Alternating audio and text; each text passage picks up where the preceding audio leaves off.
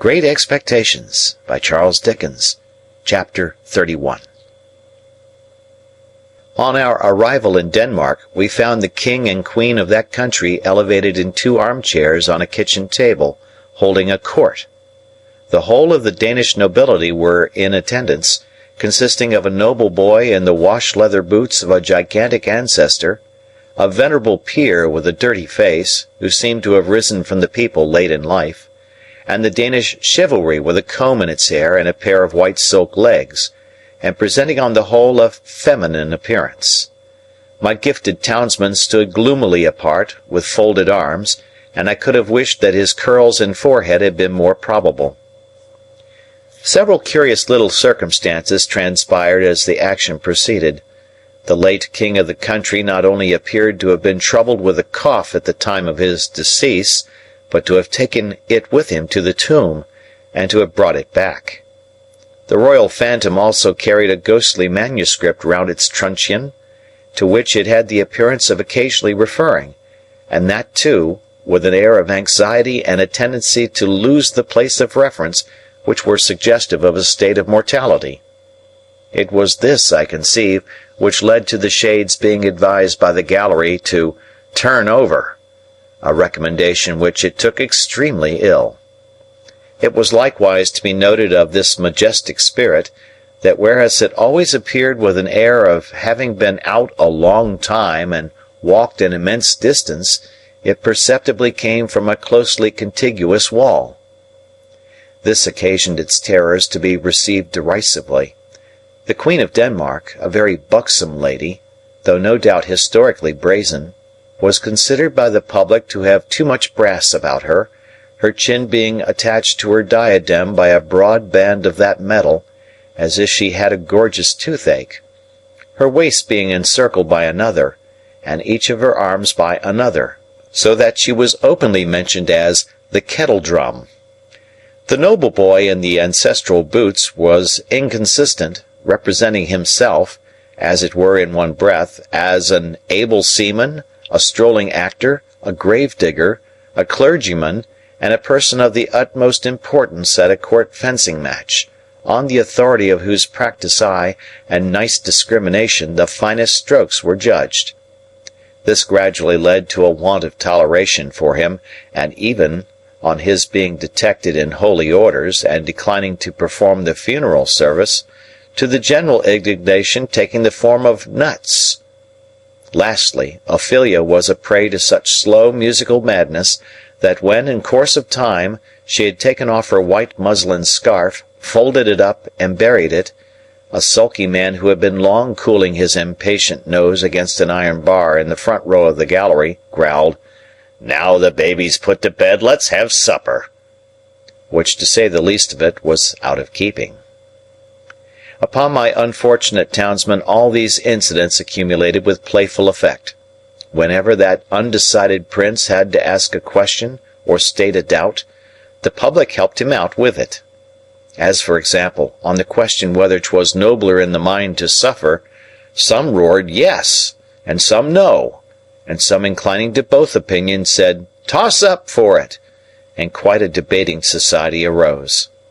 When he asked what should such fellows as he do crawling between earth and heaven, he was encouraged with loud cries of "Hear, hear!" When he appeared with his stocking disordered, its disorder expressed, according to usage, by one very neat fold in the top, which I suppose to be always got up with a flat iron, a conversation took place in the gallery respecting the paleness of his leg, and whether it was occasioned by the turn the ghost had given him. On his taking the recorders, very like a little black flute that had just been played in the orchestra and handed out at the door, he was called upon unanimously for Rule Britannia. When he recommended the player not to saw the air thus, the sulky man said, "And don't you do it neither, you're a deal worse than him." And I grieve to add that peals of laughter greeted Mr. Wopsle on every one of these occasions. But his greatest trials were in the churchyard, which had the appearance of a primeval forest, with a kind of small ecclesiastical wash-house on one side, and a turnpike gate on the other. Mr. Wopsle, in a comprehensive black cloak, being descried entering at the turnpike, the gravedigger was admonished in a friendly way, "Look out, here's the undertaker a-comin' to see how you're a-gettin' on with your work." I believe it is well known in a constitutional country that Mr. Wopsle could not possibly have returned the skull, after moralizing over it, without dusting his fingers on a white napkin taken from his breast. But even that innocent and indispensable action did not pass without the comment, "Waiter!" The arrival at the body for interment, in an empty black box with the lid tumbling open, was the signal for a general joy, which was much enhanced by the discovery, among the bearers, of an individual obnoxious to identification. The joy attended Mr. Wopsle through his struggles with Laertes on the brink of the orchestra and the grave, and slackened no more until he had tumbled the king off the kitchen table, and had died by inches from the ankles upward. We had made some pale efforts in the beginning to applaud Mr. Wopsle, but they were too hopeless to be persisted in. Therefore we had sat, feeling keenly for him, but laughing nevertheless from ear to ear. I laughed in spite of myself all the time, the whole thing was so droll, and yet I had a latent impression that there was something decidedly fine in Mr. Wopsle's elocution, not for old association's sake, I am afraid, but because it was very slow, very dreary, very uphill and downhill, and very unlike any way in which any man, in any natural circumstances of life or death, ever expressed himself about anything. When the tragedy was over, and he had been called for and hooted, I said to Herbert, "Let us go at once, or perhaps we shall meet him." We made all the haste we could downstairs, but we were not quick enough either. Standing at the door was a Jewish man with an unnatural heavy smear of eyebrow, who caught my eyes as we advanced, and said, when we came up with him, "Mr. Pip and friend?" Identity of Mr. Pip and friend confessed. "Mr. Waldengarver," said the man, "would be glad to have the honor." "Waldengarver?" I repeated, when Herbert murmured in my ear, "Probably Wopsle." "Oh," said I. "Yes. Shall we follow you?" "A few steps, please." When we were in a side alley, he turned and asked, "How did you think he looked? I dressed him." I don't know what he had looked like, except a funeral, with the addition of a large Danish sun or star hanging round his neck by a blue ribbon, that had given him the appearance of being insured in some extraordinary fire office. But I said he had looked very nice. "When he come to the grave," said our conductor, "he showed his cloak beautiful, but judging from the wing, it looked to me that when he see the ghost in the Queen's apartment he might have made more of his stockings." I modestly assented, and we all fell through a little dirty swing door into a sort of hot packing case immediately behind it. Here Mr. Wopsle was divesting himself of his Danish garments, and here there was just room for us to look at him over one another's shoulders by keeping the packing case door, or lid, wide open. "Gentlemen," said Mr. Wopsle, "I am proud to see you. I hope, Mr. Pip, you will excuse my sending round. I had the happiness to know you in former times, and the drama has ever had a claim which has ever been acknowledged on the noble and the affluent." Meanwhile, Mr. Waldengarver, in a frightful perspiration, was trying to get himself out of his princely sables. "Skin the stockings off, Mr. Waldengarver," said the owner of that property, "or you'll bust 'em. Bust 'em, and you'll bust 35 shillings. Shakespeare never was complimented with a finer pair. Keep quiet on your chair now, and leave 'em to me." With that he went upon his knees and began to flay his victim, who, on the first stocking coming off, would certainly have fallen over backward with his chair, but for there being no room to fall anyhow. I had been afraid until then to say a word about the play, but then Mr. Waldengarver looked up at us complacently and said, "Gentlemen, how did it seem to you to go in front?" Herbert said from behind, at the same time poking me, "Capitally!" So I said, "Capitally." "How did you like my reading of the character, gentlemen?" said Mr. Waldengarver, almost, if not quite, with patronage. Herbert said from behind, again poking me, "Massive and concrete." So I said boldly, as if I had originated it, and must beg to insist upon it, "Massive and concrete." "I am glad to have your approbation, gentlemen," said Mr. Waldengarver, with an air of dignity, in spite of his being ground against the wall at the time, and holding on by the seat of the chair. "But I'll tell you one thing, Mr. Waldengarver," said the man who was on his knees, "in which you're out in your reading. Now mind, I don't care who says contrary, I tell you so. You're out in your reading of Hamlet when you get your legs in profile. The last Hamlet as I dressed made the same mistakes in his reading at rehearsal, till I got him to put a large red wafer on each of his shins, and then at that rehearsal, which was the last, I went in front, sir, to the back of the pit, and whenever his reading brought him into profile, I called out, 'I don't see no wafers,' and at night his reading was lovely." Mr. Waldengarver smiled at me, as much as to say, "A faithful dependent, I overlook his folly," and then said aloud, "My view is a little classic and thoughtful for them here, but they will improve, they will improve." Herbert and I said together, "Oh, no doubt they would improve." "Did you observe, gentlemen," said Mr. Waldengarver, "that there was a man in the gallery who endeavored to cast derision on the service? I mean the representation?" We basely replied that we rather thought we had noticed such a man. I added, "He was drunk, no doubt." "Oh, dear no, sir," said Mr. Wopsle. "Not drunk. His employer would see to that, sir. His employer would not allow him to be drunk." "You know his employer?" said I. Mr. Wopsle shut his eyes and opened them again, performing both ceremonies very slowly. "You must have observed, gentlemen," said he, "an ignorant and a blatant ass, with a rasping throat and a countenance expressive of low malignity, who went through, I will not say sustained, the role, if I may use a French expression, of Claudius, King of Denmark. That is his employer, gentlemen. Such is the profession." Without distinctly knowing whether I should have been more sorry for Mr. Wopsle if he had been in despair, I was so sorry for him as it was, that I took the opportunity of his turning round to have his braces put on, which jostled us out at the doorway, to ask Herbert what he thought of having him home to supper. Herbert said he thought it would be kind to do so, therefore I invited him, and he went to Barnard's with us, wrapped up to the eyes, and we did our best for him, and he sat until 2 o'clock in the morning, reviewing his success and developing his plans.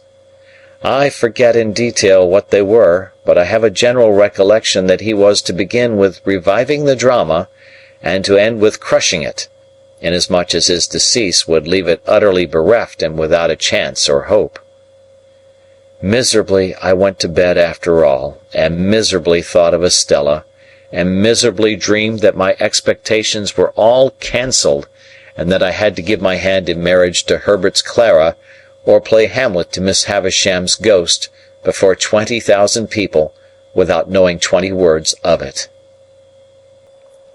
Great Expectations by Charles Dickens, Chapter 32. One day when I was busy with my books and Mr. Pocket, I received a note by the post, the mere outside of which threw me into a great flutter, for, though I had never seen the handwriting in which it was addressed, I divined whose hand it was. It had no set beginning, as "Dear Mr. Pip," or "Dear Pip," or "Dear Sir," or "Dear anything," but ran thus: "I am to come to London the day after tomorrow by the midday coach. I believe it was settled you should meet me? At all events, Miss Havisham has that impression, and I write in obedience to it. She sends you her regard. Yours, Estella. If there had been time, I should probably have ordered several suits of clothes for this occasion, but as there was not, I was fain to be content with those I had. My appetite vanished instantly, and I knew no peace or rest until the day arrived. Not that its arrival brought me either, for then I was worse than ever, and began haunting the coach office in Wood Street, Cheapside, before the coach had left the Blue Boar in our town.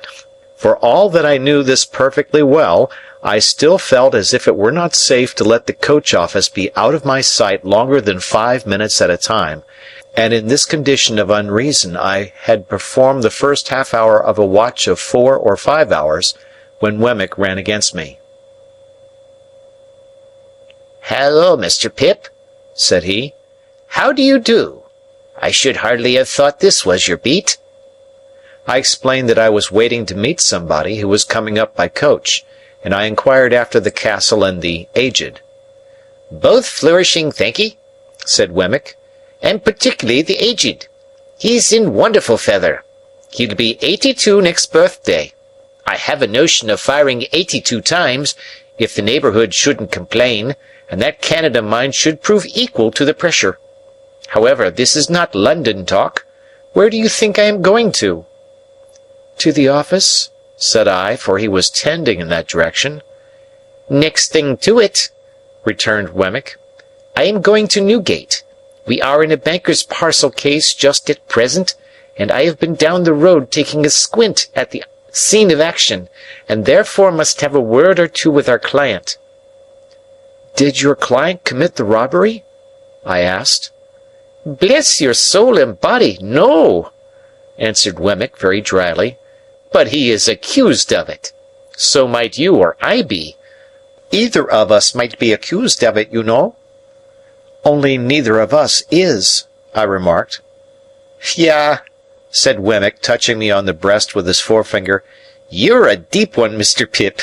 Would you like to have a look at Newgate?" Have you time to spare?" I had so much time to spare that the proposal came as a relief, notwithstanding its irreconcilability with my latent desire to keep my eye on the coach office. Muttering that I would make the inquiry whether I had time to walk with him, I went into the office and ascertained from the clerk with the nicest precision, and much to the trying of his temper, the earliest moment at which the coach could be expected, which I knew beforehand quite as well as he. I then rejoined Mr. Wemmick, and affecting to consult my watch, and to be surprised by the information I had received, accepted his offer. We were at Newgate in a few minutes, and we passed through the lodge where some fetters were hanging up on the bare walls among the prison rules, into the interior of the jail. At that time jails were much neglected, and the period of exaggerated reaction consequent on all public wrongdoing, and which is always its heaviest and longest punishment, was still far off. So felons were not lodged and fed better than soldiers, to say nothing of paupers, and seldom set fire to their prisons with the excusable object of improving the flavour of their soup. It was visiting time when Wemmick took me in, and a potman was going his rounds with beer, and the prisoners, behind bars in yards, were buying beer and talking to friends, and a frowsy, ugly, disorderly, depressing scene it was. It struck me that Wemmick walked among the prisoners much as a gardener might walk among his plants. This was first put into my head by his seeing a shoot that had come up in the night, and saying, "What, Captain Tom? Are you there? Ah, indeed!" And also, "Is that Black Bill behind the cistern? Why, I didn't look for you these 2 months. How do you find yourself?" Equally in his stopping at the bars and attending to anxious whisperers, always singly, Wemmick, with his post-office in an immovable state, looked at them while in conference, as if he were taking particular notice of the advance they had made, since last observed, towards coming out in full blow at their trial. He was highly popular, and I found that he took the familiar department of Mr. Jaggers's business, though something of the state of Mr. Jaggers hung about him too, forbidding approach beyond certain limits. His personal recognition of each successive client was comprised in a nod, and in his settling his hat a little easier on his head with both hands, and then tightening the post office and putting his hands in his pockets.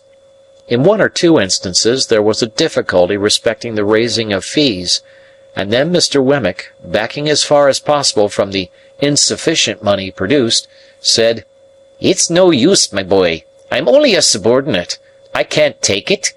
Don't go on in that way with the subordinate. If you are unable to make up your quantum, my boy, you had better address yourself to a principal.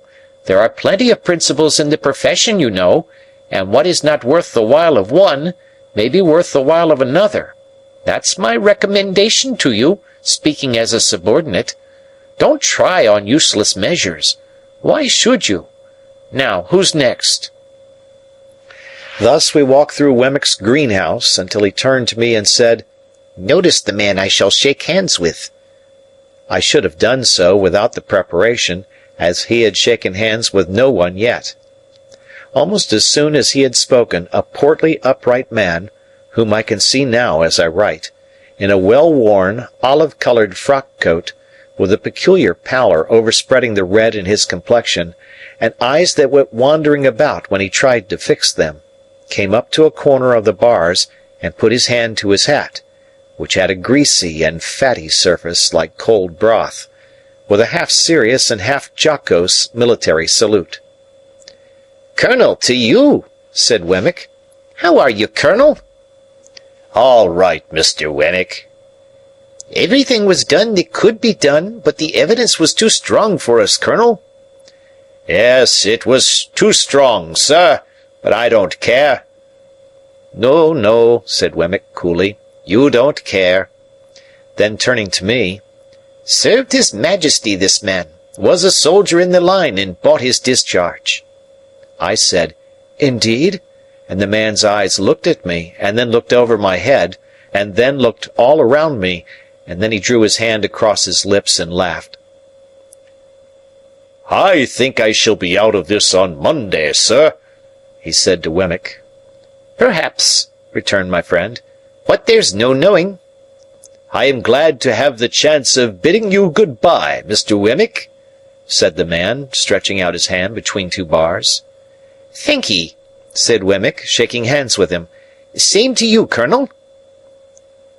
"If what I had upon me when taken had been real, Mr. Wemmick," said the man, unwilling to let his hand go, "I should have asked the favour of your wearing another ring, in acknowledgment of your attentions." "I'll accept the will for the deed," said Wemmick. "By the by, you are quite a pigeon fancier." The man looked up at the sky. "I am told you had a remarkable breed of tumblers. Could you commission any friend of yours to bring me a pair, of you've no further use for 'em?" "It shall be done, sir." "All right," said Wemmick. "They shall be taken care of. Good afternoon, Colonel. Good-bye." They shook hands again, and as we walked away Wemmick said to me, "A coiner, a very good workman. The recorder's report is made today, and he is sure to be executed on Monday. Still, you see, as far as it goes, a pair of pigeons are portable property, all the same." With that he looked back and nodded at this dead plant, and then cast his eyes about him in walking out of the yard, as if he were considering what other pot would go best in its place. As we came out of the prison through the lodge, I found that the great importance of my guardian was appreciated by the turnkeys, no less than by those whom they held in charge.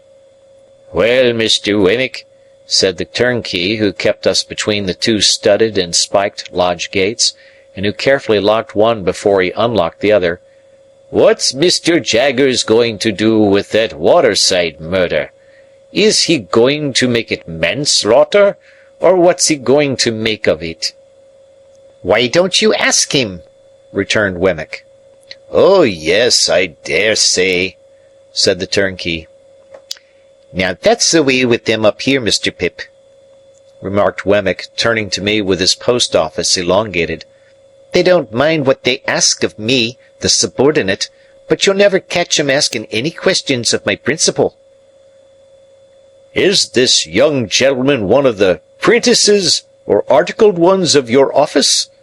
asked the turnkey, with a grin at Mr. Wemmick's humour. "There he goes again, you see," said Wemmick. "I told you so. Ask another question of the subordinate before his first is dry. Well, supposing Mr. Pip is one of them?" "Why, then," said the turnkey, grinning again, "he knows what Mr. Jaggers is." "Yah!" cried Wemmick, suddenly hitting out at the turnkey in a facetious way. "You're dumb as one of your own keys when you have to do with my principal, you know you are. Let us out, you old fox, or I'll get him to bring an action against you for false imprisonment." The turnkey laughed and gave us good day, and stood laughing at us over the spikes of the wicket when we descended the steps into the street. "Mind you, Mr. Pip," said Wemmick, gravely in my ear, as he took my arm to be more confidential, "I don't know that Mr. Jaggers does a better thing than the way in which he keeps himself so high. He's always so high. His constant height is of a piece with his immense abilities. That colonel durst no more take leave of him than that turnkey durst ask him his intentions respecting a case. Then, between his height and them, he slips in his subordinate, don't you see, and so he has them soul and body." I was very much impressed, and not for the first time, by my guardian's subtlety. To confess the truth, I very heartily wished, and not for the first time, that I had had some other guardian of mightier abilities. Mr. Wemmick and I parted at the office in Little Britain, where suppliants for Mr. Jaggers' notice were lingering about as usual, and I returned to my watch in the street of the coach-office, with some 3 hours on hand. I consumed the whole time in thinking how strange it was that I should be encompassed by all this taint of prison and crime, that, in my childhood out on our lonely marshes on a winter evening, I should have first encountered it, that it should have reappeared on 2 occasions, starting out like a stain that was faded but not gone, that it should in this new way pervade my fortune and advancement. While my mind was thus engaged, I thought of the beautiful young Estella, proud and refined, coming towards me, and I thought with absolute abhorrence of the contrast between the jail and her. I wished that Wemmick had not met me, or that I had not yielded to him and gone with him, so that, of all days in the year, on this day, I might not have had Newgate in my breath and on my clothes. I beat the prison dust off my feet as I sauntered to and fro, and I shook it out of my dress, and I exhaled its air from my lungs. So contaminated did I feel, remembering who was coming, that the coach came quickly after all, and I was not yet free from the soiling consciousness of Mr. Wemmick's conservatory, when I saw her face at the coach window and her hand waving to me. What was the nameless shadow which again in that one instant had passed? Great Expectations by Charles Dickens. Chapter 33. In her furred travelling dress, Estella seemed more delicately beautiful than she had ever seemed yet, even in my eyes. Her manner was more winning than she had cared to let it be to me before, and I thought I saw Miss Havisham's influence in the change. We stood in the inn yard while she pointed out her luggage to me, and when it was all collected I remembered, having forgotten everything but herself in the meanwhile, that I knew nothing of her destination. "I am going to Richmond," she told me. "Our lesson is that there are 2 Richmonds, one in Surrey and one in Yorkshire, and that mine is the Surrey Richmond. The distance is 10 miles. I am to have a carriage, and you are to take me. This is my purse, and you are to pay my charges out of it. Oh, you must take the purse. We have no choice, you and I, but to obey our instructions. We are not free to follow our own devices, you and I." As she looked at me in giving me the purse, I hoped there was an inner meaning in her words. She said them slightingly, but not with displeasure. "A carriage will have to be sent for, Estella. Will you rest here a little?" "Yes, I am to rest here a little, and I am to drink some tea, and you are to take care of me the while."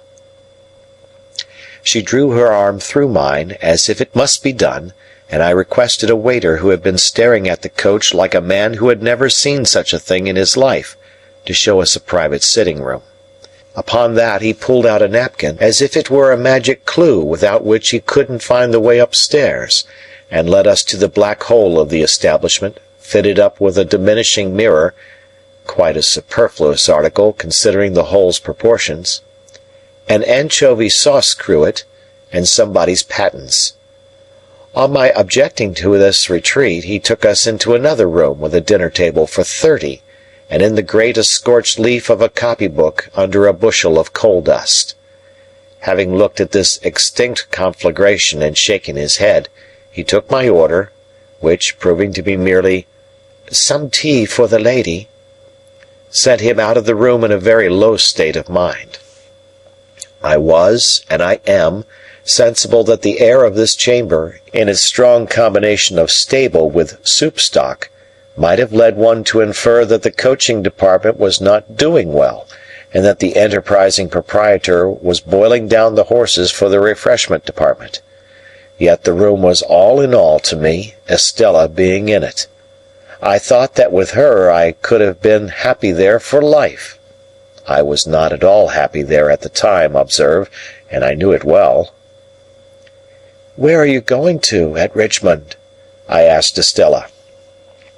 "I am going to live," said she, "at a great expense, with a lady there, who has the power, or says she has, of taking me about and introducing me, and showing people to me and showing me to people." "I suppose you will be glad of variety and admiration?" "Yes, I suppose so." She answered so carelessly that I said, "You speak of yourself as if you were someone else." "Where did you learn how I speak of others? Come, come," said Estella, smiling delightfully. "You must not expect me to go to school with you. I must talk in my own way. How do you thrive with Mr. Pocket?" "I live quite pleasantly there, at least." It appeared to me that I was losing a chance. "At least," repeated Estella. "As pleasantly as I could anywhere, away from you." "You silly boy," said Estella quite composedly. "How can you talk such nonsense? Your friend Mr. Matthew, I believe, is superior to the rest of his family." "Very superior indeed. He is nobody's enemy." "Don't add but his own," interposed Estella, "for I hate that class of man, but he really is disinterested and above small jealousy and spite, I have heard." "I am sure I have every reason to say so." "You have not every reason to say so of the rest of his people," said Estella, nodding at me with an expression of face that was at once grave and rallying. "For they beset Miss Havisham with reports and insinuations to your disadvantage. They watch you, misrepresent you, write letters about you, anonymous sometimes, and you are the torment and the occupation of their lives. You can scarcely realize to yourself the hatred those people feel for you." "They do me no harm, I hope." Instead of answering, Estella burst out laughing. This was very singular to me, and I looked at her in considerable perplexity. When she left off, and she had not laughed languidly, but with real enjoyment, I said, in my diffident way with her, "I hope I may suppose that you would not be amused if they did me any harm." "No, you may be sure of that," said Estella. "You may be certain that I laugh because they fail. Oh, those people with Miss Havisham, and the tortures they undergo!" She laughed again, and even now, when she had told me why, her laughter was very singular to me, for I could not doubt its being genuine, and yet it seemed too much for the occasion. I thought there must really be something more here than I knew. She saw the thought in my mind, and answered it. "It is not easy for even you," said Estella, "to know what satisfaction it gives me to see these people thwarted, or what an enjoyable sense of the ridiculous I have when they are made ridiculous.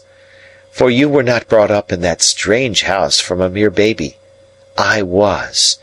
You have not your little wits sharpened by their intriguing against you, suppressed and defenceless, under the mask of sympathy and pity and what not that is soft and soothing. I had. You did not gradually open your round childish eyes wider and wider to the discovery of that impostor of a woman who calculates her stores of peace of mind for when she wakes up in the night. I did. It was no laughing matter with Estella now, nor was she summoning these remembrances from any shallow place.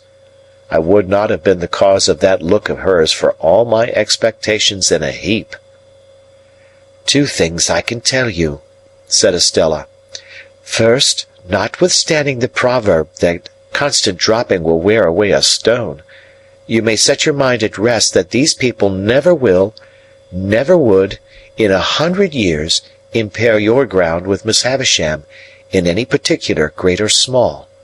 Second, I am beholden to you as the cause of their being so busy and so mean in vain, and there is my hand upon it. As she gave it to me playfully, for her darker mood had been but momentary, I held it and put it to my lips. You ridiculous boy, said Estella. Will you never take warning? Or do you kiss my hand in the same spirit in which I once let you kiss my cheek? What spirit was that? Said I. I must think a moment. A spirit of contempt for the fawners and plotters. If I say yes, may I kiss the cheek again? You should have asked before you touched the hand. But yes, if you like. I leaned down, and her calm face was like a statue's.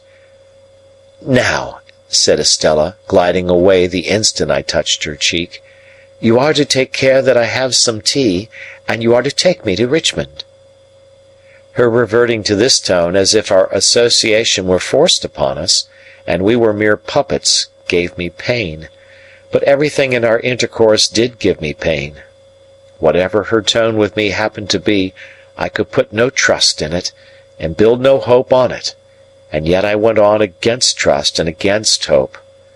Why repeat it 1,000 times? So it always was. I rang for the tea, and the waiter, reappearing with his magic clue, brought in by degrees some 50 adjuncts to that refreshment, but of tea not a glimpse. A tea-board, cups and saucers, plates, knives and forks, including carvers, spoons, various, salt-cellars, a meek little muffin confined with the utmost precaution under a strong iron cover, Moses in the bulrushes typified by a soft bit of butter and a quantity of parsley, a pale loaf with a powdered head, 2 proof impressions of the bars of the kitchen fireplace on triangular bits of bread, and ultimately a fat family urn, which the waiter staggered in with, expressing in his countenance burden and suffering. After a prolonged absence at this stage of the entertainment, he at length came back with a casket of precious appearance containing twigs. These I steeped in hot water, and so from the whole of these appliances extracted 1 cup of I don't know what for Estella. The bill paid, and the waiter remembered, and the ostler not forgotten, and the chambermaid taken into consideration. In a word, the whole house bribed into a state of contempt and animosity, and Estella's purse much lightened. We got into our post-coach and drove away. Turning into Cheapside and rattling up Newgate Street, we were soon under the walls of which I was so ashamed. "What place is that?" Estella asked me. I made a foolish pretence of not at first recognizing it, and then told her. As she looked at it and drew in her head again, murmuring, "Wretches," I would not have confessed to my visit for any consideration. "Mr. Jaggers," said I, by way of putting it neatly on somebody else, "has the reputation of being more in the secrets of that dismal place than any man in London." "He is more in the secrets of every place, I think," said Estella in a low voice. You have been accustomed to see him often, I suppose?" "I have been accustomed to see him at uncertain intervals ever since I can remember, but I know him no better now than I did before I could speak plainly. What is your own experience of him? Do you advance with him?" "Once habituated to his distrustful manner," said I have done very well." "Are you intimate?" "I have dined with him at his private house." "I fancy," said Estella, shrinking, "that must be a curious place." "It is a curious place." I should have been chary of discussing my guardian too freely even with her, but I should have gone on with the subject so far as to describe the dinner in Gerrard Street, if we had not then come into a sudden glare of gas. It seemed, while it lasted, to be all alight and alive with that inexplicable feeling I had had before, and when we were out of it I was as much dazed for a few moments as if I had been in lightning. So we fell into other talk, and it was principally about the way by which we were travelling, and about what parts of London lay on this side of it, and what on that. The great city was almost new to her, she told me, for she had never left Miss Havisham's neighbourhood until she had gone to France, and she had merely passed through London then in going and returning. I asked her if my guardian had any charge of her while she remained here. To that she emphatically said, "God forbid," and no more. It was impossible for me to avoid seeing that she cared to attract me, that she made herself winning, and would have won me even if the task had needed pains.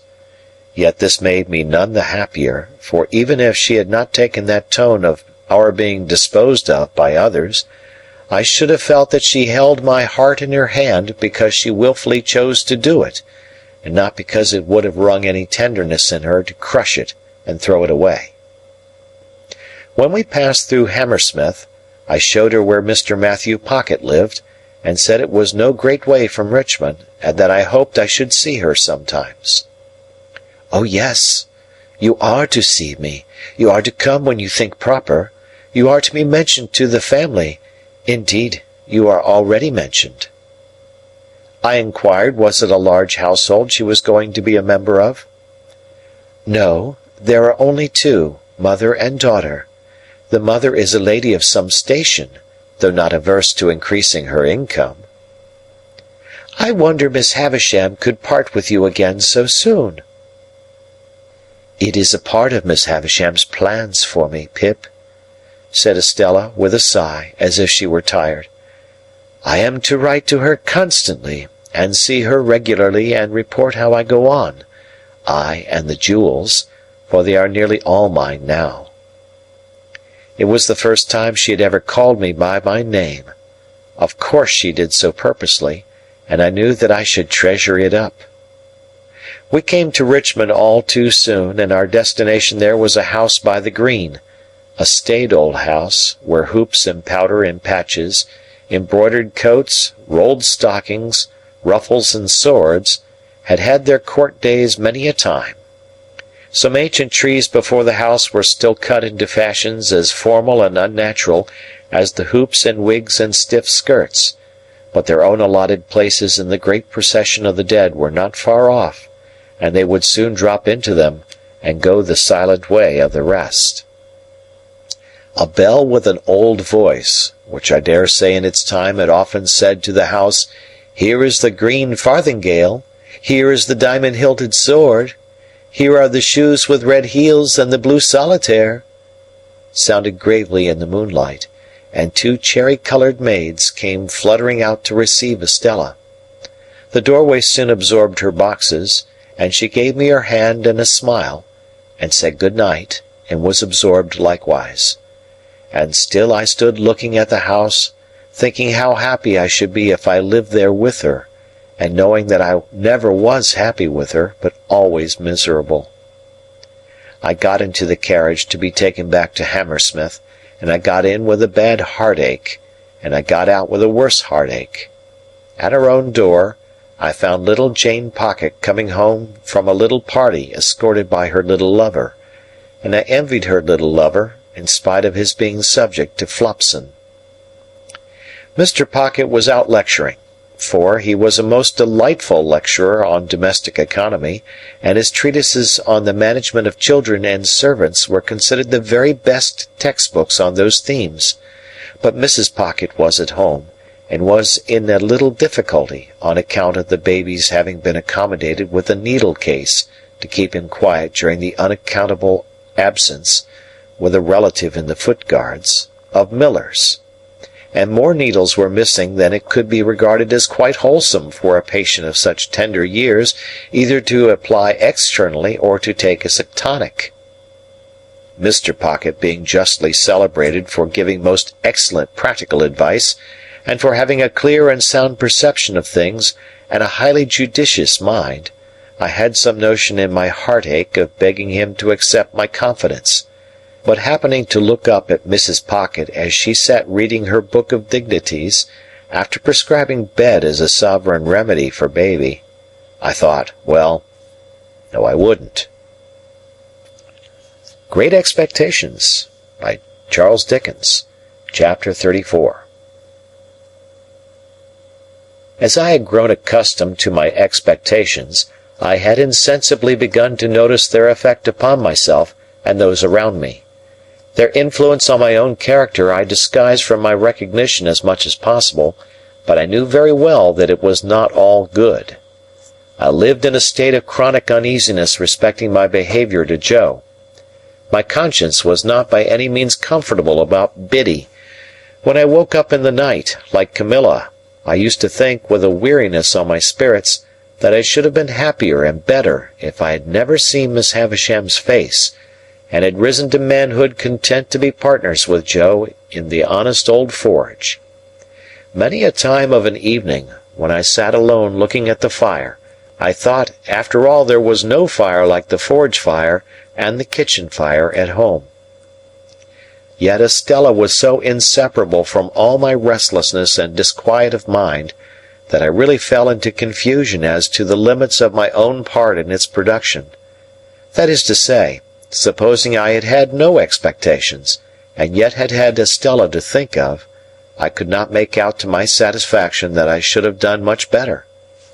Now, concerning the influence of my position on others, I was in no such difficulty, and so I perceived, though dimly enough perhaps, that it was not beneficial to anybody, and above all that it was not beneficial to Herbert.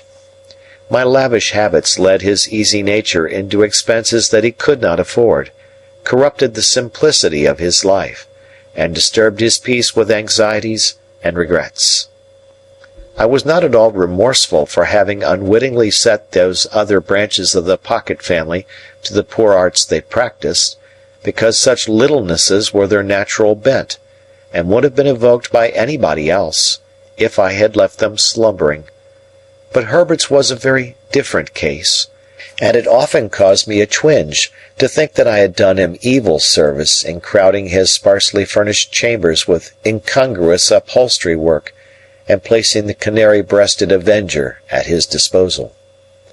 So now, as an infallible way of making little ease great ease, I began to contract a quantity of debt. I could hardly begin, but Herbert must begin too, so he soon followed. At Startop's suggestion, we put ourselves down for election into a club called the Finches of the Grove, the object of which institution I have never divined, if it were not that the members should dine expensively once a fortnight, to quarrel among themselves as much as possible after dinner, and to cause 6 waiters to get drunk on the stairs. I know that these gratifying social ends were so invariably accomplished that Herbert and I understood nothing else to be referred to in the first standing toast of the society, which ran, "Gentlemen, may the present promotion of good feeling ever reign predominant among the Finches of the Grove." The Finches spent their money foolishly. The hotel we dined at was in Covent Garden, and the first Finch I saw when I had the honour of joining the Grove was Bentley Drummle, at that time floundering about town in a cab of his own, and doing a great deal of damage to the posts at the street corners. Occasionally he shot himself out of his equipage head foremost over the apron, and I saw him on one occasion deliver himself at the door of the grove in this unintentional way, like Coles. But here I anticipate a little, for I was not a Finch, and could not be, according to the sacred laws of the society, until I came of age. In my confidence in my own resources, I would willingly have taken Herbert's expenses on myself, but Herbert was proud, and I could make no such proposal to him. So he got into difficulties in every direction, and continued to look about him. When we gradually fell into keeping late hours and late company, I noticed that he looked about him with a desponding eye at breakfast time, that he began to look about him more hopefully about midday, that he drooped when he came into dinner, that he seemed to descry capital in the distance rather clearly after dinner, that he all but realized capital towards midnight, and that at about 2 o'clock in the morning he became so deeply despondent again as to talk of buying a rifle and going to America, with the general purpose of compelling buffaloes to make his fortune. I was usually at Hammersmith about half the week, and when I was at Hammersmith I haunted Richmond, whereof separately by and by. Herbert would often come to Hammersmith when I was there, and I think at those seasons his father would occasionally have some passing perception that the opening he was looking for had not appeared yet.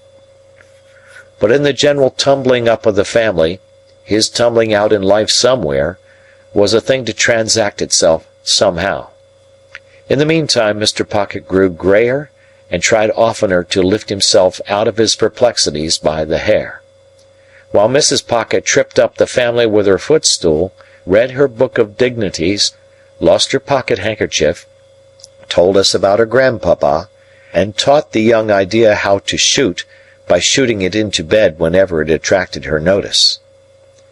As I am now generalizing a period of my life with the object of clearing my way before me, I can scarcely do so better than by at once completing the description of our usual manners and customs at Barnard's Inn. We spent as much money as we could, and got as little for it as people could make up their minds to give us. We were always more or less miserable, and most of our acquaintance were in the same condition. There was a gay fiction among us that we were constantly enjoying ourselves, and a skeleton truth that we never did. To the best of my belief, our case was in the last aspect a rather common one. Every morning, with an air ever new, Herbert went into the city to look about him. I often paid him a visit in the dark back room in which he consorted with an ink jar, a hat peg, a coal box, a string box, an almanac, a desk and stool, and a ruler, and I do not remember that I ever saw him do anything else but look about him. If we all did what we undertake to do, as faithfully as Herbert did, we might live in a republic of the virtues. He had nothing else to do, poor fellow, except at a certain hour of every afternoon to go to Lloyd's, in observance of a ceremony of seeing his principal, I think. He never did anything else in connection with Lloyd's that I could find out, except come back again. When he felt his case unusually serious, and that he positively must find an opening, he would go on 'change at a busy time, and walk in and out, in a kind of gloomy country dance figure, among the assembled magnates.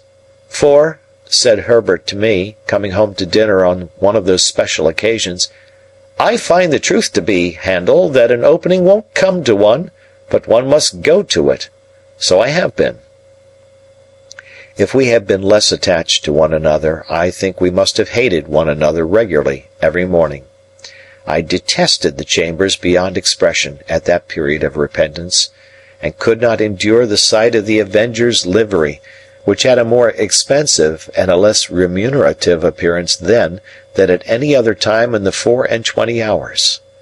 As we got more and more into debt, breakfast became a hollower and hollower form, and, being on one occasion at breakfast time threatened, by letter, with legal proceedings, not unwholly unconnected, as my local paper might put it, with jewelry, I went so far as to seize the avenger by his blue collar and shake him off his feet, so that he was actually in the air like a booted Cupid, for presuming to suppose that we wanted a roll.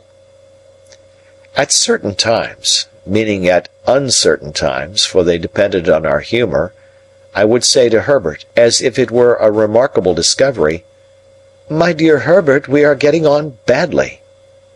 "My dear Handel," Herbert would say to me in all sincerity, "if you will believe me, those very words were on my lips by a strange coincidence." "Then, Herbert," I would respond, "let us look into our affairs." We always derived profound satisfaction from making an appointment for this purpose. I always thought this was business. This was the way to confront the thing.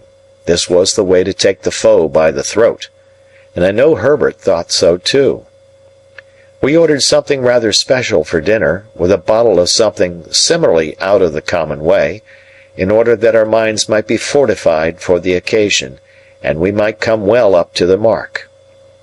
Dinner over, we produced a bundle of pens, a copious supply of ink, and a goodly show of writing and blotting paper, for there was something very comfortable in having plenty of stationery. I would then take a sheet of paper, and write across the top of it in a neat hand the heading, "Memorandum of Pip's Debts," with Barnard's Inns and the date very carefully added. Herbert would also take a sheet of paper, and write across it with similar formalities, "Memorandum of Herbert's Debts."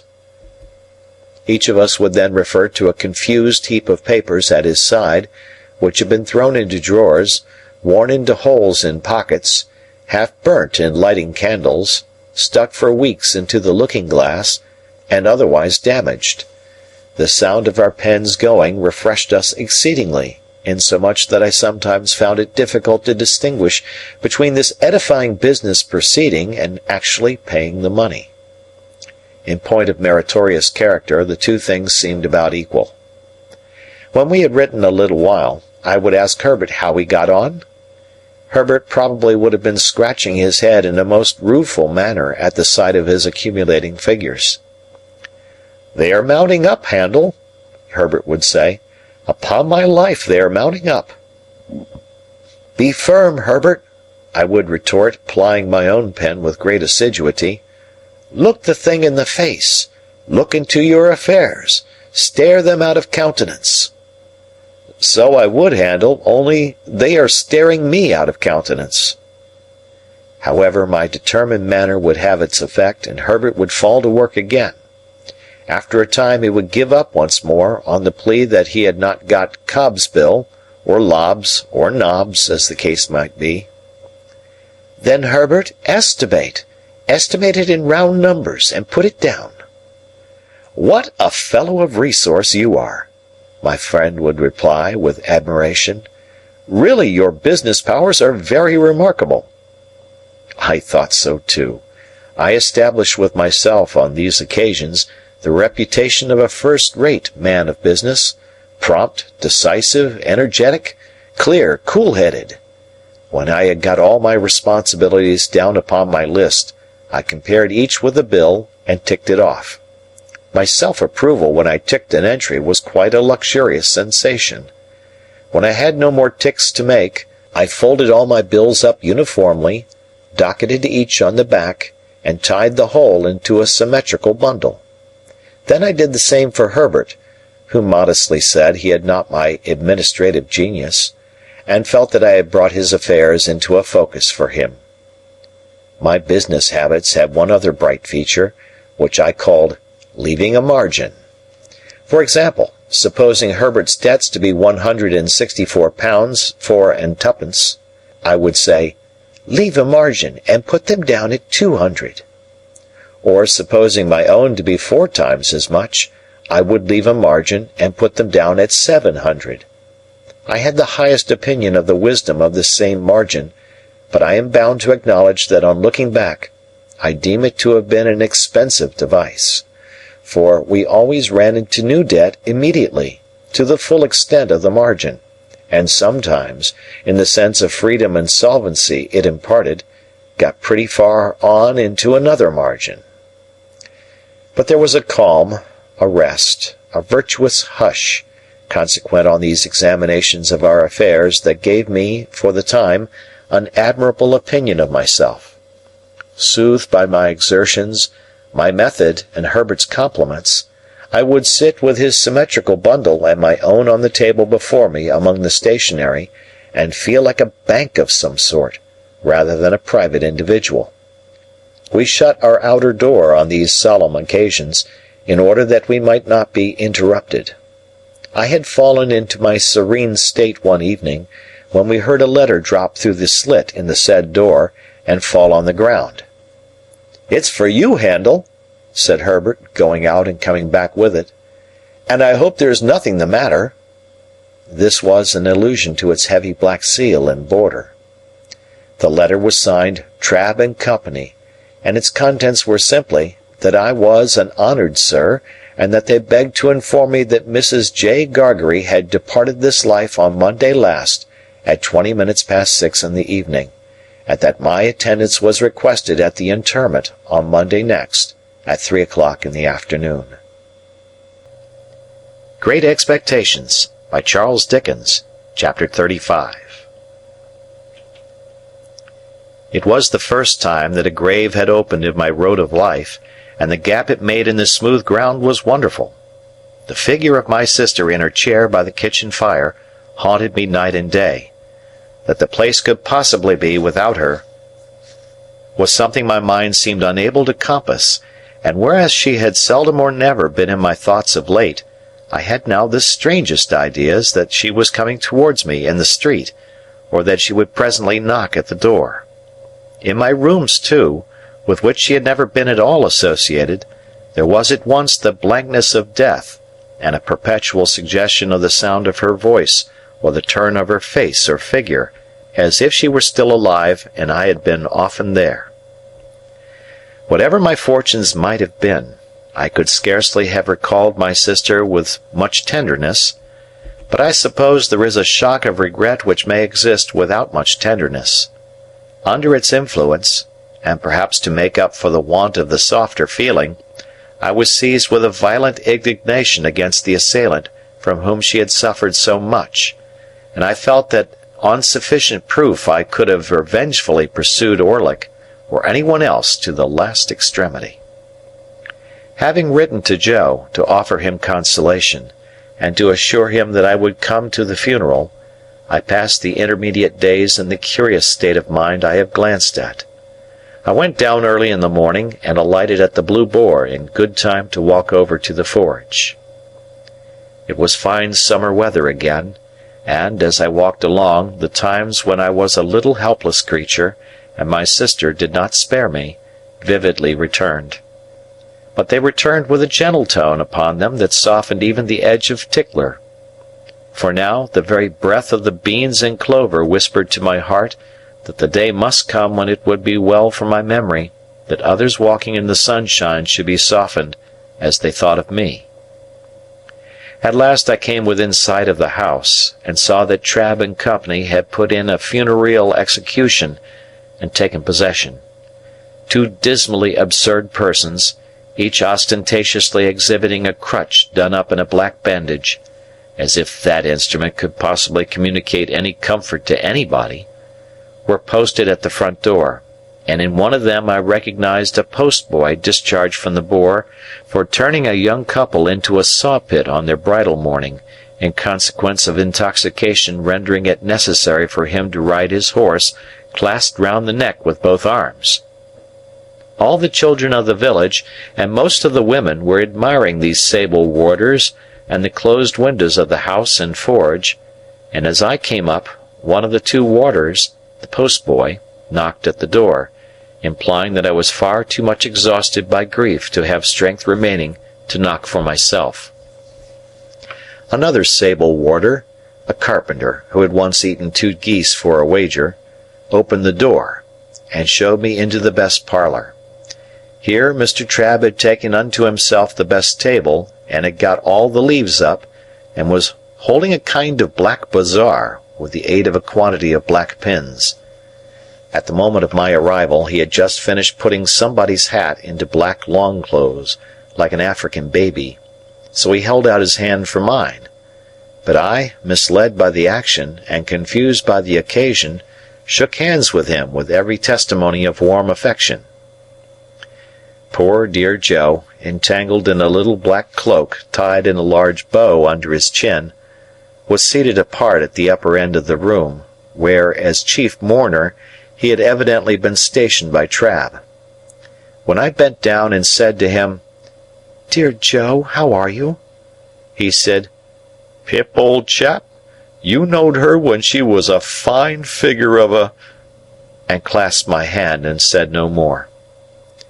Biddy, looking very neat and modest in her black dress, went quietly here and there and was very helpful. When I had spoken to Biddy, as I thought it not a time for talking, I went and sat down near Joe, and there began to wonder in what part of the house she, my sister, was. The air of the parlour being faint with the smell of sweet cake, I looked about for the table of refreshment. It was scarcely visible until one had got accustomed to the gloom, but there was a cut-up plum cake upon it, and there were cut-up oranges, and sandwiches and biscuits, and 2 decanters that I knew very well as ornaments, but had never been used in all my life, one full of port and one of sherry. Standing at this table, I became conscious of the servile Pumblechook in a black cloak and several yards of hatband, who was alternately stuffing himself and making obsequious movements to catch my attention. The moment he succeeded, he came over to me, breathing sherry and crumbs, and said in a subdued voice, "May I, dear sir?" and did. I then descried Mr. and Mrs. Hubble, the last named in a decent speechless paroxysm in a corner. We were all going to follow, and were all in course of being tied up separately by Trabb into ridiculous bundles. "Which I mean to say, Pip," Joe whispered me, as we were being what Mr. Trabb called formed in the parlour, 2 and 2, and it was dreadfully like a preparation for some grim kind of dance, "which I mean to say, sir, as I would in preference have carried her to the church myself, along with 3 or 4 friendly ones what come to it with swilling hearts and arms, but it were considered what the neighbours would look down on such, and would be of opinions as it were wanting in respect." "Pocket handkerchiefs out, all!" cried Mr. Trabb at this point, in a depressed, business-like voice. "Pocket handkerchiefs out! We are ready!" So we all put our pocket handkerchiefs to our faces, as if our noses were bleeding, and filed out 2 and 2, Joe and I, Biddy and Pumblechook, Mr. and Mrs. Hubble.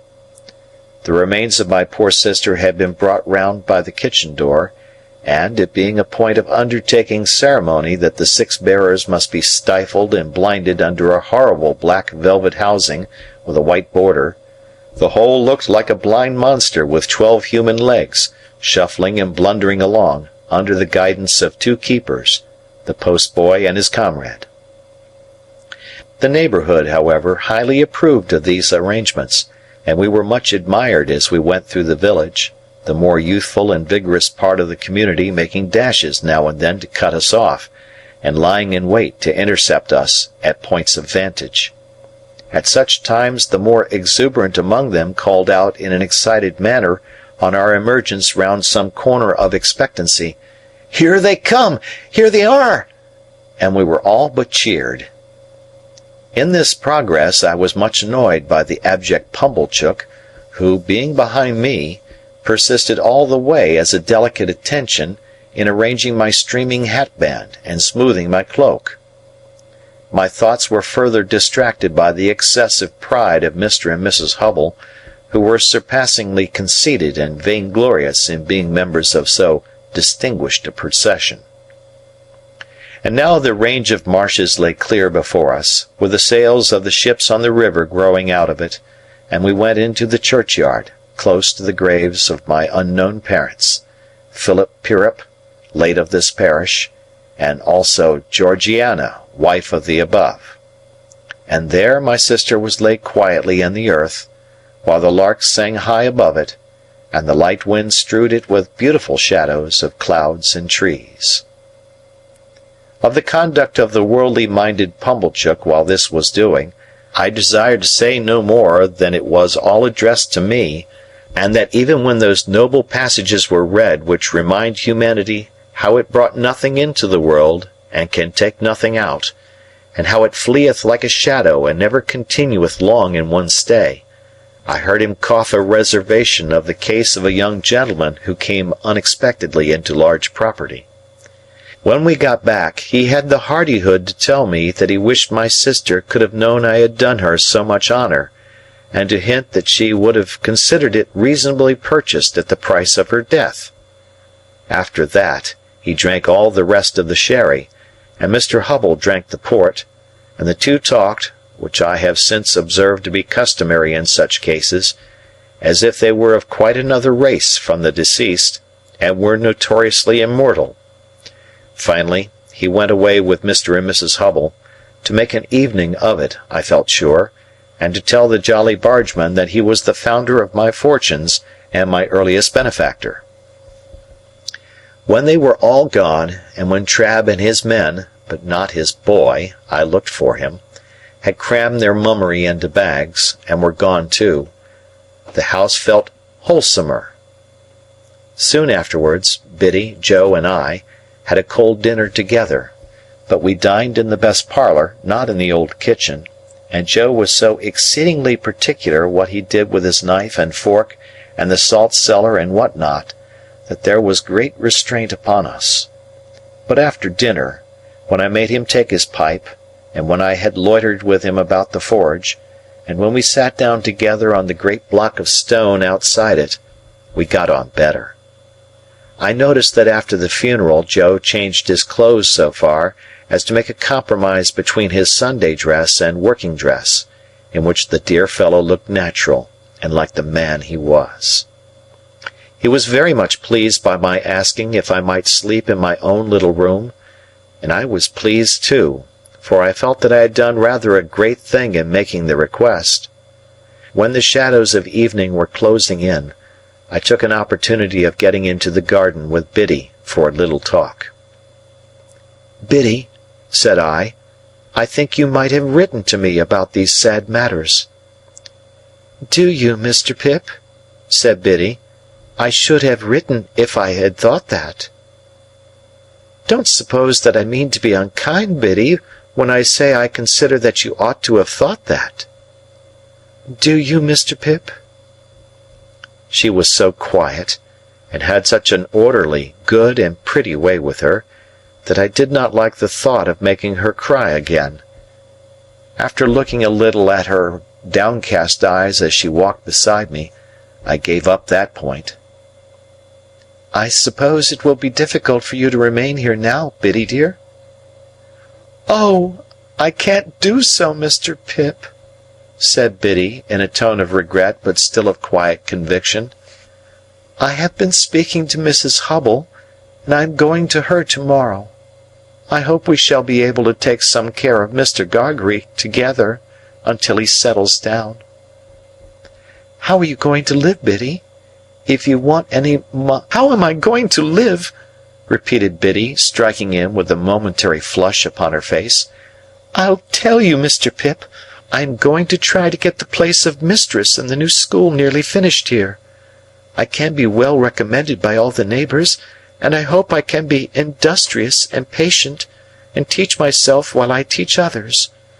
You know, Mr. Pip," pursued Biddy with a smile, as she raised her eyes to my face, "the new schools are not like the old, but I learnt a good deal from you after that time, and have had time since then to improve." "I think you would always improve, Biddy, under any circumstances." "Ah, except in my bad side of human nature," murmured Biddy. It was not so much a reproach as an irresistible thinking aloud. Well, I thought I would give up that point too. So I walked a little further with Biddy, looking silently at her downcast eyes. "I have not heard the particulars of my sister's death, Biddy." They are very slight, poor thing. She had been in one of her bad states, though they had got better of late, rather than worse, for 4 days, when she came out of it in the evening, just at tea-time, and said quite plainly, 'Joe.' As she had never said any word for a long while, I ran and fetched in Mr. Gargery from the forge. She made signs to me that she wanted him to sit down close to her, and wanted me to put her arms round his neck. So I put them round his neck, and she laid her head down on his shoulder, quite content and satisfied. And so she presently said, 'Joe,' again, and once, 'Pardon,' and once, 'Pip.' And so she never lifted her head up any more, and it was just an hour later when we laid it down on her own bed, because we found she was gone." Biddy cried. The darkening garden, and the lane and the stars that were coming out, were blurred in my own sight. "Nothing was ever discovered, Biddy?" "Nothing." "Do you know what has become of Orlick?" "I should think from the colour of his clothes that he is working in the quarries." "Of course you have seen him, then? Why are you looking at that dark tree in the lane?" "I saw him there on the night she died." "That was not the last time either, Biddy?" "No. I have seen him there since we have been walking here. It is of no use," said Biddy, laying her hand upon my arm, as I was for running out. "You know I would not deceive you. He was not there a minute, and he is gone." It revived my utmost indignation to find she was still pursued by this fellow, and I felt inveterate against him. I told her so, and told her that I would spend any money or take any pains to drive him out of that country.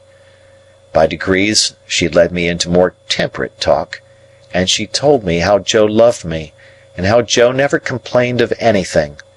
She didn't say, of me, she had no need, I knew what she meant, but ever did his duty and his way of life, with a strong hand, a quiet tongue, and a gentle heart. "Indeed, it would be hard to say too much for him," said I. "And, Biddy, we must often speak of these things, for of course I shall be often down here now. I am not going to leave poor Joe alone." Biddy said never a single word. "Biddy, didn't you hear me?" "Yes, Mr. Pip." "Not to mention your calling me Mr. Pip, which appears to me to be in bad taste, Biddy. What do you mean?" "What do I mean?" asked Biddy timidly. "Biddy," said I in a virtuously self-asserting manner, "I must request to know what you mean by this." "By this?" said Biddy. "Now don't echo," I retorted. "You used not to echo, Biddy." "Used not?" said Biddy. "Oh, Mr. Pip, used." Well, I rather thought I would give up that point too. After another silent turn in the garden, I fell back on the main position. "Biddy," said I made a remark respecting my coming down here often to see Joe, which you received with a marked silence.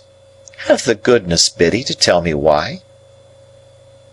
"Are you quite sure, then, that you will come to see him often?"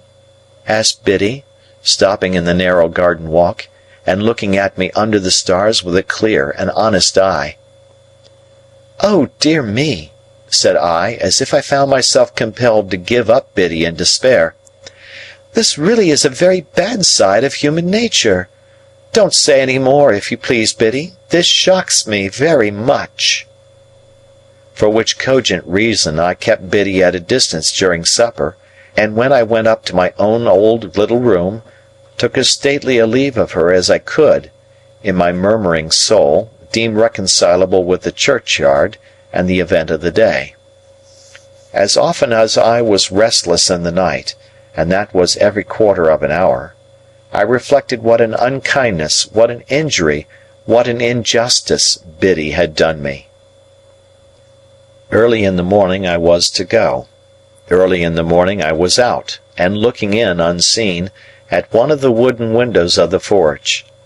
There I stood, for minutes, looking at Joe, already at work with a glow of health and strength upon his face that made it show as if the bright sun of the life in store for him were shining on it. "Good-bye, dear Joe. No, don't wipe it off. For God's sake, give me your blackened hand. I shall be down soon and often." "Never too soon, sir," said Joe, "and never too often, Pip." Biddy was waiting for me at the kitchen door with a mug of new milk and a crust of bread. "Biddy," said I when I gave her my hand at parting, "I am not angry, but I am hurt." "No, don't be hurt," she pleaded quite pathetically. "Let only me be hurt if I have been ungenerous." Once more the mists were rising as I walked away. If they disclosed to me, as I suspect they did, that I should not come back, and that Biddy was quite right, all I can say is, they were quite right too. Great Expectations by Charles Dickens. Chapter 36. Herbert and I went on from bad to worse in the way of increasing our debts, looking into our affairs, leaving margins, and the like exemplary transactions, and time went on whether or no, as he has a way of doing, and I came of age, in fulfillment of Herbert's prediction that I should do so before I knew where I was. Herbert himself had come of age 8 months before me. As he had nothing else than his majority to come into, the event did not make a profound sensation in Barnard's Inn, but we had looked forward to my 21st birthday with a crowd of speculations and anticipations, for we had both considered that my guardian could hardly help saying something definite on that occasion. I had taken care to have it well understood in Little Britain when my birthday was. On the day before it I received an official note from Wemmick, informing me that Mr. Jaggers would be glad if I would call upon him at 5 in the afternoon of the auspicious day. This convinced us that something great was to happen, and threw me into an unusual flutter when I repaired to my guardian's office, a model of punctuality. In the outer office Wemmick offered me his congratulations, and incidentally rubbed the side of his nose with a folding piece of tissue paper that I liked the look of, but he said nothing respecting it, and motioned me with a nod into my guardian's room. It was November, and my guardian was standing before his fire, leaning his back against the chimney-piece, with his hands under his coat-tails. "Well, Pip," said he, "I must call you Mr. Pip today. Congratulations, Mr. Pip." We shook hands. He was always a remarkably short shaker, and I thanked him. "Take a chair, Mr. Pip," said my guardian. As I sat down, and he preserved his attitude and bent his brows at his boots, I felt at a disadvantage, which reminded me of that old time when I had been put upon a tombstone. The 2 ghastly casts on the shelf were not far from him, and their expression was as if they were making a stupid apoplectic attempt to attend to the conversation. "Now, my young friend," my guardian began, as if I were a witness in the box, "I am going to have a word or two with you." "If you please, sir." "What do you suppose," said Mr. Jaggers, bending forward to look at the ground, and then throwing his head back to look at the ceiling, "what do you suppose you are living at the rate of?" "At the rate of, sir?" "At," repeated Mr. Jaggers, still looking at the ceiling, "the rate of," and then looked all round the room, and paused with his pocket-handkerchief in his hand, half-way to his nose. I had looked into my affairs so often that I had thoroughly destroyed any slight notion I might ever have had of their bearings. Reluctantly I confessed myself quite unable to answer the question. This reply seemed agreeable to Mr. Jaggers, who said, "I thought so," and blew his nose with an air of satisfaction. "Now I have asked you a question, my friend," said Mr. Jaggers. "Have you anything to ask me?" Of course it would be a great relief to me to ask you several questions, sir, but I remember your prohibition." "Ask one," said Mr. Jaggers. "Is my benefactor to be made known to me today?" "No. Ask another." "Is that confidence to be imparted to me soon?" "Waive that a moment," said Mr. Jaggers, "and ask another." I looked about me, but there appeared to be now no possible escape from the inquiry. "Have I anything to receive, sir?" On that, Mr. Jaggers said triumphantly, "I thought we should come to it," and called to Wemmick to give him that piece of paper. Wemmick appeared, handed it in, and disappeared. "Now, Mr. Pip," said Mr. Jaggers, "attend if you please. You have been drawing pretty freely here. Your name occurs pretty often in Wemmick's cash book, but you are in debt, of course?" "I am afraid I must say yes, sir." "You know you must say yes, don't you?" said Mr. Jaggers. "Yes, sir." "I don't ask you what you owe, because you don't know, and if you did know you wouldn't tell me, you would say less. Yes, yes, my friend," cried Mr. Jaggers, waving his forefinger to stop me as I made a show of protesting. "It's likely enough that you think you wouldn't, but you would. You'll excuse me, but I know better than you. Now, take this piece of paper in your hand. You have got it? Very good. Now, unfold it and tell me what it is." "This is a banknote," said I, "for £500. "That is a banknote," repeated Mr. Jaggers, "for £500. And a very handsome sum of money, too, I think. You consider it so?" "How could I do otherwise?" "Ah, but answer the question," said Mr. Jaggers. "Undoubtedly." "You consider it undoubtedly a handsome sum of money. Now, that handsome sum of money, Pip, is your own. It is a present to you on this day, in earnest of your expectations. And at the rate of that handsome sum of money per annum, and at no higher rate, you are to live until the donor of the whole appears. That is to say, you will now take your money affairs entirely into your own hands, and you will draw from Wemmick £125 per quarter until you are in communication with the fountainhead, and no longer with the mere agent. As I have told you before, I am the mere agent. I execute my instructions, and I am paid for doing so. I think them injudicious, but I am not paid for giving any opinion on their merits." I was beginning to express my gratitude to my benefactor for the great liberality with which I was treated, when Mr. Jaggers stopped me. "I am not paid, Pip," said he, coolly, "to carry your words to any one," and then gathered up his coat-tails, as he had gathered up the subject, and stood frowning at his boots as if he suspected them of designs against him. After a pause, I hinted, "There was a question just now, Mr. Jaggers, which you desired me to waive for a moment. I hope I am doing nothing wrong in asking it again?" "What is it?" said he. I might have known that he would never help me out, but it took me aback to have to shape the question afresh, as if it were quite new. "Is it likely," I said, after hesitating, "that my patron, the fountainhead you have spoken of, Mr. Jaggers, will soon—" There I delicately stopped. "Will soon what?" asked Mr. Jaggers. "That's no question as it stands, you know."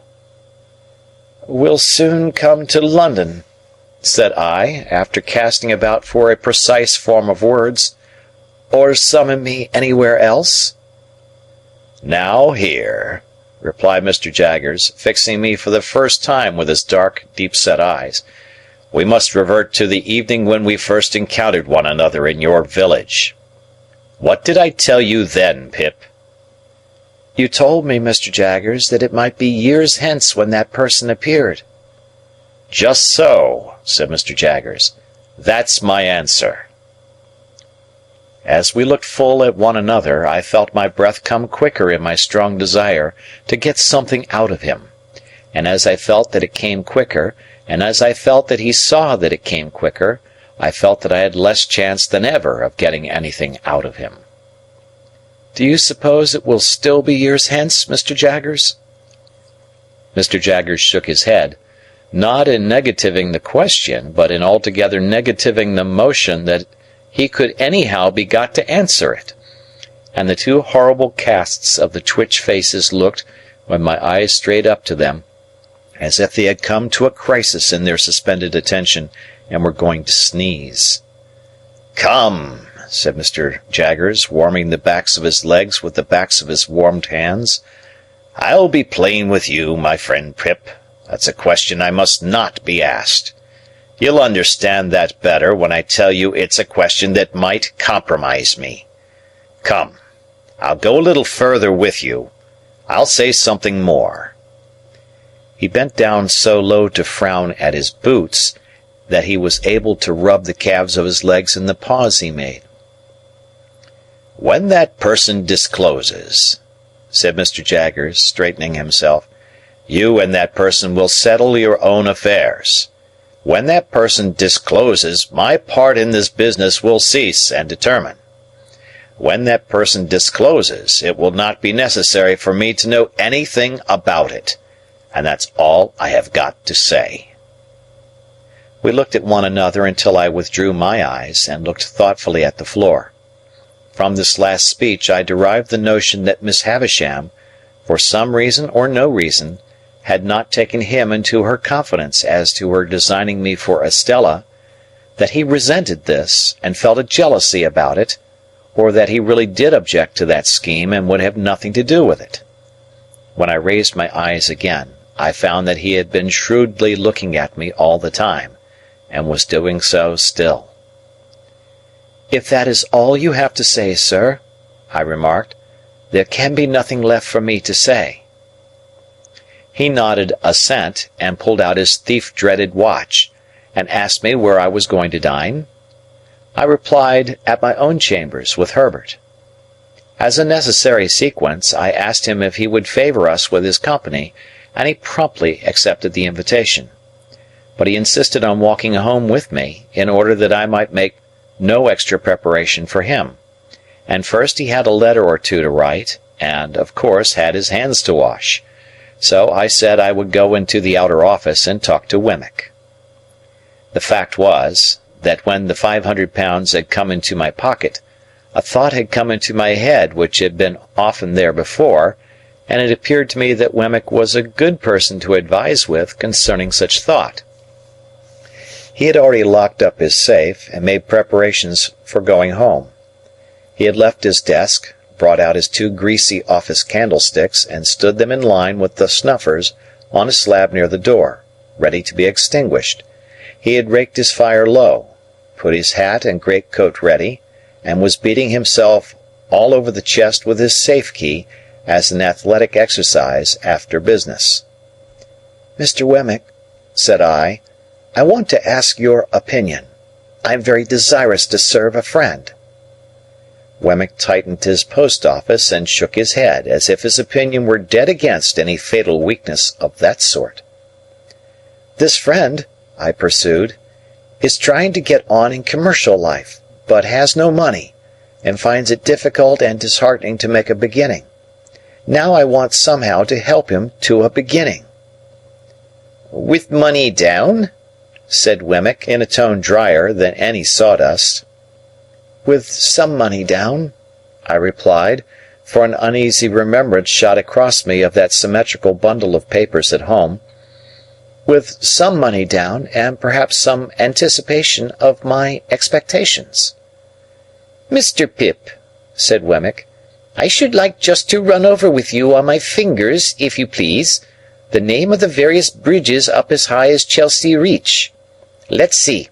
There's London, 1, Southwark, 2, Blackfriars, 3, Waterloo, 4, Westminster, 5, Vauxhall, 6, He had checked off each bridge in its turn with the handle of his safe key on the palm of his hand. "There's as many as 6, you see, to choose from." "I don't understand you," said I. "Choose your bridge, Mr. Pip," returned Wemmick, "and take a walk upon your bridge, and pitch your money into the Thames over the centre arch of your bridge, and you know the end of it. Serve a friend with it, and you may know the end of it too, but it's a less pleasant and profitable end." I could have posted a newspaper in his mouth, he made it so wide after saying this. "This is very discouraging," said I. "Meant to be so," said Wemmick. "Then it is your opinion," I inquired with some little indignation, "that a man should never—" "Invest portable property in a friend?" said Wemmick. "Certainly he should not, unless he wants to get rid of the friend, and then it becomes a question how much portable property it may be worth to get rid of him." "And that," said I, "is your deliberate opinion, Mr. Wemmick?" "That," he returned, "is my deliberate opinion in this office." "Ah!" said I, pressing him, for I thought I saw him near a loophole here. "But how would that be your opinion at Walworth?" "Mr. Pip," he replied, with gravity, "Walworth is one place, and this office is another, much as the Aged is one person, and Mr. Jaggers is another. They must not be confounded together. My Walworth sentiments must be taken at Walworth. None but my official sentiments can be taken in this office." "Very well," said I, much relieved. "Then I shall look you up at Walworth. You may depend upon it." "Mr. Pip," he returned, "you will be welcome there, in a private and personal capacity." We had held this conversation in a low voice, well knowing my guardian's ears to be the sharpest of the sharp. As he now appeared in his doorway, toweling his hands, Wemmick got on his greatcoat and stood by to snuff out the candles. We all three went into the street together, and from the doorstep Wemmick turned his way, and Mr. Jaggers and I turned ours.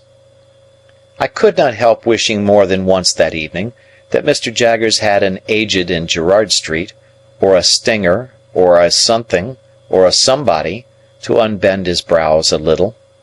It was an uncomfortable consideration on a 21st birthday that coming of age at all seemed hardly worth while in such a guarded and suspicious world as he made of it. He was 1,000 times better informed and cleverer than Wemmick, and yet I would 1,000 times rather have had Wemmick to dinner. And Mr. Jaggers made not me alone intensely melancholy, because, after he was gone, Herbert said of himself, with his eyes fixed on the fire, that he thought he must have committed a felony and forgotten the details of it, he felt so dejected and guilty. Great Expectations by Charles Dickens, Chapter 37. Deeming Sunday the best day for taking Mr. Wemmick's Walworth sentiments, I devoted the next ensuing Sunday afternoon to a pilgrimage to the castle. On arriving before the battlements, I found the Union Jack flying and the drawbridge up, but undeterred by this show of defiance and resistance, I rang at the gate, and was admitted in a most specific manner by the Aged. "My son, sir," said the old man, after securing the drawbridge, "rather had it in his mind that you might happen to drop in. He left word that he would soon be home from his afternoon's walk. He is very regular in his walks, is my son. Very regular in everything, is my son." I nodded at the old gentleman as Wemmick himself might have nodded, and we went in and sat down by the fireside. "You made acquaintance with my son, sir," said the old man in his chirping way, while he warmed his hands at the blaze. "At his office, I expect." I nodded. "Ha! I have heard that my son is a wonderful hand at his business, sir." I nodded hard. "Yes, so they tell me. His business is the law?" I nodded harder. "Which makes it more surprising in my son," said the old man, "for he was not brought up to the law, but to the wine coopering." Curious to know how the old gentleman stood informed concerning the reputation of Mr. Jaggers, I roared that name at him. He threw me into the greatest confusion by laughing heartily and replying in a very sprightly manner, "No, to be sure, you're right." And to this hour I have not the faintest notion what he meant, or what joke he thought I had made. As I could not sit there nodding at him perpetually, without making some other attempt to interest him, I shouted an inquiry whether his own calling in life had been the wine coopering. By dint of straining that term out of myself several times, and tapping the old gentleman on the chest to associate it with him, I at last succeeded in making my meaning understood. "No," said the old gentleman, "the warehousing, the warehousing. First, over yonder." He appeared to mean up the chimney, but I believe he intended to refer me to Liverpool. "And then in the city of London here. However, having an infirmity, for I am hard of hearing, sir." I expressed in pantomime the greatest astonishment. "Yes, hard of hearing. Having that infirmity coming upon me, my son, he went into the law, and he took charge of me, and he by little and little made out this elegant and beautiful property. But returning to what you said, you know," pursued the old man, again laughing heartily, "what I say is, no, to be sure, you're right." I was modestly wondering whether my utmost ingenuity would have enabled me to say anything that would have amused him half as much as this imaginary pleasantry, when I was startled by a sudden click in the wall on one side of the chimney, and the ghostly tumbling open of a little wooden flap with "John" upon it.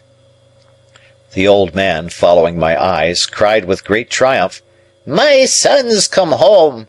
and we both went out to the drawbridge. It was worth any money to see Wemmick waving a salute to me from the other side of the moat, when we might have shaken hands across it with the greatest ease.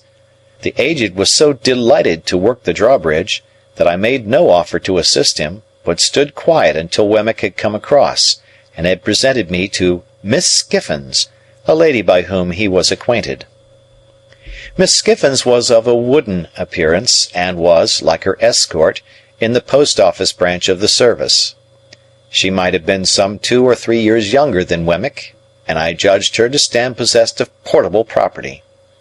The cut of her dress from the waist upward, both before and behind, made her figure very like a boy's kite, and I might have pronounced her gown a little too decidedly orange, and her gloves a little too intensely green. But she seemed to be a good sort of fellow, and showed a high regard for the Aged. I was not long in discovering that she was a frequent visitor at the castle, for, on our going in, and my complimenting Wemmick on his ingenious contrivance for announcing himself to the Aged, he begged me to give my attention for a moment to the other side of the chimney, and disappeared. Presently another click came, and another little door tumbled open with Miss Skiffins on it. Then Miss Skiffins shut up, and John tumbled open.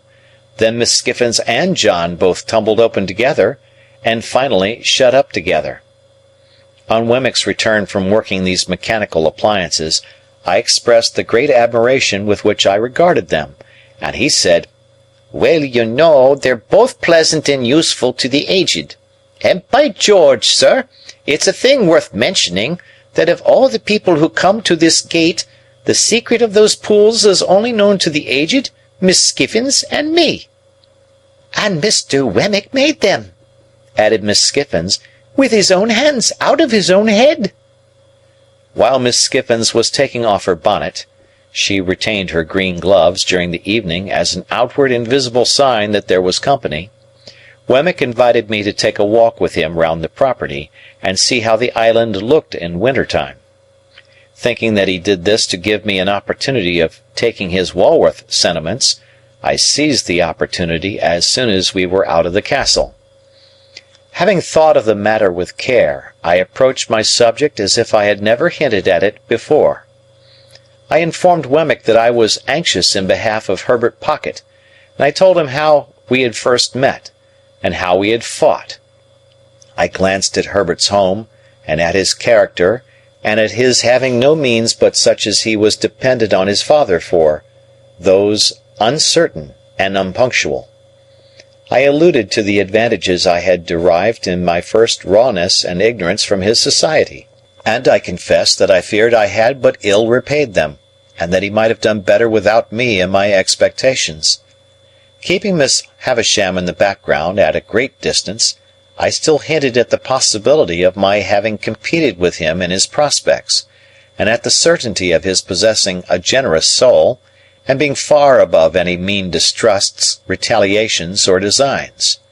For all these reasons, I told Wemmick, and because he was my young companion and friend, and I had a great affection for him, I wished my own good fortune to reflect some rays upon him, and therefore I sought advice from Wemmick's experience and knowledge of men and affairs, how I could best try with my resources to help Herbert to some present income, say of 100 a year, to keep him in good hope and heart, and gradually to buy him on to some small partnership. I begged Wemmick, in conclusion, to understand that my help must always be rendered without Herbert's knowledge or suspicion, and that there was no one else in the world with whom I could advise. I wound up by laying my hand upon his shoulder and saying, "I can't help confiding in you, though I know it must be troublesome to you, but that is your fault in having ever brought me here." Wemmick was silent for a little while, and then said with a kind of start, "Well, you know, Mr. Pip, I must tell you one thing. This is devilish good of you." "Say you'll help me to be good, then," said I. "Ecod," replied Wemmick, shaking his head, "that's not my trade." "Nor is this your trading place," said I. "You are right," he returned. "You hit the nail on the head. Mr. Pip, I'll put on my considering cap, and I think all you want to do may be done by degrees. Skiffins, that's her brother, he is an accountant and agent. I'll look him up and go to work for you." "I thank you 10,000 times." "On the contrary," said he, "I thank you, for though we are strictly in our private and personal capacity, still it may be mentioned that there are Newgate cobwebs about, and it brushes them away." After a little further conversation to the same effect, we returned into the castle, where we found Miss Skiffins preparing tea. The responsible duty of making the toast was delegated to the aged, and that excellent old gentleman was so intent upon it that he seemed to me in some danger of melting his eyes. It was no nominal meal that we were going to make, but a vigorous reality.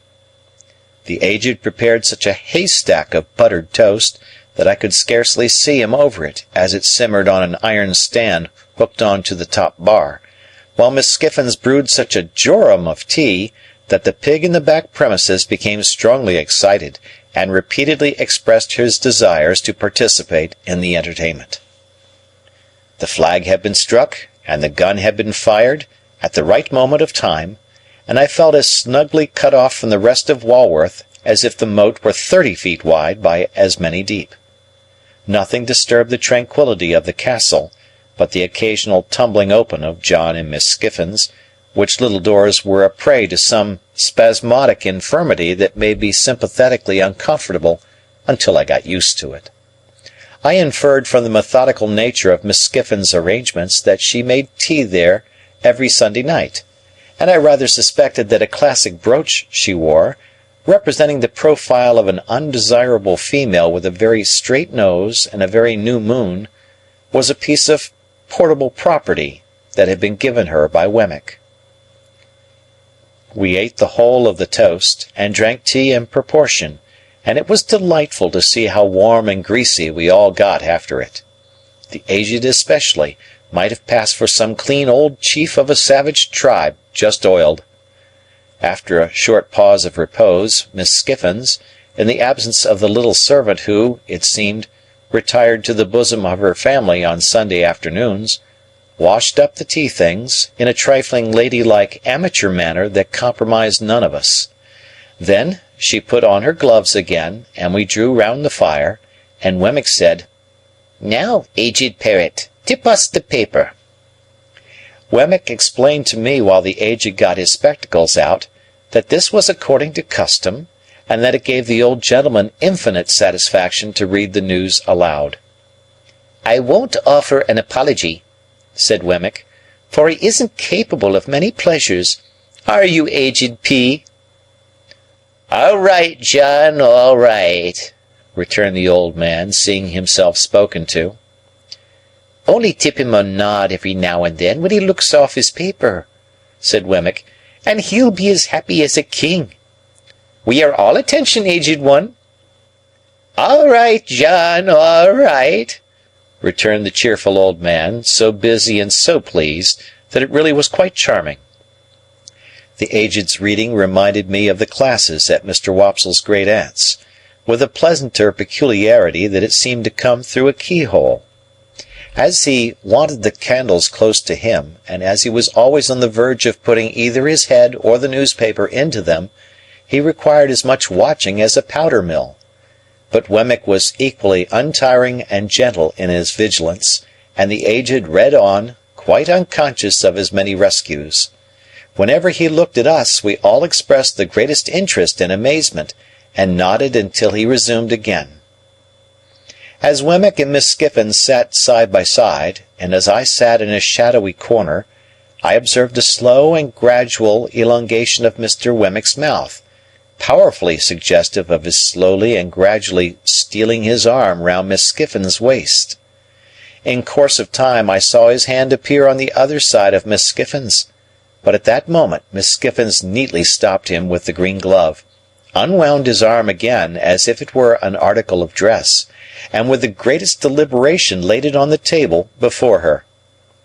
Miss Skiffins' composure while she did this was one of the most remarkable sights I have ever seen, and if I could have thought the act consistent with abstraction of mind, I should have deemed that Miss Skiffins performed it mechanically.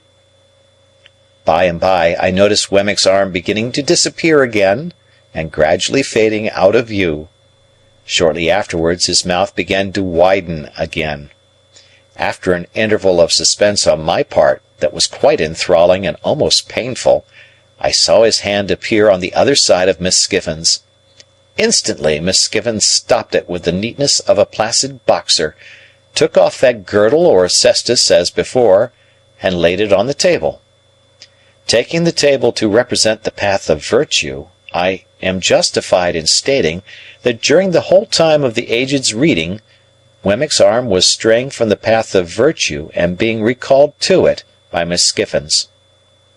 At last the aged read himself into a light slumber. This was the time for Wemmick to produce a little kettle, a tray of glasses, and a black bottle with a porcelain-topped cork, representing some clerical dignitary of a rubicund and social aspect.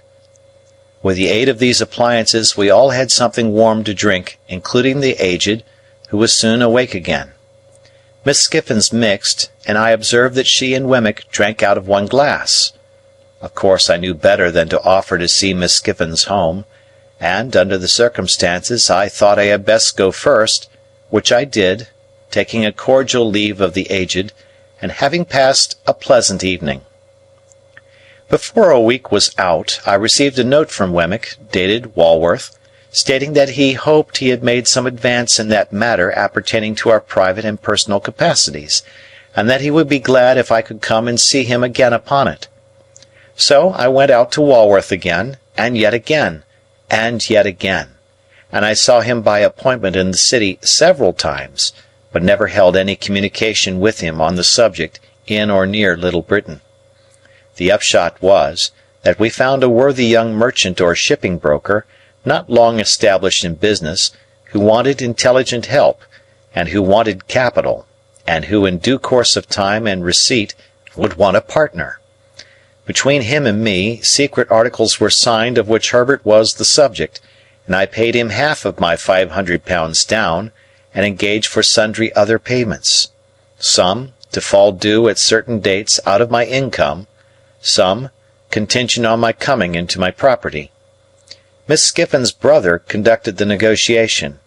Wemmick pervaded it throughout, but never appeared in it. The whole business was so cleverly managed that Herbert had not the least suspicion of my hand being in it. I shall never forget the radiant face with which he came home one afternoon, and told me, as a mighty piece of news, of his having fallen in with one Clarriker, the young merchant's name, and of Clarriker's having shown an extraordinary inclination towards him, and of his belief that the opening had come at last. Day by day, as his hopes grew stronger and his face brighter, he must have thought me a more and more affectionate friend, for I had the greatest difficulty in restraining my tears of triumph when I saw him so happy. At length, the thing being done, and he having that day entered Clarriker's house, and he having talked to me for a whole evening in a flush of pleasure and success, I did really cry in good earnest when I went to bed, to think that my expectations had done some good to somebody. A great event in my life, the turning point of my life, now opens on my view. But, before I proceed to narrate it, and before I pass on to all the changes it involved, I must give one chapter to Estella. It is not much to give to the theme that so long filled my heart. Great Expectations by Charles Dickens. Chapter 38. If that staid old house near the green at Richmond should ever come to be haunted when I am dead, it will be haunted surely by my ghost. Oh, the many, many nights and days through which the unquiet spirit within me haunted that house when Estella lived there! Let my body be where it would, my spirit was always wandering about that house. The lady with whom Estella was placed, Mrs. Brandley by name, was a widow, with one daughter several years older than Estella. The mother looked young, and the daughter looked old. The mother's complexion was pink, and the daughter's was yellow. The mother set up for frivolity, the daughter for theology. They were in what is called a good position, and were visited by numbers of people. Little, if any, community of feeling subsisted between them and Estella, but the understanding was established that they were necessary to her, and that she was necessary to them. Mrs. Brandley had been a friend of Miss Havisham's before the time of her seclusion. In Mrs. Brandley's house, and out of Mrs. Brandley's house, I suffered every kind and degree of torture that Estella could cause me. The nature of my relations with her, which placed me on terms of familiarity without placing me on terms of favour, conduced to my distraction. She made use of me to tease other admirers, and she turned the very familiarity between herself and me to the account of putting a constant slight on my devotion to her. If I had been her secretary, steward, half-brother, poor relation, if I had been a younger brother of her appointed husband, I could not have seen to myself further from my hopes when I was nearest to her. The privilege of calling her by her name and hearing her call me by mine became, under the circumstances, an aggravation of my trials, and while I think it likely that it almost maddened her other lovers, I know too certainly that it almost maddened me. She had admirers without end. No doubt my jealousy made an admirer of every one who went near her, for there were more than enough of them without that. I saw her often at Richmond, I heard of her often in town, and I used often to take her and the Brandleys on the water. There were picnics, fête days, plays, operas, concerts, parties, all sorts of pleasures, through which I pursued her, and they were all miseries to me. I never had 1 hour's happiness in her society, and yet my mind all round the 24 hours was harping on the happiness of having her with me unto death. Throughout this part of our intercourse, and it lasted, as will presently be seen, for what I then thought a long time, she habitually reverted to that tone which expressed that our association was forced upon us. There were other times when she would come to a sudden check in this tone, and in all her many tones, and would seem to pity me. "Pip, Pip," she said one evening, coming to such a check, when we sat apart at a darkening window of the house in Richmond, "will you never take warning?" "Of what?" "Of me." "Warning not to be attracted by you, do you mean, Estella?" "Do I mean? If you don't know what I mean, you are blind." I should have replied that love was commonly reputed blind, but for the reason that I always was restrained, and this was not the least of my miseries, by a feeling that it was ungenerous to press myself upon her, when she knew that she could not choose but obey Miss Havisham. My dread always was, that this knowledge on her part laid me under a heavy disadvantage with her pride, and may be the subject of a rebellious struggle in her bosom. "At any rate," said I have no warning given me just now, for you wrote to me to come to you this time." "That's true," said Estella, with a cold, careless smile that always chilled me. After looking at the twilight without, for a little while, she went on to say, "The time has come round when Miss Havisham wishes to have me for a day at Satis. You are to take me there, and bring me back, if you will. She would rather I did not travel alone, and objects to receiving my maid, for she has a sensitive horror of being talked of by such people. Can you take me?" "Can I take you, Estella?" "You can, then? The day after tomorrow, if you please. You are to pay all charges out of my purse. You hear the condition of your going?" "And must obey," said I. This was all the preparation I received for that visit, or for others like it. Miss Havisham never wrote to me, nor had I ever so much as seen her handwriting. She went down on the next day but one, and we found her in the room where I had first beheld her, and it is needless to add that there was no change in Satis House. She was even more dreadfully fond of Estella than she had been when I last saw them together. I repeat the word advisedly, for there was something positively dreadful in the energy of her looks and embraces. She hung upon Estella's beauty, hung upon her words, hung upon her gestures, and sat mumbling her own trembling fingers while she looked at her, as though she were devouring the beautiful creature she had reared. From Estella she looked at me, with a searching glance that seemed to pry into my heart and probe its wounds. "How does she use you, Pip? How does she use you?" she asked me again, with her witch-like eagerness even in Estella's hearing. But when we sat by her flickering fire at night she was most weird, for then, keeping Estella's hand drawn through her arm and clutched in her own hand, she extorted from her, by dint of referring back to what Estella had told her in her regular letters, the names and conditions of the men whom she had fascinated, and as Miss Havisham dwelt upon this role, with the intensity of a mind mortally hurt and diseased, she sat with her other hand on her crutch-stick, and her chin on that, and her wan bright eyes glaring at me, a very spectre. I saw in this, wretched though it made me, and bitter the sense of dependence and even of degradation that it awakened, I saw in this that Estella was set to wreak Miss Havisham's revenge on men, and that she was not to be given to me until she had gratified it for a term. I saw in this a reason for her being beforehand assigned to me. Sending her out to attract and torment and do mischief, Miss Havisham sent her with the malicious assurance that she was beyond the reach of all admirers, and that all who stalked upon that cast were secured to lose.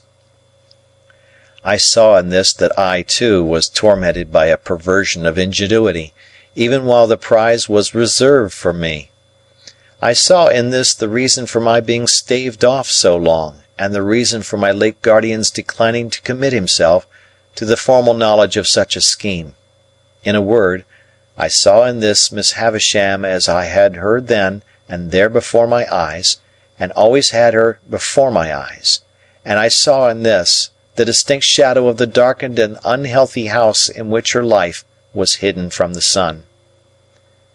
The candles that lighted that room of hers were placed in sconces on the wall. They were high from the ground, and they burnt with the steady dullness of artificial light in air that is seldom renewed. As I looked round at them, and at the pale gloom they made, and at the stopped clock, and at the withered articles of bridal dress upon the table and the ground, and at her own awful figure with its ghostly reflection thrown large by the fire upon the ceiling and the wall, I saw in everything the construction that my mind had come to, repeated and thrown back to me. My thoughts passed into the great room across the landing where the table was spread, and I saw it there, as it were, in the falls of the cobwebs from the centrepiece, in the crawlings of the spiders on the cloth, in the tracks of the mice as they betook their little quickened hearts behind the panels, and in the gropings and pausings of the beetles on the floor. It happened on the occasion of this visit that some sharp words arose between Estella and Miss Havisham. It was the first time I had ever seen them opposed. We were seated by the fire, as just now described, and Miss Havisham still had Estella's arm drawn through her own, and still clutched Estella's hand in hers, when Estella gradually began to detach herself. She had shown a proud impatience more than once before, and had rather endured that fierce affection than accepted or returned it. "What?" said Miss Havisham, flashing her eyes upon her. "Are you tired of me?" "Only a little tired of myself," replied Estella, disengaging her arm, and moving to the great chimney-piece where she stood looking down at the fire. "Speak the truth, you ingrate!" cried Miss Havisham, passionately striking her stick upon the floor. "You are tired of me!" Estella looked at her with perfect composure, and again looked down at the fire. Her graceful figure and her beautiful face expressed a self-possessed indifference to the wild heat of the other that was almost cruel. "You stock and stone!" exclaimed Miss Havisham. "You cold, cold heart!" "What?" said Estella, preserving her attitude of indifference as she leaned against the great chimney-piece and only moving her eyes. "Do you reproach me for being cold? You?" "Are you not?" was the fierce retort. "You should know," said Estella. "I am what you have made me. Take all the praise, take all the blame, take all the success, take all the failure. In short, take me."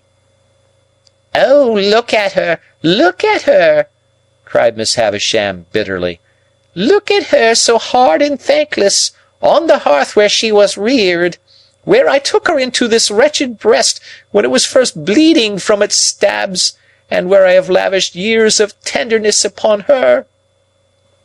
"At least I was no party to the compact," said Estella, "for if I could walk and speak when it was made, it was as much as I could do. But what would you have? You have been very good to me, and I owe everything to you. What would you have?"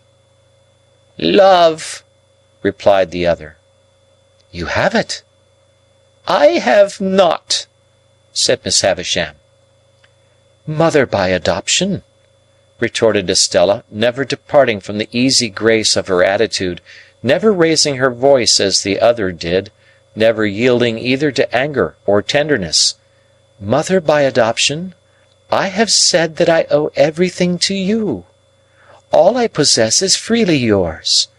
All that you have given me is at your command to have again. Beyond that I have nothing. And if you ask me to give you what you never gave me, my gratitude and duty cannot do impossibilities." "Did I never give her love?" cried Miss Havisham, turning wildly to me. "Did I never give her a burning love, inseparable from jealousy at all times, and from sharp pain, while she speaks thus to me? Let her call me mad! Let her call me mad!" "Why should I call you mad?" returned Estella. "I, of all people. Does anyone live who knows what set purposes you have, half as well as I do? Does anyone live who knows what a steady memory you have, half as well as I do? I who have sat on this same hearth, on the little stool that is even now beside you there, learning your lessons and looking up into your face, when your face was strange and frightened me. "Soon forgotten," moaned Miss Havisham. "Time soon forgotten." "No, not forgotten," retorted Estella. "Not forgotten, but treasured up in my memory. When have you found me false to your teaching? When have you found me unmindful of your lessons? When have you found me giving admission here," she touched her bosom with her hand, "to anything that you excluded? Be just to me." "So proud, moaned Miss Havisham, pushing away her grey hair with both her hands. "Who taught me to be proud?" returned Estella. "Who praised me when I learnt my lesson?" So hard, moaned Miss Havisham with her former action. "Who taught me to be hard?" returned Estella. "Who praised me when I learnt my lesson?" "But to be proud and hard to me!" Miss Havisham quite shrieked as she stretched out her arms. "Estella! Estella! Estella! To be proud and hard to me!" Estella looked at her for a moment with a kind of calm wonder, but was not otherwise disturbed. When the moment was past, she looked down at the fire again. "I cannot think," said Estella, raising her eyes after a silence, "why you should be so unreasonable when I come to see you after a separation. I have never forgotten your wrongs and their causes. I have never been unfaithful to you or your schooling. I have never shown any weakness that I could charge myself with." "Would it be weakness to return my love?" exclaimed Miss Havisham. "But yes, she would call it so." "I begin to think," said Estella in a musing way after another moment of calm wonder, "that I almost understand how this comes about. If you had brought up your adopted daughter wholly in the dark confinement of these rooms, and had never let her know that there was such a thing as the daylight by which she had never once seen your face, if you had done that, and then, for a purpose, had wanted her to understand the daylight and know all about it, you would have been disappointed and angry?" Miss Havisham, with her head in her hands, sat making a low moaning and swaying herself on her chair, but gave no answer. "Or," said Estella, "which is a nearer case, if you had taught her from the dawn of her intelligence, with your utmost energy and might, that there was such a thing as daylight, but that it was made to be her enemy and destroyer, and she must always turn against it, for it had blighted you and would else blight her. If you had done this, and then, for a purpose, had wanted to take her naturally to the daylight, and she could not do it, you would have been disappointed and angry?" Miss Havisham sat listening, or it seemed so, for I could not see her face, but still made no answer. "So," said Estella, "I must be taken as I have been made. The success is not mine, the failure is not mine, but the two together make me." Miss Havisham had settled down, I hardly knew how, upon the floor, among the faded bridal relics with which it was strewn. I took advantage of the moment, I had sought one from the first, to leave the room, after beseeching Estella's attention to her with a movement of my hand. When I left, Estella was yet standing by the great chimney-piece, just as she had stood throughout. Miss Havisham's grey hair was all adrift upon the ground, among the other bridal wrecks, and was a miserable sight to see. It was with a depressed heart that I walked in the starlight for an hour and more, about the courtyard, and about the brewery, and about the ruined garden. When I at last took courage to return to the room, I found Estella sitting at Miss Havisham's knee, taking up some stitches in one of those old articles of dress that were dropping to pieces, and of which I have often been reminded since by the faded tatters of old banners that I have seen hanging up in cathedrals. Afterwards, Estella and I played at cards as of yore, only we were skilful now and played French games, and so the evening wore away and I went to bed. I lay in that separate building across the courtyard. It was the first time I had ever lain down to rest in Satis House, and sleep refused to come near me. 1,000 Miss Havishams haunted me. She was on this side of my pillow, on that, at the head of the bed, at the foot, behind the half-open door of the dressing-room, in the dressing-room, in the room overhead, in the room beneath, everywhere. At last, when the night was slow to creep on towards 2 o'clock, I felt that I absolutely could no longer bear the place as a place to lie down in, and that I must get up. I therefore got up and put on my clothes, and went out across the yard into the long stone passage, designing to gain the outer courtyard and walk there for the relief of my mind. But I was no sooner in the passage than I extinguished my candle, for I saw Miss Havisham going along it in a ghostly manner, making a low cry. I followed her at a distance, and saw her go up the staircase. She carried a bare candle in her hand, which she had probably taken from one of the sconces in her own room, and was a most unearthly object by its light. Standing at the bottom of the staircase, I felt the mildewed air of the feast chamber, without seeing her open the door, and I heard her walking there, and so across into her own room, and so across again into that, never ceasing the low cry. After a time, I tried in the dark both to get out and to go back, but I could do neither until some streaks of day strayed in and showed me where to lay my hands. During the whole interval, whenever I went to the bottom of the staircase, I heard her footstep, saw her light pass above, and heard her ceaseless low cry. Before we left next day, there was no revival of the difference between her and Estella, nor was it ever revived on any similar occasion, and there were 4 similar occasions, to the best of my remembrance. Nor did Miss Havisham's manner towards Estella in any wise change, except that I believed it to have something like fear infused among its former characteristics. It is impossible to turn this leaf of my life without putting Bentley Drummle's name upon it, or I would, very gladly.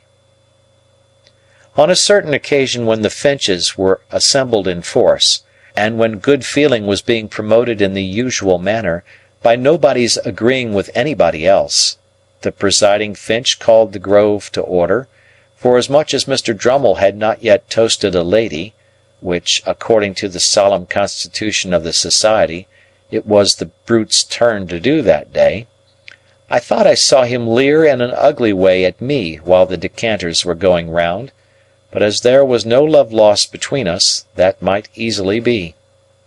What was my indignant surprise when he called upon the company to pledge him to Estella!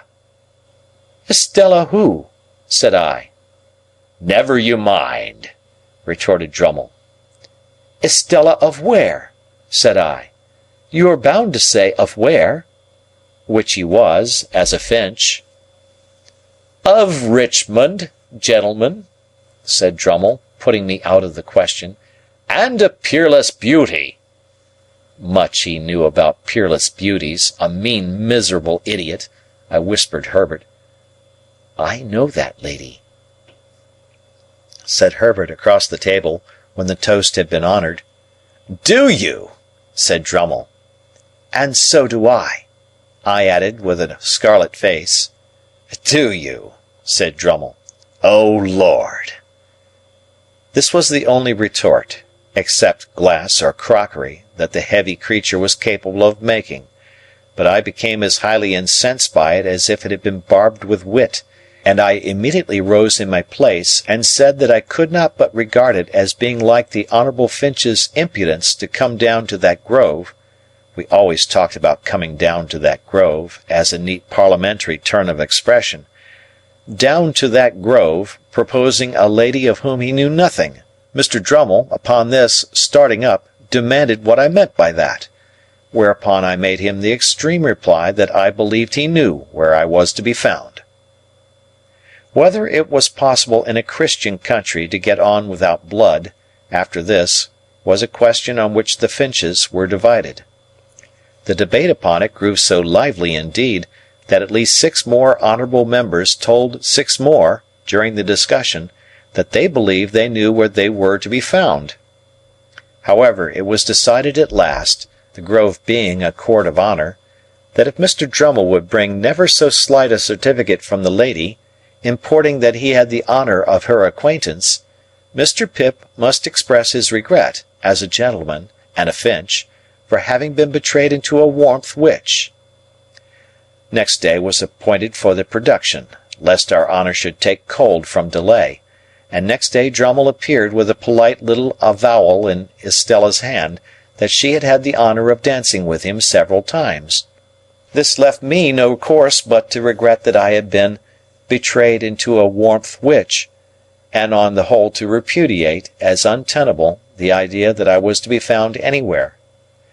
Drummle and I then sat snorting at one another for an hour, while the grove engaged in indiscriminate contradiction, and finally the promotion of good feeling was declared to have gone ahead at an amazing rate.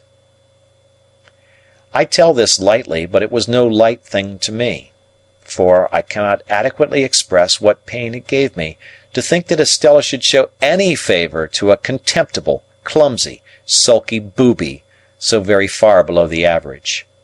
To the present moment I believe it to have been referable to some pure fire of generosity and disinterestedness in my love for her that I could not endure the thought of her stooping to that hound. No doubt I should have been miserable whomsoever she had favoured, but a worthier object would have caused me a different kind and degree of distress. It was easy for me to find out, and I did soon find out, that Drummle had begun to follow her closely, and that she allowed him to do it. A little while, and he was always in pursuit of her, and he and I crossed one another every day. He held on, in a dull, persistent way, and Estella held him on, now with encouragement, now with discouragement, now almost flattering him, now openly despising him, now knowing him very well, now scarcely remembering who he was. The Spider, as Mr. Jaggers had called him, was used to lying in wait, however, and had the patience of his tribe. Added to that, he had a blockhead confidence in his money and in his family greatness, which sometimes did him good service, almost taking the place of concentration and determined purpose. So the Spider, doggedly watching Estella, outwatched many brighter insects, and would often uncoil himself and drop at the right nick of time.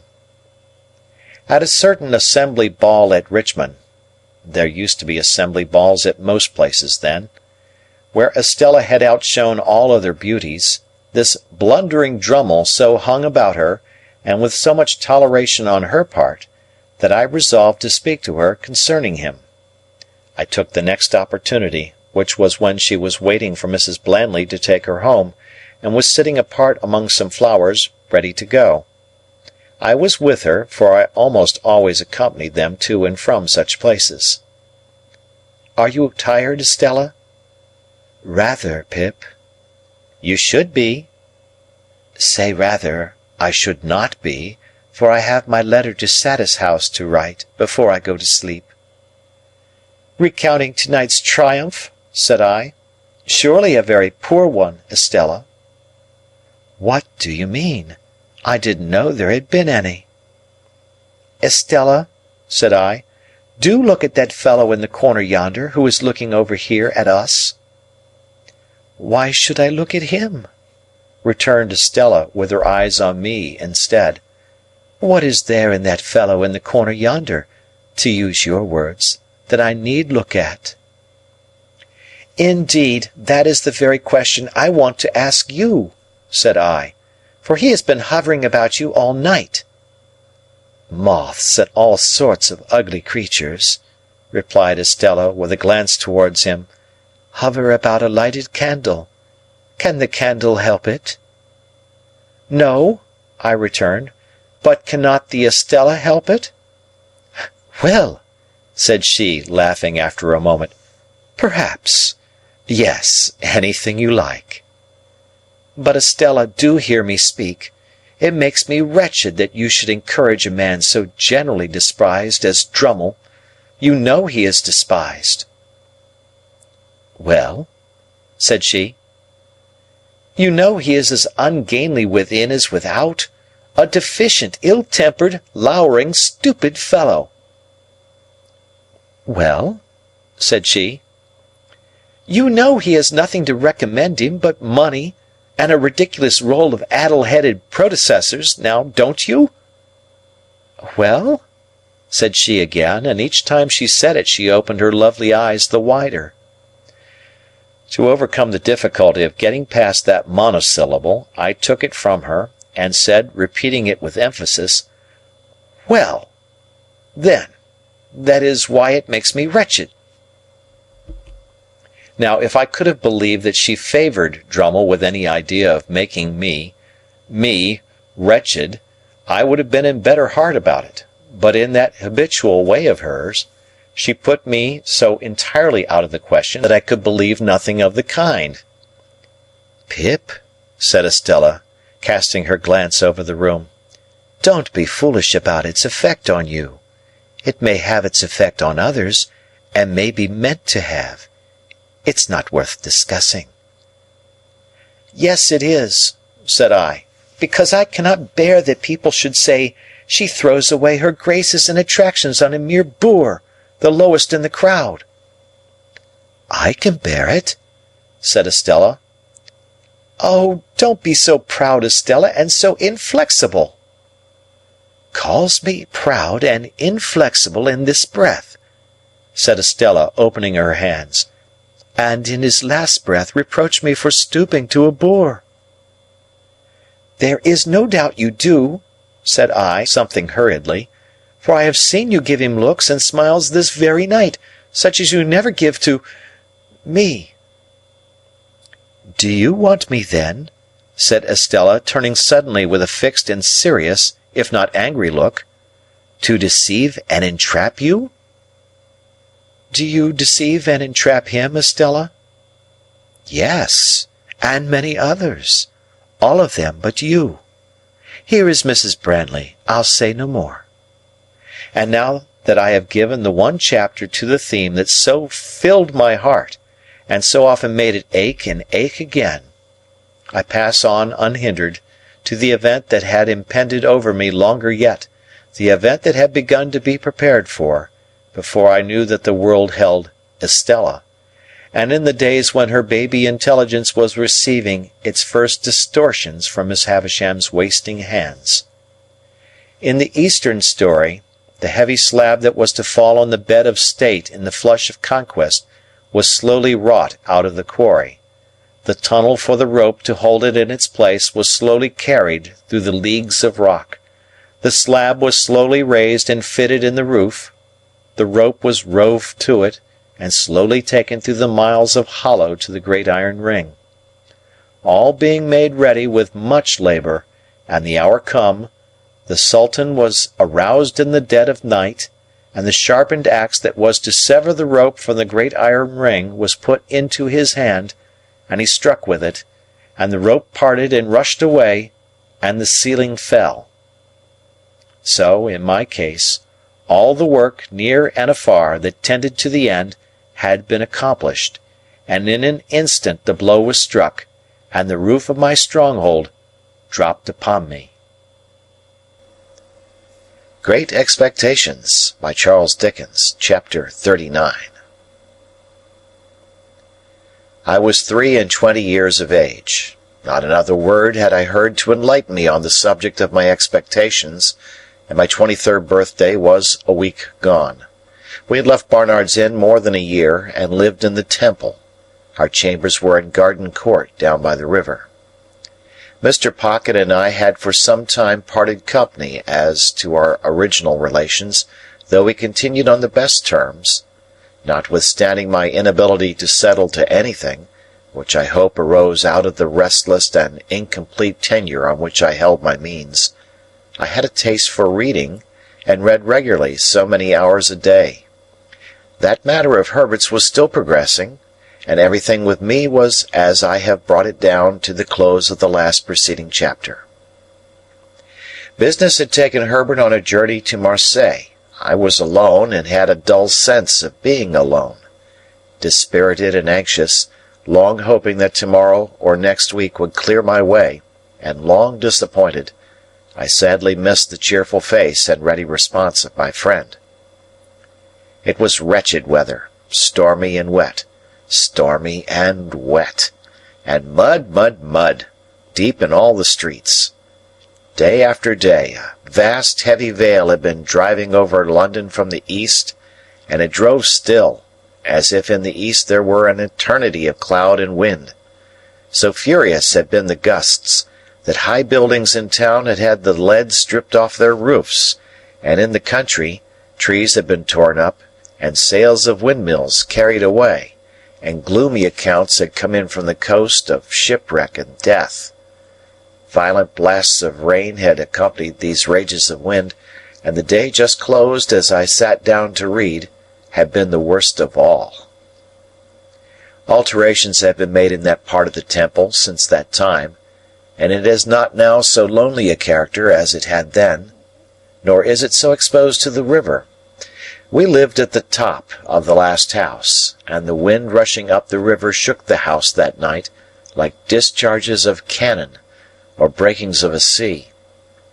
When the rain came with it and dashed against the windows, I thought, raising my eyes to them as they rocked, that I might have fancied myself in a storm-beaten lighthouse. Occasionally the smoke came rolling down the chimney as though it could not bear to go out into such a night, and when I set the doors open and looked down the staircase lamps were blown out, and when I shaded my face with my hands and looked through the black windows, opening them ever so little was out of the question in the teeth of such wind and rain, I saw that the lamps in the court were blown out, and that the lamps on the bridges and the shore were shuddering, and that the coal-fires and barges on the river were being carried away before the wind like red-hot splashes in the rain. I read with my watch upon the table, purposing to close my book at 11 o'clock. As I shut it, St. Paul's, and all the many church clocks in the city, some leading, some accompanying, some following, struck that hour. The sound was curiously flawed by the wind, and I was listening and thinking how the wind assailed and tore it, when I heard a footstep on the stair. What nervous folly made me start, and awfully connect it with the footstep of my dead sister, matters not.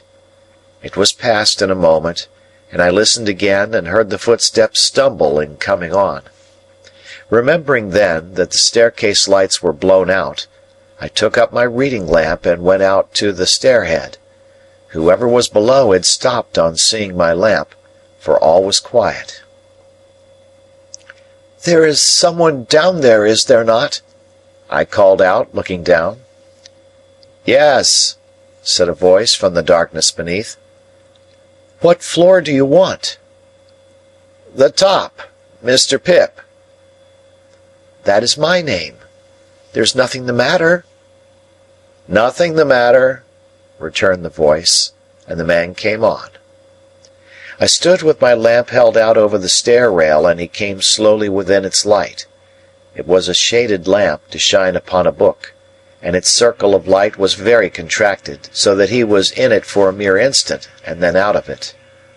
In the instant I had seen a face that was strange to me, looking up with an incomprehensible air of being touched and pleased by the sight of me. Moving the lamp as the man moved, I made out that he was substantially dressed, but roughly, like a voyager by sea; that he had long iron-grey hair; that his age was about 60; that he was a muscular man, strong on his legs, and that he was browned and hardened by exposure to weather. As he ascended the last stair or two, and the light of my lamp included us both, I saw, with a stupid kind of amazement, that he was holding out both his hands to me. "Pray, what is your business?" I asked him. "My business," he repeated, pausing. "Ah, yes. I will explain my business, by your leave." "Do you wish to come in?" "Yes," he replied. "I wish to come in, master." I had asked him the question inhospitably enough, for I resented the sort of bright and gratified recognition that still shone in his face. I resented it, because it seemed to imply that he expected me to respond to it. But I took him into the room I had just left, and having set the lamp on the table, asked him as civilly as I could to explain himself. He looked about him with the strangest air, an air of wondering pleasure, as if he had some part in the things he admired. And he pulled off a rough outer coat and his hat. Then I saw that his head was furrowed and bald, and that the long iron-grey hair grew only on its sides. But I saw nothing that in the least explained him. On the contrary, I saw him next moment once more holding out both his hands to me. "What do you mean?" said I, half expecting him to be mad. He stopped in his looking at me and slowly rubbed his right hand over his head. "It's disappointing to a man," he said in a coarse, broken voice, "arter having looked forward so distant and come so fur. But you're not to blame for that. Neither on us is to blame for that. I'll speak in half a minute. Give me half a minute, please." He sat down on a chair that stood before the fire and covered his forehead with his large brown Venice hands. I looked at him attentively then, and recoiled a little from him, but I did not know him. "There's no one nigh," said he, looking over his shoulder. "Is there?" "Why do you, a stranger coming into my rooms at this time of night, ask that question?" said I. "You're a game one," he returned, shaking his head at me with a deliberate affection, at once most unintelligible and most exasperating. "I'm glad you growed up, a game one. But don't catch hold of me. You'll be sorry arterwards to have done it." I relinquished the intention he had detected, for I knew him. Even yet I could not recall a single feature, but I knew him. If the wind and rain had driven away the intervening years, had scattered all the intervening objects, had swept us to the churchyard where we first stood face to face on such different levels, I could not have known my convict more distinctly than I knew him now as he sat in the chair before the fire. No need to take a file from his pocket and show it to me, no need to take the handkerchief from his neck and twist it round his head, no need to hug himself with both his arms, and take a shivering turn across the room, looking back at me for recognition. I knew him before he gave me one of those aids, though a moment before I had not been conscious of remotely suspecting his identity. He came back to where I stood and again held out both his hands. Not knowing what to do, for in my astonishment I had lost my self-possession, I reluctantly gave him my hands. He grasped them heartily, raised them to his lips, kissed them, and still held them. "You acted noble, my boy," said he. "Noble, Pip, and I have never forgot it." At a change in his manner, as if he were even going to embrace me, I laid a hand upon his breast and put him away. "Stay," said I. "Keep off. If you are grateful to me for what I did when I was a little child, I hope you have shown your gratitude by mending your way of life. If you have come here to thank me, it was not necessary. Still, however you have found me out, there must be something good in the feeling that has brought you here, and I will not repulse you, but surely you must understand that My attention was so attracted by the singularity of his fixed look at me that the words died away on my tongue. "You was a saying, he observed, when we had confronted one another in silence, "that surely I must understand. What surely must I understand?"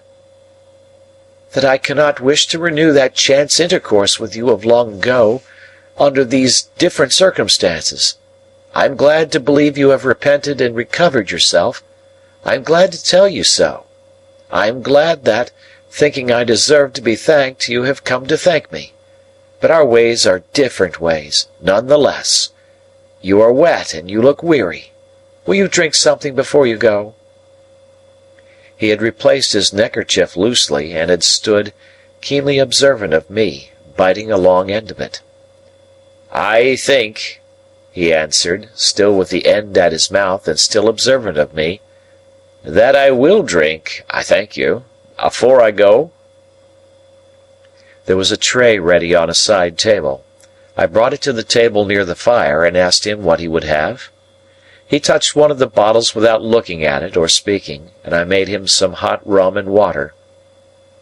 I tried to keep my hands steady while I did so, but his look at me as he leaned back in his chair, with the long draggled end of his neckerchief between his teeth, evidently forgotten, made my hand very difficult to master. When at last I put the glass to him, I saw with amazement that his eyes were full of tears. Up to this time I had remained standing, not to disguise that I wished him gone. But I was softened by the softened aspect of the man, and felt a touch of reproach. "I hope," said I, hurriedly putting something into a glass for myself, and drawing a chair to the table, "that you would not think I spoke harshly to you just now. I had no intention of doing it, and I am sorry for it if I did. I wish you well and happy." As I put my glass to my lips, he glanced with surprise at the end of his neckerchief, dropping from his mouth when he opened it, and stretched out his hand. I gave him mine, and then he drank, and drew his sleeve across his eyes and forehead. "How are you living?" I asked him. "I have been a sheep farmer, stock breeder, other trades besides, away in the New World," said he, "many 1,000 mile of stormy water off from this." "I hope you have done well?" "I've done wonderfully well. There's others went out alonger me as has done well too, but no man has done nigh as well as me. I'm famous for it." "I am glad to hear it."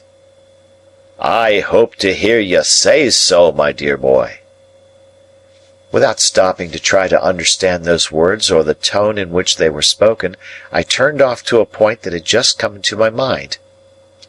"Have you ever seen a messenger you once sent to me," I inquired, "since he undertook that trust?"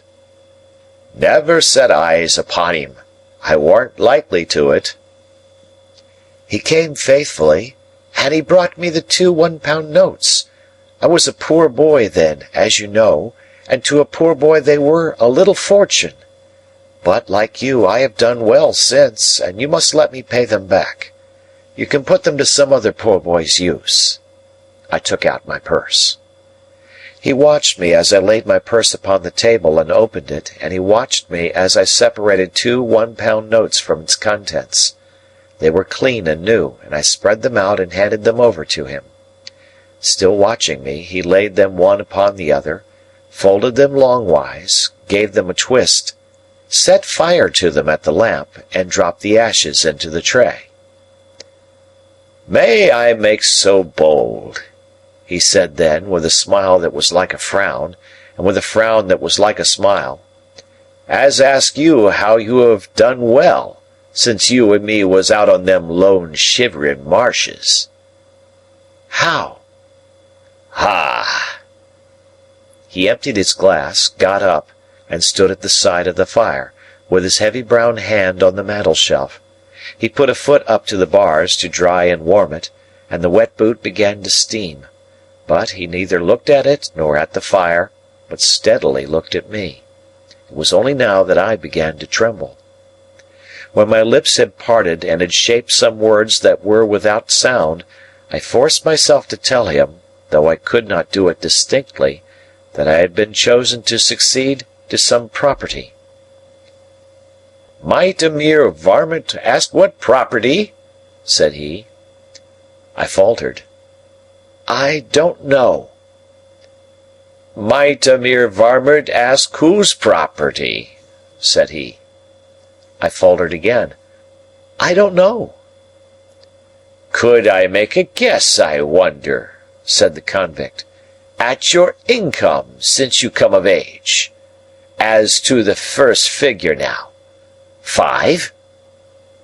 With my heart beating like a heavy hammer of disordered action, I rose out of my chair and stood with my hand upon the back of it, looking wildly at him. "Concerning a guardian," he went on, "there ought to have been some guardian or such like whiles you was a minor. Some lawyer, maybe. As to the first letter of that lawyer's name now, would it be J?" All the truth of my position came flashing on me, and its disappointments, dangers, disgraces, consequences of all kinds, rushed in such a multitude that I was borne down by them and had to struggle for every breath I drew. "Put it," he resumed, "as the employer of that lawyer whose name begun with a J, and might be Jaggers. Put it as he had come oversea to Portsmouth, and had landed there, and had wanted to come on to you. However you have found me out, you says just now. Well, however did I find you out? Why, I wrote from Portsmouth to a person in London for particulars of your address. That person's name? Why, Wemmick." I could not have spoken one word, though it had been to save my life. I stood, with a hand on the chair back and a hand on my breast, where I seemed to be suffocating. I stood so, looking wildly at him, until I grasped at the chair, when the room began to surge and turn. He caught me, drew me to the sofa, put me up against the cushions, and bent on one knee before me, bringing the face that I now well remembered, and that I shuddered at, very near to mine. "Yes, Pip, dear boy, I've made a gentleman on you. It's me what has done it. I swore that time, sure as ever I earned a guinea, that guinea should go to you. I swore afterwards, sure as ever I speculated and got rich, you should get rich. I lived rough, that you should live smooth. I worked hard, that you should be above work. What odds, dear boy? Do I tell it for you to feel an obligation? Not a bit. I tell it for you to know as that there hunted dunghill dog what you kept life in, got his head so high that he could make a gentleman, and Pip, you're him." The abhorrence in which I held the man, the dread I had of him, the repugnance with which I shrank from him, could not have been exceeded if he had been some terrible beast. "Look'ee here, Pip, I'm your second father. You're my son, more to me nor any son. I put away money, only for you to spend.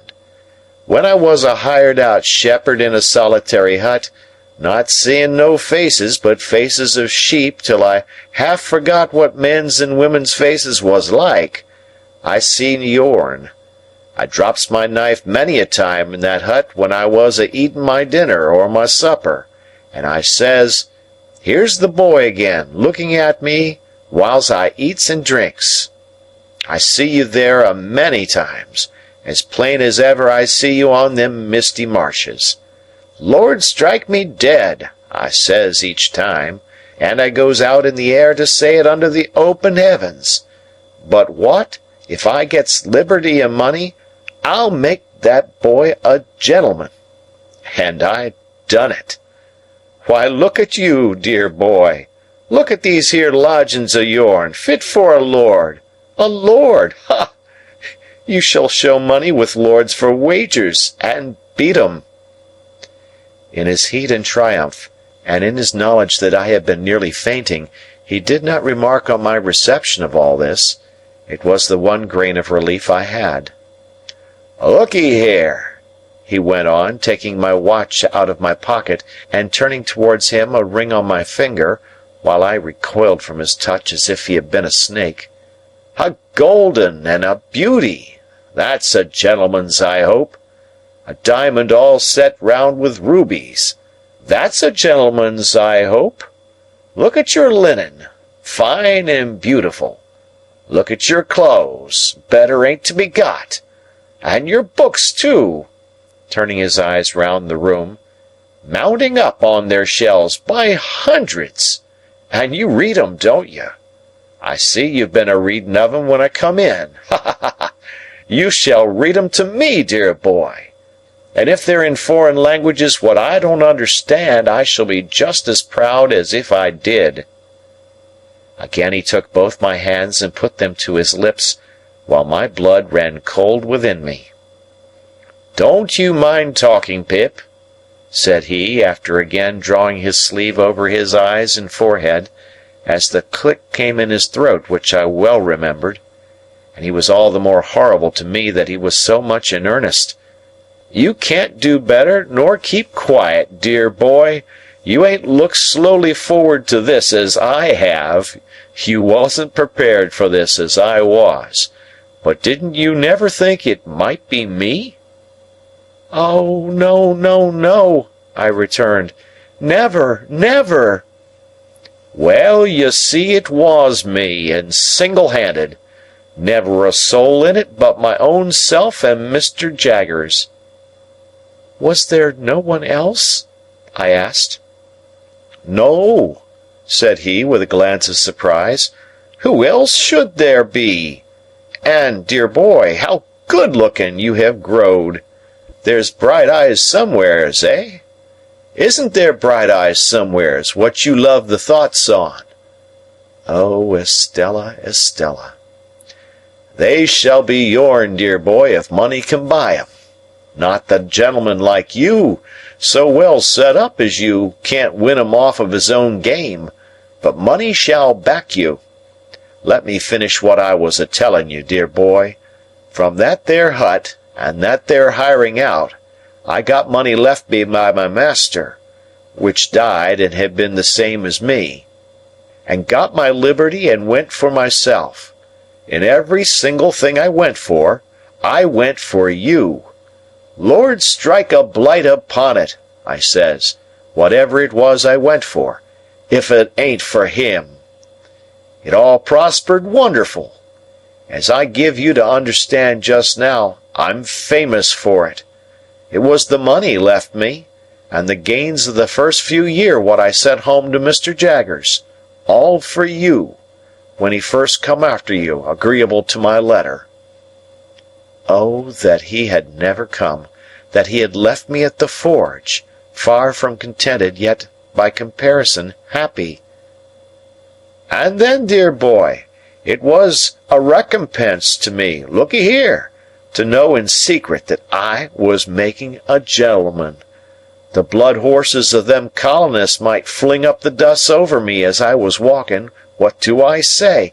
I says to myself, I'm making a better gentleman nor ever you'll be. When one of 'em says to another, he was a convict a few year ago, and is a ignorant common fellow now, for all he's lucky. What do I say? I says to myself, if I ain't a gentleman, nor yet ain't got no learning, I'm the owner of such. All of you own stock and land. Which of you owns a brought-up London gentleman? This way I kept myself a-going, and this way I held steady afore my mind that I would for certain come one day and see my boy and make myself known to him on his own ground. He laid his hand on my shoulder. I shuddered at the thought that for anything I knew his hand might be stained with blood. It warn't easy, Pip, for me to leave them parts, nor yet it warn't safe. But I held to it, and the harder it was, the stronger I held, for I was determined, and my mind firm made up. At last I done it. Dear boy, I done it. I tried to collect my thoughts, but I was stunned. Throughout, I had seemed to myself to attend more to the wind and the rain than to him. Even now I could not separate his voice from those voices, though those were loud and his was silent. "Where will you put me?" he asked presently. "I must be put somewheres, dear boy." "To sleep?" said I.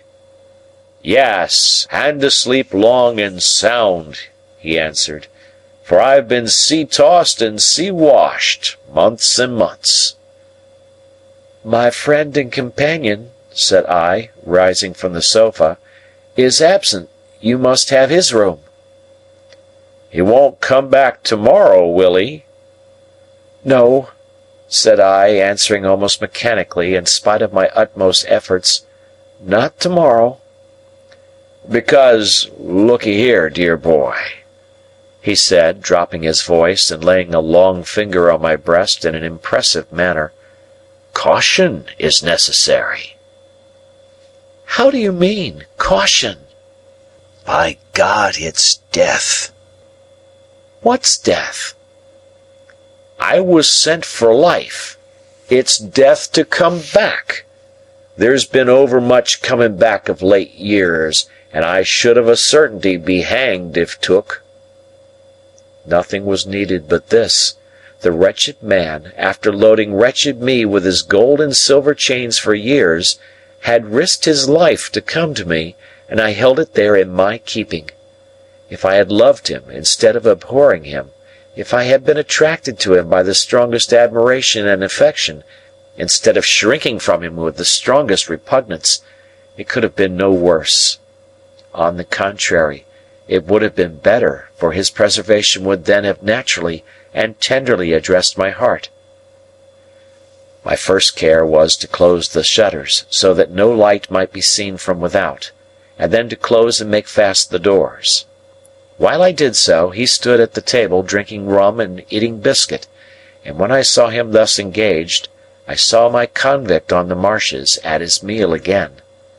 It almost seemed to me as if he must stoop down presently to file at his leg.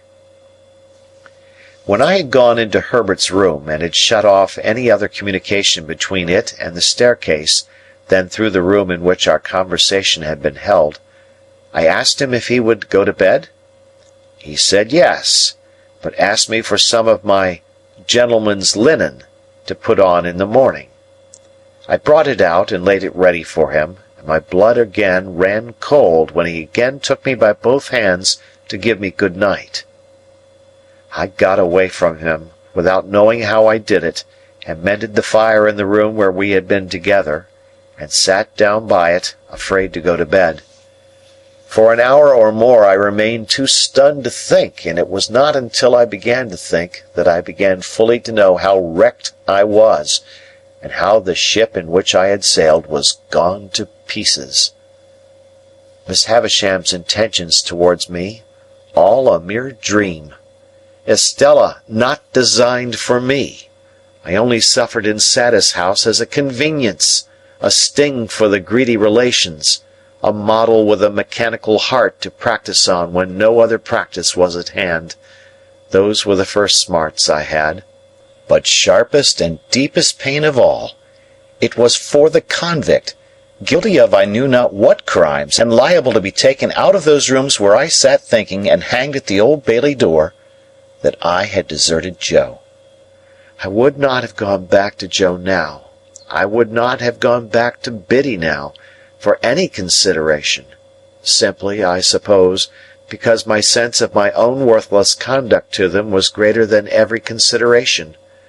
No wisdom on earth could have given me the comfort that I should have derived from their simplicity and fidelity, but I could never, never undo what I had done. In every rage of wind and rush of rain I heard pursuers. Twice I could have sworn there was a knocking and whispering at the outer door. With these fears upon me I began either to imagine or recall that I had had mysterious warnings of this man's approach, that for weeks gone by I had passed faces in the streets which I had thought like his, that these likenesses had grown more numerous as he, coming over the sea, had drawn nearer, that his wicked spirit had somehow sent these messengers to mine, and that now on this stormy night he was as good as his word, and with me. Crowding up with these reflections came the reflection that I had seen him with my childish eyes to be a desperately violent man, that I had heard that other convict reiterate that he had tried to murder him, that I had seen him down in the ditch tearing and fighting like a wild beast. Out of such remembrances I brought into the light of the fire a half-formed terror that it might not be safe to be shut up there with him in the dead of the wild, solitary night. This dilated until it filled the room, and impelled me to take a candle and go in and look at my dreadful burden. He had rolled a handkerchief round his head, and his face was set and lowering in his sleep. But he was asleep, and quietly too, though he had a pistol lying on the pillow. Assured of this, I softly removed the key to the outside of his door, and turned it on him before I again sat down by the fire. Gradually I slipped from the chair, and lay on the floor. When I awoke without having parted in my sleep with the perception of my wretchedness, the clocks of the eastward churches were striking 5, the candles were wasted out, the fire was dead, and the wind and rain intensified the thick black darkness. This is the end of the second stage of Pip's expectations. Great Expectations by Charles Dickens. Chapter 40. It was fortunate for me that I had to take precautions to ensure, so far as I could, the safety of my dreaded visitor, for, this thought pressing on me when I awoke, held other thoughts in a confused concourse at a distance. The impossibility of keeping him concealed in the chambers was self-evident. It could not be done, and the attempt to do it would inevitably engender suspicion. True, I had no avenger in my service now, but I was looked after by an inflammatory old female, assisted by an animated rag-bag whom she called her niece, and to keep a room secret from them would be to invite curiosity and exaggeration. They both had weak eyes, which I had long attributed to their chronically looking in at keyholes, and they were always at hand when not wanted. Indeed, that was their only reliable quality besides larceny. Not to get up a mystery with these people, I resolved to announce in the morning that my uncle had unexpectedly come from the country. This course I decided on while I was yet groping about in the darkness for the means of getting a light. Not stumbling on the means after all, I was fain to go out to the adjacent lodge and get the watchman there to come with his lantern. Now, in groping my way down the black staircase, I fell over something, and that something was a man crouching in a corner. As the man made no answer when I asked him what he did there, but eluded my touch in silence, I ran to the lodge and urged the watchman to come quickly, telling him of the incident on the way back. The wind being as fierce as ever, we did not care to endanger the light in the lantern by rekindling the extinguished lamps in the staircase, but we examined the staircase from the bottom to the top and found no one there. It then occurred to me as possible that the man might have slipped into my rooms, so, lighting my candle at the watchman's, and leaving him standing at the door, I examined them carefully, including the room in which my dreaded guest lay asleep. All was quiet, and assuredly no other man was in those chambers. It troubled me that there should have been a lurker on the stairs, on that night of all nights in the year, and I asked the watchman, on the chance of eliciting some hopeful explanation, as I handed him a dram at the door, whether he had admitted at his gate any gentleman who had perceptibly been dining out. Yes, he said, at different times of the night, 3. One lived in Fountain Court, and the other 2 lived in the lane, and he had seen them all go home. Again, the only other man who dwelt in the house of which my chambers formed a part had been in the country for some weeks, and he certainly had not returned in the night, because we had seen his door with his seal on it as we came upstairs. "The night being so bad, sir," said the watchman, as he gave me back my glass, "uncommon few have come in at my gate. Besides them 3 gentlemen that I have named, I don't call to mind another since about 11 o'clock, when a stranger asked for you." "My uncle," I muttered. "Yes." "You saw him, sir?" "Yes, oh yes." "Likewise the person with him?" "Person with him," I replied. "I judged the person to be with him," returned the watchman. "The person stopped when he stopped to make inquiry of me, and the person took this way when he took this way." "What sort of person?" The watchman had not particularly noticed. He should say, a working person. To the best of his belief, he had a dust-colored kind of clothes on, under a dark coat. The watchman made more light of the matter than I did, and naturally, not having my reason for attaching weight to it. When I had got rid of him, which I thought it well to do without prolonging explanations, my mind was much troubled by these 2 circumstances taken together. Whereas they were easy of innocent solution apart, as, for instance, some diner out or diner at home, who had not gone near this watchman's gate, might have strayed to my staircase and dropped asleep there, and my nameless visitor might have brought some one with him to show him the way. Still, joined, they had an ugly look to one as prone to distrust and fear as the changes of a few hours had made me. I lighted my fire, which burnt with a raw, pale flare at that time of the morning, and fell into a doze before it. I seemed to have been dozing a whole night when the clock struck 6. As there was full an hour and a half between me and daylight, I dozed again, now waking up uneasily, with prolix conversations about nothing in my ears, now making thunder of the wind in the chimney, at length falling off into a profound sleep from which the daylight woke me with a start. All this time I had never been able to consider my own situation, nor could I do so yet. I had not the power to attend to it.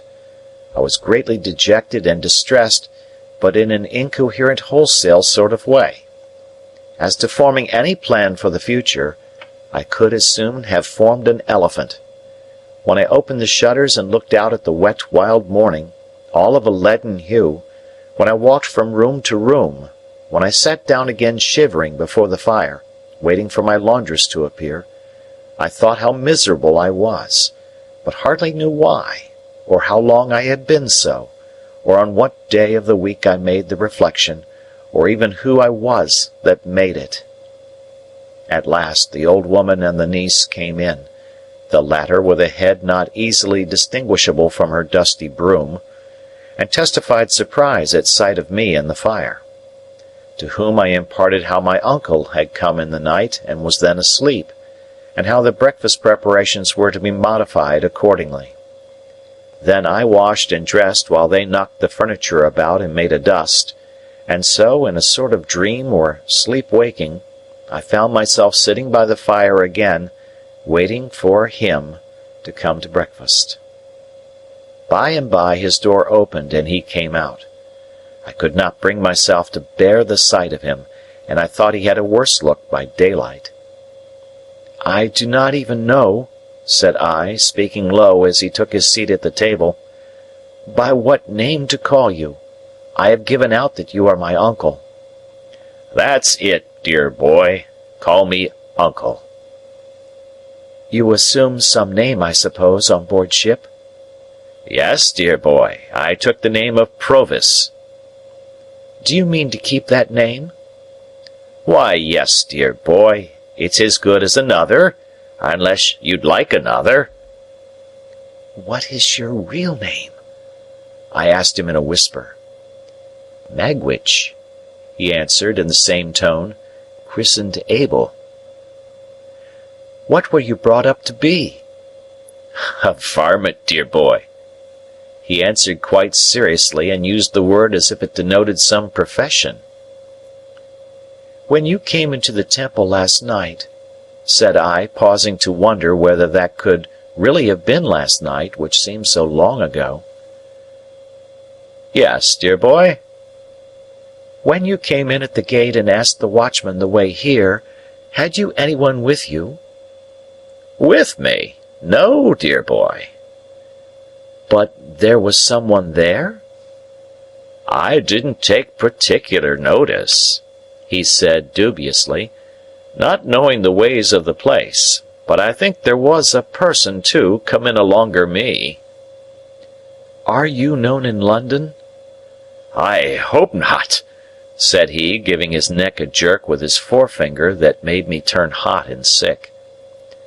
"Were you known in London once?" "Not over and above, dear boy. I was in the provinces mostly." "Were you tried in London?" "Which time?" said he, with a sharp look. "The last time." He nodded. "First knowed Mr. Jaggers that way. Jaggers was for me." It was on my lips to ask him what he was tried for, but he took up a knife, gave it a flourish, and with the words, "And what I done is worked out and paid for," fell to at his breakfast. He ate in a ravenous way that was very disagreeable, and all his actions were uncouth, noisy, and greedy. Some of his teeth had failed him since I saw him eat on the marshes, and as he turned his food in his mouth, and turned his head sideways to bring his strongest fangs to bear upon it, he looked terribly like a hungry old dog. If I had begun with any appetite, he would have taken it away, and I should have sat much as I did, repelled from him by an insurmountable aversion, and gloomily looking at the cloth. "I'm a heavy grubber, dear boy," he said as a polite kind of apology when he made an end of his meal. "But I always was. If it had been in my constitution to be a lighter grubber, I might have got into lighter trouble. Similarly, I must have my smoke. When I was first hired out as shepherd the other side of the world, it's my belief I should have turned into a melancholy mad sheep myself if I hadn't to have my smoke." As he said so, he got up from table, and putting his hand into the breast of the pea-coat he wore, brought out a short black pipe, and a handful of loose tobacco of the kind that is called negro head. Having filled his pipe, he put the surplus tobacco back again, as if his pocket were a drawer. Then he took a live coal from the fire with the tongs and lighted his pipe at it, and then turned round on the hearth-rug with his back to the fire, and went through his favourite action of holding out both his hands for mine.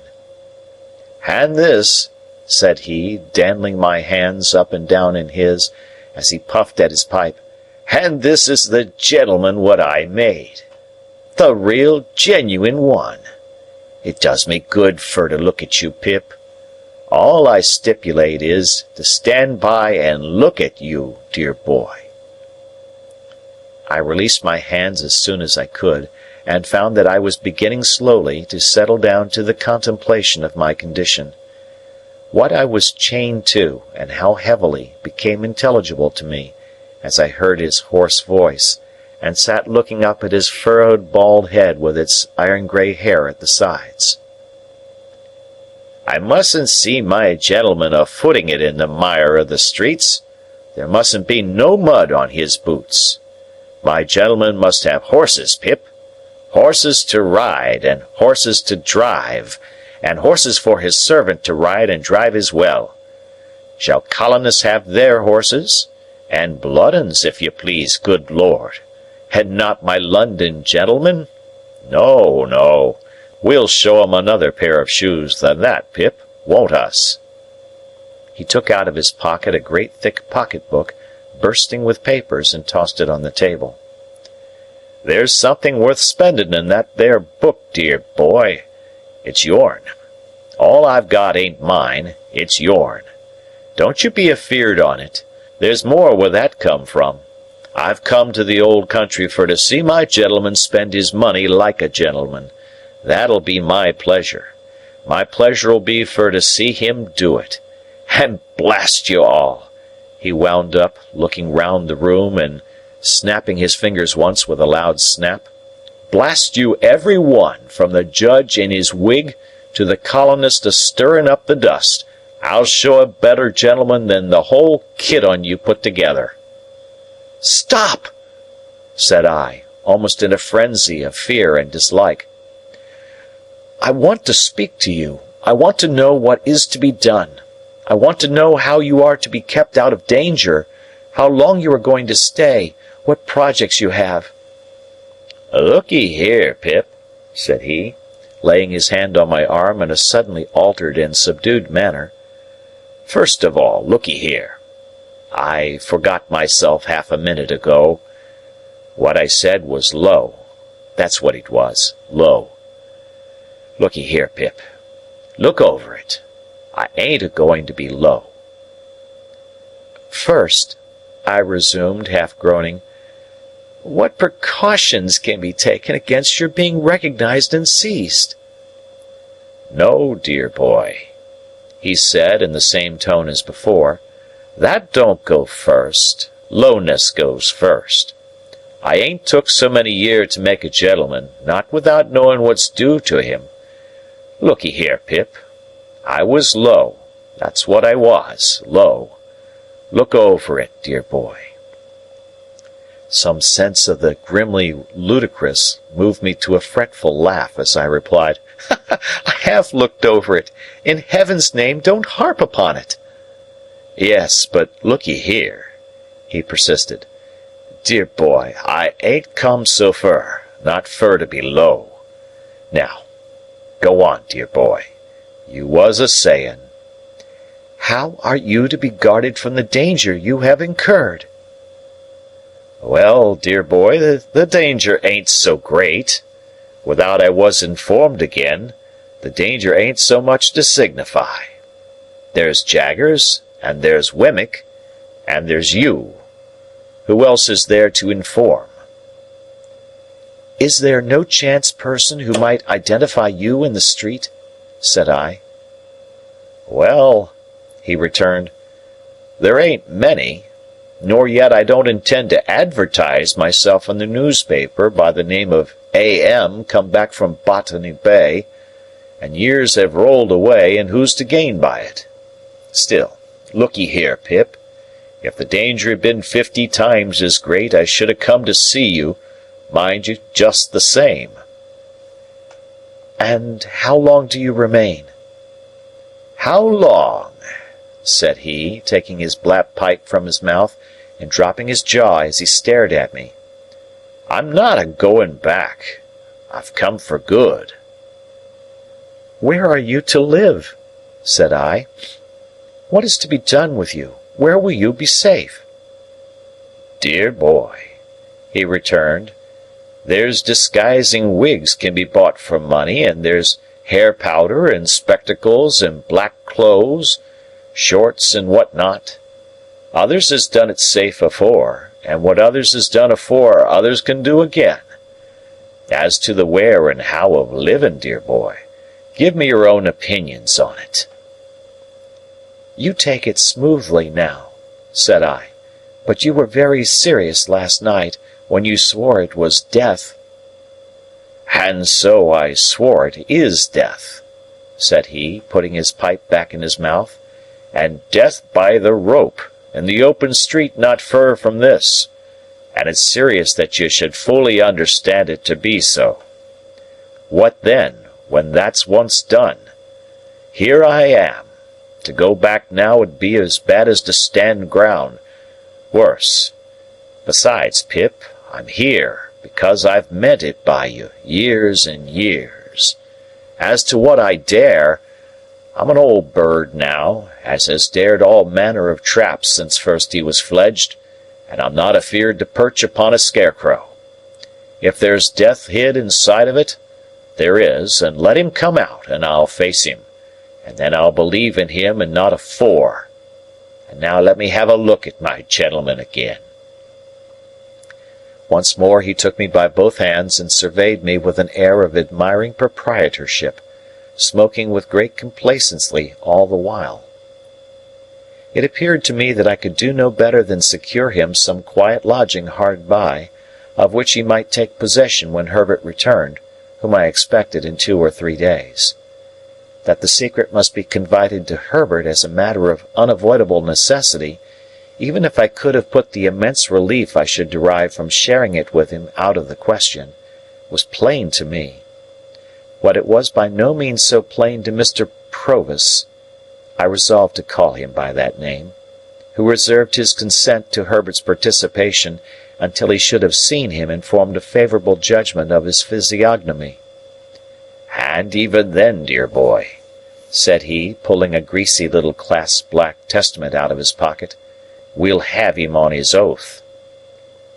To state that my terrible patron carried this little black book about the world solely to swear people on in cases of emergency would be to state what I have never quite established, but this I can say, that I never knew him put it to any other use.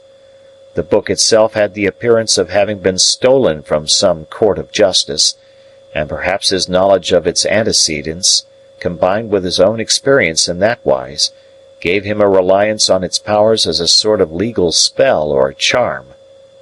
On this first occasion of his producing it, I recalled how he had made me swear fidelity in the churchyard long ago, and how he had described himself last night as always swearing to his resolutions in his solitude. As he was at present dressed in a seafaring slop suit, in which he looked as if he had some parrots and cigars to dispose of, I next discussed with him what dress he should wear. He cherished an extraordinary belief in the virtue of shorts as a disguise, and had in his own mind sketched a dress for himself that would have made him something between a dean and a dentist. It was with considerable difficulty that I won him over to the assumption of a dress more like a prosperous farmer's, and we arranged that he should cut his hair close and wear a little powder. Lastly, as he had not yet been seen by the laundress or her niece, he was to keep himself out of their view until his change of dress was made. It would seem a simple matter to decide on these precautions, but in my dazed, not to say distracted, state, it took so long that I did not get out to further them until 2 or 3 in the afternoon. He was to remain shut up in the chambers while I was gone, and was on no account to open the door. There being to my knowledge a respectable lodging-house in Essex Street, the back of which looked into the Temple, and was almost within hail of my windows, I first of all repaired to that house, and was so fortunate as to secure the second floor for my uncle, Mr. Provis.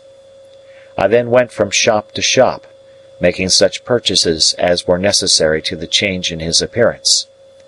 This business transacted, I turned my face, on my own account, to Little Britain. Mr. Jaggers was at his desk, but, seeing me enter, got up immediately and stood before his fire. "Now, Pip," said he, "be careful." "I will, sir," I returned, for coming along I had thought well of what I was going to say. "Don't commit yourself," said Mr. Jaggers, "and don't commit any one. You understand, any one. Don't tell me anything. I don't want to know anything. I am not curious." Of course I saw that he knew the man was come. "I merely want, Mr. Jaggers," said I, "to assure myself that what I have been told is true. I have no hope of its being untrue, but at least I may verify it." Mr. Jaggers nodded. "But did you say told or informed?" he asked me, with his head on one side, and not looking at me, but looking in a listening way at the floor. "Told would seem to imply verbal communication. You can't have verbal communication with a man in New South Wales, you know." "I will say informed, Mr. Jaggers." "Good." "I have been informed by a person named Abel Magwitch that he is the benefactor so long unbeknown to me." "That is the man," said Mr. Jaggers, "in New South Wales." "And only he?" said I. "And only he," said Mr. Jaggers. I am not so unreasonable, sir, as to think you at all responsible for my mistakes and wrong conclusions, but I always supposed it was Miss Havisham. As you say, Pip, returned Mr. Jaggers, turning his eyes upon me coolly, and taking a bite at his forefinger. I am not at all responsible for that. And yet it looks so like it, sir, I pleaded with a downcast heart. Not a particle of evidence, Pip, said Mr. Jaggers, shaking his head and gathering up his skirts. Take nothing on its looks. Take everything on evidence. There's no better rule.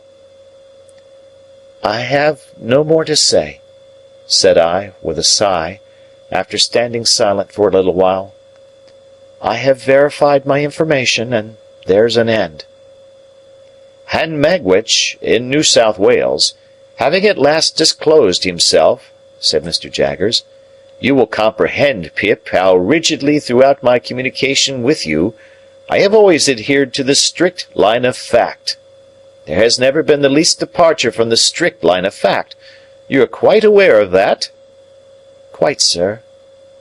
I communicated to Magwitch, in New South Wales, when he first wrote to me from New South Wales, the caution that he must not expect me ever to deviate from the strict line of fact. I also communicated to him another caution. He appeared to me to have obscurely hinted in his letter at some distant idea he had of seeing you in England here. I cautioned him that I must hear no more of that he was not at all likely to obtain a pardon, that he was expatriated for the term of his natural life, and that his presenting himself in this country would be an act of felony, rendering him liable to the extreme penalty of the law. I gave Magwitch that caution, said Mr. Jaggers, looking hard at me. I wrote it to New South Wales. He guided himself by it, no doubt. No doubt, said I. I have been informed by Wemmick, pursued Mr. Jaggers, still looking hard at me, that he has received a letter, under date Portsmouth, from a colonist of the name of Purvis or Provis, I suggested. Or Provis. Thank you, Pip. Perhaps it is Provis. Perhaps you know it's Provis? Yes, said I. You know it's Provis. A letter, under date Portsmouth, from a colonist of the name of Provis, asking for the particulars of your address on behalf of Magwitch.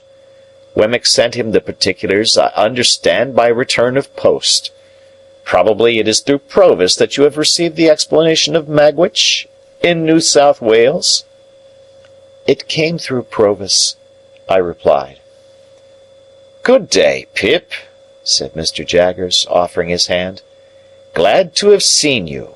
In writing by post to Magwitch, in New South Wales, or in communicating with him through Provis, have the goodness to mention that the particulars and vouchers of our long account shall be sent to you, together with the balance, for there is still a balance remaining. Good day, Pip. We shook hands, and he looked hard at me as long as he could see me. I turned at the door, and he was still looking hard at me, while the two vile casts on the shelf seemed to be trying to get their eyelids open, and to force out of their swollen throats, "Oh, what a man he is!" Wemmick was out, and though he had been at his desk, he could have done nothing for me. I went straight back to the temple, where I found the terrible Provis drinking rum and water and smoking Negro Head, in safety. Next day the clothes I had ordered all came home, and he put them on. Whatever he put on became him less, it dismally seemed to me, than what he had worn before. To my thinking, there was something in him that made it hopeless to attempt to disguise him. The more I dressed him and the better I dressed him, the more he looked like the slouching fugitive on the marshes. This effect on my anxious fancy was partly referable, no doubt, to his old face and manner growing more familiar to me, but I believe, too, that he dragged one of his legs as if there were still a weight of iron on it, and that from head to foot there was convict in the very grain of the man. The influences of his solitary hut life were upon him besides, and gave him a savage air that no dress could tame. Added to these were the influences of his subsequent branded life among men, and, crowning all, his consciousness that he was dodging and hiding now. In all his ways of sitting and standing, and eating and drinking, of brooding about in a high-shouldered, reluctant style, of taking out his great horn-handled jackknife and wiping it on his legs and cutting his food, of lifting light glasses and cups to his lips, as if they were clumsy pannikins, of chopping a wedge off his bread and soaking up with it the last fragments of gravy round and round his plate, as if to make the most of an allowance, and then drying his finger ends on it and then swallowing it. In these ways and 1,000 other small nameless instances arising every minute in the day, there was prisoner, felon, bondsman, plain as plain could be. It had been his own idea to wear that touch of powder, and I had conceded the powder after overcoming the shorts. But I can compare the effect of it, when on, to nothing but the probable effect of rouge upon the dead. So awful was the manner in which everything in him that it was most desirable to repress started through that thin layer of pretense, and seemed to come blazing out of the crown of his head. It was abandoned as soon as tried, and he wore his grizzled hair cut short. Words cannot tell what a sense I had, at the same time, of the dreadful mystery that he was to me. When he fell asleep of an evening, with his knotted hands clenching the sides of the easy-chair, and his bald head tattooed with deep wrinkles falling forward on his breast, I would sit and look at him, wondering what he had done, and loading him with all the crimes in the calendar, until the impulse was powerful on me to start up and fly from him. Every hour so increased my abhorrence of him, that I even think I might have yielded to this impulse in the first agonies of being so haunted, notwithstanding all he had done for me and the risk he ran, but for the knowledge of that Herbert must soon come back. Once I actually did start out of bed in the night, and began to dress myself in my worst clothes, hurriedly intending to leave him there with everything else I possessed, and enlist for India as a private soldier. I doubt if a ghost could have been more terrible to me, up in those lonely rooms in the long evenings and long nights, with the wind and the rain always rushing by.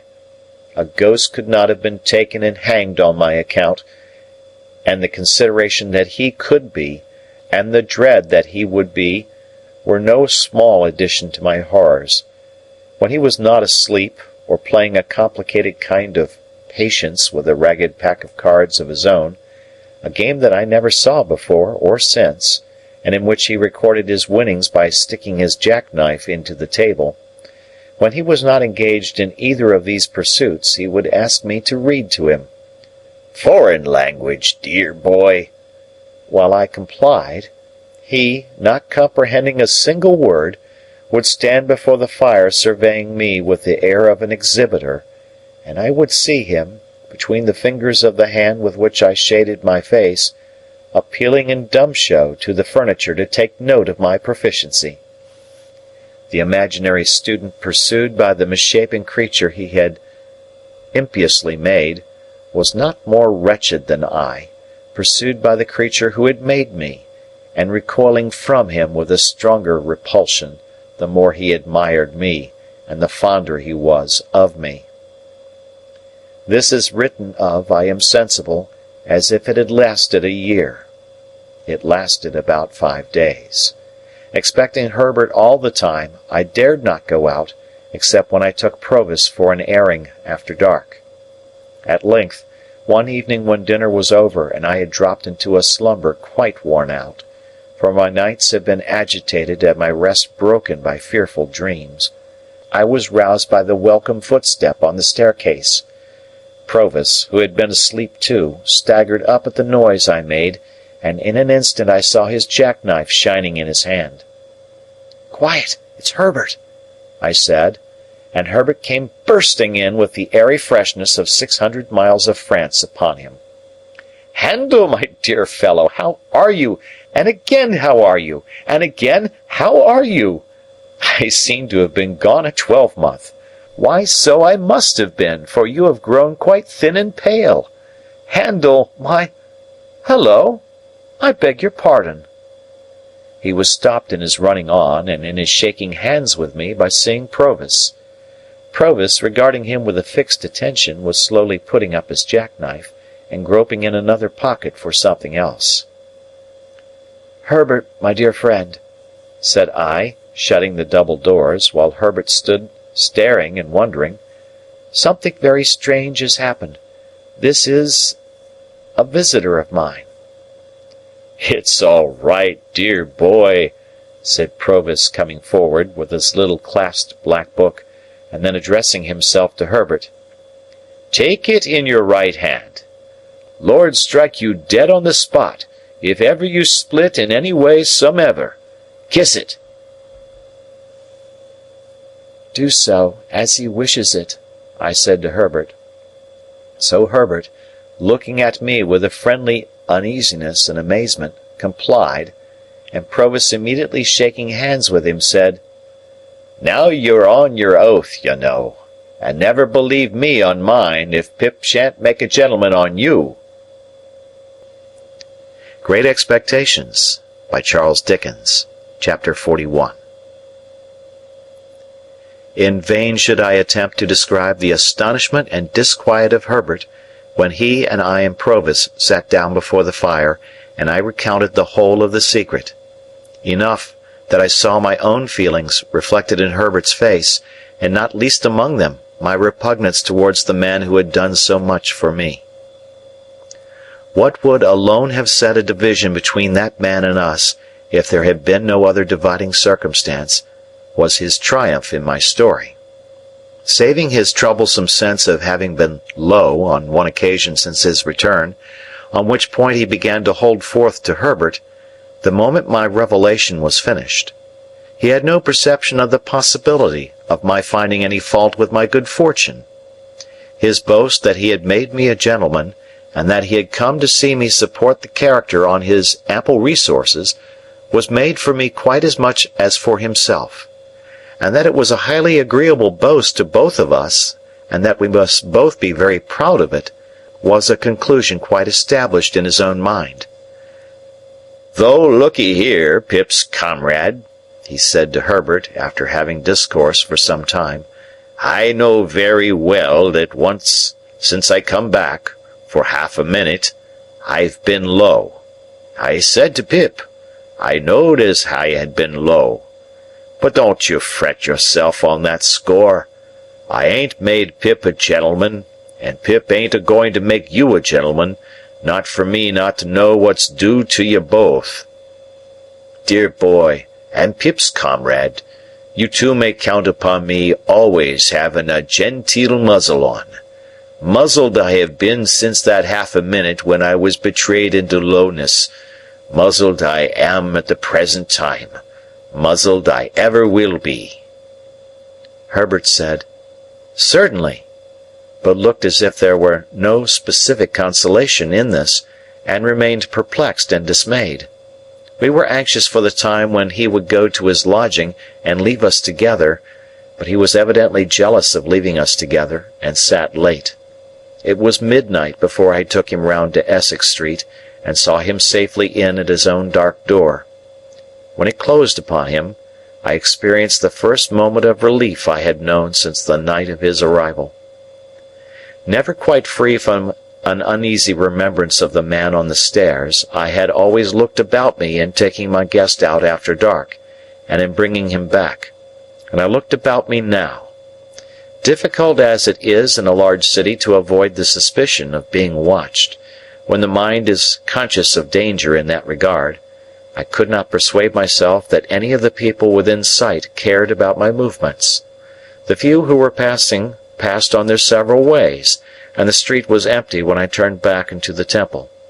Nobody had come out at the gate with us, nobody went in at the gate with me, As I crossed by the fountain, I saw his lighted back windows looking bright and quiet, and when I stood for a few moments in the doorway of the building where I lived, before going up the stairs, Garden Court was as still and lifeless as the staircase was when I ascended it.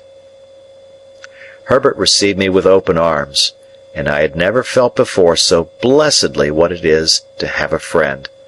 When he had spoken some sound words of sympathy and encouragement, we sat down to consider the question, what was to be done? The chair that Provis had occupied still remaining where it had stood, for he had a barrack way with him of hanging about one spot, in an unsettled manner, and going through one round of observances with his pipe and his negro head and his jackknife and his pack of cards, and what not, as if it were all put down for him on a slate. I say his chair remaining where it had stood, Herbert unconsciously took it, but next moment started out of it, pushed it away, and took another. He had no occasion to say after that he had conceived an aversion for my patron, neither had I occasion to confess my own. We interchanged that confidence without shaping a syllable. "What," said I to Herbert when he was safe in another chair, "what is to be done?" "My poor dear Handel," he replied, holding his head, "I am too stunned to think." "So was I, Handel, when the blow first fell. Still, something must be done. He is intent upon various new expenses, horses and carriages and lavish appearances of all kinds. He must be stopped somehow." "You mean that you can't accept—" "How can I?"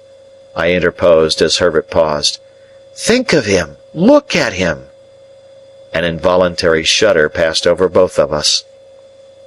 "Yet I am afraid the dreadful truth is, Herbert, that he is attached to me, strongly attached to me.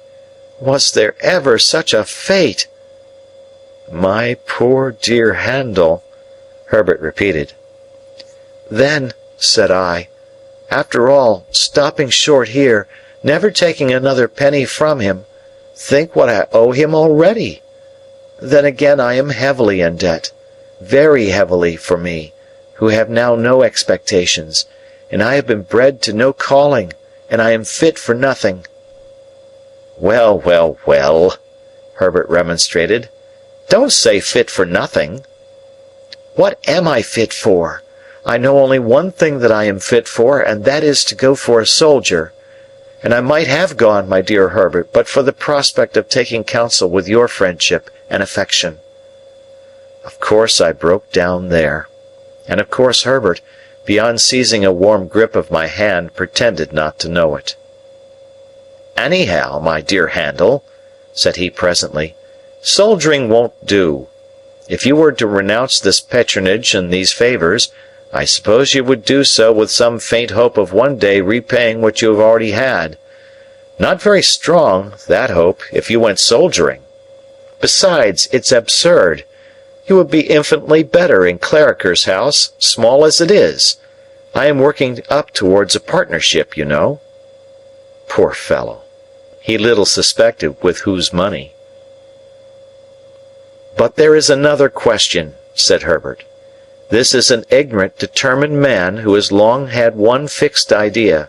More than that, he seems to me, I may misjudge him, to be a man of desperate and fierce character." "I know he is," I returned. "Let me tell you what evidence I have seen of it." And I told him what I had not mentioned in my narrative, of that encounter with the other convict. "See, then," said Herbert, "think of this.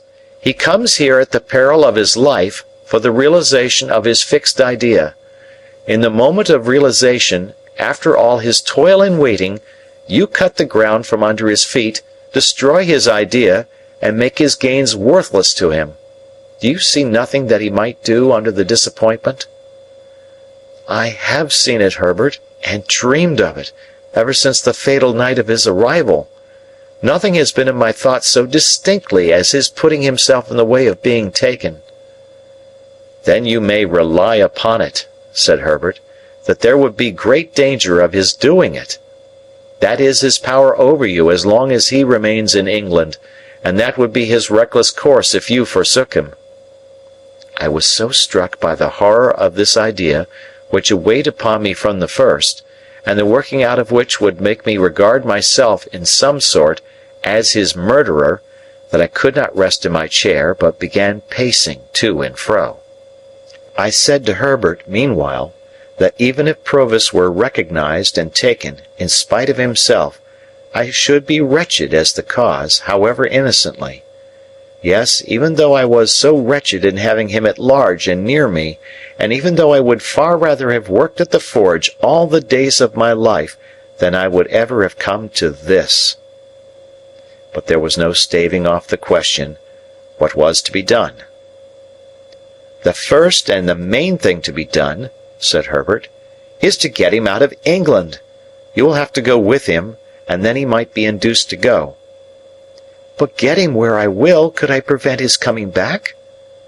"My good Handel, is it not obvious that with Newgate in the next street, there must be far greater hazard in your breaking your mind to him, and making him reckless here, than elsewhere? If a pretext to get him away could be made out of that other convict, or out of anything else in his life now—" "There again!" said I, stopping before Herbert with my open hands held out, as if they contained the desperation of the case. "I know nothing of his life. It has almost made me mad to sit here of a night, and see him before me, so bound up with my fortunes and misfortunes, and yet so unknown to me, except as the miserable wretch who terrified me 2 days in my childhood." Herbert got up, and linked his arm in mine, and we slowly walked to and fro together, studying the carpet. "Handel," said Herbert, stopping, "you feel convinced that you can take no further benefits from him, do you?" "Fully. Surely you would too, if you were in my place?" "And you feel convinced that you must break with him?" "Herbert, can you ask me?" "And you have, and are bound to have, that tenderness for the life he has risked on your account, that you must save him, if possible, from throwing it away. Then you must get him out of England before you stir a finger to extricate yourself. That done, extricate yourself, in heaven's name, and we'll see it out together, dear old boy." It was a comfort to shake hands upon it, and walk up and down again with only that done. "Now, Herbert," said I, "with reference to gaining some knowledge of his history, there is but one way that I know of. I must ask him point blank." "Yes, ask him," said Herbert, "when we sit at breakfast in the morning." For he had said, on taking leave of Herbert, that he would come to breakfast with us. With this project formed, we went to bed. I had the wildest dreams concerning him, and woke unrefreshed. I woke, too, to recover the fear which I had lost in the night, of his being found out as a returned transport. Waking, I never lost that fear. He came round at the appointed time, took out his jackknife, and sat down to his meal. He was full of plans for his gentleman's coming out strong and like a gentleman, and urged me to begin speedily upon the pocket-book which he had left in my possession. He considered the chambers and his own lodging as temporary residences, and advised me to look out at once for a fashionable crib near Hyde Park, in which he could have a shake-down. When he had made an end of his breakfast, and was wiping his knife on his leg, I said to him, without a word of preface, "After you were gone last night, I told my friend of the struggle that the soldiers found you engaged in on the marshes when we came up. You remember?" "Remember?" said he. "I think so." "We want to know something about that man, and about you. It is strange to know no more about either, and particularly you, than I was able to tell last night. Is not this as good a time as another for our knowing more?" "Well," he said, after consideration, "you're on your oath, you know, Pip's comrade." "Assuredly," replied Herbert. "As to anything I say, you know," he insisted, "the oath applies to all." I understand it to do so." "And looky here, whatever I done is worked out and paid for," he insisted again. "So be it." He took out his black pipe, and was going to fill it with negro head, when, looking at the tangle of tobacco in his hand, he seemed to think it might perplex the thread of his narrative. He put it back again, stuck his pipe in a buttonhole of his coat, spread a hand on each knee, and after turning an angry eye on the fire for a few silent moments, looked round at us, and said what follows. Great Expectations, by Charles Dickens, Chapter 42.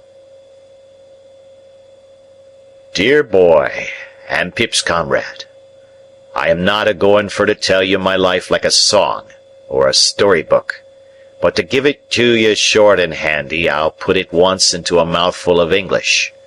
In jail and out of jail, in jail and out of jail, in jail and out of jail. There, you've got it. That's my life pretty much, down to such times as I got shipped off, arter Pip stood my friend. I've been done everything too, pretty well, except hanged. I've been locked up as much as a silver tea kettle. I've been carted here and carted there, put out of this town and put out of that town, and stuck in the stocks and whipped and worried and drove. I've no more notion where I was born than you have, if so much. I first became aware of myself down in Essex, a-thieving turnips for my living. Someone had run away from me, a man, a tinker, and he took the fire with him and left me very cold. I knowed my name to be Magwitch, christened Abel. How did I know it? Much as I knowed the birds' names in the hedges to be chaffinch, sparrow, thrush. I might have thought it was all lies together, only as the birds' names come out true, I supposed mine did. So fur as I could find, there warn't a soul that see young Abel Magwitch, with us little on him as in him, but what caught fright at him, and either drove him off or took him up. I was took up to that extent that I regularly growed up took up. This is the way it was, that when I was a ragged little creature as much to be pitied as ever I see, not that I looked in the glass, for there warn't many insides of furnished houses known to me, I got the name of being hardened. This is a terrible hardened one, they says to prison visitors, picking out me. May be said to live in jails, this boy. Then they looked at me, and I looked at them, and they measured my head, some on 'em. They had better a measured my stomach. And others on 'em give me tracts what I couldn't read, and made me speeches what I couldn't understand. They always went on agin me about the devil. But what the devil was I to do? I must put something into my stomach, mustn't I?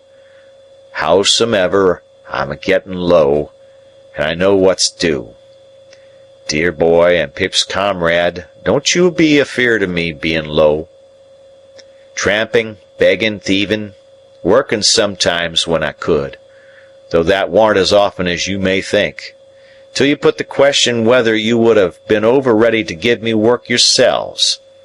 A bit of a poacher, a bit of a laborer, a bit of a wagoner, a bit of a haymaker, a bit of a hawker, a bit of most things that don't pay and lead to trouble. I got to be a man.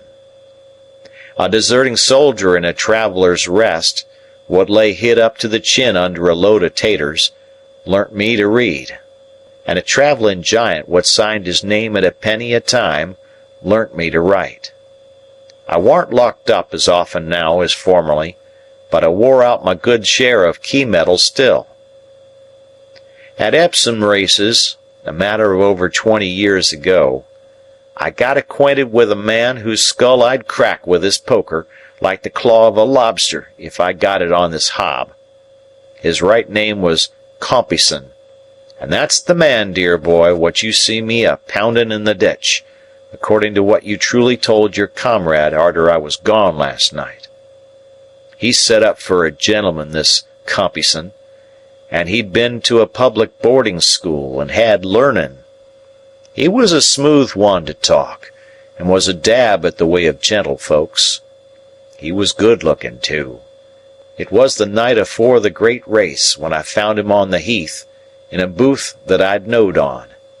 Him and some more was a-sittin' among the tables when I went in, and the landlord, which had a knowledge of me and was a sporting one, called him out and said, "I think this is a man that might suit you," meaning I was. Compeyson, he looks at me very noticing, and I look at him.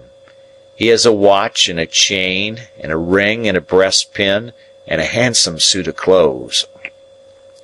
"To judge from appearances, you're out of luck," says Compeyson to me. "Yes, master, and I've never been in it much. I had come out of Kingston jail last on a vagrancy committal. Not but what it might have been for something else, but it warn't." "Luck changes," says Compeyson. "Perhaps yours is going to change."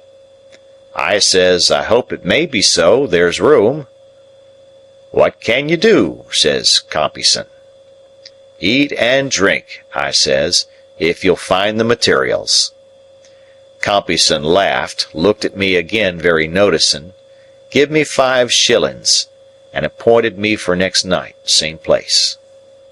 I went to Compeyson next night, same place, and Compeyson took me on to be his man and pardner.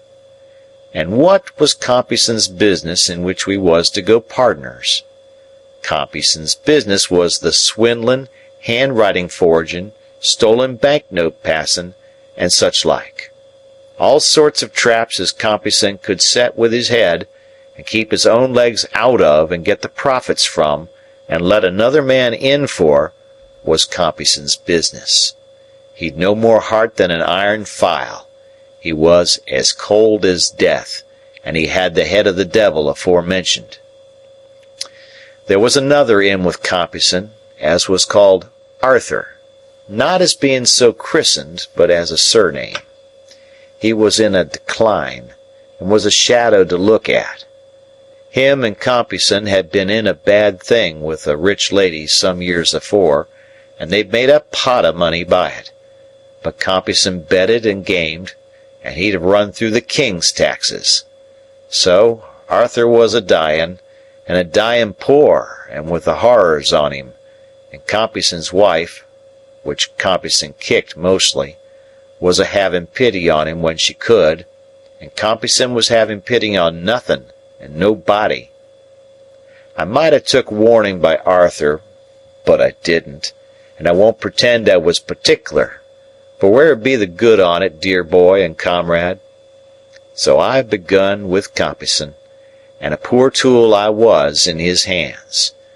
Arthur lived at the top of Compeyson's house, over nigh Brentford it was, and Compeyson kept a careful account agin him for board and lodgin', in case he should ever get better to work it out. But Arthur soon settled the account.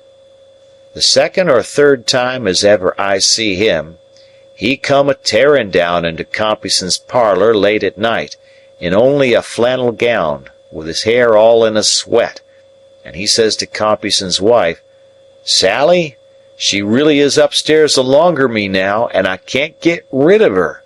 She's all in white," he says, "with white flowers in her hair, and she's awful mad, and she's got a shroud hanging over her arm, and she says she'll put it on me at 5 in the morning." Says Compeyson, "Why, you fool, don't you know she's got a living body? And how should she be up there, without coming through the door, or in at the window, and up the stairs?" "I don't know how she's there," says Arthur, shaking dreadful with the horrors, "but she's standing in the corner at the foot of the bed, awful mad, and over where her heart's broke, you broke it, there's drops of blood." Compeyson spoke hearty, but he was always a coward. "Go up alonger this drivellin' sick man," he says to his wife, "and Magwitch, lend her a hand, will ye? and he never come nigh himself. Compeyson's wife and me took him up to bed again, and he raved most dreadful. "Why, look at her!" he cries out. "She's a-shaking the shroud at me. Don't you see her? Look at her eyes. Ain't it awful to see her so mad?" Next he cries, "She'll put it on me, and then I'm done for. Take it away from her, take it away." And then he catched hold of us and kept on a-talking to her and answering of her, till I half believed I see her myself. Compeyson's wife, being used to him, give him some liquor to get the horrors off, and by he quieted. "Ho, she's gone. Has her helper been for her?" he says. "Yes," says Compeyson's wife. "Did you tell him to lock her and bar her in?" "Yes." "And to take that ugly thing away from her?" "Yes, yes, all right." "You're a good creature," he says, "and don't leave me whatever you do, and thank you." He rested pretty quiet till it might want a few minutes of 5, and then he starts up with a scream and screams out, "Here she is! She's got the shroud again. She's unfolding it. She's coming out of the corner. She's coming to the bed. Hold me, both on you, one on each side. Don't let her touch me with it. Ha! She missed me that time. Don't let her throw it over my shoulders. Don't let her lift me up to get it round me. She's lifting me up. Keep me down." Then he lifted himself up hard and was dead. Compeyson took it easy as a good riddance for both sides. Him and me was soon busy, and first he swore me, being ever artful, on my own book, dis here little black book, dear boy, what I swore your comrade on. Not to go into the things that Compeyson planned, and I done, which 'ud take a week, I'll simply say to you, dear boy, and Pip's comrade, that man got me into such nets as made me his black slave. I was always in debt to him, always under his thumb, always a-working, always a-getting into danger. He was younger than me, but he got craft, and he got learning, and he overmatched me 500 times told, and no mercy. My missus as I had the hard time with. Stop, though, I ain't brought her in." He looked about him in a confused way, as if he had lost his place in the book of his remembrance, and he turned his face to the fire, and spread his hands broader on his knees, and lifted them off and put them on again. "There ain't no need to go into it," he said, looking round once more. "The time with Compeyson was almost as hard a time as ever I had. That said, all's said. Did I tell you as I was tried, alone, for misdemeanor, while with Compeyson?" I answered, "No." "Well," he said, "I was, and got convicted. As to took up on suspicion, that was twice or 3 times in the 4 or 5 years that it lasted, but evidence was wanting. At last, me and Compeyson was both committed for felony, on a charge of putting stolen notes in circulation, and there was other charges behind. Compeyson says to me, separate defenses, no communication, and that was all. And I was so miserable poor that I sold all the clothes I had, except what hung on my back, afore I could get Jaggers. When we was put in on the dock, I noticed first of all what a gentleman Compeyson looked, with his curly hair, and his black clothes, and his white pocket handkerchief, and what a common sort of wretch I looked. When the prosecution opened and the evidence was put short aforehand, I noticed how heavy it all bore on me, and how light on him. When the evidence was give in the box, I noticed how it was always me that had come forward, and could be swore to, how it was always me that the money had been paid to, how it was always me that it seemed to work the thing and get the profit. But when the defense come on, then I see the plan plainer, For, says the counsellor for Compeyson, my lord and gentlemen, here you has afore you, side by side, two persons as your eyes can separate wide. One, the younger, well brought up, who will be spoke to as such. One, the elder, ill brought up, who will be spoke to as such. One, the younger, seldom have ever seen of these here transactions, and only suspected. T'other, the elder, always seen in 'em, and always with his guilt brought home. Can you doubt, if there is but one in it, which is the one, and, if there is two in it, which is much the worst one? And such like. And when it come to character, warn't it Compeyson as had been to the school, and warn't it his schoolfellows as was in this position and in that, and warn't it him as had been knowed by witnesses in such clubs and societies, and nowt to his disadvantage? And warn't it me as had been tried afore, and has been knowed up hill and down dale in bridewells and lock-ups? And when it come to speech-making, warn't it Compeyson as could speak to 'em with his face dropping every now and then into his white pocket-handkercher? Ha! And with verses in his speech, too. And warn't it me as could only say, Gentlemen, this man at my side is a most precious rascal. And when the verdict come, warn't it Compeyson as was recommended to mercy on account of good character and bad company, and giving up all the information he could again me, and warn't it me as got never a word but guilty? And when I says to Compeyson, once out of this court, I'll smash that face of yourn, ain't it Compeyson as prays the judge to be protected, and gets two turnkeys stood betwixt us? And when we're sentenced, ain't it him as gets 7 year, and me 14? And ain't it him as the judge is sorry for, because he might have done so well, and ain't it me as the judge perceives to be an old offender of violent passion, likely to come to worse? He had worked himself into a state of great excitement, but he checked it, took 2 or 3 short breaths, swallowed as often, and stretching out his hand toward me, said in a reassuring manner, I ain't a-going to be low, dear boy. He had so heated himself that he took out his handkerchief and wiped his face and head and neck and hands before he could go on.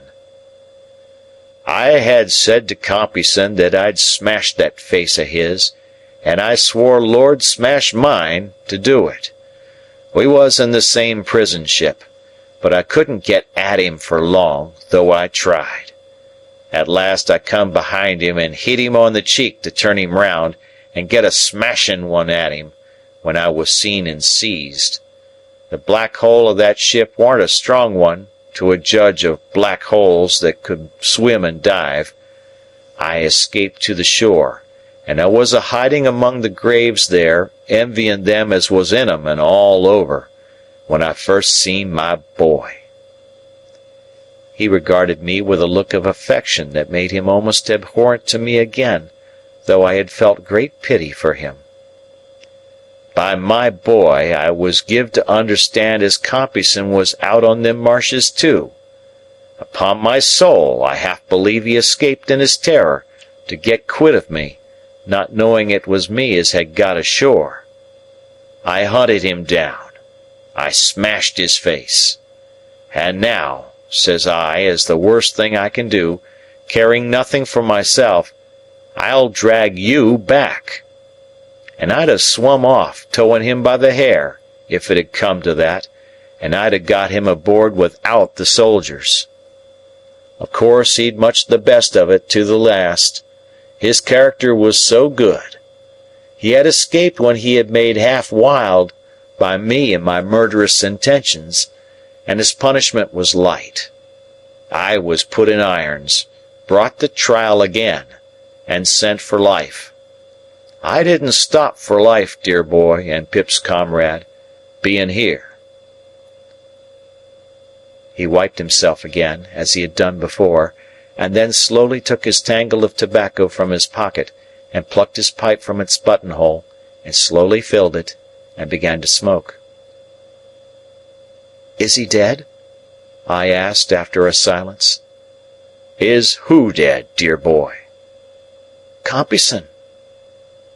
"He hopes I am if he's alive, you may be sure," with a fierce look. "I never heerd no more of him." Herbert had been writing with his pencil in the cover of a book.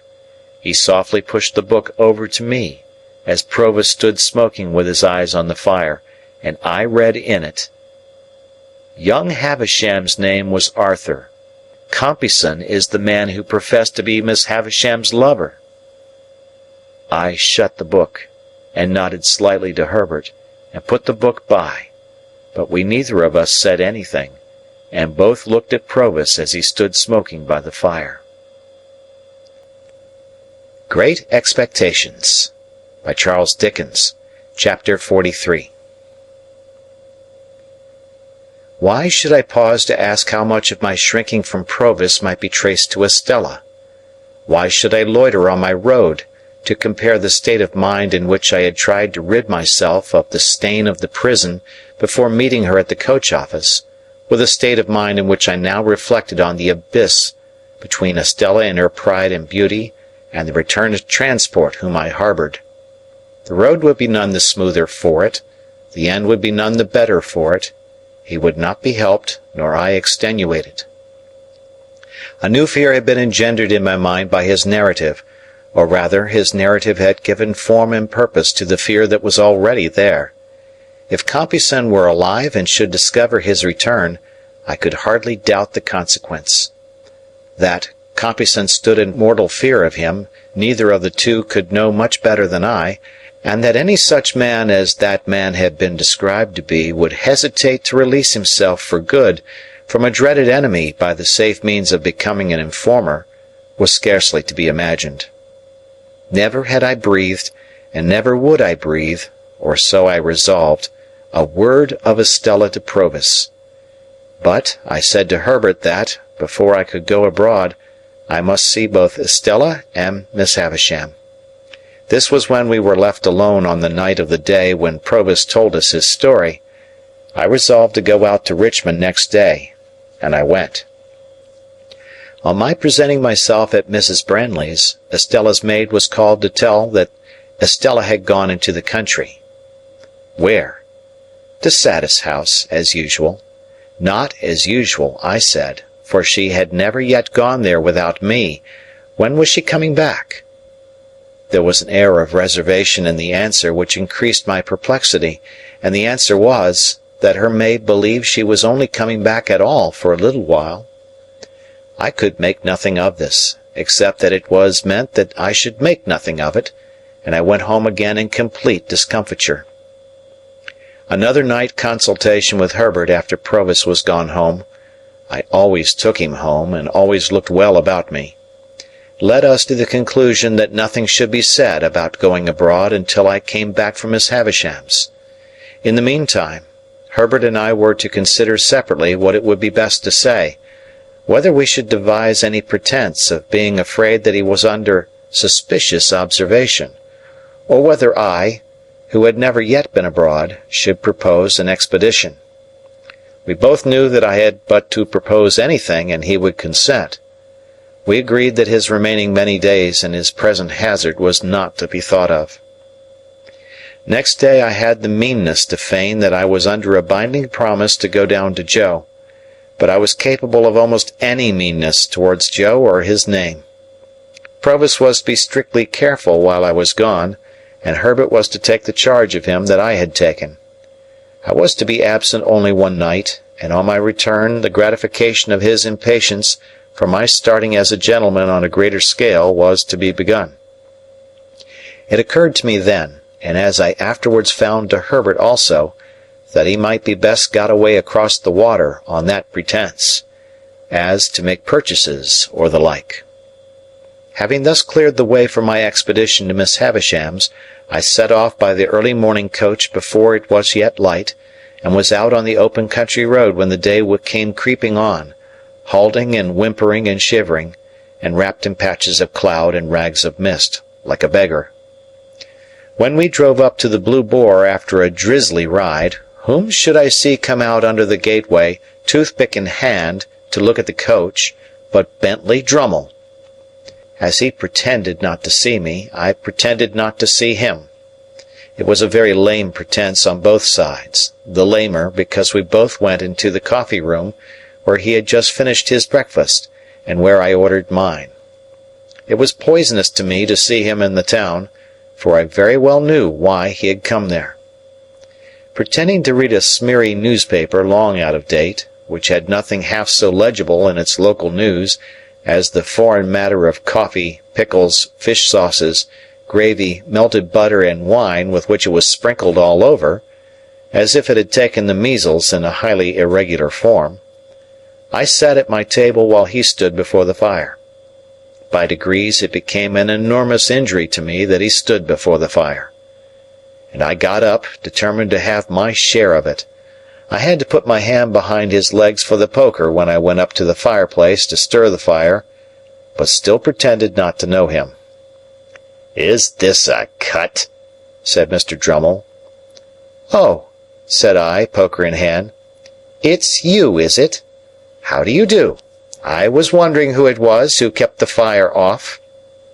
With that I poked tremendously, and having done so, planted myself side by side with Mr. Drummle, my shoulders squared and my back to the fire. "You have just come down," said Mr. Drummle, edging me a little away with his shoulder. "Yes," said I, edging him a little away with my shoulder. "Beastly place," said Drummle. "Your part of the country, I think?" "Yes," I assented. "I am told it's very like your Shropshire." "Not in the least like it," said Drummle. Here Mr. Drummle looked at his boots and I looked at mine, and then Mr. Drummle looked at my boots and I looked at his. "Have you been here long?"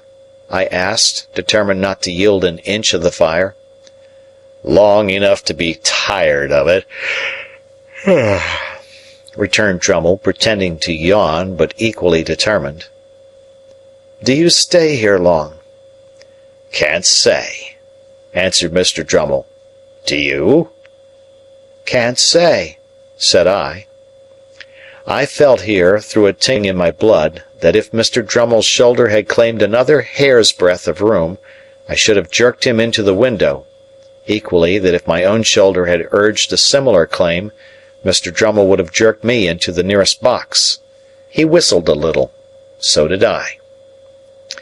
"Large tract of marshes about here, I believe?" said Drummle. "Yes. What of that?" said I. Mr. Drummle looked at me and then at my boots and said, "Ho!" and laughed. "Are you amused, Mr. Drummle?" "No," said he. "Not particularly. I'm going out for a ride in the saddle. I mean to explore those marshes for amusement. Out-of-the-way villages there, they tell me. Curious little public-houses, and smithies, and that. Waiter!" "Yes, sir."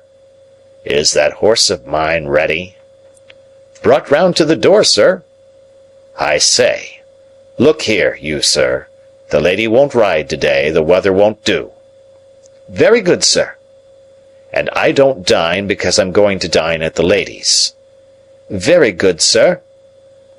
Then Drummle glanced at me with an insolent triumph on his great jowled face that cut me to the heart, dull as he was, and so exasperated me that I felt inclined to take him in my arms, as the robber in the story-book is said to have taken the old lady, and seat him on the fire. One thing was manifest to both of us, and that was, that until relief came, neither of us could relinquish the fire. There we stood, well squared up before it, shoulder to shoulder and foot to foot, with our hands behind us, not budging an inch. The horse was visible outside in the drizzle at the door. My breakfast was put on the table. Drummle's was cleared away. The waiter invited me to begin. I nodded. We both stood our ground. "Have you been to the grove since?" said Drummle.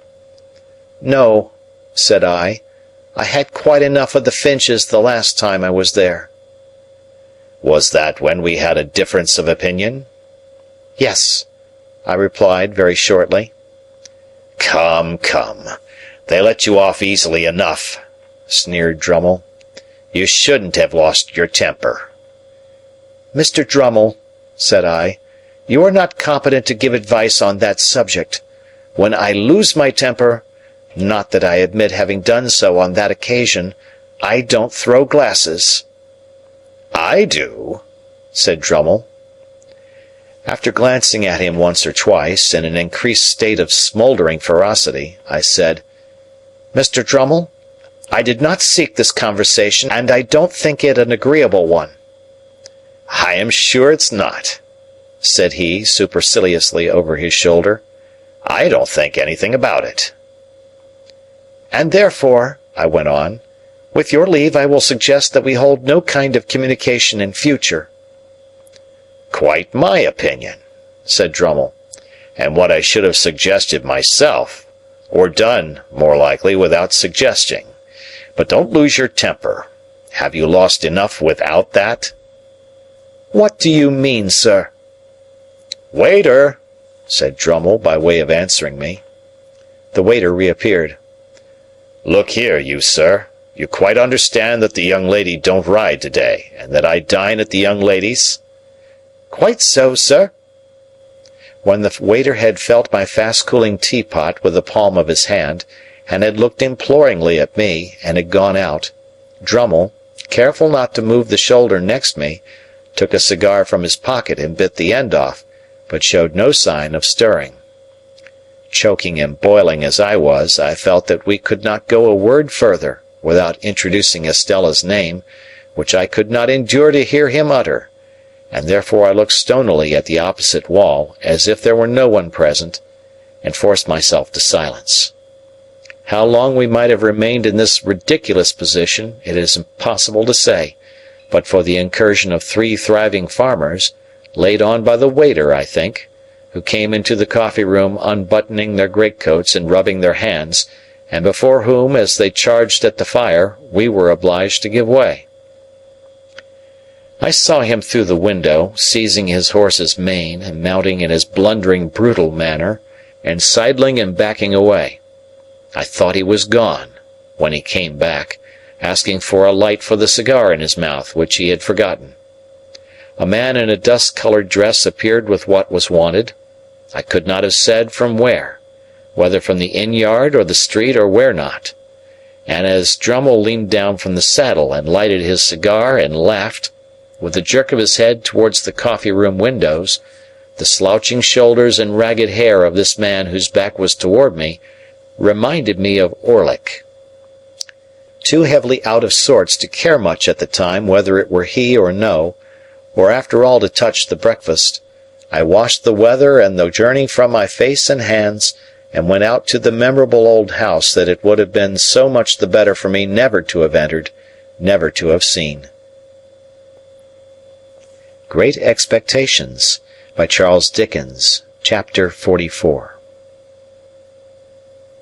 In the room where the dressing-table stood, and where the wax candles burnt on the wall, I found Miss Havisham and Estella. Miss Havisham seated on a settee near the fire, and Estella on a cushion at her feet. Estella was knitting, and Miss Havisham was looking on. They both raised their eyes as I went in, and both saw an alteration in me. I derived that from the look they interchanged. "And what wind," said Miss Havisham, "blows you here, Pip?" Though she looked steadily at me, I saw that she was rather confused. Estella, pausing a moment in her knitting with her eyes upon me, and then going on, I fancied that I read in the action of her fingers, as plainly as if she had told me in the dumb alphabet, that she perceived I had discovered my real benefactor. "Miss Havisham," said I went to Richmond yesterday to speak to Estella, and finding that same wind had blown her here, I followed." Miss Havisham motioning to me for the 3rd or 4th time to sit down, I took the chair by the dressing-table, which I had often seen her occupy. With all that ruin at my feet and about me, It seemed a natural place for me that day. What I had to say to Estella, Miss Havisham, I will say before you, presently, in a few moments. It will not surprise you. It will not displease you. I am as unhappy as you can ever have meant me to be. Miss Havisham continued to look steadily at me. I could see in the action of Estella's fingers as they worked that she attended to what I said, but she did not look up. I have found out who my patron is. It is not a fortunate discovery, and it is not likely ever to enrich me in reputation, station, fortune, or anything. There are reasons why I must say no more of that. It is not my secret, but another's. As I was silent for a while, looking at Estella and considering how to go on, Miss Havisham repeated, "It is not your secret, but another's? Well?"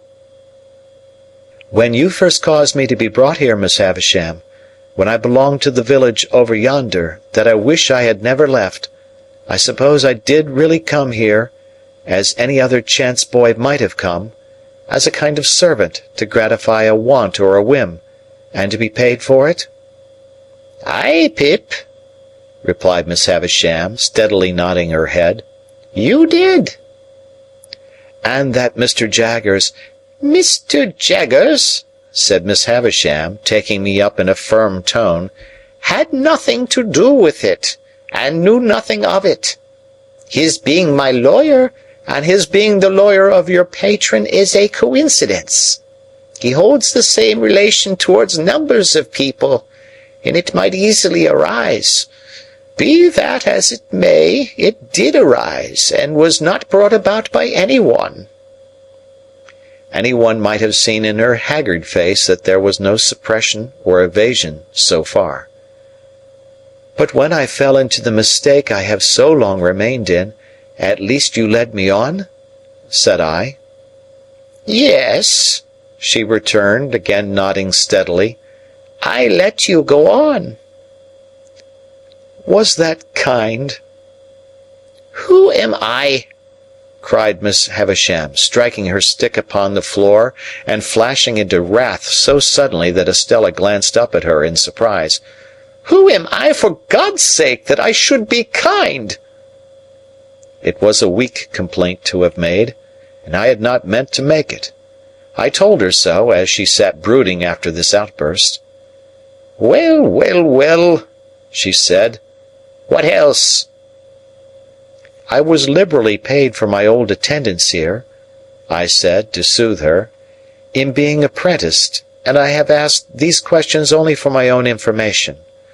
What follows has another, and I hope more disinterested, purpose.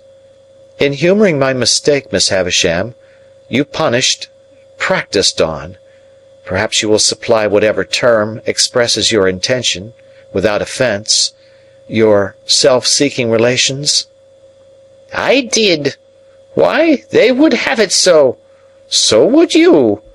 What has been my history, that I should be at the pains of entreating either them or you not to have it so? You made your own snares. I never made them." Waiting until she was quiet again, for this too flashed out of her in a wild and sudden way, I went on. "I have been thrown among one family of your relations, Miss Havisham, and have been constantly among them since I went to London. I know them to have been as honestly under my delusion as I myself, and I should be false and base if I did not tell you, whether it is acceptable to you or no, and whether you are inclined to give credence to it or not, that you deeply wrong both Mr. Matthew Pocket and his son Herbert, if you suppose them to be otherwise than generous, upright, open, and incapable of anything designing or mean." "They are your friends," said Miss Havisham. "They made themselves my friends," said I, "when they supposed me to have superseded them, and when Sarah Pocket, Miss Georgiana, and Mistress Camilla were not my friends, I think." This contrasting of them with the rest seemed, I was glad to see, to do them good with her. She looked at me keenly for a little while, and then said quietly, What do you want for them?" "Only," said I, "that you would not confound them with the others. They may be of the same blood, but, believe me, they are not of the same nature." Still looking at me keenly, Miss Havisham repeated, "What do you want for them?" "I am not so cunning, you see," I said in answer, conscious that I reddened a little, "as that I could hide from you, even if I desired, that I do want something. Miss Havisham, if you would spare the money to do my friend Herbert a lasting service in life, but which from the nature of the case must be done without his knowledge, I could show you how." "Why must it be done without his knowledge?" she asked, settling her hands upon her stick, that she might regard me the more attentively. "Because," said I began the service myself more than 2 years ago, without his knowledge, and I don't want to be betrayed. Why I fail in my ability to finish it, I cannot explain. It is part of the secret which is another's and not mine." She gradually withdrew her eyes from me and turned them on the fire. After watching it for what appeared in the silence and by the light of the slowly wasting candles to be a long time, she was roused by the collapse of some of the red coals, and looked towards me again, at first vacantly, then with a gradually concentrating attention. All this time Estella knitted on. When Miss Havisham had fixed her attention on me, she said, speaking as if there had been no lapse in our dialogue, "What else?" "Estella," said I, turning to her now, and trying to command my trembling voice, "you know I love you. You know that I have loved you long and dearly." She raised her eyes to my face, on being thus addressed, and her fingers plied their work, and she looked at me with an unmoved countenance. I saw that Miss Havisham glanced from me to her, and from her to me. I should have said this sooner, but for my long mistake. It induced me to hope that Miss Havisham meant us for one another. While I thought you could not help yourself, as it were, I refrained from saying it, but I must say it now. Preserving her unmoved countenance, and with her fingers still going, Estella shook her head. "I know," said I, in answer to that action, "I know. I have no hope that I shall ever call you mine, Estella. I am ignorant what may become of me very soon, how poor I may be, or where I may go. Still, I love you. I have loved you ever since I first saw you in this house." Looking at me perfectly unmoved and with her fingers busy, she shook her head again. "It would have been cruel in Miss Havisham, horribly cruel, to practice on the susceptibility of a poor boy, and to torture me through all these years with a vain hope and an idle pursuit, if she had reflected on the gravity of what she did. But I think she did not. I think that, in the endurance of her own trial, she forgot mine, Estella." I saw Miss Havisham put her hand to her heart and hold it there, as she sat looking by turns at Estella and at me. "It seems," said Estella very calmly, "that there are sentiments, fancies, I don't know how to call them, which I am not able to comprehend. When you say you love me, I know what you mean, as a form of words, but nothing more. You address nothing in my breast. You touch nothing there. I don't care for what you say at all. I have tried to warn you of this, now, have I not?" I said in a miserable manner, "Yes." "Yes, but you would not be warned, for you thought I did not mean it. Now, did you not think so?" "I thought and hoped you could not mean it. You, so young, untried, and beautiful, Estella. Surely it is not in nature." "It is in my nature," she returned. And then she added, with a stress upon the words, "It is in the nature formed within me. I make a great difference between you and all other people when I say so much. I can do no more." "Is it not true," said I, "that Bentley Drummle is in town here and pursuing you?" "It is quite true," she replied, referring to him with the indifference of utter contempt. "That you encourage him and ride out with him, and that he dines with you this very day?" She seemed a little surprised that I should know it, but again replied, "Quite true." "You cannot love him, Estella." Her fingers stopped for the first time as she retorted rather angrily, "What have I told you? Do you still think, in spite of it, that I do not mean what I say?" "You would never marry him, Estella?" She looked towards Miss Havisham, and considered for a moment with her work in her hands. Then she said, "Why not tell you the truth? I am going to be married to him." I dropped my face into my hands, but was able to control myself better than I could have expected, considering what agony it gave me to hear her say those words. When I raised my face again, there was such a ghastly look upon Miss Havisham's that it impressed me, even in my passionate hurry and grief. "Estella, dearest Estella, do not let Miss Havisham lead you into this fatal step. Put me aside for ever. You have done so, I well know, but bestow yourself on some worthier person than Drummle. Miss Havisham gives you to him as the greatest slight and injury that could be done to the many far better men who admire you, and to the few who truly love you. Among those few there may be one who loves you even as dearly, though he has not loved you as long as I. Take him, and I can bear it better for your sake." My earnestness awoke a wonder in her that seemed as if it would have been touched with compassion if she could have rendered me at all intelligible to her own mind. "I am going," she said again in a gentler voice, "to be married to him. The preparations for my marriage are making, and I shall be married soon. Why do you injuriously introduce the name of my mother by adoption? It is my own act." "Your own act, Estella, to fling yourself away upon a brute?" "On whom should I fling myself away?" she retorted with a smile. "Should I fling myself away upon the man who would the soonest feel, if people do feel such things, that I took nothing to him? There, it is done. I shall do well enough, and so will my husband. As to leading me into what you call this fatal step, Miss Havisham would have had me wait, and not marry yet, but I am tired of the life I have led, which has very few charms for me, and I am willing enough to change it. Say no more. We shall never understand each other." "Such a mean brute! Such a stupid brute!"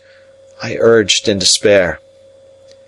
"Don't be afraid of my being a blessing to him," said Estella. "I shall not be that. Come, here is my hand. Do we part on this, you visionary boy, or man?" "Oh, Estella!" I answered, as my bitter tears fell fast on her hand, do what I would to restrain them. "Even if I remained in England and could hold my head up with the rest, how could I see you Drummle's wife?" "Nonsense," she returned. "Nonsense. This will pass in no time." "Never, Estella." "You will get me out of your thoughts in a week." "Out of my thoughts! You are part of my existence, part of myself.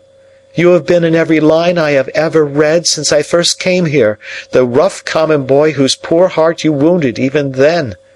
You have been in every prospect I have ever seen since, on the river, on the sails of the ships, on the marshes, in the clouds, in the light, in the darkness, in the wind, in the woods, in the sea, in the streets. You have been the embodiment of every graceful fancy that my mind has ever become acquainted with.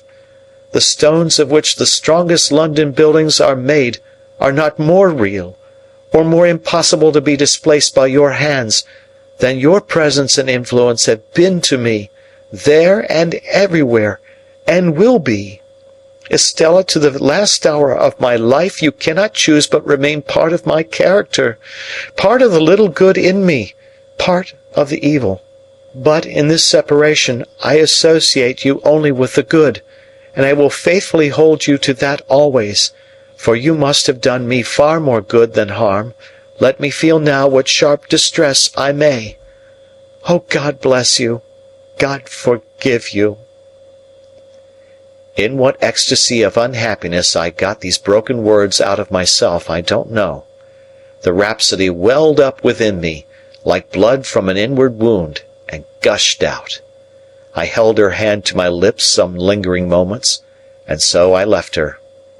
But ever afterwards I remembered, and soon afterwards with stronger reason, that while Estella looked at me merely with incredulous wonder, the spectral figure of Miss Havisham, her hand still covering her heart, seemed all resolved into a ghastly stare of pity and remorse. All done, all gone. So much was done and gone that when I went out at the gate, the light of the day seemed of a darker colour than when I went in. For a while I hid myself among some lanes and bypaths, and then struck off to walk all the way to London. For I had by that time come to myself so far as to consider that I could not go back to the inn and see Drummle there, that I could not bear to sit upon the coach and be spoken to, that I could do nothing half so good for myself as tire myself out. It was past midnight when I crossed London Bridge, pursuing the narrow intricacies of the streets which at that time tended westward near the Middlesex shore of the river. My readiest access to the temple was close by the riverside, through Whitefriars. I was not expected till tomorrow, but I had my keys, and if Herbert were gone to bed, could get to bed myself without disturbing him. As it seldom happened that I came in at that Whitefriars gate after the temple was closed, and as I was very muddy and weary, I did not take it ill that the night porter examined me with much attention as he held the gate a little way open for me to pass in. To help his memory I mentioned my name. "I was not quite sure, sir, but I thought so. Here's a note, sir. The messenger that brought it said you would be so good as read it by my lantern." Much surprised by the request, I took the note. It was directed to Philip Pip, Esquire, and on the top of the superscription were the words, "Please read this here." I opened it, the watchman holding up his light, and read inside, in Wemmick's writing, "Don't go home." Great Expectations, by Charles Dickens, Chapter 45. Turning from the Temple Gate as soon as I had read the warning, I made the best of my way to Fleet Street, and there got a late hackney chariot, and drove to the Hummans in Covent Garden. In those times a bed was always to be got there at any hour of the night, and the chamberlain, letting me in at his ready wicket, lighted the candle next in order on his shelf, and showed me straight into the bedroom next in order on his list. It was a sort of vault on the ground floor at the back, with a despotic monster of a four-post bedstead in it, straddling over the whole place, putting one of his arbitrary legs into the fireplace and another into the doorway, and squeezing the wretched little washing-stand in quite a divinely righteous manner. As I had asked for a night-light, the chamberlain had brought me in, before he left me, the good old constitutional rushlight of those virtuous days, an object like the ghost of a walking-cane, which instantly broke its back if it were touched, which nothing could ever be lighted at, and which was placed in solitary confinement at the bottom of a high tin tower, perforated with round holes that made a staringly wide-awake pattern on the walls. When I had got into bed and lay there footsore, weary, and wretched, I found that I could no more close my own eyes than I could close the eyes of this foolish Argus, and thus, in the gloom and death of the night, we stared at one another. What a doleful night!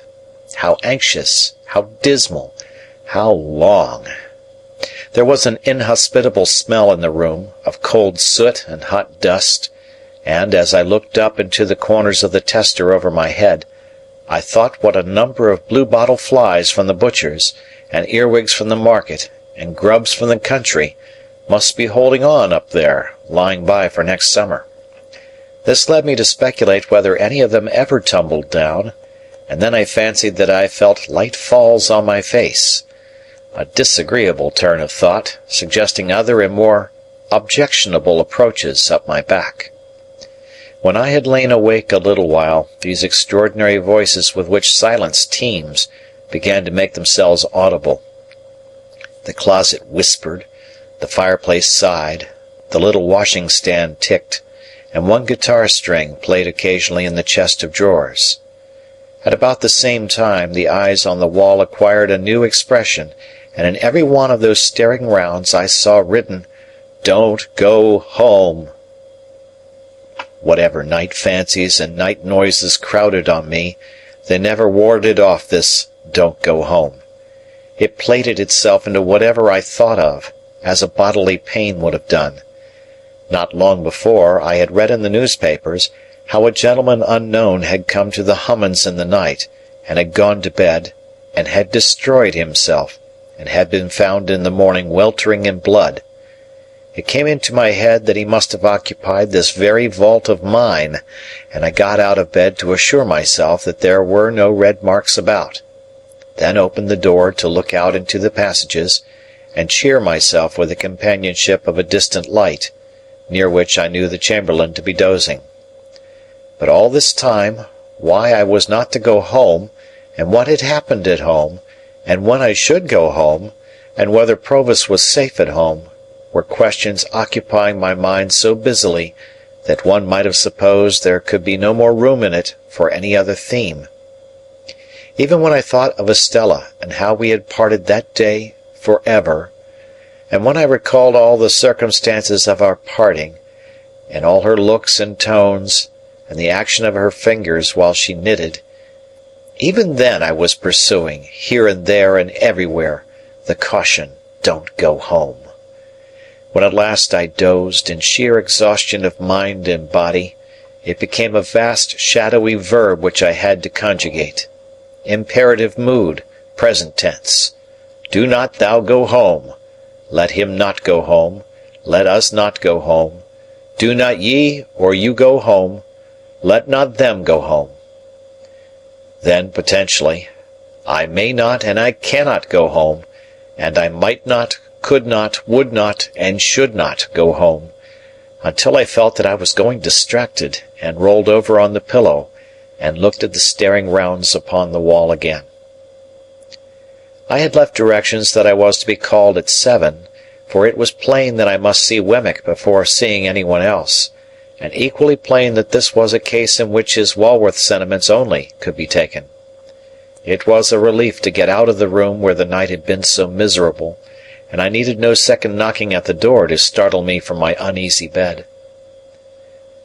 The castle battlements arose upon my view at 8 o'clock. The little servant happening to be entering the fortress with 2 hot rolls, I passed through the postern and crossed the drawbridge in her company, and so came without announcement into the presence of Wemmick as he was making tea for himself and the aged.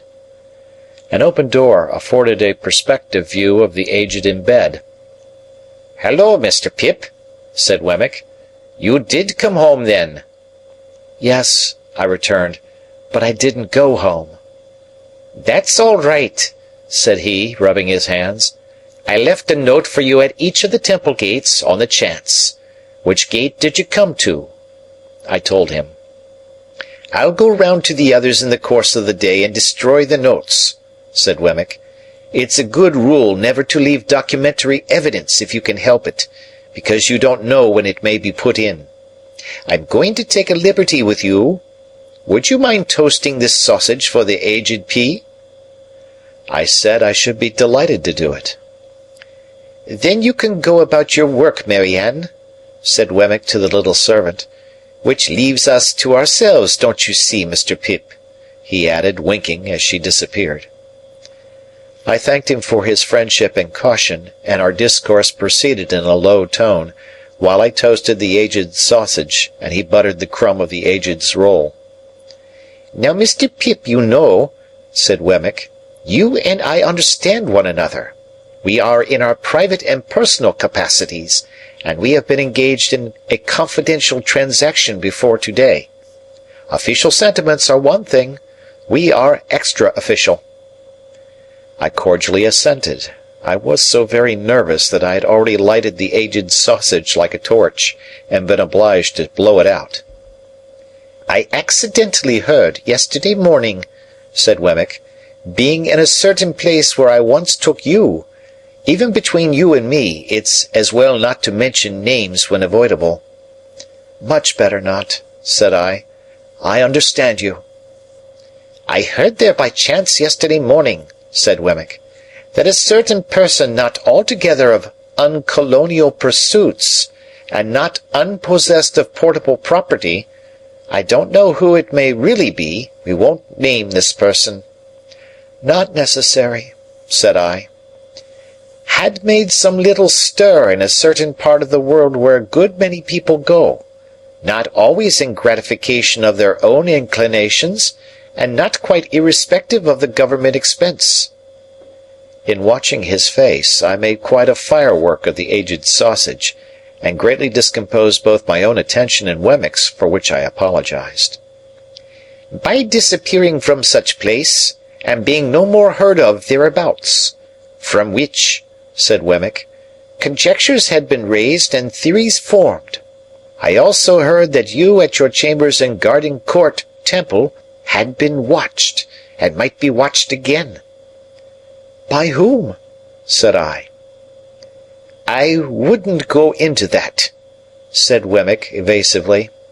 "It might clash with official responsibilities.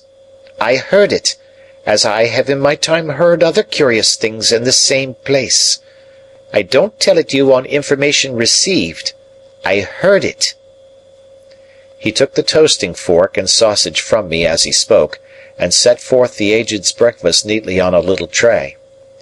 Previous to placing it before him, he went into the Aged's room with a clean white cloth, and tied the same under the old gentleman's chin, and propped him up, and put his nightcap on one side, and gave him quite a rakish air. Then he placed his breakfast before him with great care, and said, "All right, ain't you, Aged P?" To which the cheerful Aged replied, "All right, John, my boy, all right." As there seemed to be a tacit understanding that the Aged was not in a presentable state, and was therefore to be considered invisible, I made a pretence of being in complete ignorance of these proceedings. "This watching of me at my chambers, which I have once had reason to suspect," I said to Wemmick when he came back, "is inseparable from the person to whom you have adverted, is it?" Wemmick looked very serious. "I couldn't undertake to say that, of my own knowledge. I mean, I couldn't undertake to say it was at first. But it either is, or it will be, or it's in great danger of being." As I saw that he was restrained by fealty to Little Britain from saying as much as he could, and as I knew with thankfulness to him how far out of his way he went to say what he did, I could not press him. But I told him, after a little meditation over the fire, that I would like to ask him a question, subject to his answering or not answering as he deemed right, and sure that his course would be right. He paused in his breakfast, and crossing his arms and pinching his shirt sleeves (his notion of indoor comfort was to sit without any coat), he nodded to me once to put my question. "You have heard of a man of bad character, whose true name is Compeyson?" He answered with one other nod. "Is he living?" One other nod. "Is he in London?" He gave me one other nod, compressed the post-office exceedingly, gave me one last nod, and went on with his breakfast. "Now," said Wemmick, "questioning being over," which he emphasized and repeated for my guidance, "I come to what I did, after hearing what I heard. I went to Garden Court to find you. Not finding you, I went to Clarriker's to find Mr. Herbert." "And him you found?" said I, with great anxiety. "And him I found. Without mentioning any names or going into any details, I gave him to understand that if he was aware of anybody, Tom, Jack, or Richard, being about the chambers, or about the immediate neighbourhood, he had better get Tom, Jack, or Richard out of the way while you were out of the way." "He would be greatly puzzled what to do?" "He was puzzled what to do, not the less because I gave him my opinion that it was not safe to try to get Tom, Jack, or Richard too far out of the way at present.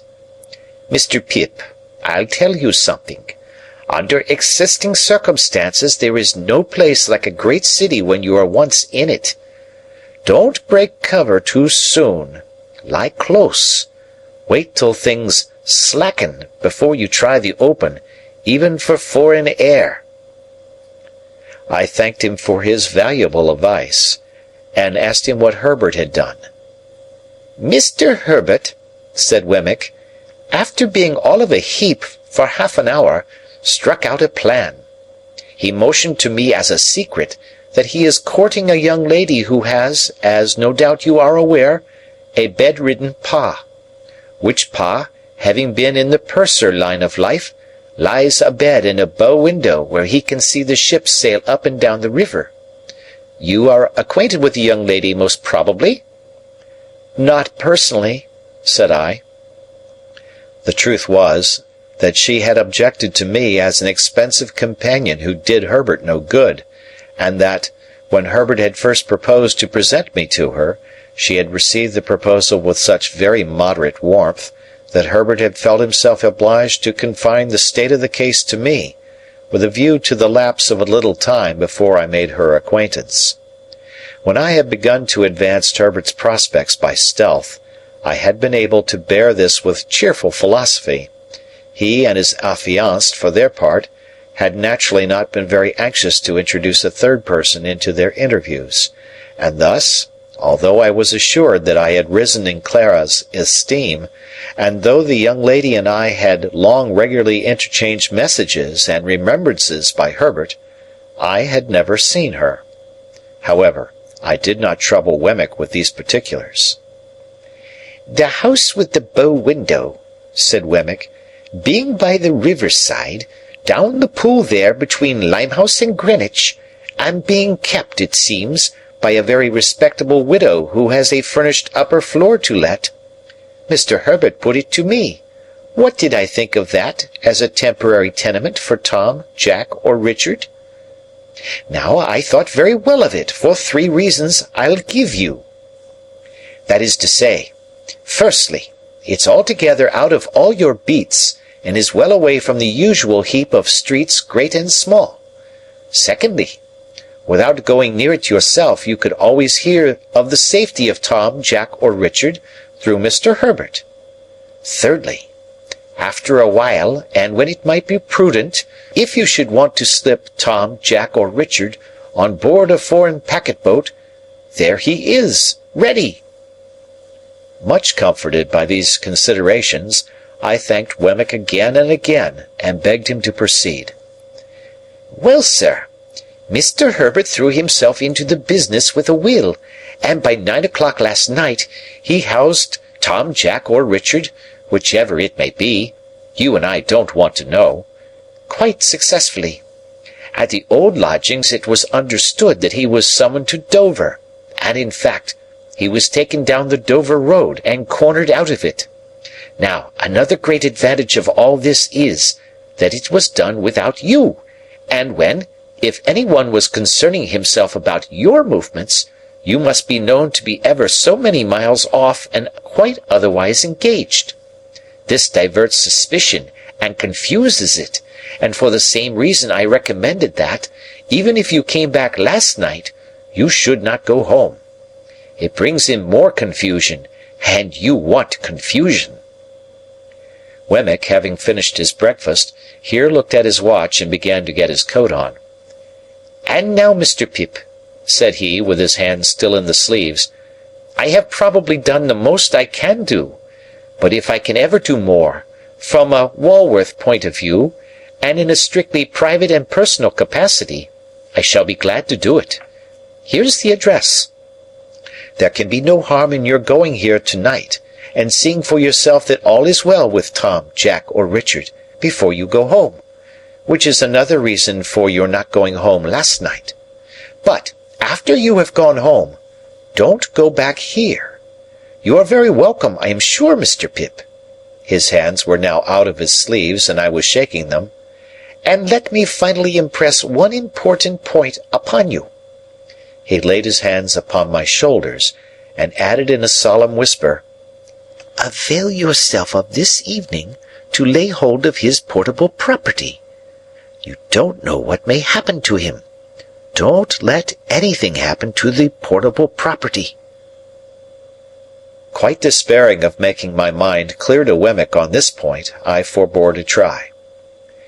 Time's up, said Wemmick, and I must be off.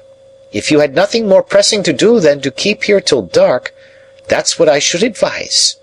You look very much worried, and it would do you good to have a perfectly quiet day with the aged. He'll be up presently, and a little bit of— You remember the pig? Of course, said I. Well, and a little bit of him. That sausage you toasted was his, and he was in all respects a first-rater. Do try him, if it is only for old acquaintance' sake. Good-bye, aged parent, in a cheery shout.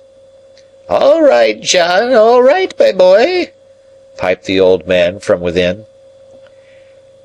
I soon fell asleep before Wemmick's fire, and the aged and I enjoyed one another's society by falling asleep before it more or less all day. We had loin of pork for dinner, and greens grown on the estate, and I nodded at the aged with a good intention whenever I failed to do it drowsily. When it was quite dark, I left the aged preparing the fire for toast, and I inferred from the number of teacups, as well as from his glances at the two little doors in the wall, that Miss Skiffins was expected. Great Expectations by Charles Dickens, Chapter 46. 8 o'clock had struck before I got into the air, that was scented, not disagreeably, by the chips and shavings of the longshore boat-builders, and mast, oar, and block-makers. All that waterside region of the upper and lower Pool below Bridge was unknown ground to me, and when I struck down by the river, I found that the spot I wanted was not where I had supposed it to be, and was anything but easy to find. It was called Mill Pond Bank, Chink's Basin, and I had no other guide to Chink's Basin than the old green copper rope walk. It matters not what stranded ships repairing in dry docks I lost myself among, what old hulls of ships in course of being knocked to pieces, what ooze and slime and other dregs of tide, what yards of shipbuilders and ship-breakers, what rusty anchors blindly biting into the ground, though for years off duty, what mountainous country of accumulated casks and timber, how many rope-walks that were not the old green copper. After several times falling short of my destination, and as often overshooting it, I came unexpectedly round a corner upon Mill Pond Bank. It was a fresh kind of place, all circumstances considered, where the wind from the river had room to turn itself round, and there were 2 or 3 trees in it, and there was the stump of a ruined windmill, and there was the old green copper rope-walk, whose long and narrow vista I could trace in the moonlight, along a series of wooden frames set in the ground, and that looked like superannuated haymaking rakes which had grown old and lost most of their teeth. Selecting from the few queer houses upon Mill Pond Bank, a house with a wooden front and 3 stories of bow window, not bay window, which is another thing, I looked at the plate upon the door and read there, Mrs. Whimple. That being the name I wanted, I knocked, and an elderly woman of a pleasant and thriving appearance responded. She was immediately deposed, however, by Herbert, who silently led me into the parlour and shut the door. It was an odd sensation to see his very familiar face established quite at home in that very unfamiliar room and region, and I found myself looking at him, much as I looked at the corner cupboard with the glass and china, the shells upon the chimney-piece, and the coloured engravings on the wall, representing the death of Captain Cook, a ship launch, and His Majesty King George III in a state coachman's wig, leather breeches, and top boots on the terrace at Windsor. "All is well, Handel," said Herbert, "and he is quite satisfied, though eager to see you. My dear girl is with her father, and if you'll wait till she comes down, I'll make her known to you, and then we'll go upstairs." That's her father. I had become aware of an alarming growling overhead, and had probably expressed the fact in my countenance. "I am afraid he is a sad old rascal," said Herbert, smiling, "but I have never seen him. Don't you smell rum? He is always at it." "At rum?" said I. "Yes," returned Herbert, "and you may suppose how mild it makes his gout. He persists, too, in keeping all the provisions upstairs in his room, and serving them out. He keeps them on shelves over his head, and will weigh them all. His room must be like a chandler's shop." While he thus spoke, the growling noise became a prolonged roar, and then died away. "What else can be the consequence," said Herbert, in explanation, "if he will cut the cheese? A man with the gout in his right hand, and everywhere else, can't expect to get through a double Gloucester without hurting himself." He seemed to have hurt himself very much, for he gave another furious roar.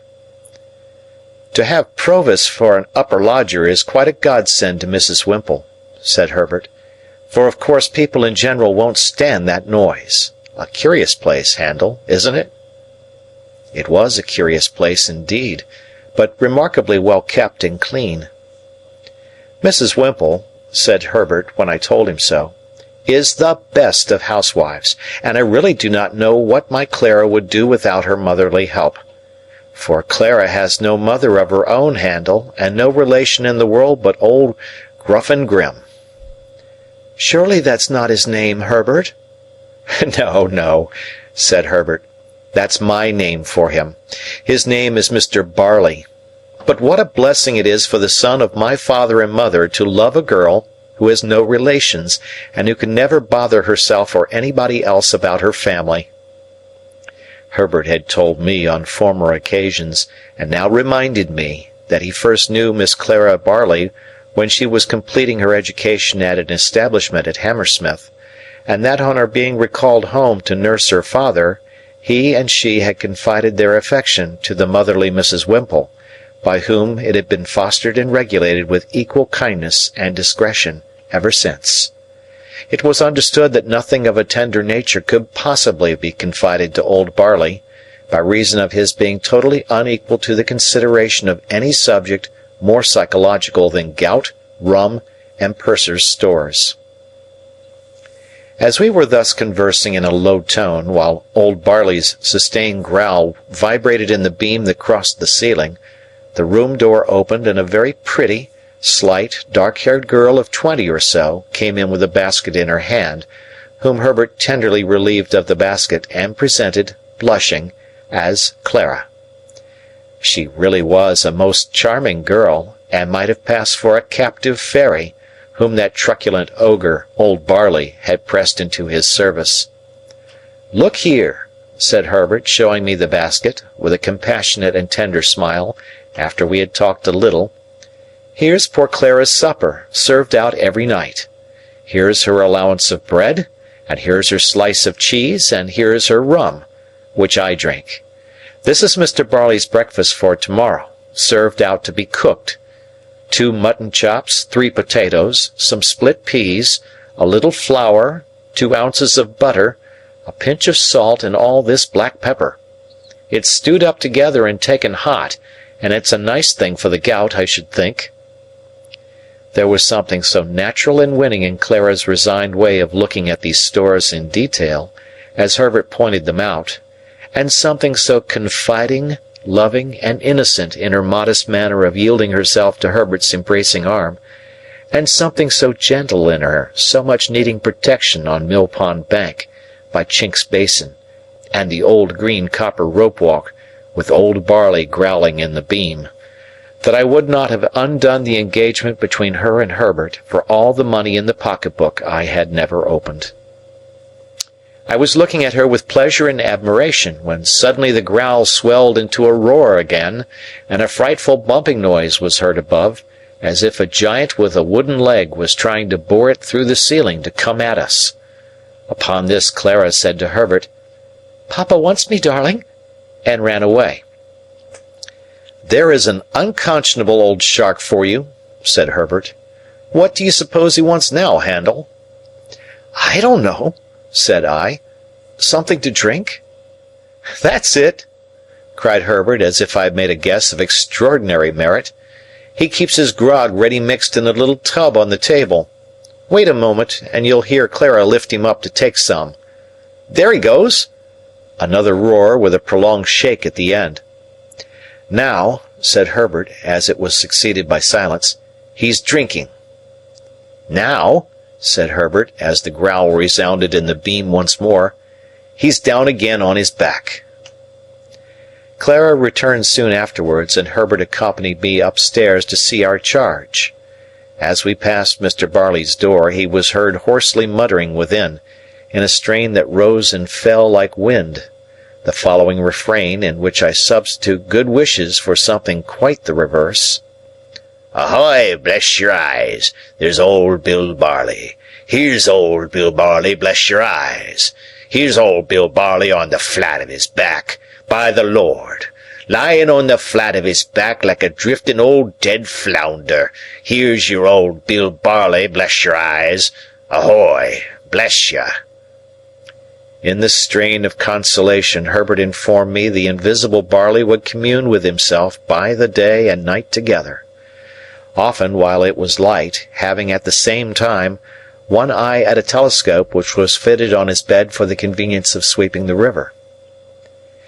In his 2 cabin rooms at the top of the house, which were fresh and airy, and in which Mr. Barley was less audible than below, I found Provis comfortably settled.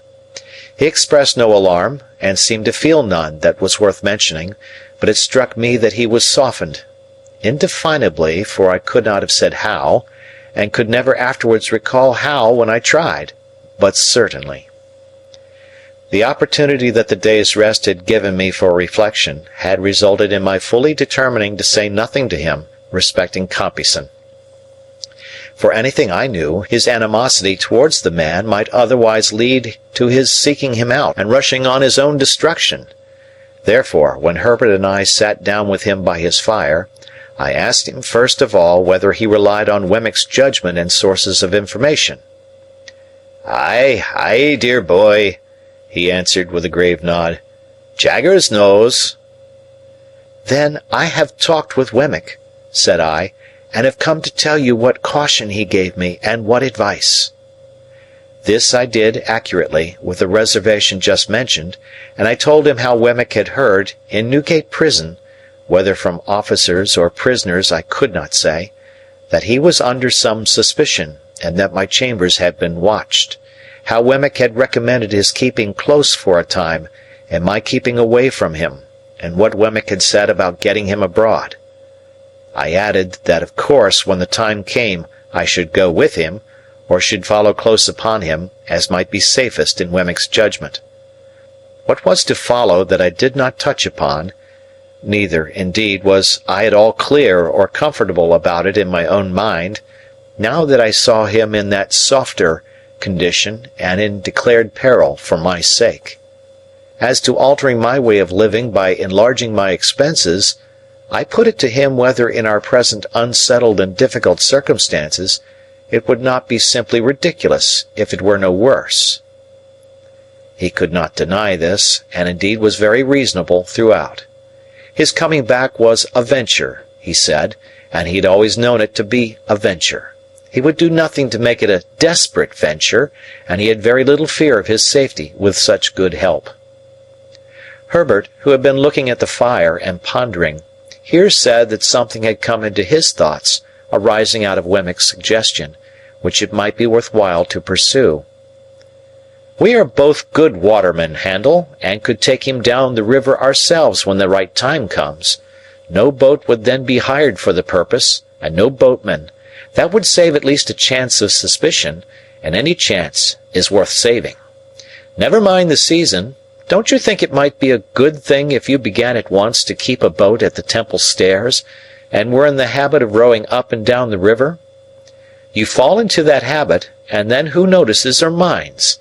Do it 20 or 50 times, and there is nothing special in your doing it the 21st or 51st. I liked this scheme, and Provis was quite elated by it. We agreed that it should be carried into execution, and that Provis should never recognize us if we came below bridge and rode past Millpond Bank. But we further agreed that he should pull down the blind in that part of his window which gave upon the east whenever he saw us, and all was right. Our conference being now ended, and everything arranged, I rose to go, remarking to Herbert that he and I had better not go home together, and that I would take half an hour's start of him. "I don't like to leave you here," I said to Provis, "though I cannot doubt your being safer here than near me. Good-bye." "Dear boy," he answered, clasping my hands, "I don't know when we may meet again, and I don't like good-bye. Say good night." "Good night. Herbert will go regularly between us, and when the time comes you may be certain I shall be ready. Good night. Good night." We thought it best that he should stay in his own rooms, and we left him on the landing outside his door, holding a light over the stair rail to light us downstairs.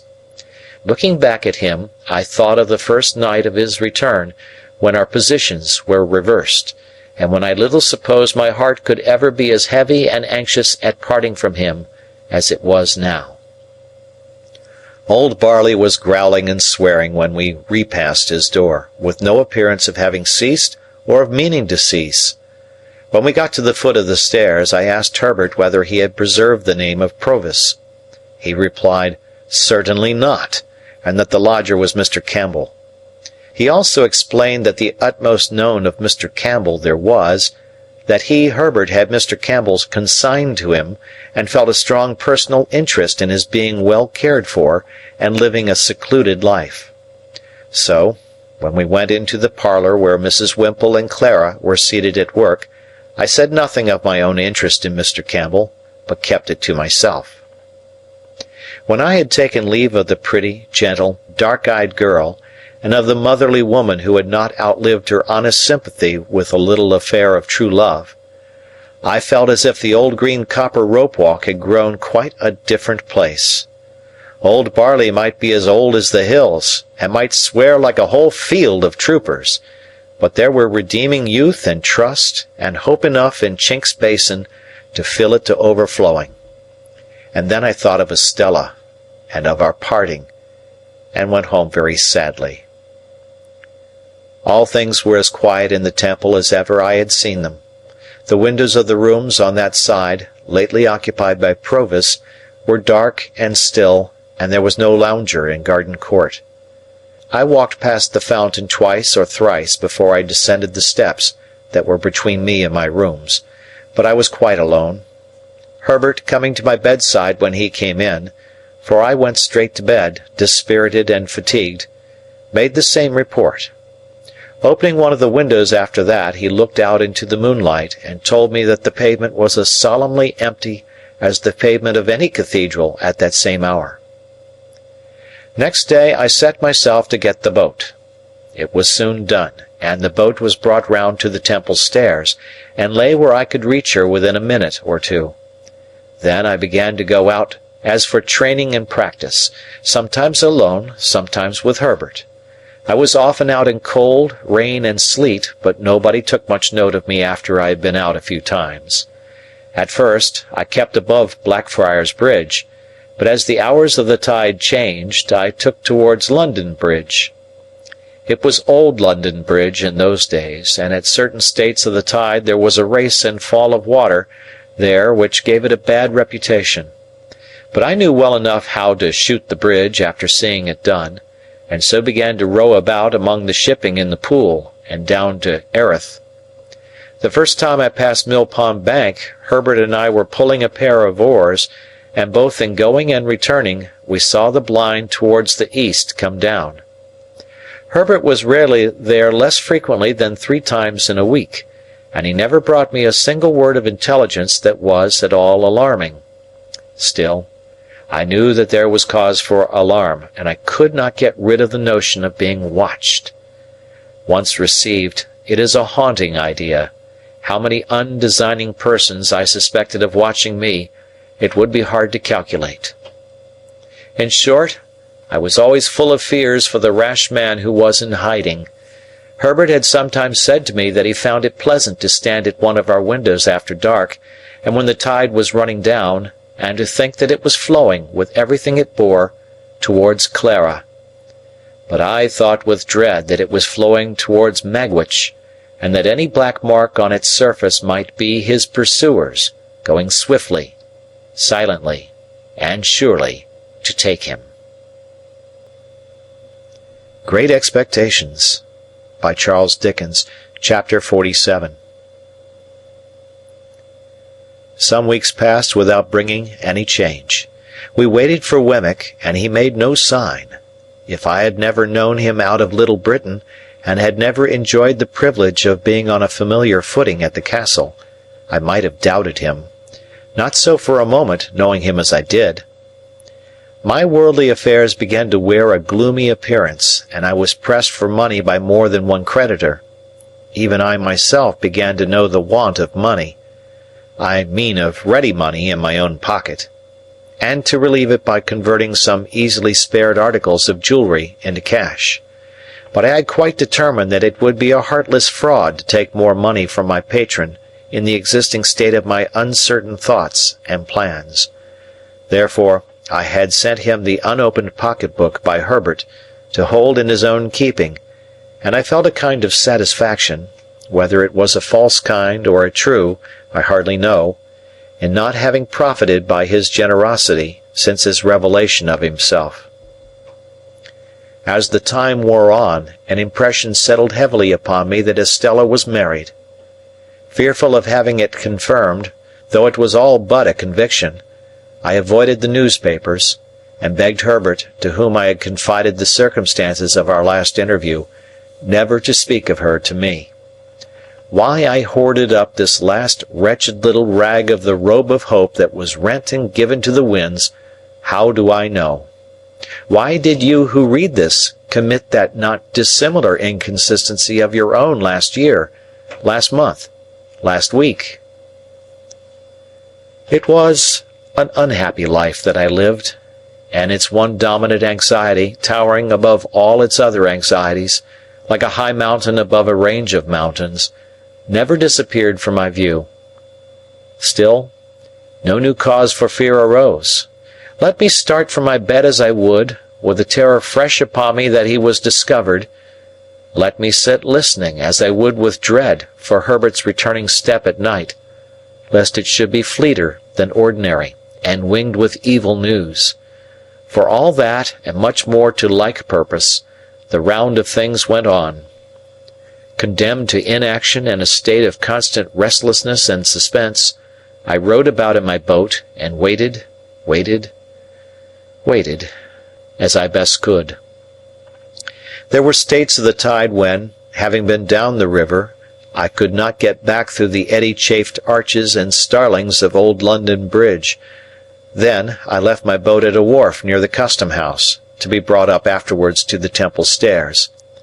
I was not averse to doing this, as it served to make me and my boat a commoner incident among the waterside people there. From this slight occasion sprang 2 meetings that I have now to tell of. One afternoon, late in the month of February, I came ashore at the wharf at dusk. I had pulled down as far as Greenwich with the ebb tide, and had turned with the tide. It had been a fine, bright day, but had become foggy as the sun dropped, and I had had to feel my way back among the shipping pretty carefully. Both in going and returning I had seen the signal in his window, "All well." As it was a raw evening and I was cold, I thought I would comfort myself with dinner at once, and as I had hours of dejection and solitude before me if I went home to the temple, I thought I would afterwards go to the play. The theatre where Mr. Wopsle had achieved his questionable triumph was in that waterside neighbourhood. It is nowhere now, and to that theatre I resolved to go. I was aware that Mr. Wopsle had not succeeded in reviving the drama, but on the contrary had rather partaken of its decline. He had been ominously heard of through the playbills as a faithful black in connection with a little girl of noble birth and a monkey, and Herbert had seen him as a predatory Tartar of comic propensities, with a face like a red brick and an outrageous hat all over bells. I dined at what Herbert and I used to call a geographical chop-house, where there were maps of the world in porter-pot rims on every half-yard of the tablecloths, and charts of gravy on every one of the knives. To this day there is scarcely a single chop-house within the Lord Mayor's dominions which is not geographical, and wore out the time in dozing over crumbs, staring at gas, and baking in a hot blast of dinners. By and by I roused myself and went to the play. There I found a virtuous boatswain in His Majesty's service, a most excellent man, though I could have wished his trousers not quite so tight in some places, and not quite so loose in others, who knocked all the little men's hats over their eyes, though he was very generous and brave, and who wouldn't hear of anybody's paying taxes, though he was very patriotic.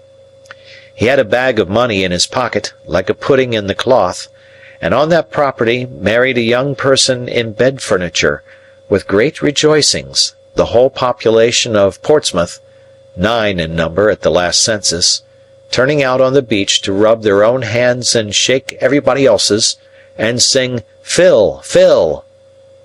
A certain dark-complexioned swab, however, who wouldn't fill, or do anything else that was proposed to him, and whose heart was openly stated, by the boatswain, to be as black as his figurehead, proposed to 2 other swabs to get all mankind into difficulties, which was so effectually done, the swab family having considerable political influence, that it took half the evening to set things right, and then it was only brought about through an honest little grocer with a white hat, black gaiters, and red nose, getting into a clock with a gridiron and listening, and coming out, and knocking everybody down from behind with the gridiron whom I couldn't confute with what he had overheard.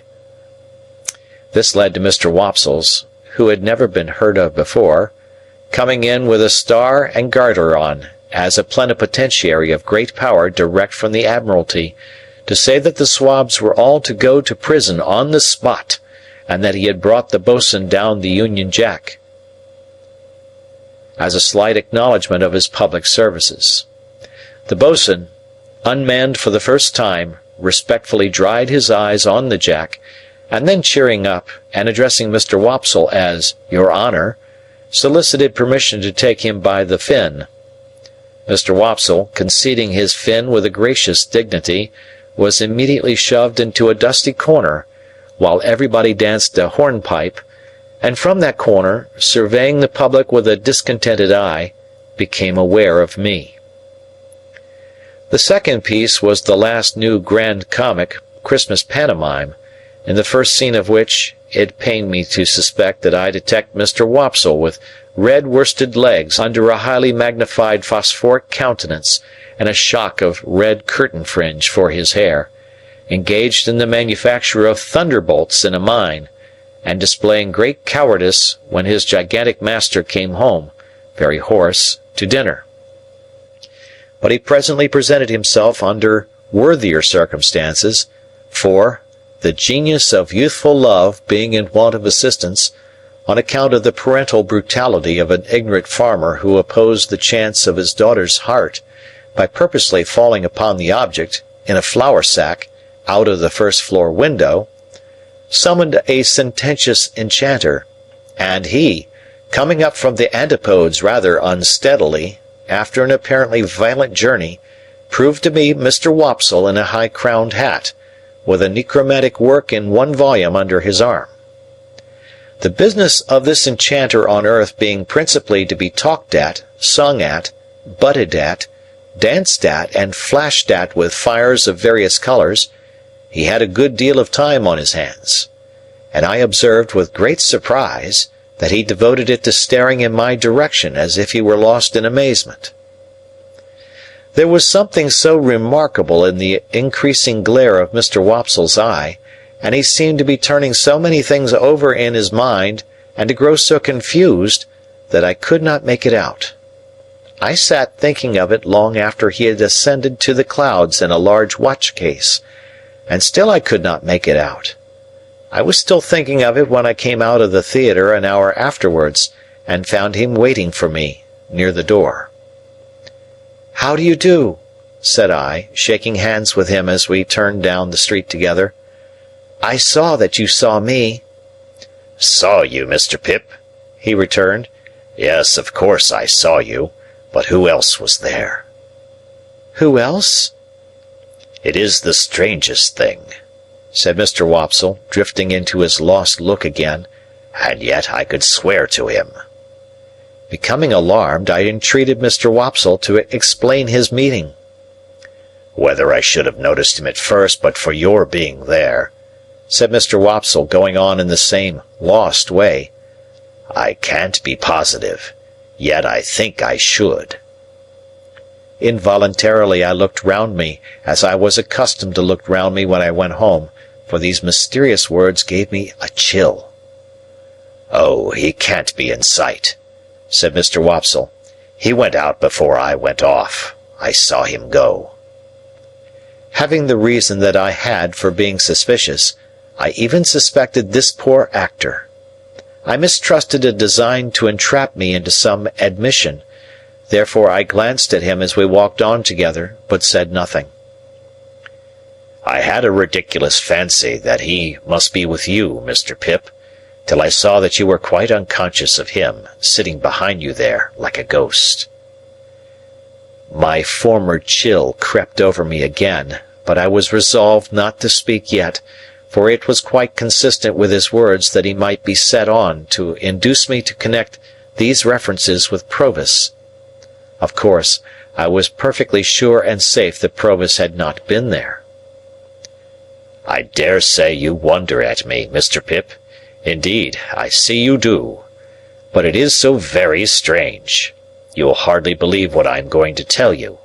I could hardly believe it myself if you told me." "Indeed?" said I. "No, indeed.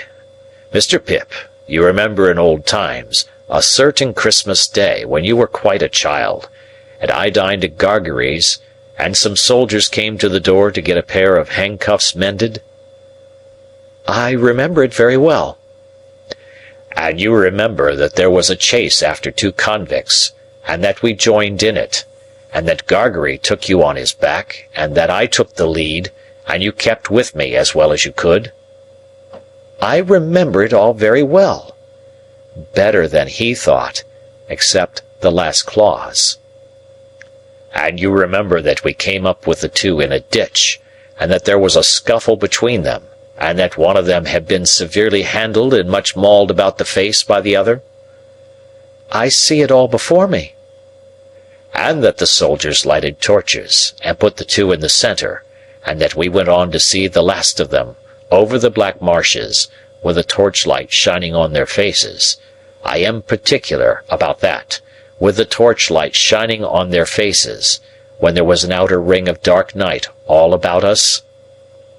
"Yes," said I remember all that." "Then, Mr. Pip, one of those two prisoners sat behind you tonight. I saw him over your shoulder." Steady, I thought. I asked him then, "Which of the two do you suppose you saw?" "The one who had been mauled," he answered readily, "and I'll swear I saw him. The more I think of him, the more certain I am of him." "This is very curious," said I, with the best assumption I could put on of its being nothing more to me. "Very curious indeed." I cannot exaggerate the enhanced disquiet into which this conversation threw me, or the special and peculiar terror I felt at Compeyson's having been behind me like a ghost. If he had ever been out of my thoughts for a few moments together since the hiding had begun, it was in those very moments when he was closest to me, and to think that I should be so unconscious and off my guard, after all my care, was as if I had shut an avenue of 100 doors to keep him out, and then had found him at my elbow. I could not doubt either that he was there, because I was there, and that, however slight an appearance of danger there might be about us, danger was always near and active. I put such questions to Mr. Wopsle as, "When did the man come in?" He could not tell me that. He saw me, and over my shoulder he saw the man. It was not until he had seen him for some time that he began to identify him, but he had from the first vaguely associated him with me, and known him as somehow belonging to me in the old village time. How was he dressed? Prosperously, but not noticeably otherwise, he thought, in black. Was his face at all disfigured? No, he believed not. I believed not, too, for although in my brooding state I had taken no especial notice of the people behind me, I thought it likely that a face at all disfigured would have attracted my attention. When Mr. Wopsle had imparted to me all that he could recall or I extract, and when I had treated him to a little appropriate refreshment after the fatigues of the evening, we parted. It was between 12 and 1 o'clock when I reached the temple, and the gates were shut. No one was near me when I went in and went home. Herbert had come in, and we held a very serious council by the fire.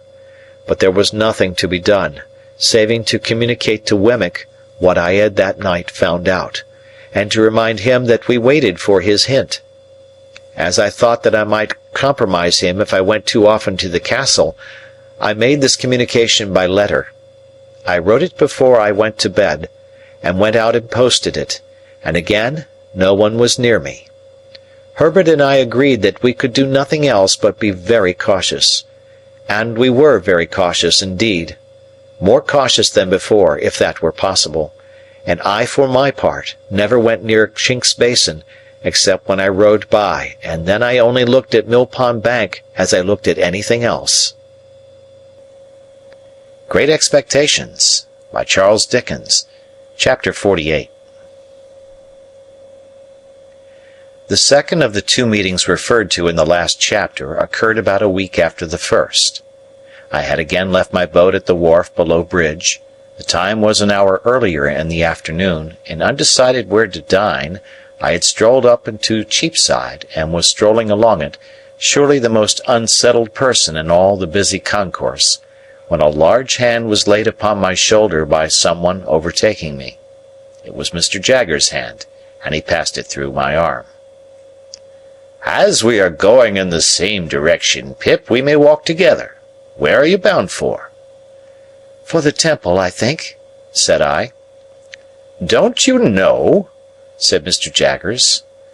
"Well," I returned, glad for once to get the better of him in cross-examination, "I do not know, for I have not made up my mind."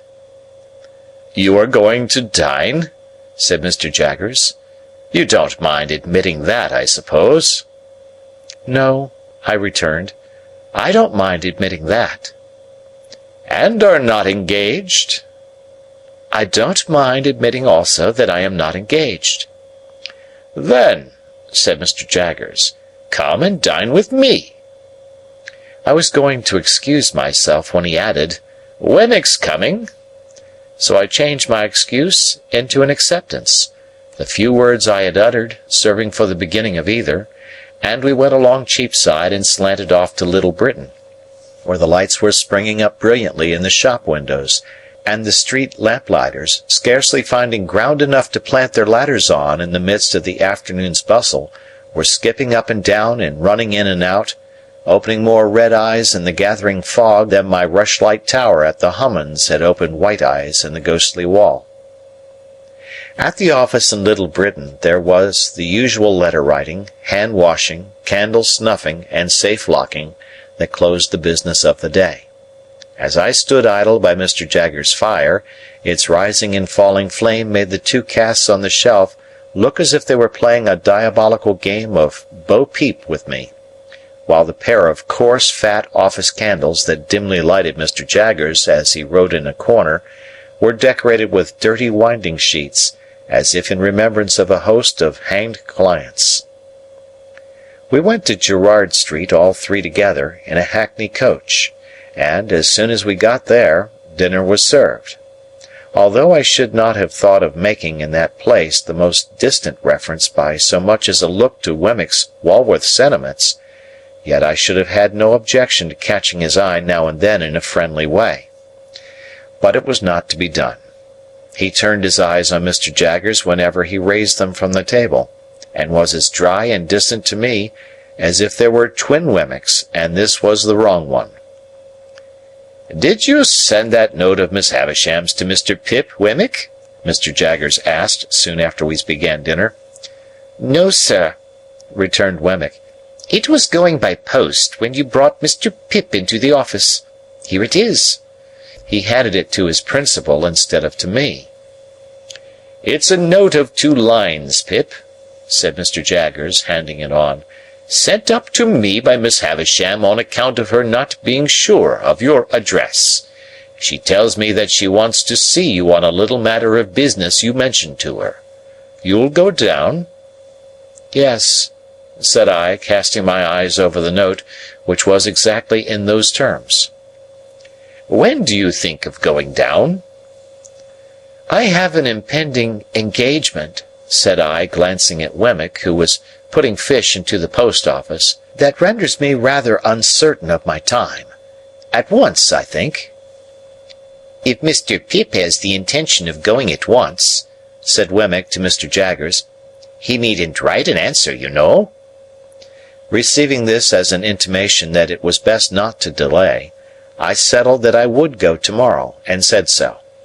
Wemmick drank a glass of wine, and looked with a grimly satisfied air at Mr. Jaggers, but not at me. "So, Pip, our friend the Spider," said Mr. Jaggers, "has played his cards. He has won the pool." It was as much as I could do to assent. "Ha! He is a promising fellow, in his way, but he may not have it all his own way. The stronger will win in the end, but the stronger has to be found out first. If he should turn to and beat her—" "Surely," I interrupted, with a burning face and heart, "you do not seriously think that he is scoundrel enough for that, Mr. Jaggers?"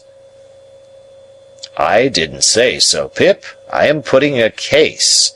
If he should turn to and beat her, he may possibly get the strength on his side. If it should be a question of intellect, he certainly will not. It would be chance work to give an opinion how a fellow of that sort will turn out in such circumstances, because it's a toss-up between 2 results." "May I ask what they are?" "A fellow like our friend the Spider," answered Mr. Jaggers, "either beats or cringes. He may cringe and growl, or cringe and not growl, but he either beats or cringes. Ask Wemmick his opinion." "Either beats or cringes," said Wemmick, not at all addressing himself to me. "So here's to Mrs. Bentley Drummle," said Mr. Jaggers, taking a decanter of choicer wine from his dumbwaiter, and filling for each of us and for himself.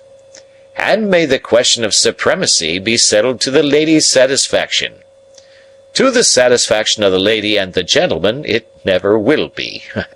Now, Molly, Molly! Molly, Molly! How slow you are to-day!" She was at his elbow when he addressed her, putting a dish upon the table. As she withdrew her hands from it, she fell back a step or 2, nervously muttering some excuse, and a certain action of her fingers as she spoke arrested my attention.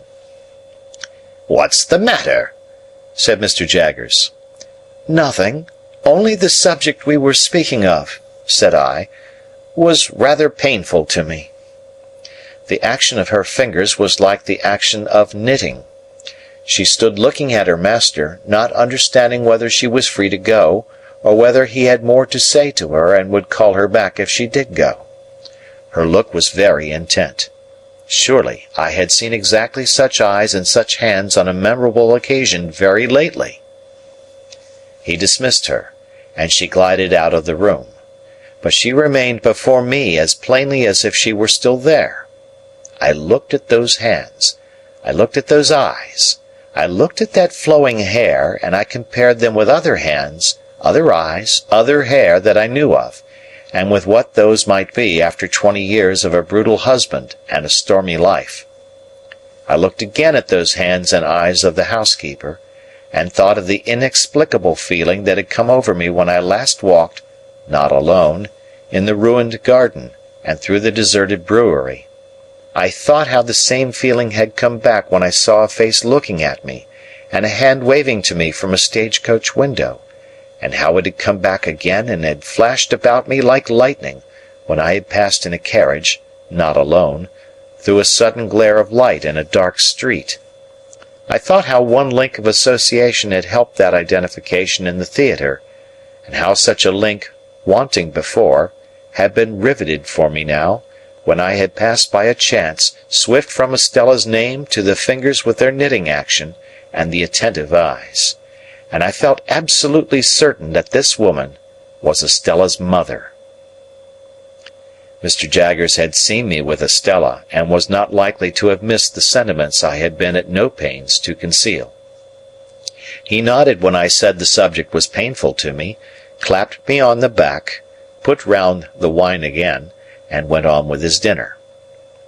Only twice more did the housekeeper reappear, and then her stay in the room was very short, and Mr. Jaggers was sharp with her. But her hands were Estella's hands, and her eyes were Estella's eyes, and if she had reappeared 100 times I could have been neither more sure nor less sure that my conviction was the truth. It was a dull evening, for Wemmick drew his wine, when it came round, quite as a matter of business, just as he might have drawn his salary when that came round, and with his eyes on his chief, sat in a state of perpetual readiness for cross-examination. As to the quantity of wine, his post-office was as indifferent and ready as any other post-office for its quantity of letters. From my point of view, he was the wrong twin all the time, and only externally like the Wemmick of Walworth. We took our leave early, and left together. Even when we were groping among Mr. Jaggers' stock of boots for our hats, I felt that the right twin was on his way back, and we had not gone 6 yards down Gerrard Street in the Walworth direction, before I found that I was walking arm in arm with the right twin, and that the wrong twin had evaporated into the evening air. "Well," said Wemmick, "that's over. He's a wonderful man, without his living likeness, but I feel that I have to screw myself up when I dine with him, and I dine more comfortably unscrewed." I felt that this was a good statement of the case, and told him so. "Wouldn't say it to anybody but yourself," he answered. "I know that what is said between you and me goes no further." I asked him if he had ever seen Miss Havisham's adopted daughter, Mrs. Bentley Drummle. He said no. To avoid being too abrupt, I then spoke of the aged and of Miss Skiffins. He looked rather sly when I mentioned Miss Skiffins, and stopped in the street to blow his nose, with a roll of the head, and a flourish not quite free from latent boastfulness. "Wemmick," said I, "do you remember telling me, before I first went to Mr. Jaggers' private house, to notice that housekeeper?" "Did I?" he replied.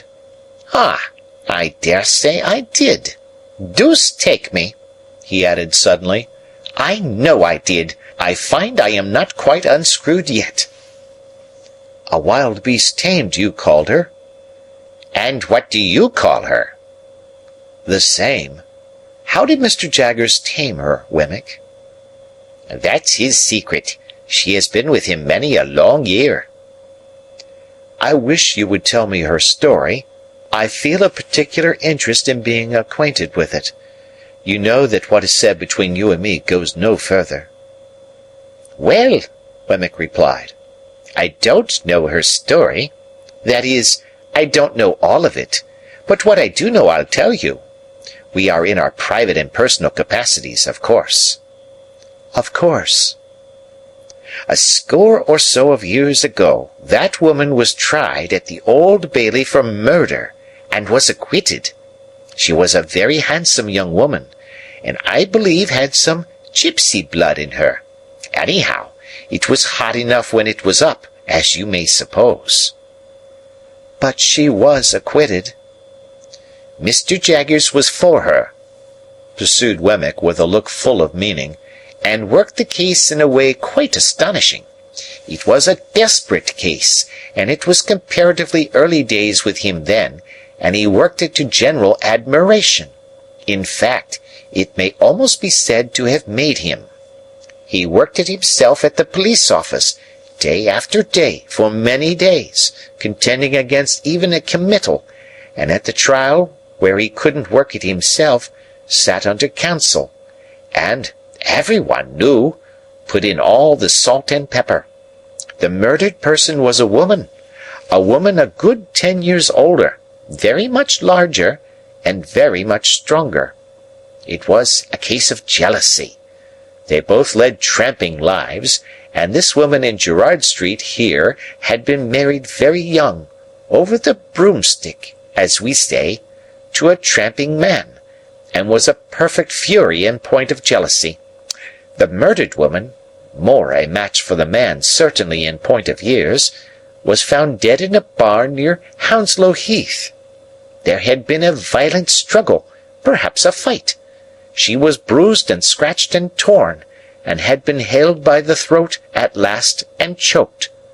Now, there was no reasonable evidence to implicate any person but this woman, and on the improbabilities of her having been able to do it, Mr. Jaggers principally rested his case. You may be sure," said Wemmick, touching me on the sleeve, "that he never dwelt upon the strength of her hands then, though he sometimes does now." I had told Wemmick of his showing us her wrists that day of the dinner party. "Well, sir," Wemmick went on, "it happened, don't you see, that this woman was so very artfully dressed from the time of her apprehension that she looked much slighter than she really was.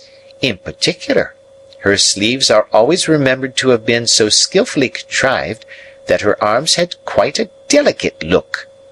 She had only a bruise or two about her, nothing for a tramp, but the backs of her hands were lacerated, and the question was it with finger-nails? Now, Mr. Jaggers showed that she had struggled through a great lot of brambles which were not as high as her face, but which she could not have got through and kept her hands out of, and bits of those brambles were actually found in her skin and put in evidence, as well as the fact that the brambles in question were found on examination to have been broken through, and to have little shreds of her dress and little spots of blood upon them here and there.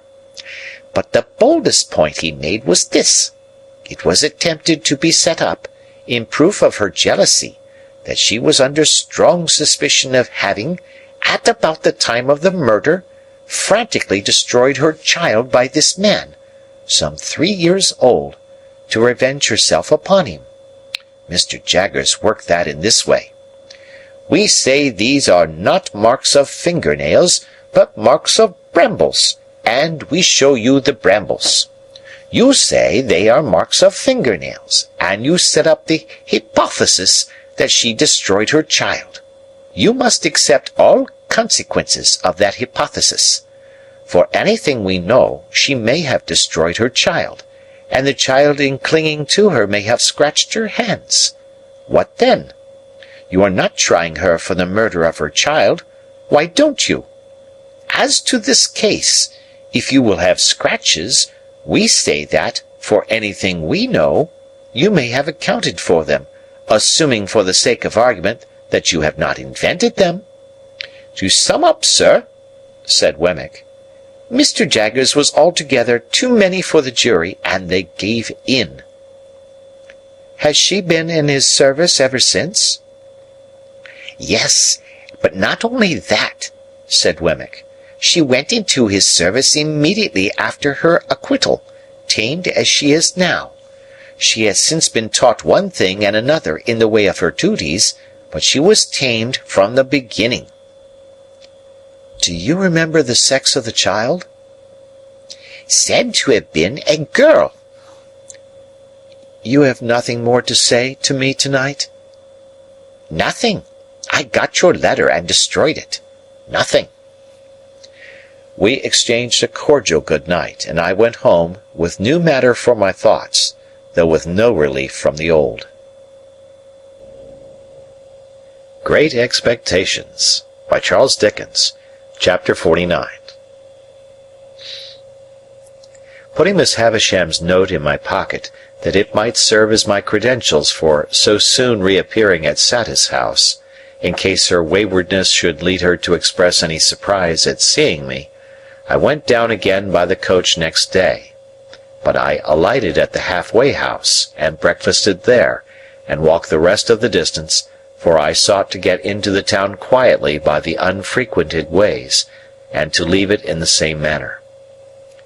The best light of the day was gone when I passed along the quiet echoing courts behind the high street. The nooks of ruin where the old monks had once had their refectories and gardens, and where the strong walls were now pressed into the service of humble sheds and stables, were almost as silent as the old monks in their graves.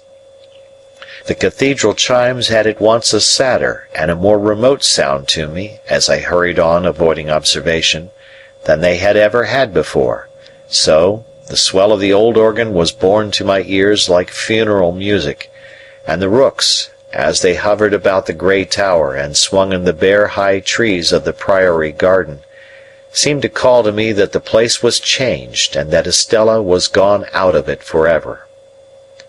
An elderly woman, whom I had seen before as one of the servants who lived in the supplementary house across the back courtyard, opened the gate. The lighted candle stood in the dark passage within, as of old, and I took it up and ascended the staircase alone. Miss Havisham was not in her own room, but was in the larger room across the landing. Looking in at the door, after knocking in vain, I saw her sitting on the hearth in a ragged chair, close before, and lost in the contemplation of, the ashy fire. Doing as I had often done, I went in, and stood touching the old chimney-piece, where she could see me when she raised her eyes. There was an air of utter loneliness upon her that would have moved me to pity, though she had wilfully done me a deeper injury than I could charge her with. As I stood compassionating her, and thinking how, in the progress of time, I too had come to be a part of the wrecked fortunes of that house, her eyes rested on me. She stared, and said in a low voice, "Is it real?" "It is I, Pip. Mr. Jaggers gave me your note yesterday, and I have lost no time." "Thank you, thank you." As I brought another of the ragged chairs to the hearth and sat down, I remarked a new expression on her face, as if she were afraid of me. "I want," she said, "to pursue that subject you mentioned to me when you were last here, and to show you that I am not all stone. But perhaps you can never believe now that there is anything human in my heart?" When I said some reassuring words, she stretched out her tremulous right hand as though she was going to touch me, but she recalled it again before I understood the action or knew how to receive it. "You said, speaking for your friend, that you could tell me how to do something useful and good. Something that you would like done, is it not?" "Something that I would like done very much." "What is it?" I began explaining to her that secret history of the partnership. I had not got far into it, when I judged from her looks that she was thinking in a discursive way of me, rather than of what I said. It seemed to be so, for when I stopped speaking, many moments passed before she showed that she was conscious of the fact. "Do you break off?" she asked then, with her former air of being afraid of me. Because you hate me so much to bear to speak to me? No, no, I answered. How can you think so, Miss Havisham? I stopped because I thought you were not following what I said. Perhaps I was not, she answered, putting a hand to her head. Begin again, and let me look at something else. Stay. Now tell me. She set her hand upon her stick in the resolute way that sometimes was habitual to her, and looked at the fire with a strong expression of forcing herself to attend. I went on with my explanation, and told her how I had hoped to complete the transaction out of my means, but how in this I was disappointed. That part of the subject, I reminded her, involved matters which could form no part of my explanation, for they were the weighty secrets of another. So, said she, assenting with her head, but not looking at me. And how much money is wanting to complete the purchase? I was rather afraid of stating it, for it sounded a large sum. £900. If I give you the money for this purpose, will you keep my secret as you have kept your own? Quite as faithfully. And your mind will be more at rest? Much more at rest. Are you very unhappy now? She asked this question still without looking at me, but in an unwonted tone of sympathy. I could not reply at the moment, for my voice failed me.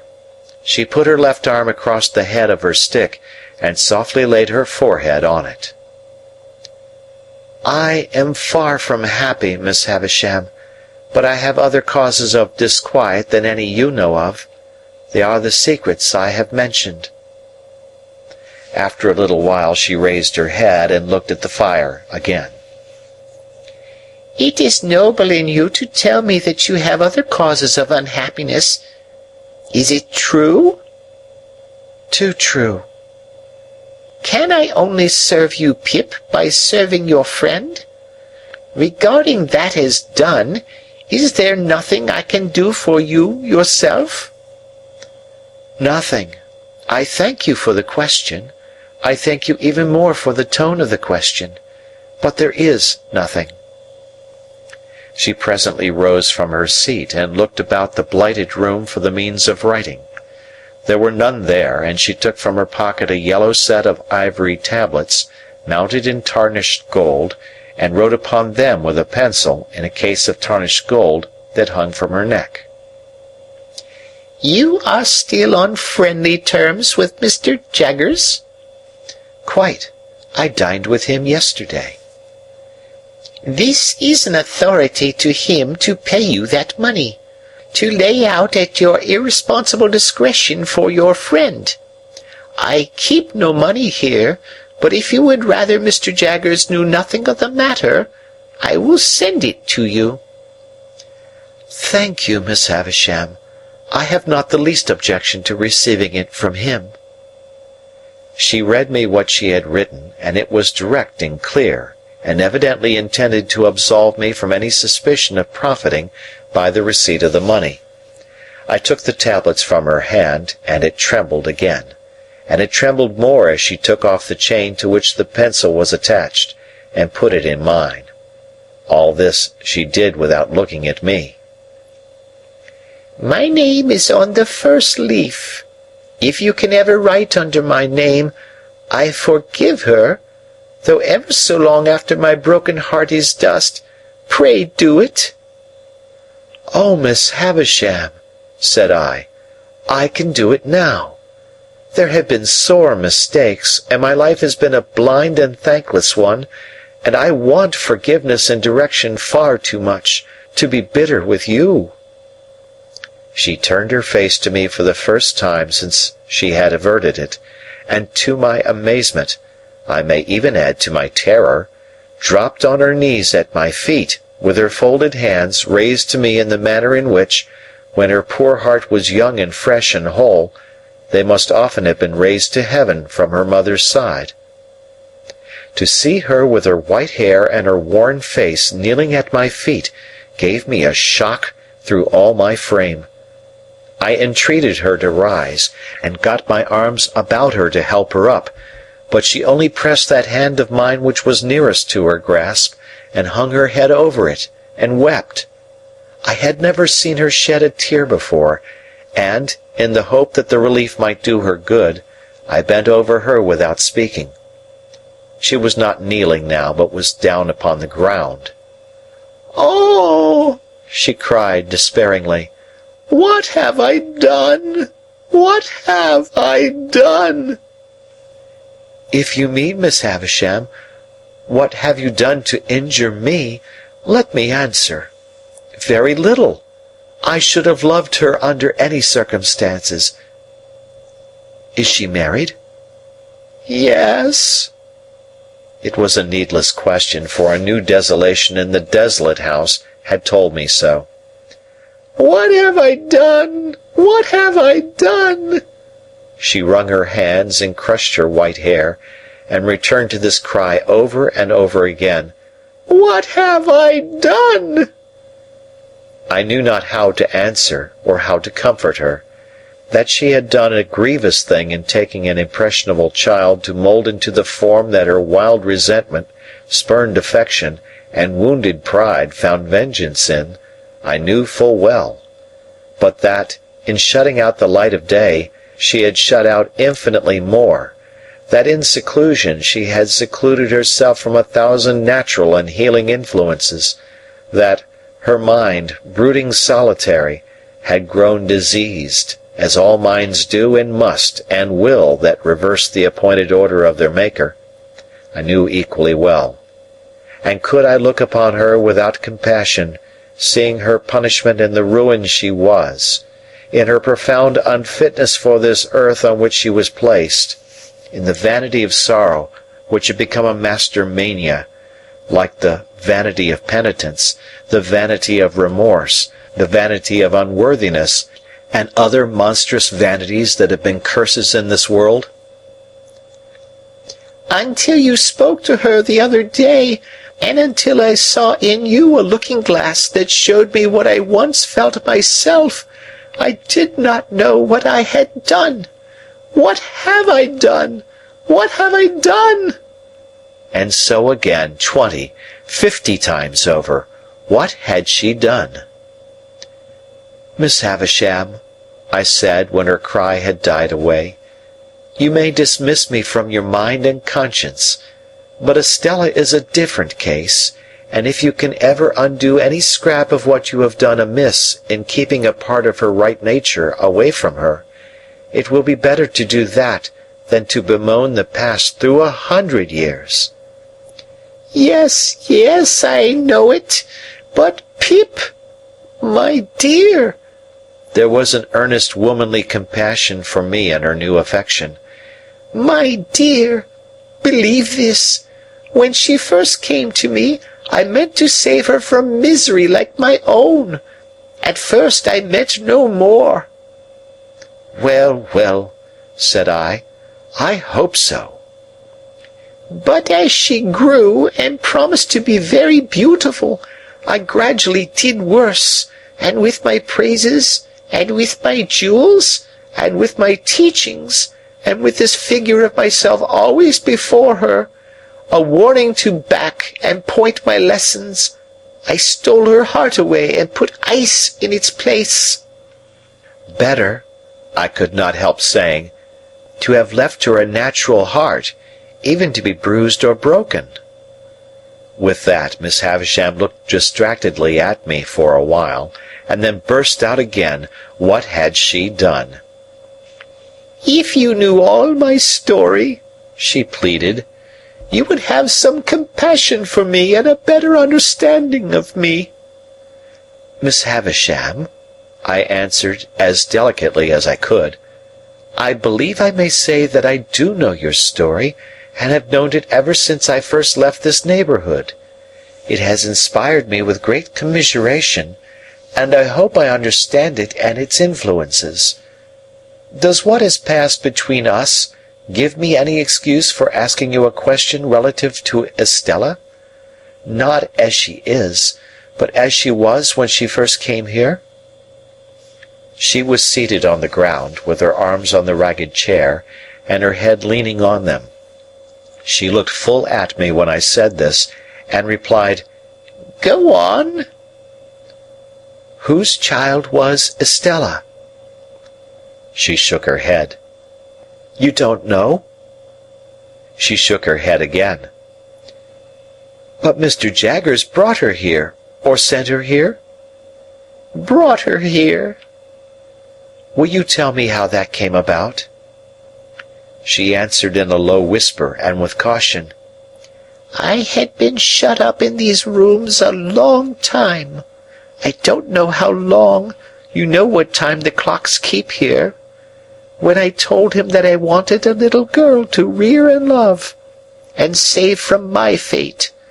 I had first seen him when I sent for him to lay this place waste for me, having read of him in the newspapers, before I and the world parted. He told me that he would look about him for such an orphan child. One night he brought her here, asleep, and I called her Estella." "Might I ask her age, then?"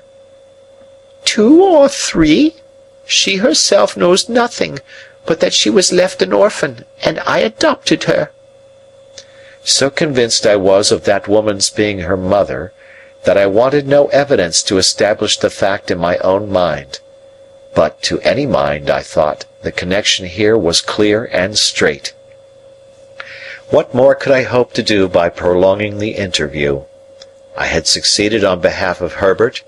Miss Havisham had told me all she knew of Estella. I had said and done what I could to ease her mind. No matter with what other words we parted, we parted. Twilight was closing in when I went downstairs into the natural air. I called to the woman who had opened the gate when I entered that I would not trouble her just yet, but would walk round the place before leaving. For I had a presentiment that I should never be there again, and I felt that the dying light was suited to my last view of it. By the wilderness of casks that I had walked on long ago, and on which the rain of years had fallen since, rotting them in many places, and leaving miniature swamps and pools of water upon those that stood on end, I made my way to the ruined garden. I went all round it, round by the corner where Herbert and I had fought our battle, round by the paths where Estella and I had walked. So cold, so lonely, so dreary all. Taking the brewery on my way back, I raised the rusty latch of a little door at the garden end of it and walked through. I was going out at the opposite door, not easy to open now, for the damp wood had started and swelled, and the hinges were yielding, and the threshold was encumbered with a growth of fungus, when I turned my head to look back. A childish association revived with wonderful force in the moment of the slight action, and I fancied that I saw Miss Havisham hanging to the beam. So strong was the impression that I stood under the beam shuddering from head to foot before I knew it was a fancy, though to be sure I was there in an instant. The mournfulness of the place and time, and the great terror of this illusion, though it was but momentary, caused me to feel an indescribable awe as I came out between the open wooden gates where I had once wrung my hair after Estella had wrung my heart. Passing on into the front courtyard, I hesitated whether to call the woman to let me out at the locked gate, of which she had the key, or first to go upstairs and assure myself that Miss Havisham was as safe and well as I had left her. I took the latter course and went up.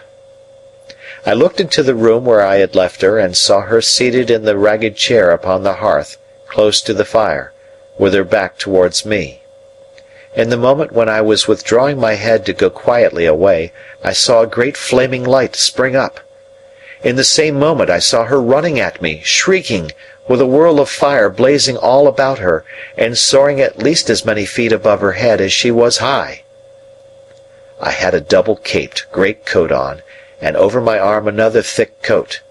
that I got them off, closed with her, threw her down and got them over her, that I dragged the great cloth from the table for the same purpose, and with it dragged down the heap of rottenness in the midst, and all the ugly things that sheltered there, that we were on the ground struggling like desperate enemies, and that the closer I covered her, the more wildly she shrieked and tried to free herself.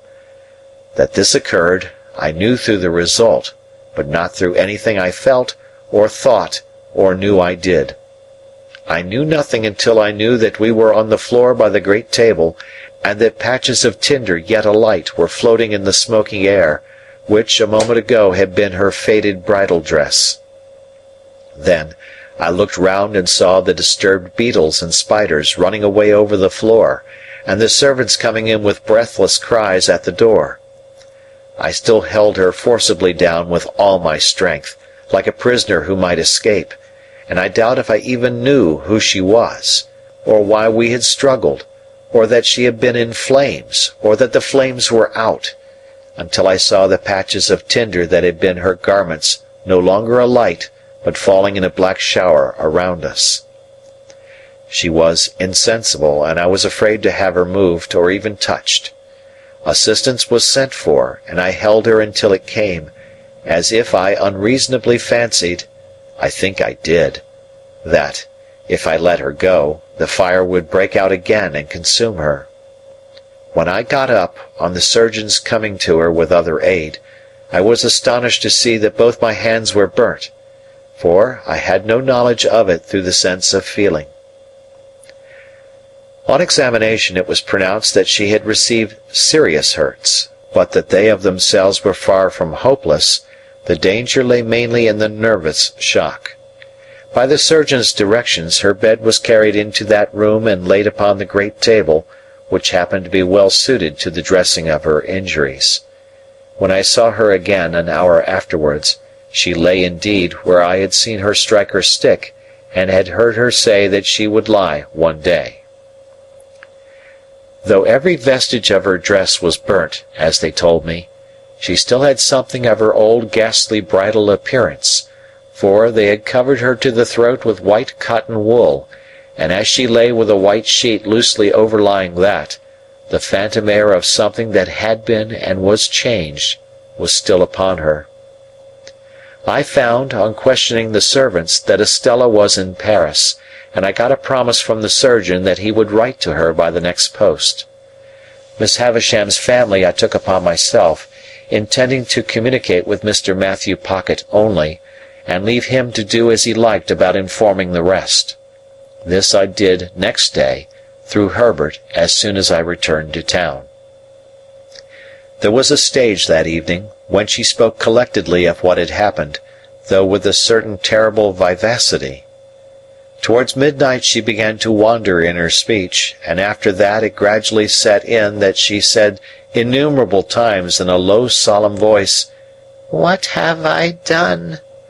And then, "When she first came I meant to save her from misery like mine." And then, "Take the pencil and write under my name, I forgive her." She never changed the order of these 3 sentences, but she sometimes left out a word in one or other of them, never putting in another word, but always leaving a blank and going on to the next word.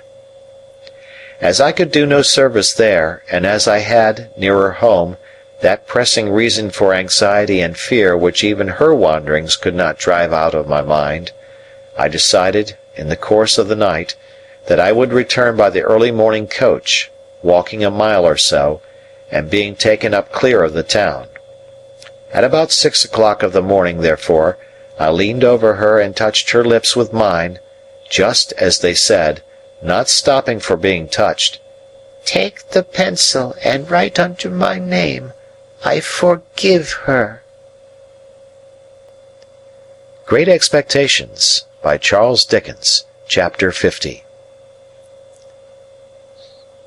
My hands had been dressed twice or thrice in the night, and again in the morning. My left arm was a good deal burned to the elbow, and, less severely, as high as the shoulder. It was very painful, but the flames had set in that direction, and I felt thankful it was no worse. My right hand was not so badly burnt but that I could move the fingers. It was bandaged, of course, but much less inconveniently than my left hand and arm.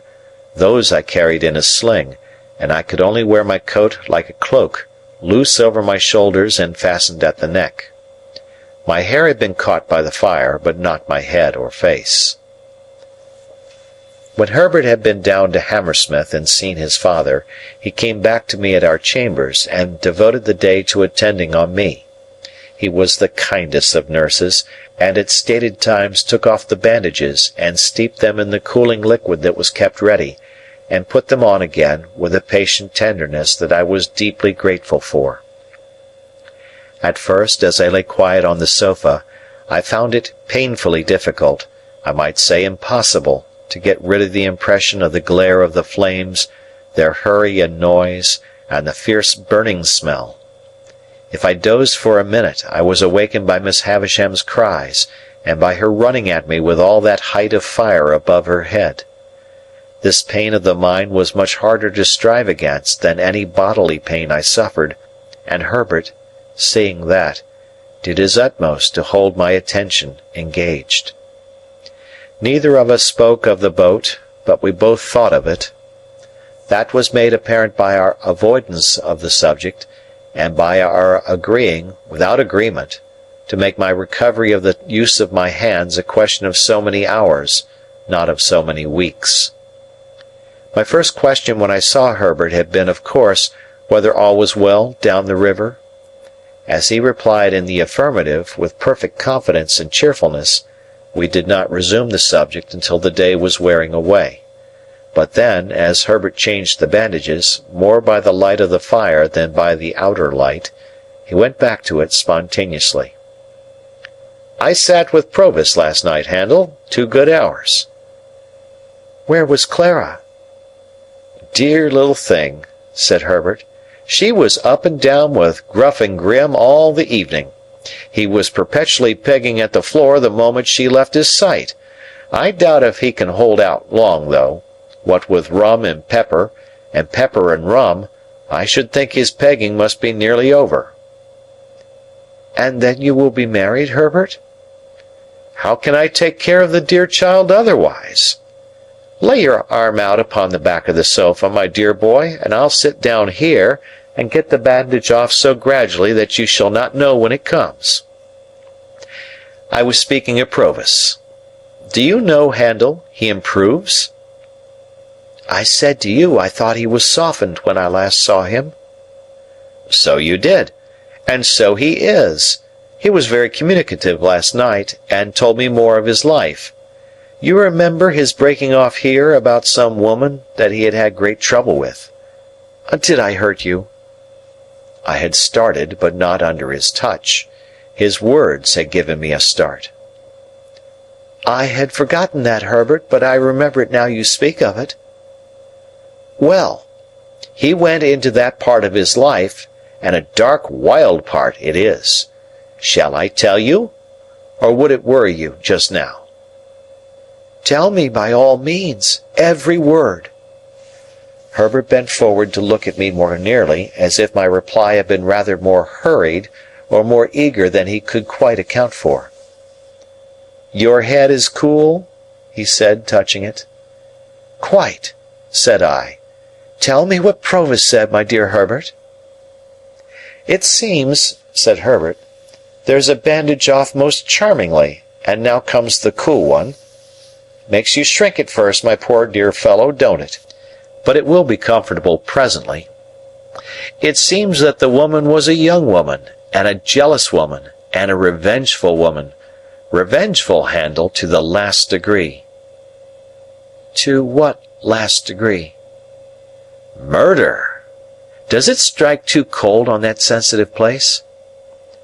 "I don't feel it. How did she murder? Whom did she murder?" "Why, the deed may not have merited quite so terrible a name," said Herbert, "but she was tried for it, and Mr. Jaggers defended her, and the reputation of that defence first made his name known to Provis. It was another and a stronger woman who was the victim, and there had been a struggle, in a barn. Who began it, or how fair it was, or how unfair, may be doubtful, but how it ended is certainly not doubtful, for the victim was found throttled. Was the woman brought in guilty? No, she was acquitted. My poor Handel, I hurt you. It is impossible to be gentler, Herbert. Yes, what else? The acquitted young woman and Provis had a little child of whom Provis was exceedingly fond.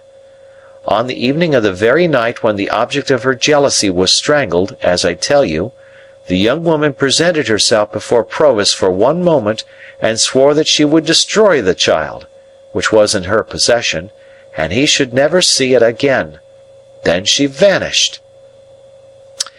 There's the worst arm comfortably in the sling once more, and now there remains but the right hand, which is a far easier job.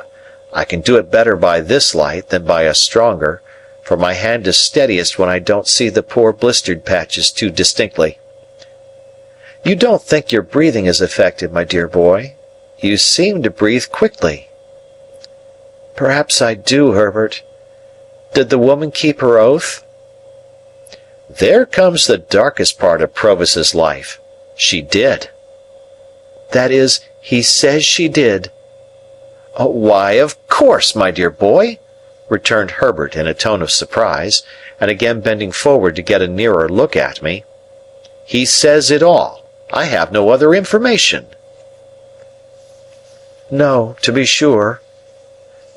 Now, whether, pursued Herbert, he had used the child's mother ill, or whether he had used the child's mother well, Provis doesn't say, but she had shared some 4 or 5 years of the wretched life he described to us at this fireside, and he seems to have felt pity for her, and forbearance towards her. Therefore, fearing he should be called upon to depose about this destroyed child, and so be the cause of her death, he hid himself, much as he grieved for the child, kept himself dark, as he says, out of the way and out of the trial, and was only vaguely talked of as a certain man called Abel, out of whom the jealousy arose. After the acquittal she disappeared, and thus he lost the child and the child's mother. I want to ask— A moment, my dear boy, and I have done. That evil genius, Compeyson, the worst of scoundrels among many scoundrels, knowing of his keeping out of the way at that time, and of his reasons for doing so, of course afterwards held the knowledge over his head as a means of keeping him poorer and working him harder. It was clear last night that this barbed the point of Provis's animosity. I want to know, said I, and particularly, Herbert, whether he told you when this happened. Particularly? Let me remember, then, what he said as to that. His impression was, a round score a year ago, and almost directly after I took up with Compeyson. How old were you when you came upon him in the little churchyard? I think in my 7th year. Aye, it had happened some 3 or 4 years then, he said, and you brought into his mind the little girl so tragically lost, who would have been about your age. Herbert, said I, after a short silence, in a hurried way, can you see me best by the light of the window or the light of the fire? By the firelight, answered Herbert, coming close again. Look at me. I do look at you, my dear boy. Touch me. I do touch you, my dear boy. You are not afraid that I am in any fever, or that my head is much disordered by the accident of last night? No, my dear boy, said Herbert after taking time to examine me. You are rather excited, but you are quite yourself. I know I am quite myself, and the man we have in hiding down the river is Estella's father. Great Expectations, by Charles Dickens, Chapter 51. What purpose I had in view when I was hot on tracing out and proving Estella's parentage, I cannot say. It will presently be seen that the question was not before me in a distinct shape until it was put before me by a wiser head than my own. But when Herbert and I had held our momentous conversation, I was seized with a feverish conviction that I ought to hunt the matter down, that I ought not to let it rest, but that I ought to see Mr. Jaggers, and come at the bare truth.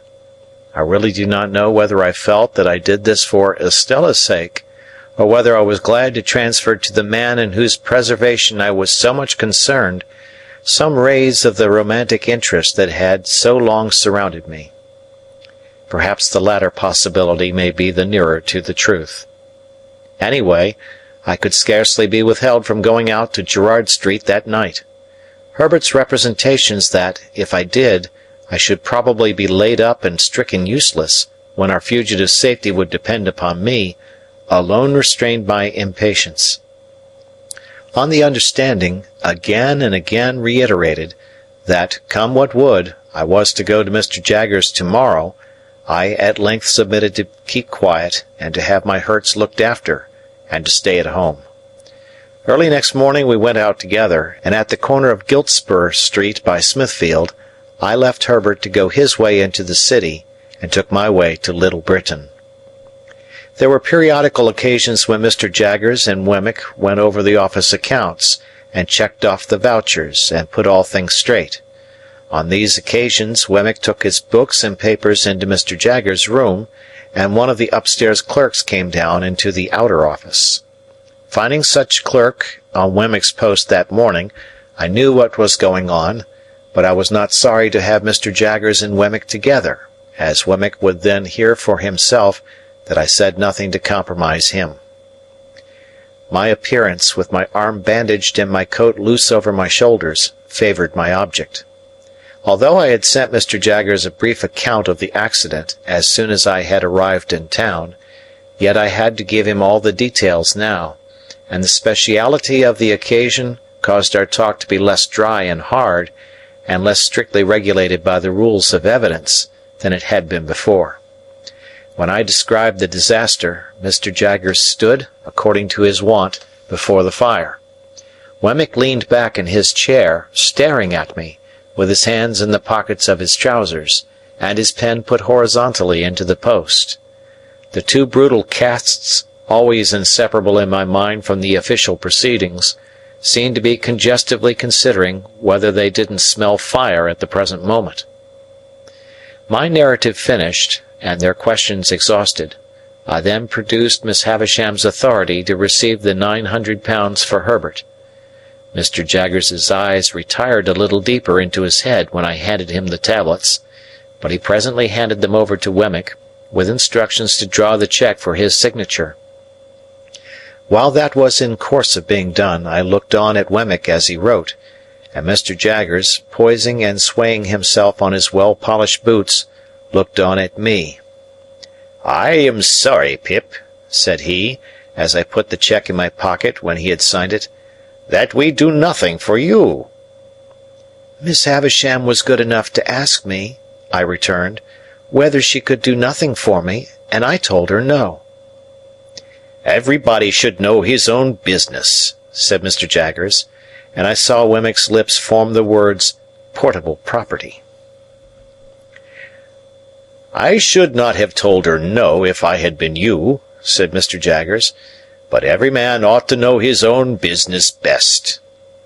"Every man's business," said Wemmick rather reproachfully towards me, "is portable property." As I thought the time was now come for pursuing the theme I had at heart, I said, turning on Mr. Jaggers, "I did ask something of Miss Havisham, however, sir. I asked her to give me some information relative to her adopted daughter, and she gave me all she possessed." "Did she?"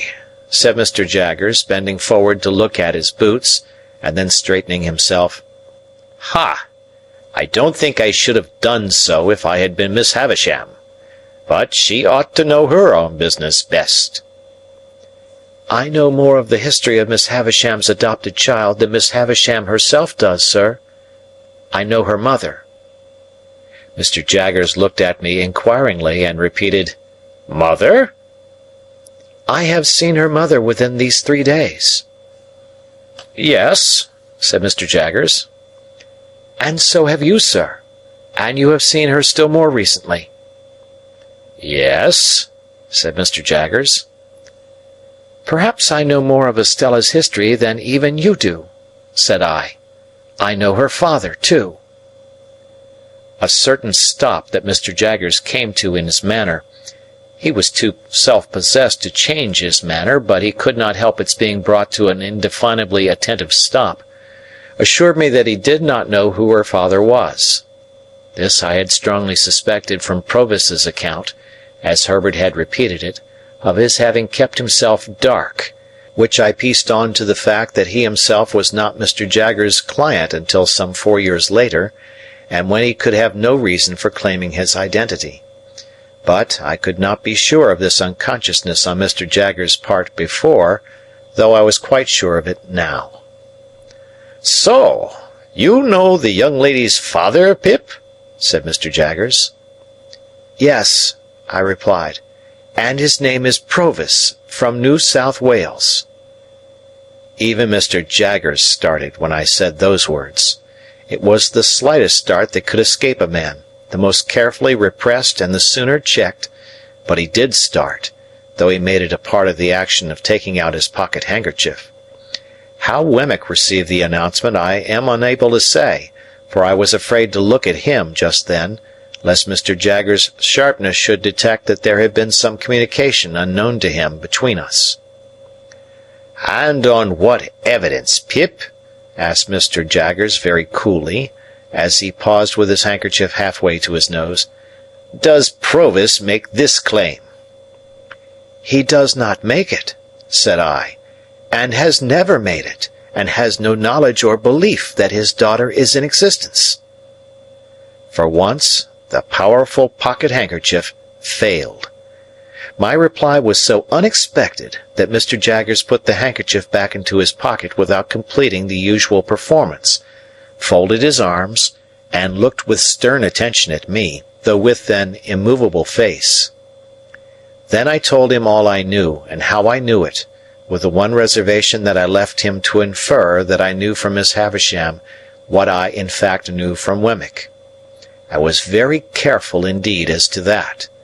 Nor did I look towards Wemmick until I had finished all I had to tell, and had been for some time silently meeting Mr. Jaggers' look.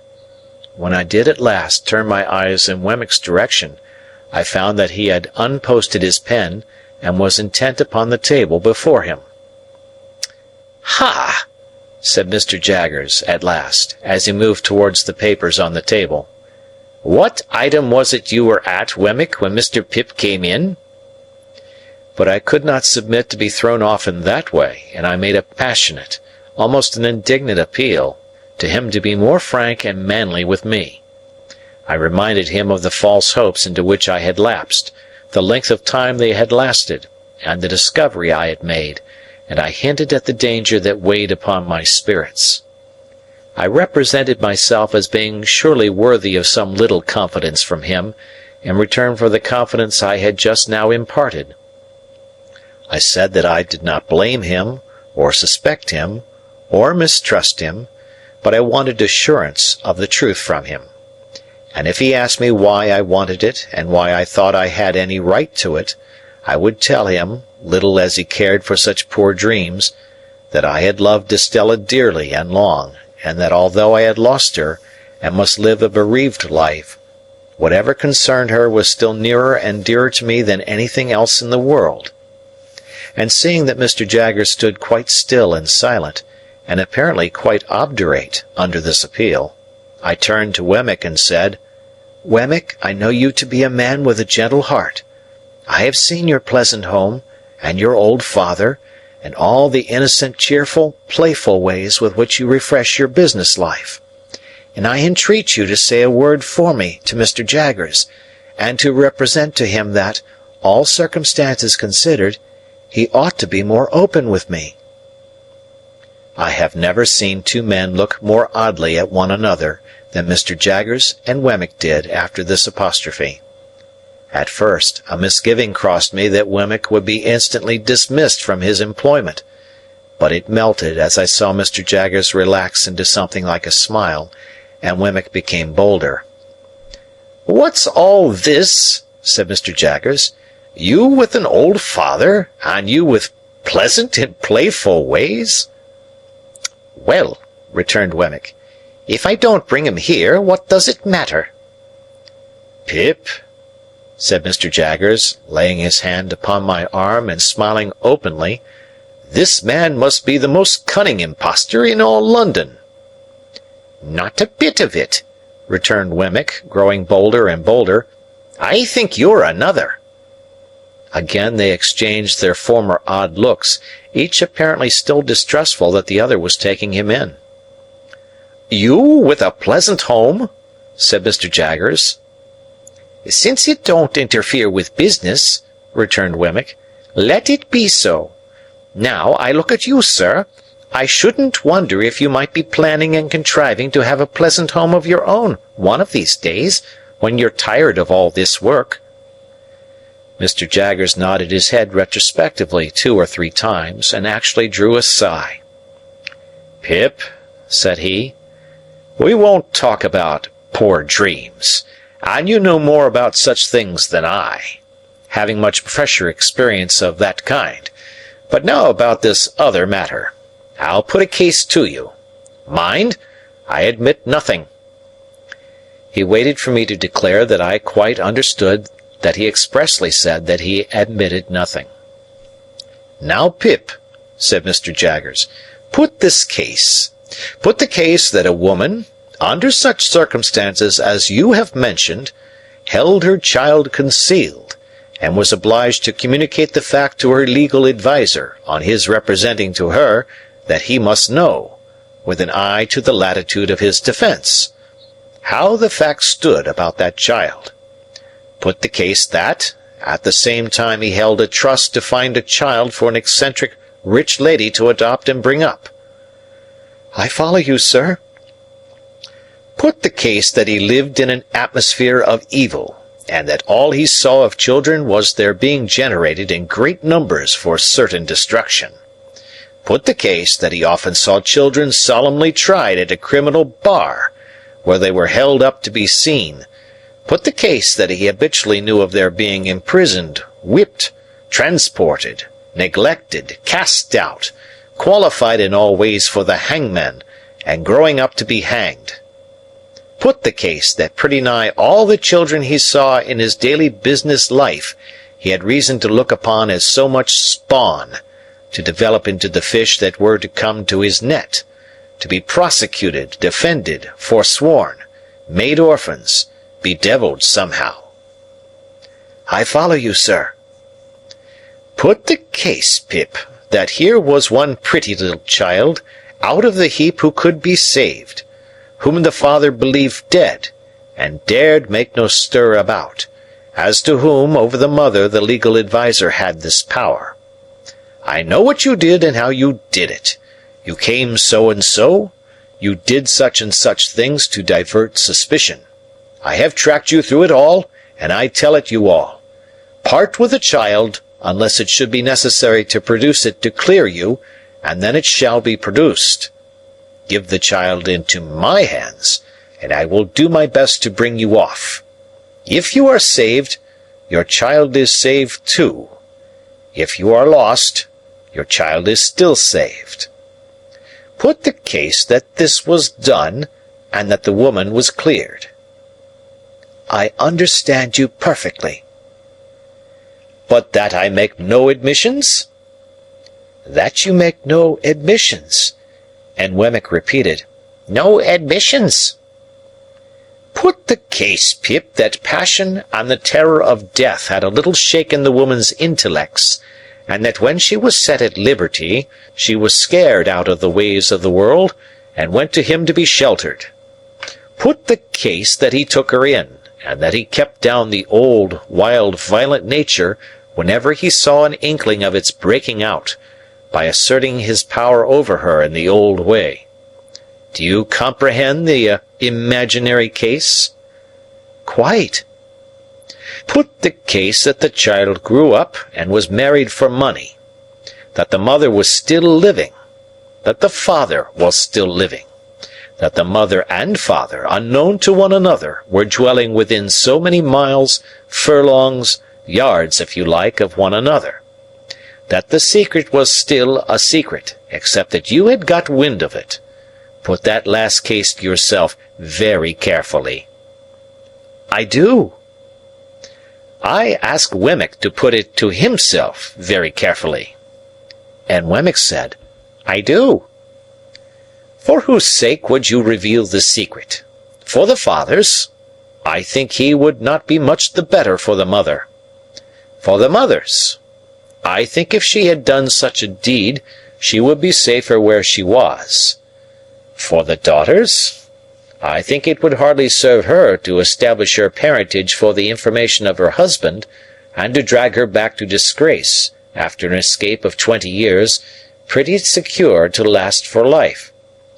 But add the case that you had loved her, Pip, and had made her the subject of those poor dreams which have at one time or another been in the heads of more men than you think likely, then I tell you that you had better, and would much sooner, when you had thought well of it, chop off that bandaged left hand of yours with your bandaged right hand, and then pass the chopper on to Wemmick here to cut that off too." I looked at Wemmick, whose face was very grave. He gravely touched his lips with his forefinger. I did the same. Mr. Jaggers did the same. "Now, Wemmick," said the latter then, resuming his usual manner, "what item was it you were at when Mr. Pip came in?" Standing by for a little while they were at work, I observed that the odd looks they had cast at one another were repeated several times, with this difference now, that each of them seemed suspicious, not to say conscious, of having shown himself in a weak and unprofessional light to the other. For this reason, I suppose, they were now inflexible with one another, Mr. Jaggers being highly dictatorial, and Wemmick obstinately justifying himself whenever there was the smallest point in abeyance for a moment. I had never seen them on such ill terms, for generally they got on very well indeed together. But they were both happily relieved by the opportune appearance of Mike, the client with the fur cap and the habit of wiping his nose on his sleeve, whom I had seen on the very first day of my appearance within these walls. This individual, who, either in his own person or in that of some member of his family, seemed to be always in trouble, which in that place meant Newgate, called to announce that his eldest daughter was taken up on suspicion of shoplifting. As he imparted this melancholy circumstance to Wemmick, Mr. Jaggers, standing magisterially before the fire and taking no share in the proceedings, Mike's eye happened to twinkle with a tear. "What are you about?" demanded Wemmick with the utmost indignation. "What do you come snivelling here for?" "I didn't go to do it, Mr. Wemmick." "You did," said Wemmick. "How dare you? You're not in a fit state to come here, if you can't come here without spluttering like a bad pen. What do you mean by it?" "A man can't help his feelings, Mr. Wemmick," pleaded Mike. "His what?" demanded Wemmick, quite savagely. "Say that again." "Now look here, my man," said Mr. Jaggers, advancing a step and pointing to the door. "Get out of this office. I'll have no feelings here. Get out." "It serves you right," said Wemmick. "Get out." So the unfortunate Mike very humbly withdrew, and Mr. Jaggers and Wemmick appeared to have re-established their good understanding, and went to work again with an air of refreshment upon them, as if they had just had lunch. Great Expectations by Charles Dickens. Chapter 52. From Little Britain I went, with my cheque in my pocket, to Miss Skiffin's brother, the accountant, and Miss Skiffin's brother, the accountant, going straight to Clarriker's and bringing Clarriker to me, I had the great satisfaction of concluding that arrangement. It was the only good thing I had done, and the only completed thing I had done since I was first apprised of my great expectations. Clarriker informing me on that occasion that the affairs of the house were steadily progressing, that he would now be able to establish a small branch house in the east, which was much wanted for the extension of the business, and that Herbert in his new partnership capacity would go out and take charge of it, I found that I must have prepared for a separation from my friend, even though my own affairs had been more settled. And now, indeed, I felt as if my last anchor were loosening its hold, and I should soon be driving with the winds and waves. But there was recompense in the joy with which Herbert would come home of a night and tell me of these changes, little imagining that he told me no news, and would sketch airy pictures of himself conducting Clara Barley to the land of the Arabian Nights, and of me going out to join them, with a caravan of camels, I believe, and of our all going up the Nile and seeing wonders. Without being sanguine as to my own part in these bright plans, I felt that Herbert's way was clearing fast, and that old Bill Barley had but to stick to his pepper and rum, and his daughter would soon be happily provided for. We had now got into the month of March. My left arm, though it presented no bad symptoms, took, in the natural course, so long to heal that I was still unable to get a coat on. My right arm was tolerably restored, disfigured, but fairly serviceable. On a Monday morning, when Herbert and I were at breakfast, I received the following letter from Wemmick by the post. Walworth, burn this as soon as read. Early in the week, or say Wednesday, you might do what you know of, if you felt disposed to try it. Now burn. When I had shown this to Herbert and had put it in the fire, but not before we had both got it by heart, we considered what to do. For, of course, my being disabled could now be no longer kept out of view. I have thought it over again and again, said Herbert, and I think I know a better course than taking a Thames waterman. Take Startop. A good fellow, a skilled hand, fond of us, and enthusiastic and honourable. I had thought of him more than once. But how much would you tell him, Herbert? It is necessary to tell him very little. Let him suppose it a mere freak, but a secret one, until the morning comes. Then let him know that there is urgent reason for your getting Provis aboard and away. You go with him? No doubt. Where?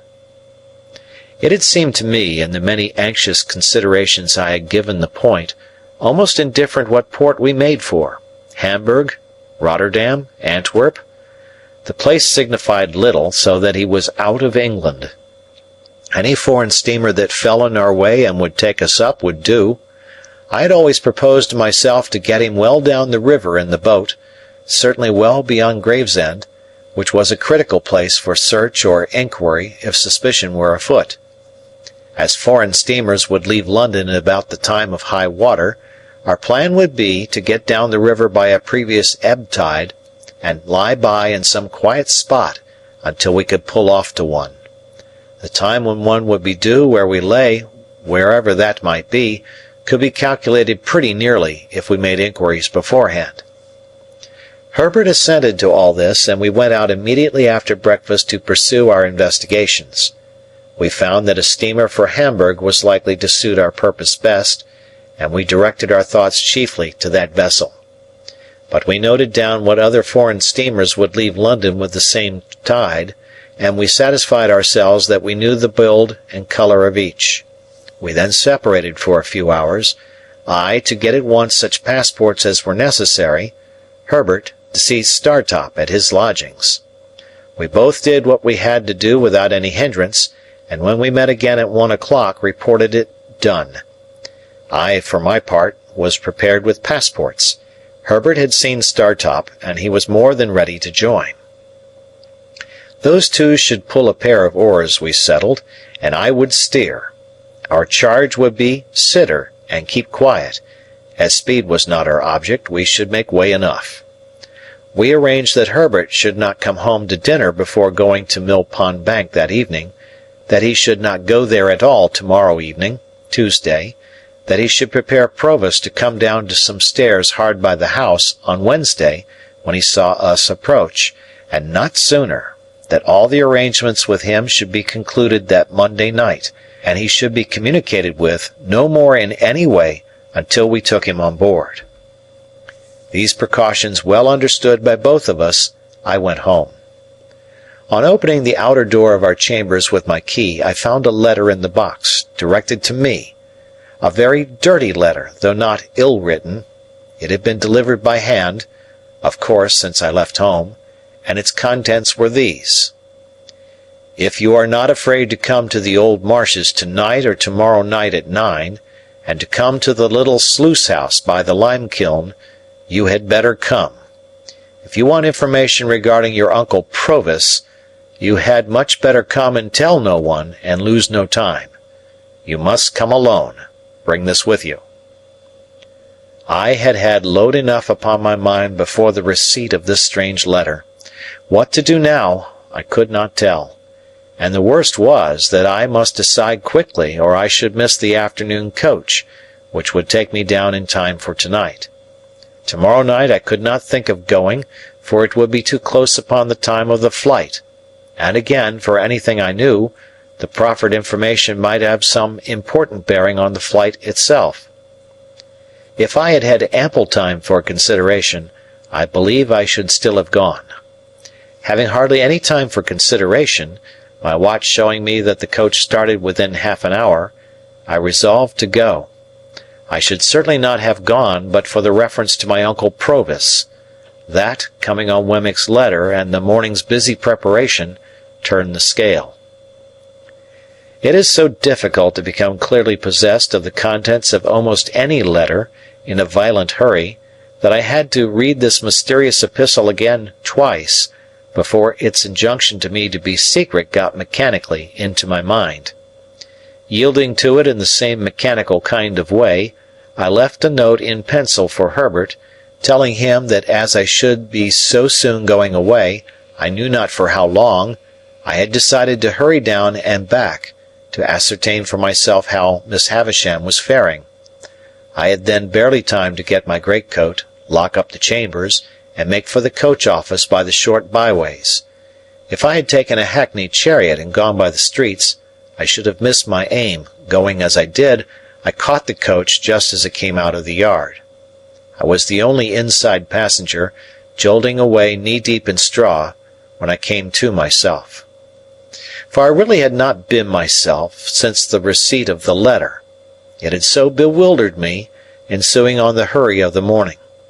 The morning hurry and flutter had been great, for, long and anxiously as I had waited for Wemmick, his hint had come like a surprise, at last, and now I began to wonder at myself for being in the coach, and to doubt whether I had sufficient reason for being there, and to consider whether I should get out presently and go back, and to argue against ever heeding an anonymous communication, and, in short, to pass through all those phases of contradiction and indecision to which I suppose very few hurried people are strangers.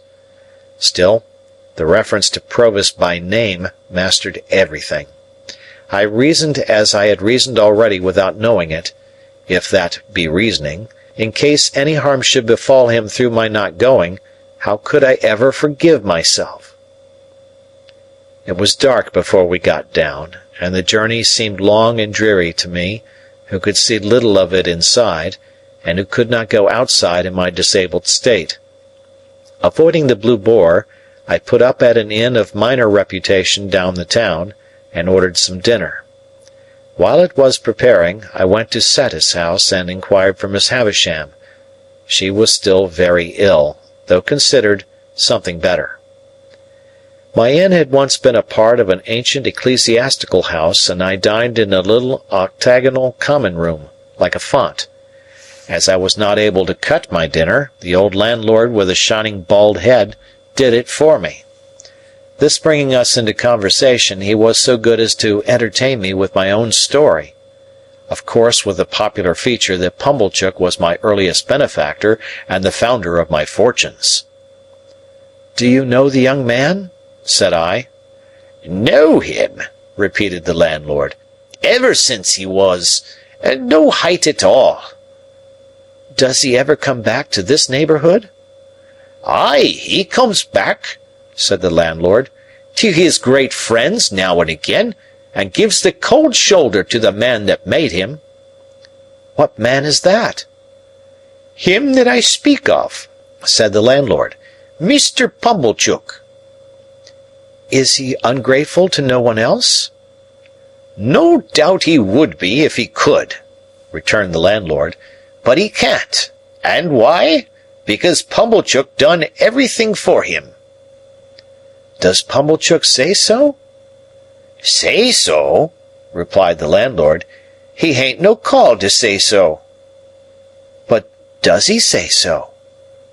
"It would turn a man's blood to white wine vinegar to hear him tell of it, sir," said the landlord. I thought, "Yet Joe, dear Joe, you never tell of it. Long-suffering and loving Joe, you never complain. Nor you, sweet-tempered Biddy." "Your appetite's been touched like by your accident," said the landlord, glancing at the bandaged arm under my coat. "Try a tenderer bit." "No, thank you," I replied, turning from the table to brood over the fire. "I can eat no more. Please take it away." I had never been struck at so keenly for my thanklessness to Joe as through the brazen impostor, Pumblechook. The falser he, the truer Joe. The meaner he, the nobler Joe. My heart was deeply and most deservedly humbled as I mused over the fire for an hour or more. The striking of the clock aroused me, but not from my dejection or remorse, and I got up and had my coat fastened round my neck, and went out. I had previously sought in my pockets for the letter, that I might refer to it again, but I could not find it, and was uneasy to think that it must have been dropped in the straw of the coach. I knew very well, however, that the appointed place was the little sluice-house by the lime kiln on the marshes, and the hour 9. Towards the marshes I now went straight, having no time to spare. Great Expectations by Charles Dickens. Chapter 53. It was a dark night, though the full moon rose as I left the enclosed lands and passed out upon the marshes. Beyond their dark line there was a ribbon of clear sky, hardly broad enough to hold the red large moon. In a few minutes she had ascended out of that clear field, in among the piled mountains of cloud. There was a melancholy wind, and the marshes were very dismal. A stranger would have found them insupportable, and even to me they were so oppressive that I hesitated, half inclined to go back. But I knew them well, and could have found my way on a far darker night, and had no excuse for returning, being there. So, having come there against my inclination, I went on against it. The direction that I took was not that in which my old home lay, nor that in which we had pursued the convicts.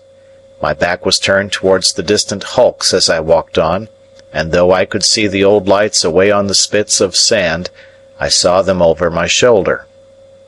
I knew the lime kiln as well as I knew the old battery, but they were miles apart, so that, if a light had been burning at each point that night, there would have been a long strip of the blank horizon between the two bright specks.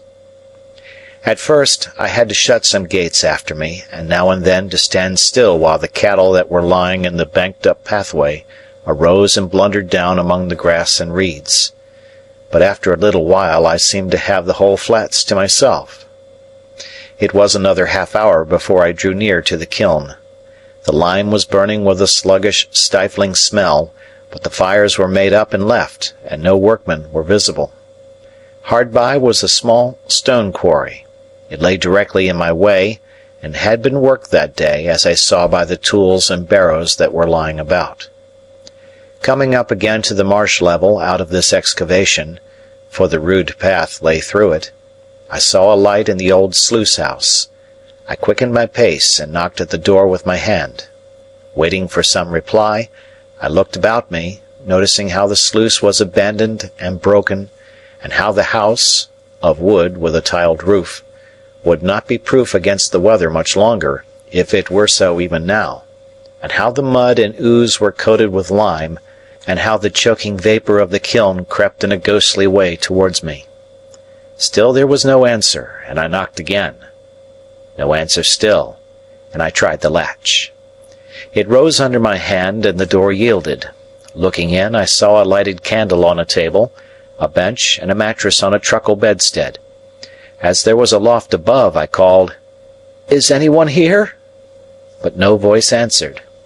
Then I looked at my watch, and finding that it was past 9, called again, "Is there anyone here?"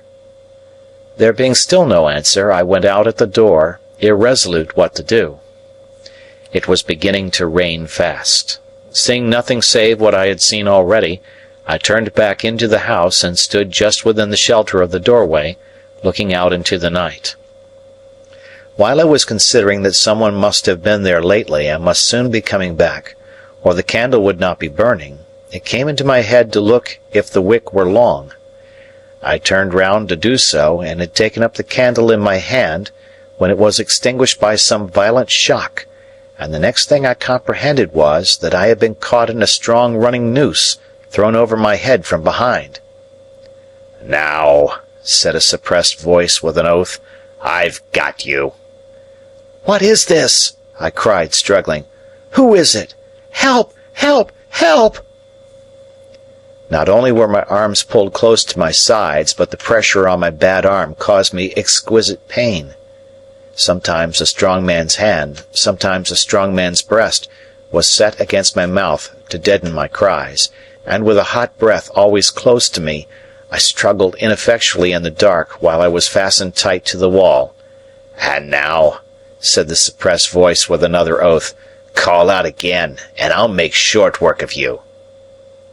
Faint and sick with the pain of my injured arm, bewildered by the surprise, and yet conscious how easily this threat could be put in execution, I desisted, and tried to ease my arm were it ever so little. But it was bound too tight for that. I felt as if, having been burnt before, it was now being broiled. The sudden exclusion of the night, and the substitution of black darkness in its place, warned me that the man had closed a shutter. After groping about for a little, he found the flint and steel he wanted, and began to strike a light. I strained my sight upon the sparks that fell among the tinder, and upon which he breathed and breathed, match in hand, but I could only see his lips, and the blue point of the match, even those but fitfully. The tinder was damp, no wonder there, and one after another the sparks died out. The man was in no hurry, and struck again with the flint and steel. As the sparks fell thick and bright about him, I could see his hands and touches of his face, and could make out that he was seated and bending over the table, but nothing more. Presently I saw his blue lips again, breathing on the tinder, and then a flare of light flashed up, and showed me Orlick. Whom I had looked for I don't know. I had not looked for him. Seeing him, I felt that I was in a dangerous strait indeed, and I kept my eyes upon him. He lighted the candle from the flaring match with great deliberation, and dropped the match and trod it out. Then he put the candle away from him on the table, so that he could see me, and sat with his arms folded on the table and looked at me.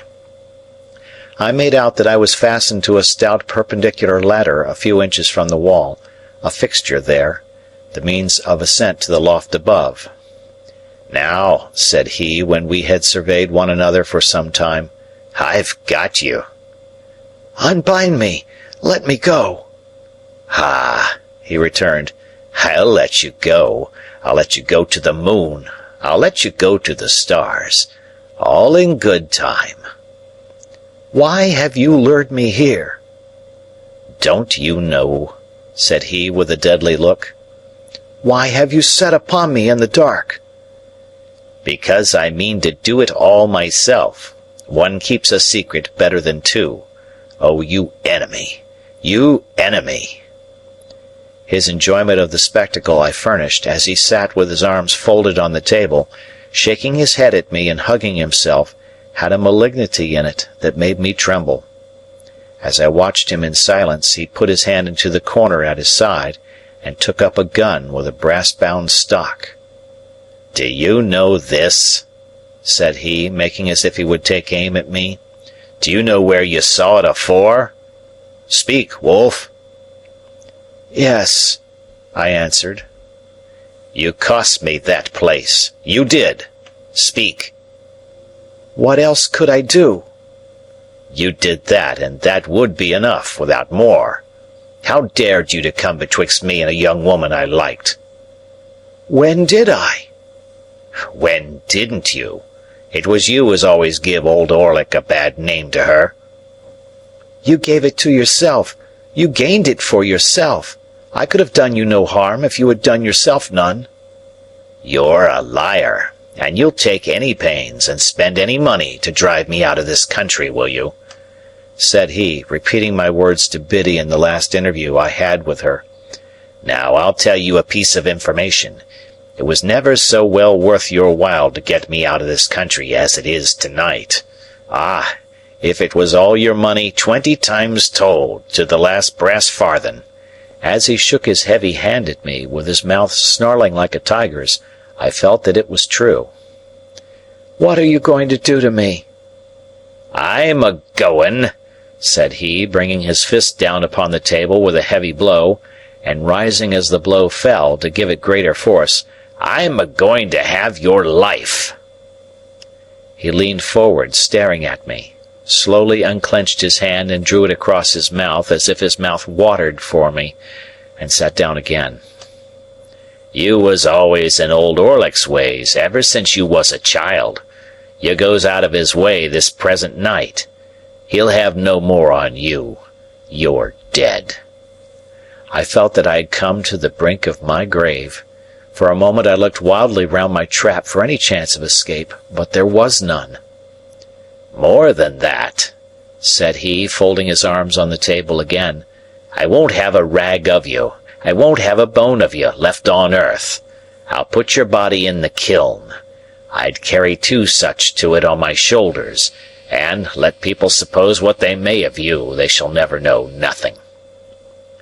My mind, with inconceivable rapidity, followed out all the consequences of such a death. Estella's father would believe I had deserted him, would be taken, would die accusing me. Even Herbert would doubt me, when he compared the letter I had left for him with the fact that I had called at Miss Havisham's gate for only a moment. Joe and Biddy would never know how sorry I had been that night. None would ever know what I had suffered, how true I had meant to be, what an agony I had passed through. The death close before me was terrible, but far more terrible than death was the dread of being misremembered after death. And so quick were my thoughts that I saw myself despised by unborn generations, Estella's children and their children, while the wretch's words were yet on his lips. "Now, Wolf," said he, "afore I kill you like any other beast, which is what I mean to do and what I have tied you up for, I'll have a good look at you and have a good goad at you. Oh, you enemy!" It had passed through my thoughts to cry out for help again, though few could know better than I the solitary nature of the spot and the hopelessness of aid. But as he sat gloating over me, I was supported by a scornful detestation of him that sealed my lips. Above all things, I resolved that I would not entreat him, and that I would die making some last poor resistance to him. Softened as my thoughts of all the rest of men were in that dire extremity, humbly beseeching pardon, as I did, of heaven, melted at heart, as I was, by the thought that I had taken no farewell, and never now could take farewell of those who were dear to me, or could explain myself to them, or ask for their compassion on my miserable errors.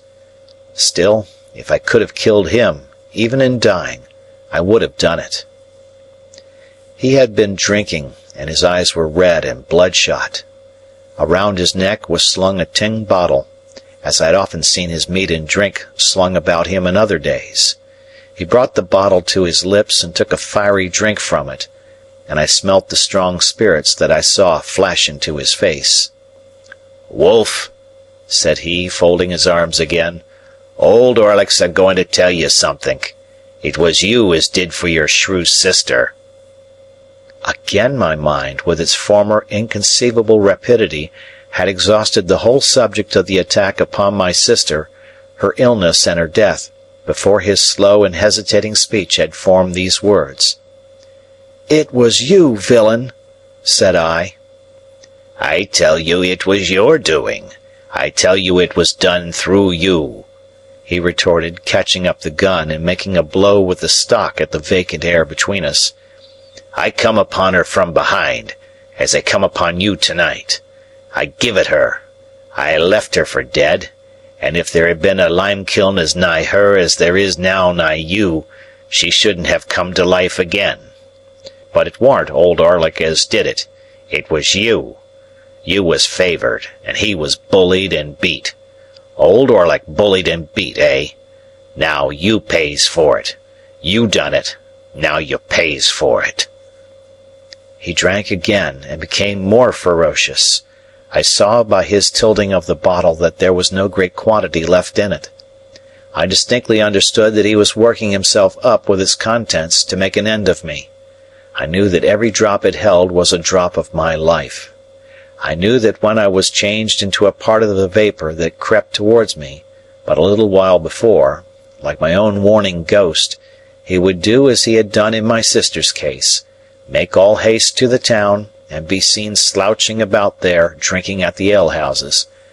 My rapid mind pursued him to the town, made a picture of the street with him in it, and contrasted its lights and life with the lonely marsh and the white vapour creeping over it, into which I should have dissolved. It was not only that I could have summed up years and years and years while he said a dozen words, but that what he did say presented pictures to me, and not mere words. In the excited and exalted state of my brain, I could not think of a place without seeing it, or of persons without seeing them. It is impossible to overstate the vividness of these images, and yet I was so intent, all the time, upon him himself, who would not be intent on the tiger crouching to spring, that I knew of the slightest action of his fingers. When he had drunk this second time, he rose from the bench on which he sat, and pushed the table aside. Then he took up the candle, and shading it with his murderous hand so as to throw its light on me, stood before me, looking at me, and enjoying the sight. "Wolf, I'll tell you something more. It was old Orlick as you tumbled over on your stairs that night." I saw the staircase with its extinguished lamps. I saw the shadows of the heavy stair rails thrown by the watchman's lantern on the wall. I saw the rooms that I was never to see again, here a door half open, there a door closed, all the articles of furniture around. "And why was old Orlick there? I'll tell you something more, Wolf. You and her have pretty well hunted me out of this country, so far as getting an easy living in it goes, and I've took up with new companions and new masters. Some of them writes my letters when I wants 'em wrote. Do you mind? Writes my letters, Wolf. They writes 50 hands. They're not like sneaking you, as writes but one. I've a firm mind and a firm will to have your life, since you was down here at your sister's burying. I han't seen a way to get you safe, and I've looked arter you to know your ins and outs. For, says old Orlick to himself, somehow or another I'll have him. What? When I looks for you, I find your Uncle Provis, eh?" Mill Pond Bank and Chink's Basin and the old green copper rope walk, all so clear and plain, Provis in his rooms, the signal whose use was over, pretty Clara, the good motherly woman, old Bill Barley on his back, all drifting by, as on the swift stream of my life fast running out to sea. "You with a uncle, too! Why, I knowed you at Gargery's when you was so small a wolf that I could have took your weazen betwixt this finger and thumb and chucked you away dead, as I'd thoughts o' doing, odd times, when I see you loitering amongst the pollards on a Sunday. And you hadn't found no uncles then. No, not you. But when old Orlick come for to hear that your Uncle Provis had most like wore the leg iron what old Orlick had picked up, filed asunder, on these meshes ever so many year ago, and what he kept by him till he dropped your sister with it, like a bullock, as he means to drop you, hey? When he come for to hear that, hey?" In his savage taunting he flared the candle so close at me that I turned my face aside to save it from the flame. "Ah!" he cried, laughing, after doing it again. "The burnt child dreads the fire. Old Orlick knowed you was burnt. Old Orlick knowed you was smuggling your Uncle Provis away. Old Orlick's a match for you, and knowed you'd come tonight. Now I'll tell you something more, Wolf, and this ends it. There's them that's as good a match for your Uncle Provis as old Orlick has been for you. Let him wear them when he's lost his nevvy. Let him wear them when no man can't find a rag of his dear relation's clothes, nor yet a bone of his body. There's them that can't, and that won't have Magwitch. Yes, I know the name. Alive in the same land with them, and that's had such sure information of him when he was alive in another land as that he couldn't and shouldn't leave it unbeknown and put them in danger. Perhaps it's them that writes 50 hands, and that's not like sneaking you as writes but one. Where Compeyson, Magwitch, and the gallows?" He flared the candle at me again, smoking my face and hair, and for an instant blinding me, and turned his powerful back as he replaced the light on the table. I had thought a prayer, and had been with Joe and Biddy and Herbert, before he turned towards me again. There was a clear space of a few feet between the table and the opposite wall. Within this space he now slouched backwards and forwards. His great strength seemed to sit stronger upon him than ever before, as he did this with his hands hanging loose and heavy at his sides, and with his eyes scowling at me. I had no grain of hope left. Wild as my inward hurry was, and wonderful the force of the pictures that rushed by me instead of thoughts, I could yet clearly understand that, unless he had resolved that I was within a few moments of surely perishing out of all human knowledge, he would never have told me what he had told. Of a sudden he stopped, took the cork out of his bottle, and tossed it away. Light as it was, I heard it fall like a plummet. He swallowed slowly, tilting up the bottle by little and little, and now he looked at me no more. The last few drops of liquor he poured into the palm of his hand and licked up. Then, with a sudden hurry of violence and swearing horribly, he threw the bottle from him, and stooped, and I saw in his hand a stone hammer with a long, heavy handle. The resolution I had made did not desert me, for, without uttering one vain word of appeal to him, I shouted out with all my might, and struggled with all my might. It was only my head and my legs that I could move, but to that extent I struggled with all the force, until then unknown, that was within me. In the same instant I heard responsive shouts, saw figures and a gleam of light dash in at the door, heard voices in tumult, and saw Orlick emerge from a struggle of men, as if it were tumbling water, clear the table at a leap, and fly out into the night. After a blank, I found that I was lying unbound, on the floor, in the same place, with my head on someone's knee. My eyes were fixed on the ladder against the wall when I came to myself, had opened on it before my mind saw it, and thus as I recovered consciousness, I knew that I was in the place where I had lost it. Too indifferent at first, even to look round and ascertain who supported me, I was lying looking at the ladder, when there came between me and it a face. The face of Trabb's boy. "I think he's all right," said Trabb's boy in a sober voice, "but ain't he just pale, though?" At these words the face of him who supported me looked over into mine, and I saw my supporter to be... "Herbert! Great heaven!" "Softly," said Herbert. "Gently, Handel. Don't be too eager." "And our old comrade, Startop!" I cried as he too bent over me. Remember what he is going to assist us in," said Herbert, "and be calm." The illusion made me spring up, though I dropped again from the pain in my arm. "The time has not gone by, Herbert, has it? What night is tonight? How long have I been here?" For I had a strange and strong misgiving that I had been lying there a long time, a day and a night, 2 days and nights, more. "The time has not gone by. It is still Monday night." "Thank God!" "And you have all tomorrow, Tuesday, to rest in," said Herbert. "But you can't help groaning, my dear Handel. What hurt have you got? Can you stand?" Yes, said I. "I can walk.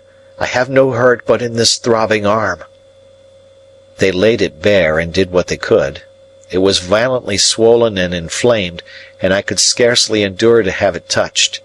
But they tore up their handkerchiefs to make fresh bandages, and carefully replaced it in the sling, until we could get to the town and obtain some cooling lotion to put upon it. In a little while we had shut the door of the dark and empty sluice house, and were passing through the quarry on our way back.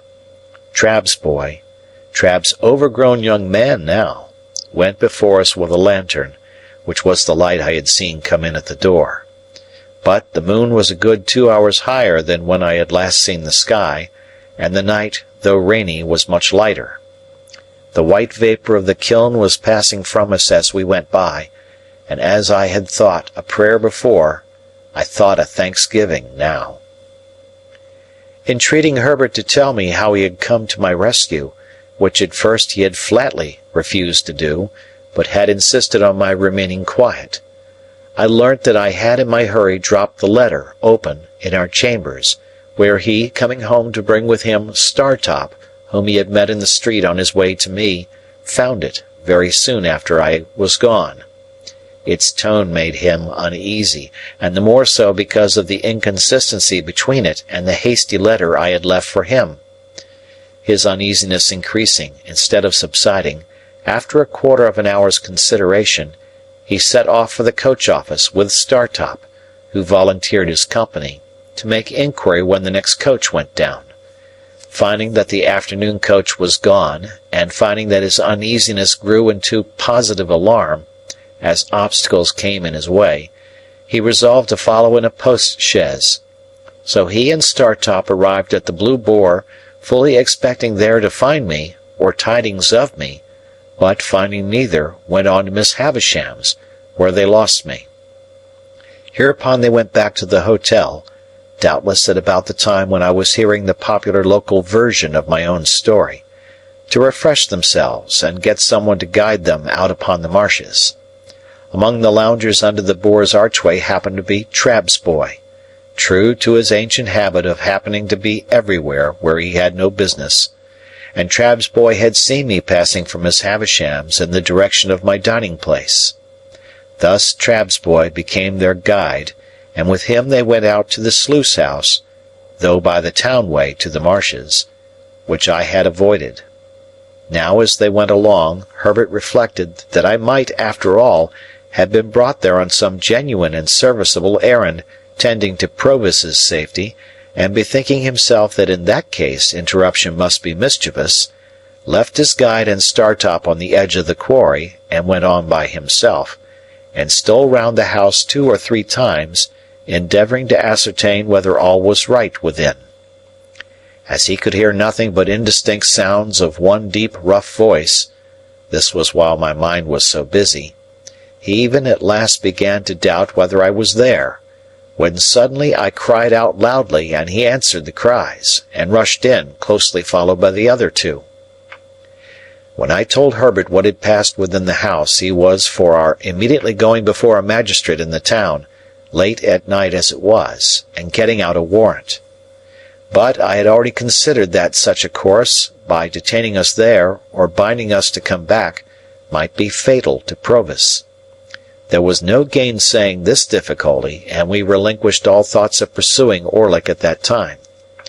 For the present, under the circumstances, we deemed it prudent to make rather light of the matter to Trabb's boy, who, I am convinced, would have been much affected by disappointment, if he had known that his intervention saved me from the lime kiln. Not that Trabb's boy was of a malignant nature, but that he had too much spare vivacity, and that it was in his constitution to want variety and excitement at anybody's expense. When we parted, I presented him with 2 guineas, which seemed to meet his views, and told him that I was sorry ever to have had an ill opinion of him, which made no impression on him at all. Wednesday being so close upon us, we determined to go back to London that night, 3 in the post-chaise, the rather, as we should then be clear away before the night's adventure began to be talked of. Herbert got a large bottle of stuff for my arm, and by dint of having this stuff dropped over it all the night through, I was just able to bear its pain on the journey. It was daylight when we reached the temple, and I went at once to bed, and lay in bed all day. My terror, as I lay there, of falling ill and being unfitted for tomorrow, was so besetting that I wonder it did not disable me of itself. It would have done so, pretty surely, in conjunction with the mental wear and tear I had suffered, but for the unnatural strain upon me that tomorrow was. So anxiously looked forward to, charged with such consequences, its results so impenetrably hidden, though so near. No precaution could have been more obvious than our refraining from communication with him that day, yet this again increased my restlessness. I started at every footstep and every sound, believing that he was discovered and taken, and this was the messenger to tell me so. I persuaded myself that I knew he was taken, that there was something more upon my mind than a fear or a presentiment, that the fact had occurred, and I had a mysterious knowledge of it. As the days wore on, and no ill news came, as the day closed in and darkness fell, my overshadowing dread of being disabled by illness before tomorrow morning altogether mastered me. My burning arm throbbed, and my burning head throbbed, and I fancied I was beginning to wander.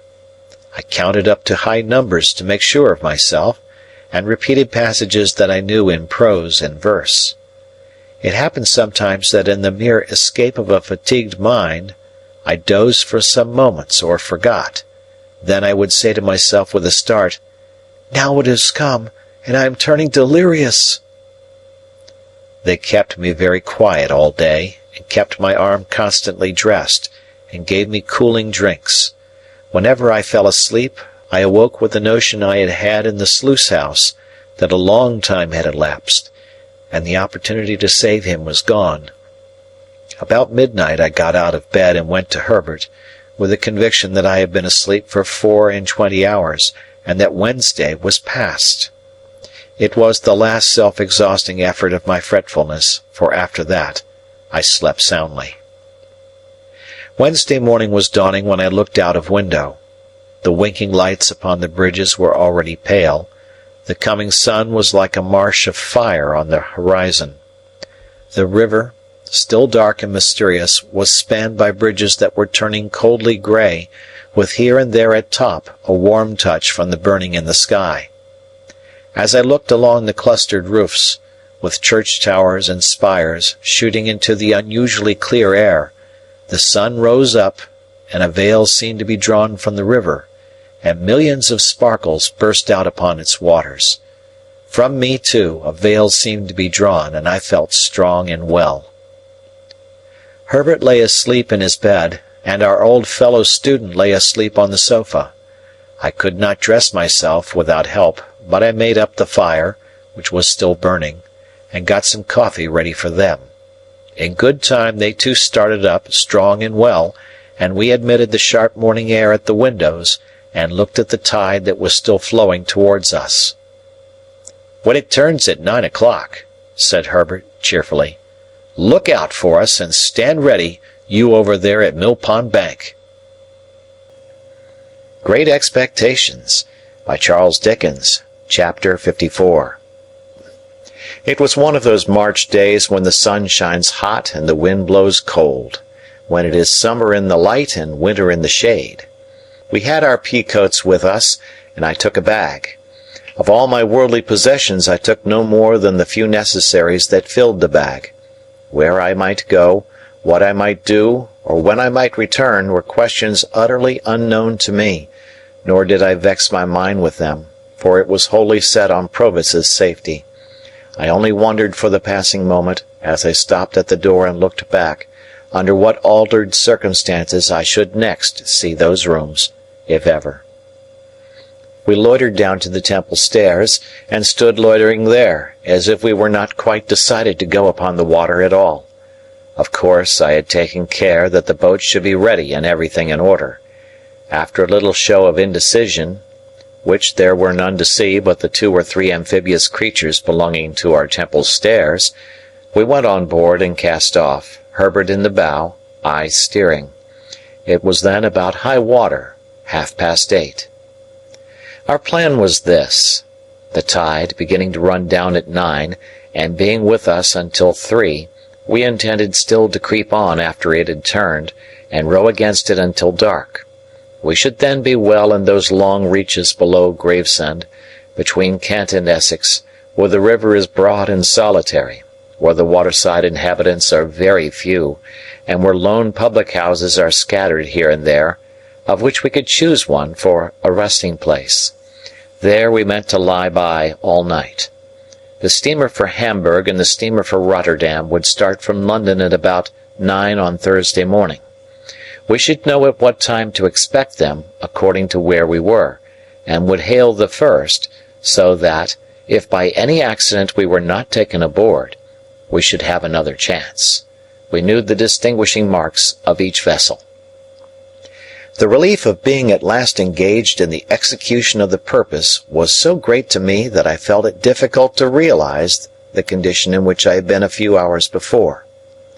The crisp air, the sunlight, the movement on the river, and the moving river itself, the road that ran with us, seeming to sympathize with us, animate us, and encourage us on, freshened me with new hope. I felt mortified to be of so little use in the boat, but there were few better oarsmen than my 2 friends, and they rowed with a steady stroke that was to last all day. At that time, the steam traffic on the Thames was far below its present extent, and the watermen's boats were far more numerous. Of barges, sailing colliers, and coasting traders, there were perhaps as many as now, but of steamships, great and small, not a tithe, or a 20th part so many. Early as it was, there were plenty of scullers going here and there that morning, and plenty of barges dropping down with the tide. The navigation of the river between bridges, in an open boat, was a much easier and commoner matter in those days than it is in these, and we went ahead among many skiffs and wherries briskly. Old London Bridge was soon passed, and old Billingsgate Market with its oyster boats and Dutchmen, and the White Tower, and Trader's Gate, and we were in among the tiers of shipping. Here were the Leith, Aberdeen, and Glasgow steamers, loading and unloading goods, and looking immensely high out of the water as we passed alongside. Here were colliers by the score and score, with the coal whippers plunging off stages on deck, as counterweights to measures of coal swinging up, which were then rattled over the side into barges. Here at her moorings was tomorrow's steamer for Rotterdam, of which we took good notice, and here tomorrow's for Hamburg, under whose bowsprit we crossed. And now I, sitting in the stern, could see, with a faster beating heart, Mill Pond Bank and Mill Pond Stairs. "Is he there?" said Herbert. "Not yet." "Right. He was not to come down till he saw us. Can you see his signal?" "Not well from here, but I think I see it. Now I see him. Pull both. Easy, Herbert. Oars." We touched the stairs lightly for a single moment, and he was on board, and we were off again. He had a boat cloak with him, and a black canvas bag, and he looked as like a river pilot as my heart could have wished. "Dear boy," he said, putting his arm on my shoulder as he took his seat. "Faithful dear boy, well done. Thank ye, thank ye." Again among the tiers of shipping, in and out, avoiding rusty chain cables, frayed hempen hawsers and bobbing buoys, sinking for the moment floating broken baskets, scattering floating chips of wood and shaving, cleaving floating scum of coal, in and out, under the figurehead of the John of Sunderland making a speech to the winds, as is done by many Johns, and the Betsy of Yarmouth with a firm formality of bosom and her knobby eyes starting 2 inches out of her head, in and out, hammers going in shipbuilders' yards, saws going at timber, clashing engines going at things unknown, pumps going in leaky ships, capstans going, ships going out to sea, and unintelligible sea creatures roaring curses over the bulwarks at respondent lightermen, in and out at last upon the clearer river, where the ship's boys might take their fenders in, no longer fishing in troubled waters with them over the side, and where the festooned sails might fly out to the wind. At the stairs where we had taken him aboard, and ever since, I had looked warily for any token of our being suspected. I had seen none. We certainly had not been, and at that time as certainly we were not either attended or followed by any boat. If we had been waited on by any boat, I should have run in to shore and have obliged her to go on, or to make her purpose evident. But we held our own without any appearance of molestation. He had his boat cloak on him, and it looked, as I have said, a natural part of the scene. It was remarkable, but perhaps the wretched life he had led accounted for it, that he was the least anxious of any of us. He was not indifferent, for he told me that he hoped to live to see his gentleman one of the best of gentlemen in a foreign country. He was not disposed to be passive or resigned, as I understood it, but he had no notion of meeting danger half-way. When it came upon him he confronted it, but it must come before he troubled himself. "If you knowed, dear boy," he said to me, "what it is to sit here alonger my dear boy and have my smoke, arter been day by day betwixt 4 walls, you'd envy me, but you don't know what it is." "I think I know the delights of freedom," I answered. "Ah," said he, shaking his head gravely, "but you don't know it equal to me. You must have been under lock and key, dear boy, to know it equal to me, but I ain't a-going to be low." It occurred to me as inconsistent that, for any mastering idea, he should have endangered his freedom, and even his life. But I reflected that perhaps freedom without danger was too much apart from all the habit of his existence to be to him what it would be to another man. I was not far out, since he said, after smoking a little, "You see, dear boy, when I was over yonder, the other side of the world, I was always a-looking to this side, and it come flat to be there, for all I was a-growing rich. Everybody knowed Magwitch, and Magwitch could come, and Magwitch could go, and nobody's head will be troubled about him. They ain't so easy concerning me here, dear boy. Wouldn't be leastwise if they knowed where I was." "If all goes well," said I, "you will be perfectly free and safe again within a few hours." "Well," he returned, drawing a long breath, "I hope so." "And think so?" He dipped his hand in the water over the boat's gunwale, and said, smiling with that softened air upon him which was not new to me, I suppose I think so, dear boy. We'd be puzzled to be more quiet and easy-going than we are at present. But it's a-flowing so soft and pleasant through the water, perhaps, as makes me think it. I was a-thinking through my smoke just then, that we can no more see to the bottom of the next few hours than we can see to the bottom of this river what I catches hold of.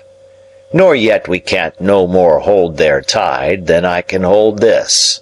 And it's run through my fingers and gone, you see," holding up his dripping hand.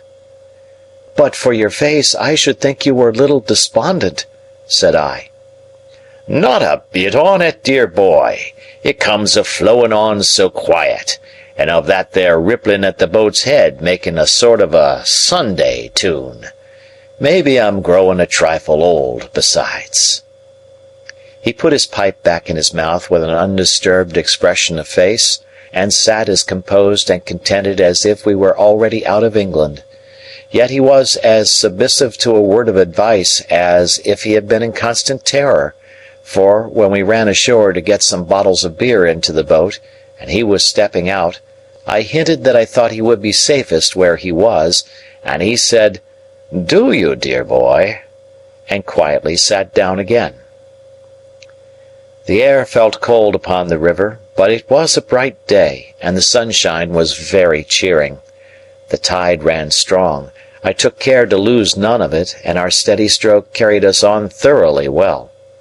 By imperceptible degrees, as the tide ran out, we lost more and more of the nearer woods and hills, and dropped lower and lower between the muddy banks, but the tide was yet with us when we were off Gravesend. As our charge was wrapped in his cloak, I purposely passed within a boat or two's length of the floating custom-house, and so out to catch the stream, alongside of 2 emigrant ships, and under the bows of a large transport with troops on the forecastle, looking down at us.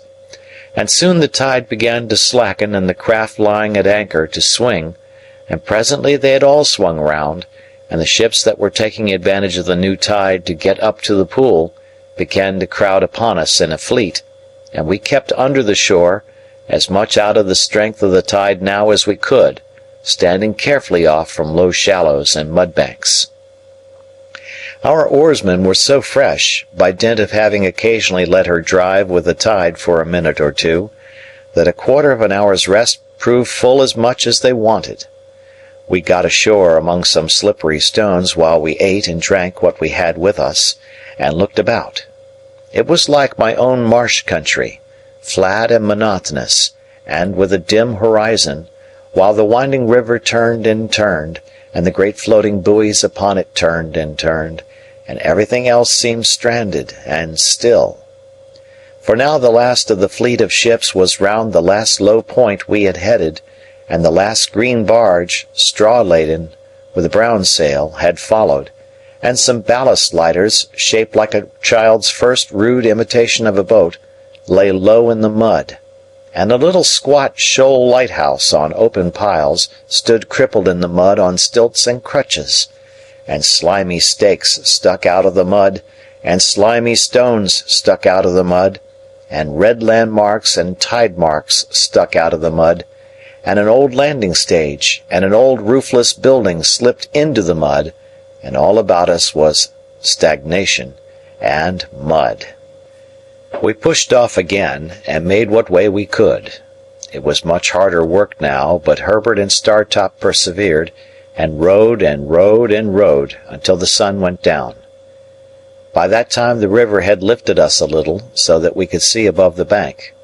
There was the red sun, on the low level of the shore, in a purple haze, fast deepening into black, and there was the solitary flat marsh, and far away there were the rising grounds, between which and us there seemed to be no life, save here and there in the foreground a melancholy gull. As the night was fast falling, and as the moon, being past the full, would not rise early, we held a little council, a short one, for clearly our course was to lie by at the first lonely tavern we could find. So they plied their oars once more, and I looked out for anything like a house. Thus we held on, speaking little, for 4 or 5 dull miles. It was very cold, and a collier coming by us, with her galley fire smoking and flaring, looked like a comfortable home. The night was as dark by this time as it would be until morning, and what light we had seemed to come more from the river than the sky, as the oars in their dipping struck at a few reflected stars. At this dismal time we were evidently all possessed by the idea that we were followed. As the tide made, it flapped heavily at irregular intervals against the shore, and whenever such a sound came, one or other of us was sure to start and look in that direction. Here and there, the set of the current had worn down the bank into a little creek, and we were all suspicious of such places, and eyed them nervously. Sometimes, "What was that ripple?" one of us would say in a low voice, or another, "Is that a boat yonder?" And afterwards we would fall into a dead silence, and I would sit impatiently thinking with what an unusual amount of noise the oars worked in the thowels. At length we descried a light and a roof, and presently afterwards ran alongside a little causeway made of stones that had been picked up hard by. Leaving the rest in the boat, I stepped ashore, and found the light to be in the window of a public-house. It was a dirty place enough, and I dare say not unknown to smuggling adventurers, but there was a good fire in the kitchen, and there were eggs and bacon to eat, and various liquors to drink. Also, there were 2 double-bedded rooms, "such as they were," the landlord said. No other company was in the house than the landlord, his wife, and a grizzled male creature, the Jack of the little causeway, who was as slimy and smeary as if he had been a low-water mark too. With this assistant, I went down to the boat again, and we all came ashore and brought out the oars, and rudder, and boat-hook, and all else, and hauled her up for the night. We made a very good meal by the kitchen fire, and then apportioned the bedrooms. Herbert and Startop were to occupy one, I and our charge the other.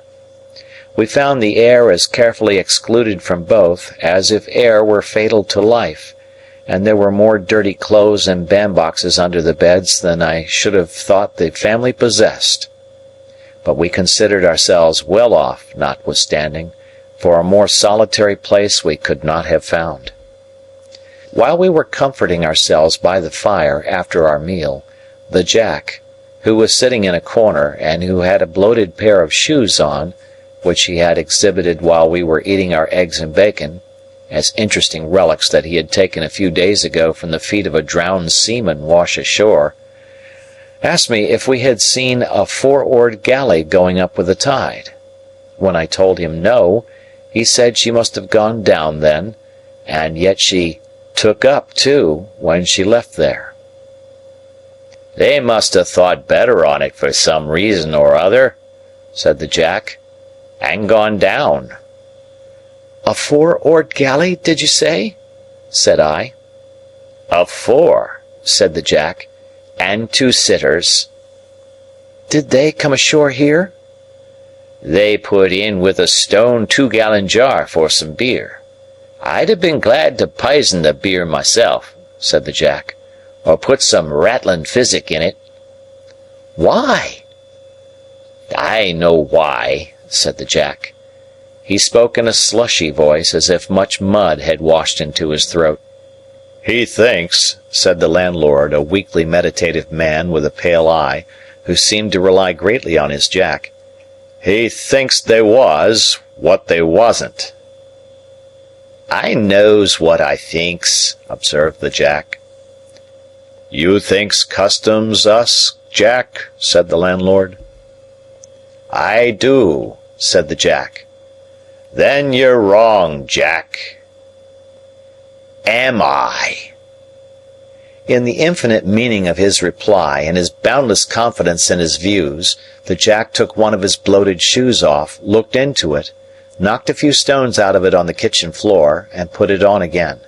He did this with the air of a Jack who was so right that he could afford to do anything.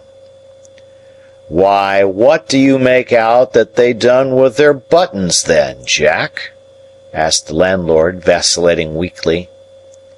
"Done with their buttons?" returned the Jack. "Chucked 'em overboard, swallered 'em, sewed 'em to come up small salad. Done with their buttons." "Don't be cheeky, Jack," remonstrated the landlord in a melancholy and pathetic way. "A custom-house officer knows what to do with his buttons," said the Jack, repeating the obnoxious word with the greatest contempt, "when they comes betwixt him and his own light.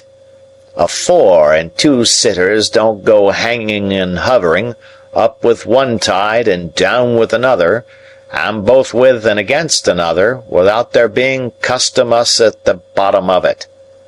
Saying which he went out in disdain, and the landlord, having no one to reply upon, found it impracticable to pursue the subject. The dialogue made us all uneasy, and me very uneasy. The dismal wind was muttering round the house, the tide was flapping at the shore, and I had a feeling that we were caged and threatened. A four-oared galley hovering about in so unusual a way as to attract this notice was an ugly circumstance that I could not get rid of. When I had induced Provis to go up to bed, I went outside with my two companions Startop by this time knew the state of the case and held another council. Whether we should remain at the house until near the steamer's time, which would be about 1 in the afternoon, or whether we should put off early in the morning, was the question we discussed. On the whole, we deemed it the better course to lie where we were, until within an hour or so of the steamer's time, and then to get out in her track and drift easily with the tide. Having settled to do this, we returned into the house and went to bed. I lay down with the greater part of my clothes on, and slept well for a few hours. When I awoke, the wind had risen, and the sign of the house, the ship, was creaking and banging about, with noises that startled me. Rising softly, for my charge lay fast asleep, I looked out of the window. It commanded the causeway where we had hauled up our boat, and as my eyes adapted themselves to the light of the clouded moon, I saw 2 men looking into her. They passed by under the window, looking at nothing else, and they did not go down to the landing place, which I could discern to be empty, but struck across the marsh in the direction of the Nore.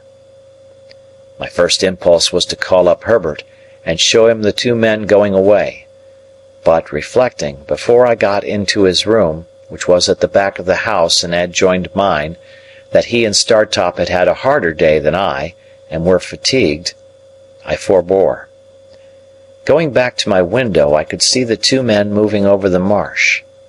In that light, however, I soon lost them, and feeling very cold, lay down to think of the matter, and fell asleep again.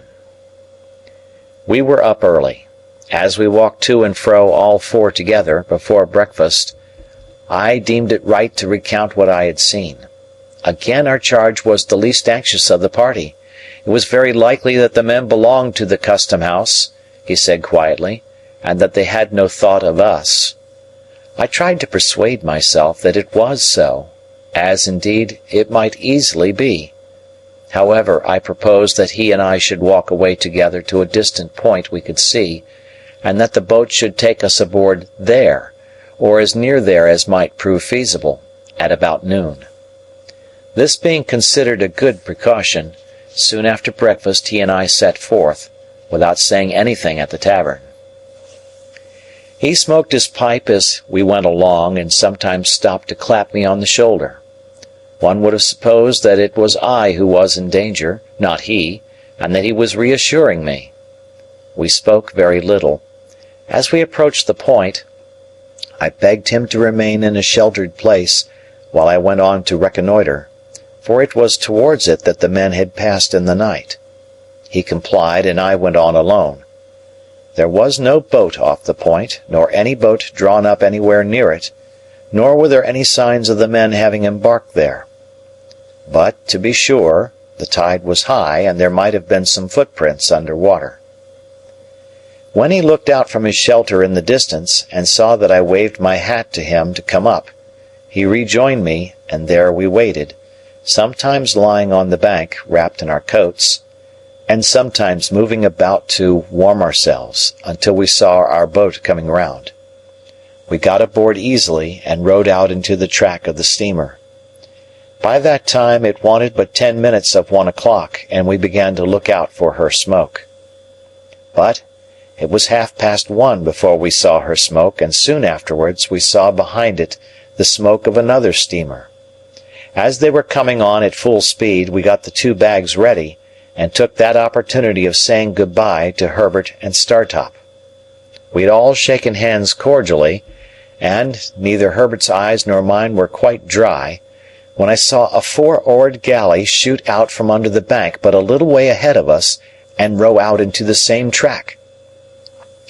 A stretch of shore had been as yet between us and the steamer's smoke, by reason of the bend and wind of the river, but now she was visible, coming head on. I called to Herbert and Startop to keep before the tide, that she might see us lying by for her, and I adjured Provis to sit quite still, wrapped in his cloak. He answered cheerily, "Trust to me, dear boy," and sat like a statue. Meantime the galley, which was very skilfully handled, had crossed us, let us come up with her, and fallen alongside. Leaving just room enough for the play of the oars, she kept alongside, drifting when we drifted, and pulling a stroke or two when we pulled. Of the two sitters, one held the rudder lines and looked at us attentively, as did all the rowers. The other sitter was wrapped up, much as Provis was, and seemed to shrink and whisper some instruction to the steerer as he looked at us. Not a word was spoken in either boat. Startop could make out after a few minutes which steamer was first, and gave me the word Hamburg in a low voice as we sat face to face. She was nearing us very fast, and the beating of her paddles grew louder and louder. I felt as if her shadow were absolutely upon us when the galley hailed us. I answered. "You have a return transport there," said the man who held the lines. "That's the man, wrapped in the cloak. His name is Abel Magwitch, otherwise Provis. I apprehend that man and call upon him to surrender, and you to assist." At the same moment, without giving any audible direction to his crew, he ran the galley abroad of us. They had pulled one sudden stroke ahead, had got their oars in, had run athwart us, and were holding on to our gunwale before we knew what they were doing. This caused great confusion on board the steamer, and I heard them calling to us, and heard the order given to stop the paddles, and heard them stop, but felt her driving down upon us irresistibly. In the same moment I saw the steersman of the galley lay his hand on his prisoner's shoulder, and saw that both boats were swinging round with the force of the tide, and saw that all hands on board the steamer were running forward quite frantically. Still in the same moment I saw the prisoner start up, lean across his captor, and pull the cloak from the neck of the shrinking sitter in the galley. Still in the same moment I saw that the face disclosed was the face of the other convict of long ago. Still in the same moment I saw the face tilt backward with a white terror on it that I shall never forget, and heard a great cry on board the steamer, and a loud splash in the water, and felt the boat sink from under me. It was but for an instant that I seemed to struggle with 1,000 mill weirs and 1,000 flashes of light. That instant past, I was taken on board the galley. Herbert was there, and Startop was there, but our boat was gone, and the two convicts were gone. What with the cries aboard the steamer, and the furious blowing off of her steam, and her driving on, and our driving on, I could not at first distinguish sky from water or shore from shore, but the crew of the galley righted her with great speed, and pulling certain swift, strong strokes ahead, lay upon their oars, every man looking silently and eagerly at the water astern. Presently a dark object was seen in it, bearing towards us on the tide. No man spoke, but the steersman held up his hand, and all softly backed water, and kept the boat straight and true before it. As it came nearer, I saw it to be Magwitch, swimming, but not swimming freely. He was taken on board and instantly manacled at the wrists and ankles. The galley was kept steady, and the silent, eager lookout at the water was resumed. But the Rotterdam steamer now came up, and apparently not understanding what had happened, came on at speed. By the time she had been hailed and stopped, both steamers were drifting away from us, and we were rising and falling in a troubled wake of water. The lookout was kept long after all was still again, and the two steamers were gone, but everybody knew that it was hopeless now. At length we gave it up, and pulled under the shore towards the tavern we had lately left, where we were received with no little surprise. Here I was able to get some comforts for Magwitch, Provis no longer, who had received some very severe injury in the chest, and a deep cut in the head. He told me that he believed himself to have gone under the keel of the steamer, and to have been struck on the head in rising. The injury to his chest, which rendered his breathing extremely painful, he thought he had received against the side of the galley. He added that he did not pretend to say what he might or might not have done to Compeyson, but that, in the moment of his laying his hand on his cloak to identify him, that villain had staggered up and staggered back, and they had both gone overboard together, when the sudden wrenching of him, Magwitch, out of our boat, and the endeavour of his captor to keep him in it, had capsized us. He told me in a whisper that they had gone down fiercely locked in each other's arms, and that there had been a struggle under water, and that he had disengaged himself, struck out, and swum away. I never had any reason to doubt the exact truth of what he thus told me. The officer who steered the galley gave the same account of their going overboard.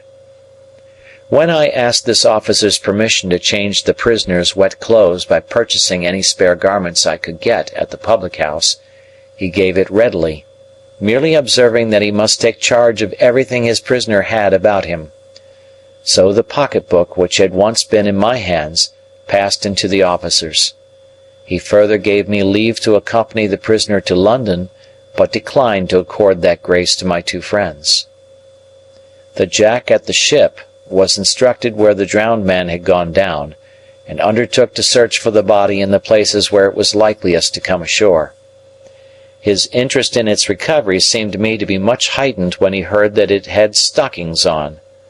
Probably it took about a dozen drowned men to fit him out completely, and that may have been the reason why the different articles of his dress were in various stages of decay. We remained at the public-house until the tide turned, and then Magwitch was carried down to the galley and put on board.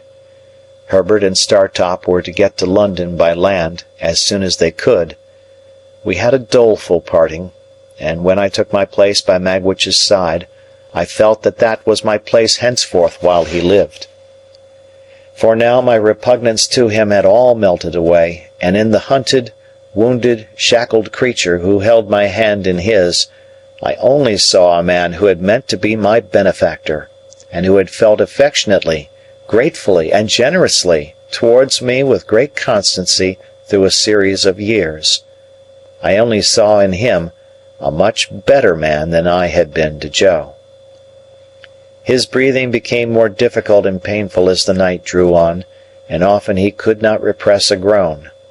I tried to rest him on the arm I could use, in any easy position, but it was dreadful to think that I could not be sorry at heart for his being badly hurt, since it was unquestionably best that he should die.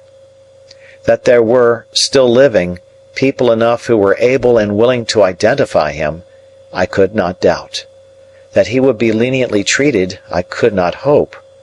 He who had been presented in the worst light at his trial, who had since broken prison and been tried again, who had returned from transportation under a life sentence, and who had occasioned the death of the man who was the cause of his arrest.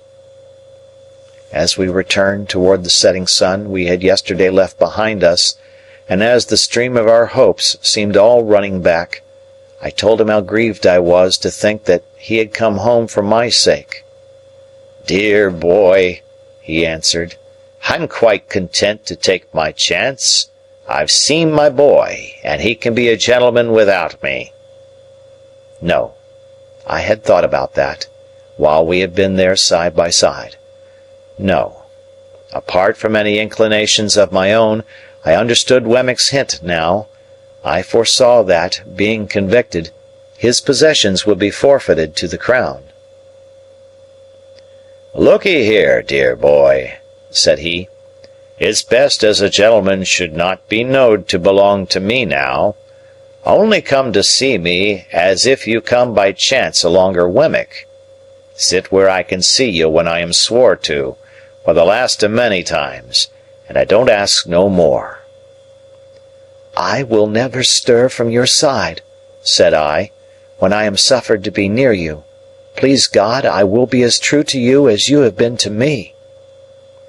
I felt his hand tremble as it held mine, and he turned his face away as he lay in the bottom of the boat, and I heard that old sound in his throat, softened now, like all the rest of him.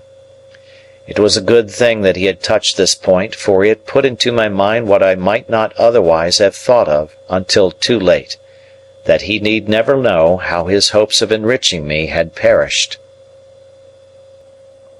Great Expectations by Charles Dickens, Chapter 55. He was taken to the police court next day, and would have been immediately committed for trial, but that it was necessary to send down for an old officer of the prison ship from which he had once escaped, to speak to his identity. Nobody doubted it, but Compeyson, who had meant to depose to it, was tumbling on the tides, dead, and it happened that there was not at that time any prison officer in London who could give the required evidence. I had gone direct to Mr. Jaggers at his private house, on my arrival overnight, to retain his assistance, and Mr. Jaggers on the prisoner's behalf would admit nothing. It was the sole resource, for he told me that the case must be over in 5 minutes when the witness was there, and that no power on earth could prevent its going against us. I imparted to Mr. Jaggers my design of keeping him in ignorance of the fate of his wealth. Mr. Jaggers was querulous and angry with me for having let it slip through my fingers, and said we must memorialize by and by, and try at all events for some of it. But he did not conceal from me that, although there might be many cases in which the forfeiture could not be exacted, there were no circumstances in this case to make it one of them. I understood that very well. I was not related to the outlaw, or connected with him by any recognizable tie. He had put his hand to no writing or settlement in my favor before his apprehension, and to do so now would be idle. I had no claim, and I finally resolved, and ever afterwards abided by the resolution, that my heart should never be sickened with the hopeless task of attempting to establish one. There appeared to be reason for supposing that the drowned informer had hoped for a reward out of this forfeiture, and had obtained some accurate knowledge of Magwitch's affairs. When his body was found, many miles from the scene of his death, and so horribly disfigured that he was only recognizable by the contents of his pockets, notes were still legible, folded in a case he carried. Among these were the name of a banking-house in New South Wales, where a sum of money was, and the designation of certain lands of considerable value. Both these heads of information were in a list that Magwitch, while in prison, gave to Mr. Jaggers, of the possessions he supposed I should inherit. His ignorance, poor fellow, at last served him. He never mistrusted but that my inheritance was quite safe with Mr. Jaggers' aid.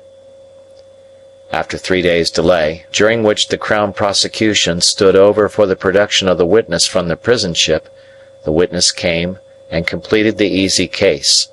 He was committed to take his trial at the next sessions, which would come on in a month. It was at this dark time of my life that Herbert returned home one evening, a good deal cast down, and said, "My dear Handel, I fear I shall soon have to leave you." His partner having prepared me for that, I was less surprised than he thought. "We shall lose a fine opportunity if I put off going to Cairo, and I am very much afraid I must go, Handel, when you most need me." "Herbert, I shall always need you, because I shall always love you, but my need is no greater now than at another time." "You will be so lonely." "I have not leisure to think of that," said I. "You know that I am always with him to the full extent of the time allowed, and that I should be with him all day long if I could. And when I come away from him, you know that my thoughts are with him." The dreadful condition to which he was brought was so appalling to both of us that we could not refer to it in plainer words. "My dear fellow," said Herbert, "let the near prospect of our separation, for it is very near, be my justification for troubling you about yourself. Have you thought of your future?" "No, for I have been afraid to think of any future." "But yours cannot be dismissed. Indeed, my dear, dear Handel, it must not be dismissed. I wish you would enter on it now, as far as a few friendly words go, with me." "I will," said I. In this branch house of ours, Handel, we must have a—" I saw that his delicacy was avoiding the right word, so I said, "A clerk." "A clerk. And I hope it is not unlikely that he may expand, as a clerk of your acquaintance has expanded, into a partner. Now, Handel, in short, my dear boy, will you come to me?" There was something charmingly cordial and engaging in the manner in which, after saying, "Now, Handel," as if it were the grave beginning of a portentous business exordium, he had suddenly given up that tone, stretched out his honest hand, and spoken like a schoolboy. "Clara and I have talked about it again and again," Herbert pursued, "and the dear little thing begged me only this evening, with tears in her eyes, to say to you that, if you will live with us when we come together, she will do her best to make you happy, and to convince her husband's friend that he is her friend too.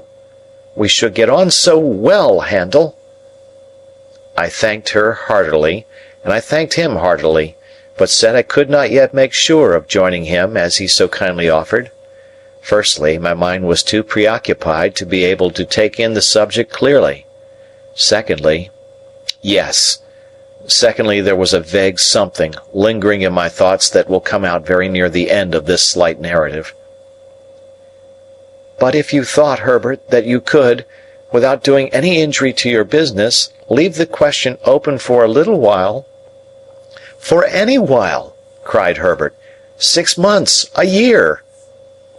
"Not so long as that," said I. 2 or 3 months at most." Herbert was highly delighted when we shook hands on this arrangement, and said he could now take courage to tell me that he believed he must go away at the end of the week. "And Clara?" said I. "The dear little thing," returned Herbert, "holds dutifully to her father as long as he lasts, but he won't last long.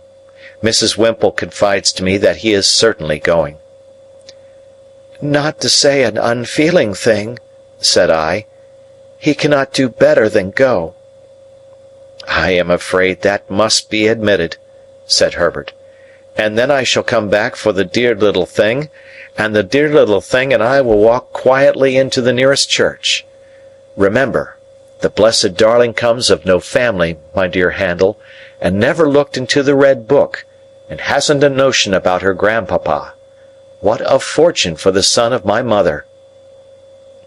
On the Saturday in that same week I took my leave of Herbert, full of bright hope, but sad and sorry to leave me, as he sat on one of the seaport mail coaches. I went into a coffee-house to write a little note to Clara, telling her he had gone off, sending his love to her over and over again, and then went to my lonely home, if it deserved the name, for it was now no home to me, and I had no home anywhere. On the stairs I encountered Wemmick, who was coming down, after an unsuccessful application of his knuckles to my door. I had not seen him alone since the disastrous issue of the attempted flight, and he had come, in his private and personal capacity, to say a few words of explanation in reference to that failure. "The late Compeyson," said Wemmick, "had by little and little got at the bottom of half of the regular business now transacted, and it was from the talk of some of his people in trouble, some of his people being always in trouble, that I heard what I did. I kept my ears open, seeming to have them shut, until I heard that he was absent, and I thought that would be the best time for making the attempt. I can only suppose now that it was a part of his policy, as a very clever man, habitually to deceive his own instruments. You don't blame me, I hope, Mr. Pip? I am sure I tried to serve you with all my heart." "I am as sure of that, Wemmick, as you can be, and I thank you most earnestly for all your interest and friendship." Thank you very much. It's a bad job," said Wemmick, scratching his head, "and I assure you I haven't been so cut up for a long time. What I look at is the sacrifice of so much portable property. Dear me!" "What I think of, Wemmick, is the poor owner of the property." "Yes, to be sure," said Wemmick. Of course there can be no objection to your being sorry for him, and I'd put down a £5 note myself to get him out of it. But what I look at is this. The late Compeyson having been beforehand with him in intelligence of his return, and being so determined to bring him to book, I do not think he could have been saved, whereas the portable property certainly could have been saved. That's the difference between the property and the owner, don't you see?" I invited Wemmick to come upstairs and refresh himself with a glass of grog before walking to Walworth. He accepted the invitation. While he was drinking his moderate allowance, he said, with nothing to lead up to it, and after having appeared rather fidgety, "What do you think of my meaning to take a holiday on Monday, Mr. Pip?" "Why, I suppose you have not done such a thing these 12 months." "These 12 years, more likely," said Wemmick. "Yes, I'm going to take a holiday. More than that, I'm going to take a walk. More than that, I'm going to ask you to take a walk with me." I was about to excuse myself, as being but a bad companion just then, when Wemmick anticipated me. "I know your engagements," said he, "and I know you are out of sorts, Mr. Pip. But if you could oblige me, I should take it as a kindness. It ain't a long walk, and it's an early one. Say it might occupy you, including breakfast on the walk, from 8 to 12. Couldn't you stretch a point and manage it?" He had done so much for me at various times that this was very little to do for him. I said I could manage it, would manage it, and he was so very much pleased by my acquiescence that I was pleased too. At his particular request, I appointed to call for him at the castle at 8:30 on Monday morning, and so we parted for the time. Punctual to my appointment, I rang at the castle gate on the Monday morning, and was received by Wemmick himself, who struck me as looking tighter than usual, and having a sleeker hat on. Within, there were 2 glasses of rum and milk prepared, and 2 biscuits. The aged must have been stirring with the lark, for, glancing into the perspective of his bedroom, I observed that his bed was empty. When we had fortified ourselves with the rum and milk and biscuits, and were going out for the walk with that training preparation on us, I was considerably surprised to see Wemmick take up a fishing-rod and put it over his shoulder. "Why, we are not going fishing," said I. "No," replied Wemmick, "but I like to walk with one." I thought this odd. However, I said nothing, and we set off. We went towards Caberwell Green, and when we were thereabouts, Wemmick said suddenly, "Hello, here's a church." There was nothing very surprising in that, but again I was rather surprised when he said, as if he were animated by a brilliant idea, "Let's go in." We went in, Wemmick leaving his fishing-rod on the porch, and looked all round. In the meantime, Wemmick was diving into his coat pockets and getting something out of paper there. "Hello," said he, "here's a couple of pair of gloves. Let's put 'em on." As the gloves were white kid gloves, and as the post office was widened to its utmost extent, I now began to have my strong suspicions. They were strengthened into certainty when I beheld the aged enter at a side door, escorting a lady. "Hello," said Wemmick, "here's Miss Skiffins. Let's have a wedding."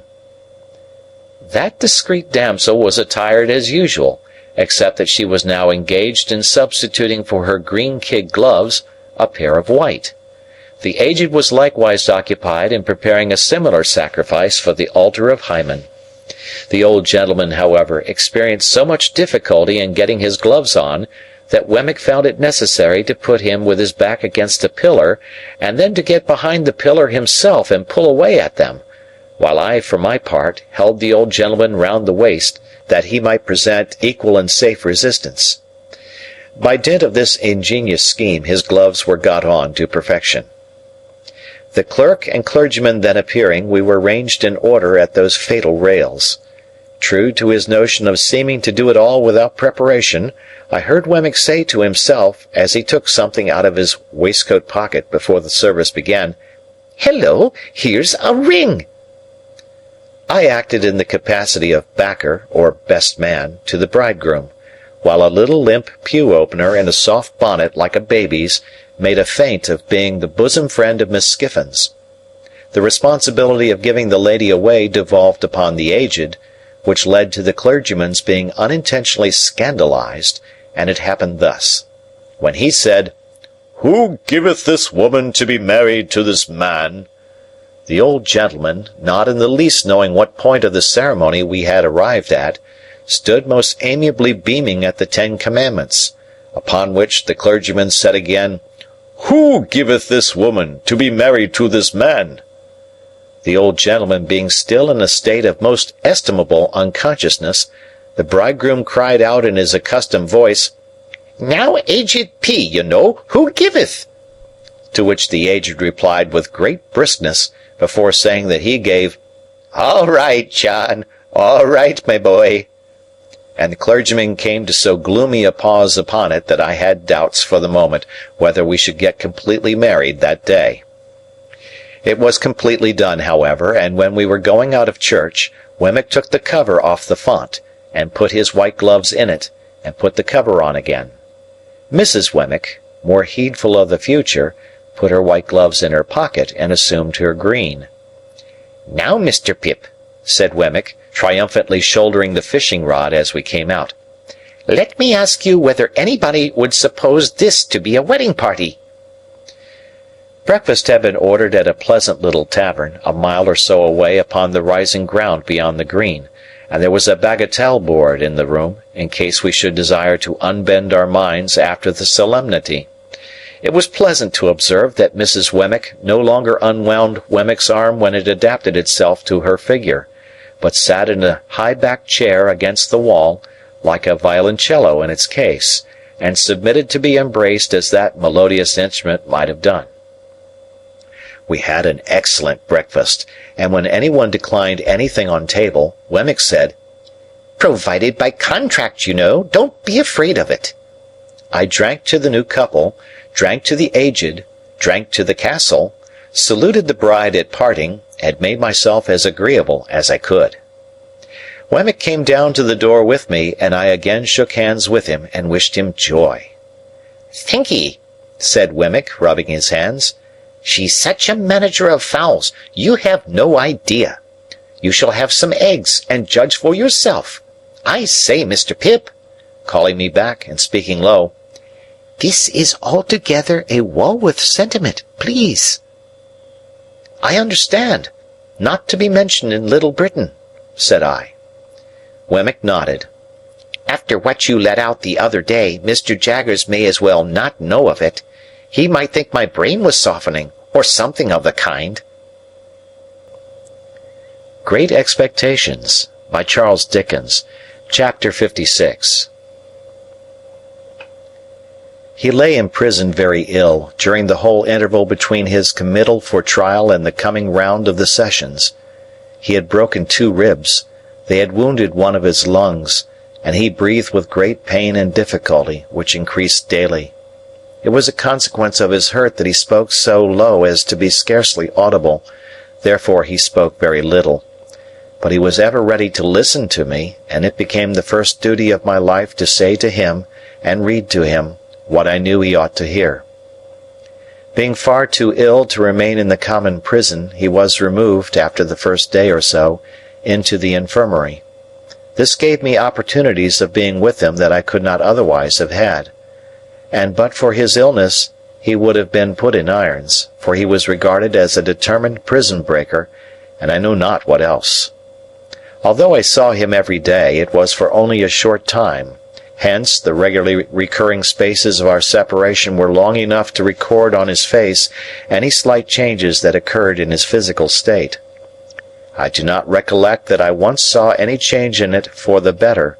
He wasted, and became slowly weaker and worse, day by day, from the day when the prison door closed upon him. The kind of submission or resignation that he showed was that of a man who was tired out. I sometimes derived an impression, from his manner or from a whispered word or two which escaped him, that he pondered over the question whether he might have been a better man under better circumstances, but he never justified himself by a hint tending that way, or tried to bend the past out of its eternal shape. It happened on 2 or 3 occasions in my presence that his desperate reputation was alluded to by one or other of the people in attendance on him. A smile crossed his face then, and he turned his eyes on me with a trustful look, as if he were confident that I had seen some small redeeming touch in him, even so long ago as when I was a little child. As to all the rest, he was humble and contrite, and I never knew him complain. When the sessions came round, Mr. Jaggers caused an application to be made for the postponement of his trial until the following sessions. It was obviously made with the assurance that he could not live so long, and was refused. The trial came on at once, and when he was put to the bar, he was seated in a chair. No objection was made to my getting close to the dock, on the outside of it, and holding the hand that he stretched forth to me. The trial was very short and very clear. Such things as could be said for him were said: how he had taken to industrious habits, and had thriven lawfully and reputably. But nothing could unsay the fact that he had returned, and was there in the presence of the judge and jury. It was impossible to try him for that, and do otherwise than find him guilty. At that time it was the custom, as I learnt from my terrible experience of that sessions, to devote a concluding day to the passing of sentences, and to make a finishing effect with the sentence of death. But for the indelible picture that my remembrance now holds before me, I could scarcely believe, even as I write these words, that I saw 32 men and women put before the judge to receive that sentence together. Foremost among the 32 was he, seated, that he might get breath enough to keep life in him. The whole scene starts out again in the vivid colors of the moment, down to the drops of April rain on the windows of the court, glittering in the rays of April sun. Penned in the dock, as I again stood outside it at the corner with his hand in mine, were the 32 men and women, some defiant, some stricken with terror, some sobbing and weeping, some covering their faces, some staring gloomily about. There had been shrieks from among the women convicts, but they had been stilled, and a hush had succeeded. The sheriffs with their great chains and nosegays, other civic gewgaws and monsters, criers, ushers, a great gallery full of people, a large theatrical audience, looked on as the 32 and the judge were solemnly confronted. Then the judge addressed them. Among the wretched creatures before him, whom he must single out for special address, was one who almost from his infancy had been an offender against the laws, who, after repeated imprisonments and punishments, had been at length sentenced to exile for a term of years, and who, under circumstances of great violence and daring, had made his escape and been resentenced to exile for life. That miserable man would seem for a time to have become convinced of his errors, when far removed from the scenes of his old offences, and to have lived a peaceable and honest life. But in a fatal moment, yielding to those propensities and passions, the indulgence of which had so long rendered him a scourge to society, he had quitted his haven of rest and repentance, and had come back to the country where he was proscribed. Being here presently denounced, he had for a time succeeded in evading the officers of justice, but being at length seized while in the act of flight, he had resisted them, and had, he best knew whether by express design or in the blindness of his hardihood, caused the death of his denouncer, to whom his whole career was known. The appointed punishment for his return to the land that had cast him out being death, and his case being this aggravated case, he must prepare himself to die. The sun was striking in at the great windows of the court, through the glittering drops of rain upon the glass, and it made a broad shaft of light between the 32 and the judge, linking both together, and perhaps reminding some among the audience how both were passing on, with absolute equality, to the greater judgment that knoweth all things and cannot err. Rising for a moment, a distinct speck of face in this way of light, the prisoner said, "My lord, I have received my sentence of death from the Almighty, but I bow to yours," and sat down again. There was some hushing, and the judge went on with what he had to say to the rest. Then they were all formally doomed, and some of them were supported out, and some of them sauntered out with a haggard look of bravery, and a few nodded to the gallery, and 2 or 3 shook hands, and others went out chewing the fragments of herb they had taken from the sweet herbs lying about. He went last of all, because of having to be helped from his chair, and to go very slowly, and he held my hand while all the others were removed, and while the audience got up, putting their dresses right as they might at church or elsewhere, and pointed down at this criminal or at that, and most of all at him and me. I earnestly hoped and prayed that he might die before the recorder's report was made, but in the dread of his lingering on I began that night to write out a petition to the Home Secretary of State, setting forth my knowledge of him, and how it was that he had come back for my sake. I wrote it as fervently and pathetically as I could, and when I had finished it and sent it in, I wrote out other petitions to such men in authority as I hoped were the most merciful, and drew up one to the Crown itself. For several days and nights after he was sentenced, I took no rest except when I fell asleep in my chair, and was wholly absorbed in those appeals. And after I had sent them in, I could not keep away from the places where they were, but felt as if they were more hopeful and less desperate when I was near them. In this unreasonable restlessness and pain of mind I would roam the streets of an evening, wandering by those offices and houses where I had left the petitions. To the present hour, the weary western streets of London on a cold, dusty spring night, with their ranges of stern, shut-up mansions and their long rows of lamps, are melancholy to me from this association. The daily visits I could make him were shortened now, and he was more strictly kept. Seeing, or fancying, that I was suspected of an intention of carrying poison to him, I asked to be searched before I sat down at his bedside, and told the officer who was always there that I was willing to do anything that would assure him of the singleness of my designs. Nobody was hard with him or with me. There was duty to be done, and it was done, but not harshly. The officer always gave me the assurance that he was worse, and some other sick prisoners in the room, and some other prisoners who attended on them as sick nurses, malefactors but not incapable of kindness, God be thanked, always joined in the same report. As the days went on, I noticed more and more that he would lie placidly looking at the white ceiling, with an absence of light in his face until some word of mine brightened it for an instant, and then it would subside again. Sometimes he was almost or quite unable to speak, and then he would answer me with slight pressures on my hand, and I grew to understand his meaning very well. The number of the days had risen to 10, when I saw a greater change in him than I had seen yet. His eyes were turned towards the door, and lighted up as I entered. "Dear boy," he said, as I sat down by his bed, "I thought you was late, but I knowed you couldn't be that." "It is just the time," said I. "I waited for it at the gate." "You always waits at the gate, don't you, dear boy?" "Yes, not to lose a moment of the time." "Thank'ee, dear boy, thank'ee. God bless you.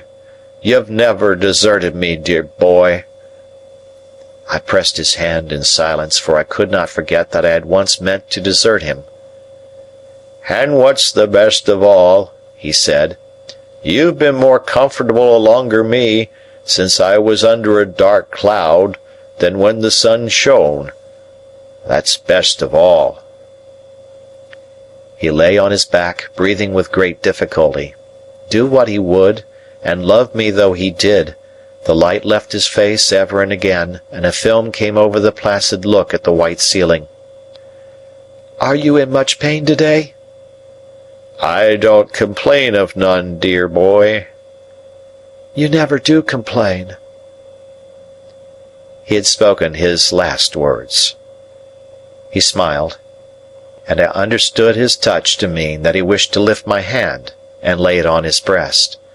I laid it there, and he smiled again and put both his hands upon it. The allotted time ran out while we were thus, but looking round I found the governor of the prison standing near me, and he whispered, "You needn't go yet." I thanked him gratefully and asked, "Might I speak to him, if he can hear me?" The governor stepped aside and beckoned the officer away. The change, though it was made without noise, drew back the film from the placid look at the white ceiling, and he looked most affectionately at me. "Dear Magwitch, I must tell you now at last. You understand what I say?" A gentle pressure on my hand. "You had a child once, whom you loved and lost." A stronger pressure on my hand. "She lived, and found powerful friends. She is living now. She is a lady and very beautiful, and I love her." With a last faint effort, which would have been powerless but for my yielding to it and assisting it, he raised my hand to his lips. Then he gently let it sink upon his breast again, with his own hands lying on it. The placid look at the white ceiling came back and passed away, and his head dropped quietly on his breast. Mindful, then, of what we had read together, I thought of the two men who went up into the temple to pray, and I knew there were no better words that I could say beside his bed than, "O Lord, be merciful to him, a sinner." Great Expectations by Charles Dickens, Chapter 57. Now that I was left wholly to myself, I gave notice of my intention to quit the chambers in the temple as soon as my tenancy could legally determine, and in the meanwhile to underlet them. At once I put bills up in the windows, for I was in debt and had scarcely any money, and began to be seriously alarmed by the state of my affairs. I ought rather to write that I should have been alarmed if I had had energy and concentration enough to help me to the clear perception of any truth beyond the fact that I was falling very ill. The late stress upon me had enabled me to put off illness, but not to put it away. I knew that it was coming on me now, and I knew very little else, and was even careless as to that. For a day or two I lay on the sofa, or on the floor, anywhere, according as I happened to sink down, with a heavy head and aching limbs, and no purpose and no power. Then there came one night which appeared of great duration, and which teemed with anxiety and horror, and when in the morning I tried to sit up in my bed and think of it, I found I could not do so.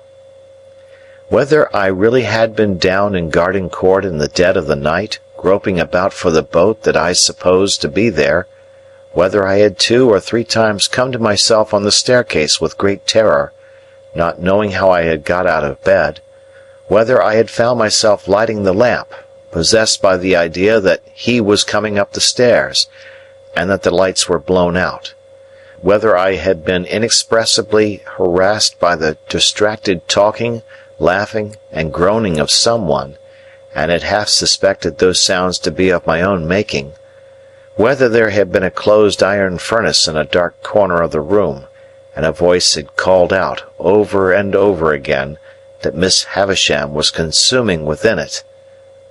These were things that I tried to settle with myself and get into some order, as I lay that morning on my bed, but the vapor of a lime kiln would come between me and them, disordering them all, and it was through the vapor at last that I saw 2 men looking at me. "What do you want?" I asked, starting. "I don't know you." "Well, sir," returned one of them, bending down and touching me on the shoulder, "this is a matter that you'll soon arrange, I dare say, but you're arrested." "What is the debt?" £123.15, 6 jewellers' account, I think." "What is to be done?"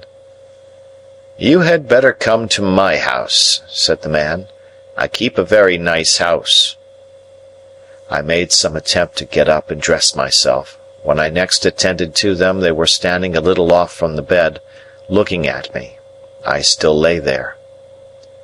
"You see my state," said I. "I would come with you if I could, but indeed I'm quite unable. If you take me from here, I think I shall die by the way." Perhaps they replied, or argued the point, or tried to encourage me to believe that I was better than I thought. For as much as they hang in my memory by only this one slender thread, I don't know what they did, except that they forbore to remove me.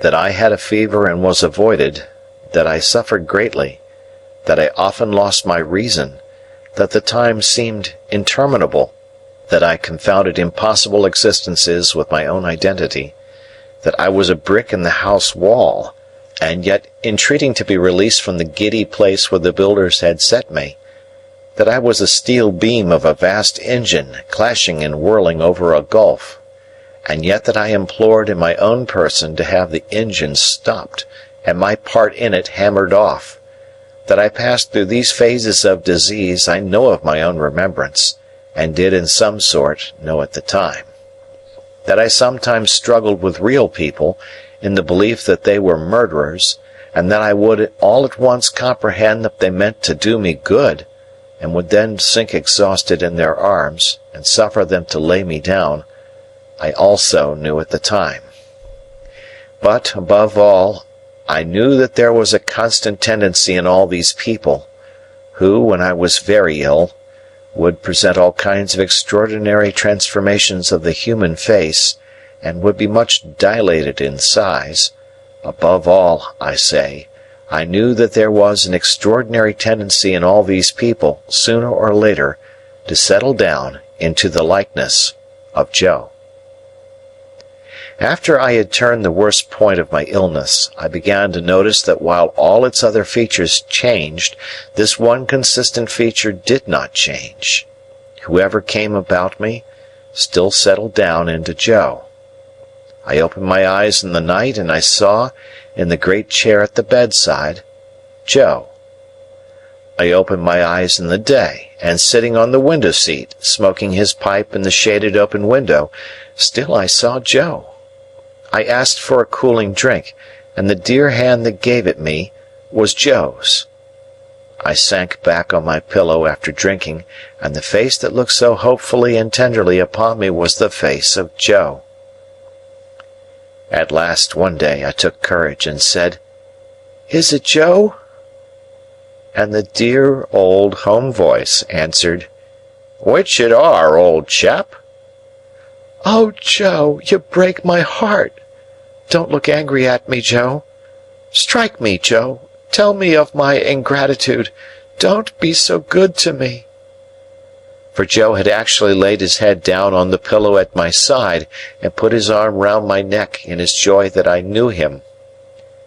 "Which dear old Pip, old chap," said Joe, "you and me was ever friends, and when you're well enough to go out for a ride, what larks!"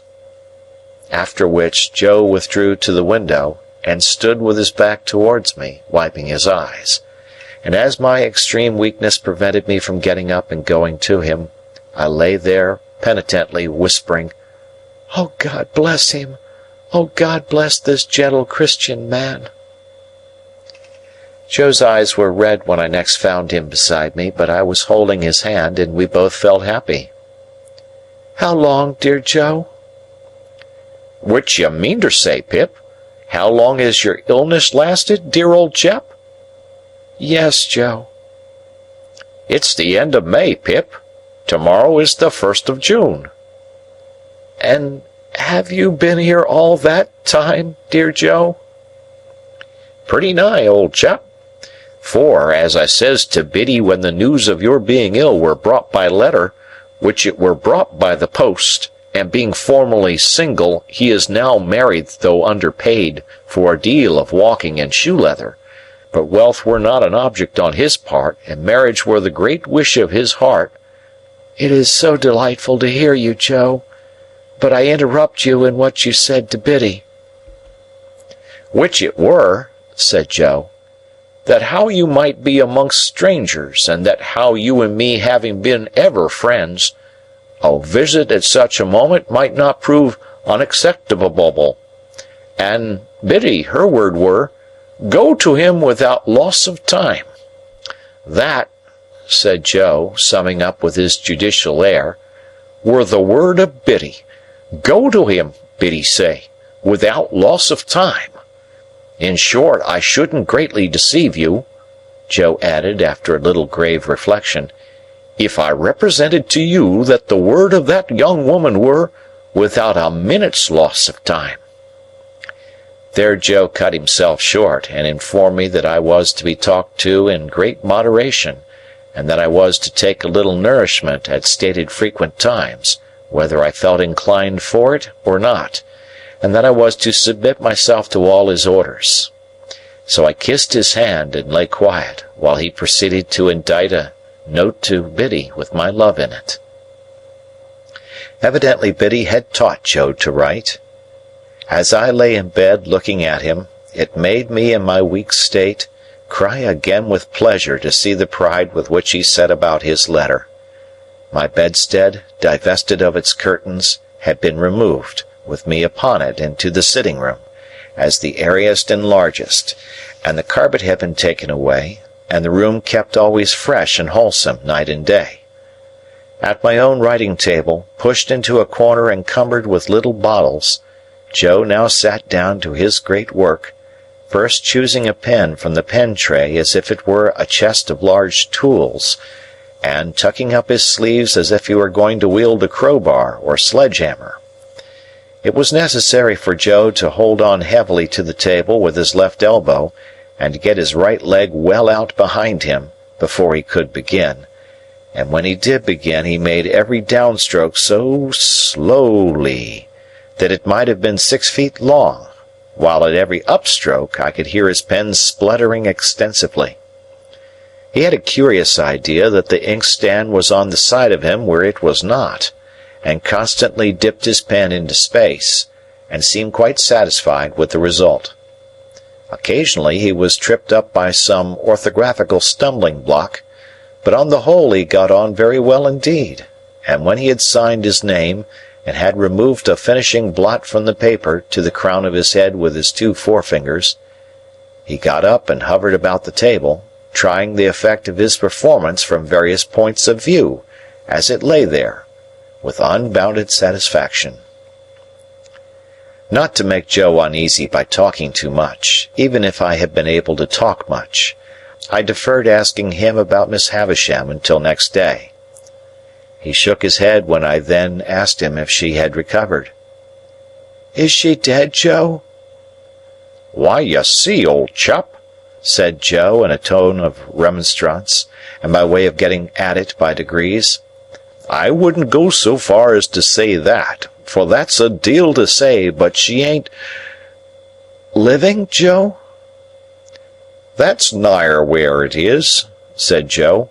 "She ain't livin'." "Did she linger long, Joe?" "Arter you was took ill, pretty much about what you might call, if you was put to it, a week," said Joe, still determined on my account to come at everything by degrees. "Dear Joe, have you heard what becomes of her property?" "Well, old chap," said Joe, "it do appear that she had settled the most of it, which I mean to say tied it up, a Miss Estella. But she had wrote out a codicil in her own hand a day or 2 afore the accident, leaving a cool 4,000 to Mr. Matthew Pocket. And why do you suppose, above all things, Pip, she left that cool 4,000 unto him?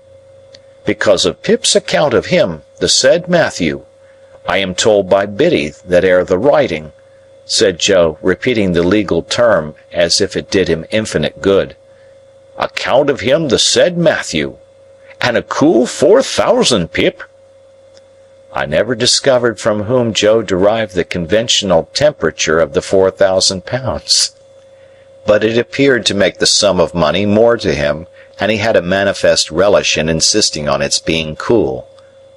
This account gave me great joy, as it perfected the only good thing I had done. I asked Joe whether he had heard if any of the other relations had any legacies. "Miss Sarah," said Joe, "she have £25 per annum for to buy pills, on account of being bilious. Miss Georgiana, she have £20 down. Mrs. What's the name of them wild beasts with humps, old chap?" "Camels?" said I, wondering why he could possibly want to know. Joe nodded. "Mrs. Camels," by which I presently understood he meant Camilla. "She have £5 for to buy rushlights to put her in spirits when she wake up in the night." The accuracy of these recitals was sufficiently obvious to me to give me great confidence in Joe's information. "And now," said Joe, "you ain't that strong yet, old chap, that you can take in more nor one additional shovelful today. Old Orlick, he's been a bustin' open a dwellin'-house." "Whose?" said I. "Not, I grant you, but what his manners is given to blusterous," said Joe, apologetically. "Still, an Englishman's house is his castle, and castles must not be busted, except when done in wartime. And whatsomever the failings on his part, he were a corn and seedsman in his heart."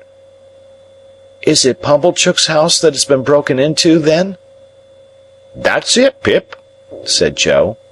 "And they took his till, and they took his cash-box, and they drinked his wine, and they partook of his wittles, and they slapped his face, and they pulled his nose, and they tied him up to his bedpost, and they give him a dozen, and they stuffed his mouth full of flowering annuals to prevent his crying out. But he knowed Orlick, and Orlick's in the county jail." By these approaches we arrived at unrestricted conversation. I was slow to gain strength, but I did slowly and surely become less weak, and Joe stayed with me, and I fancied I was little Pip again. For the tenderness of Joe was so beautifully proportioned to my need that I was like a child in his hands. He would sit and talk to me in the old confidence and with the old simplicity, and in the old unassertive protecting way, so that I would half believe that all my life, since the days of the old kitchen, was one of the mental troubles of the fever that was gone. He did everything for me except the household work, for which he had engaged a very decent woman, after paying off the laundress on his first arrival.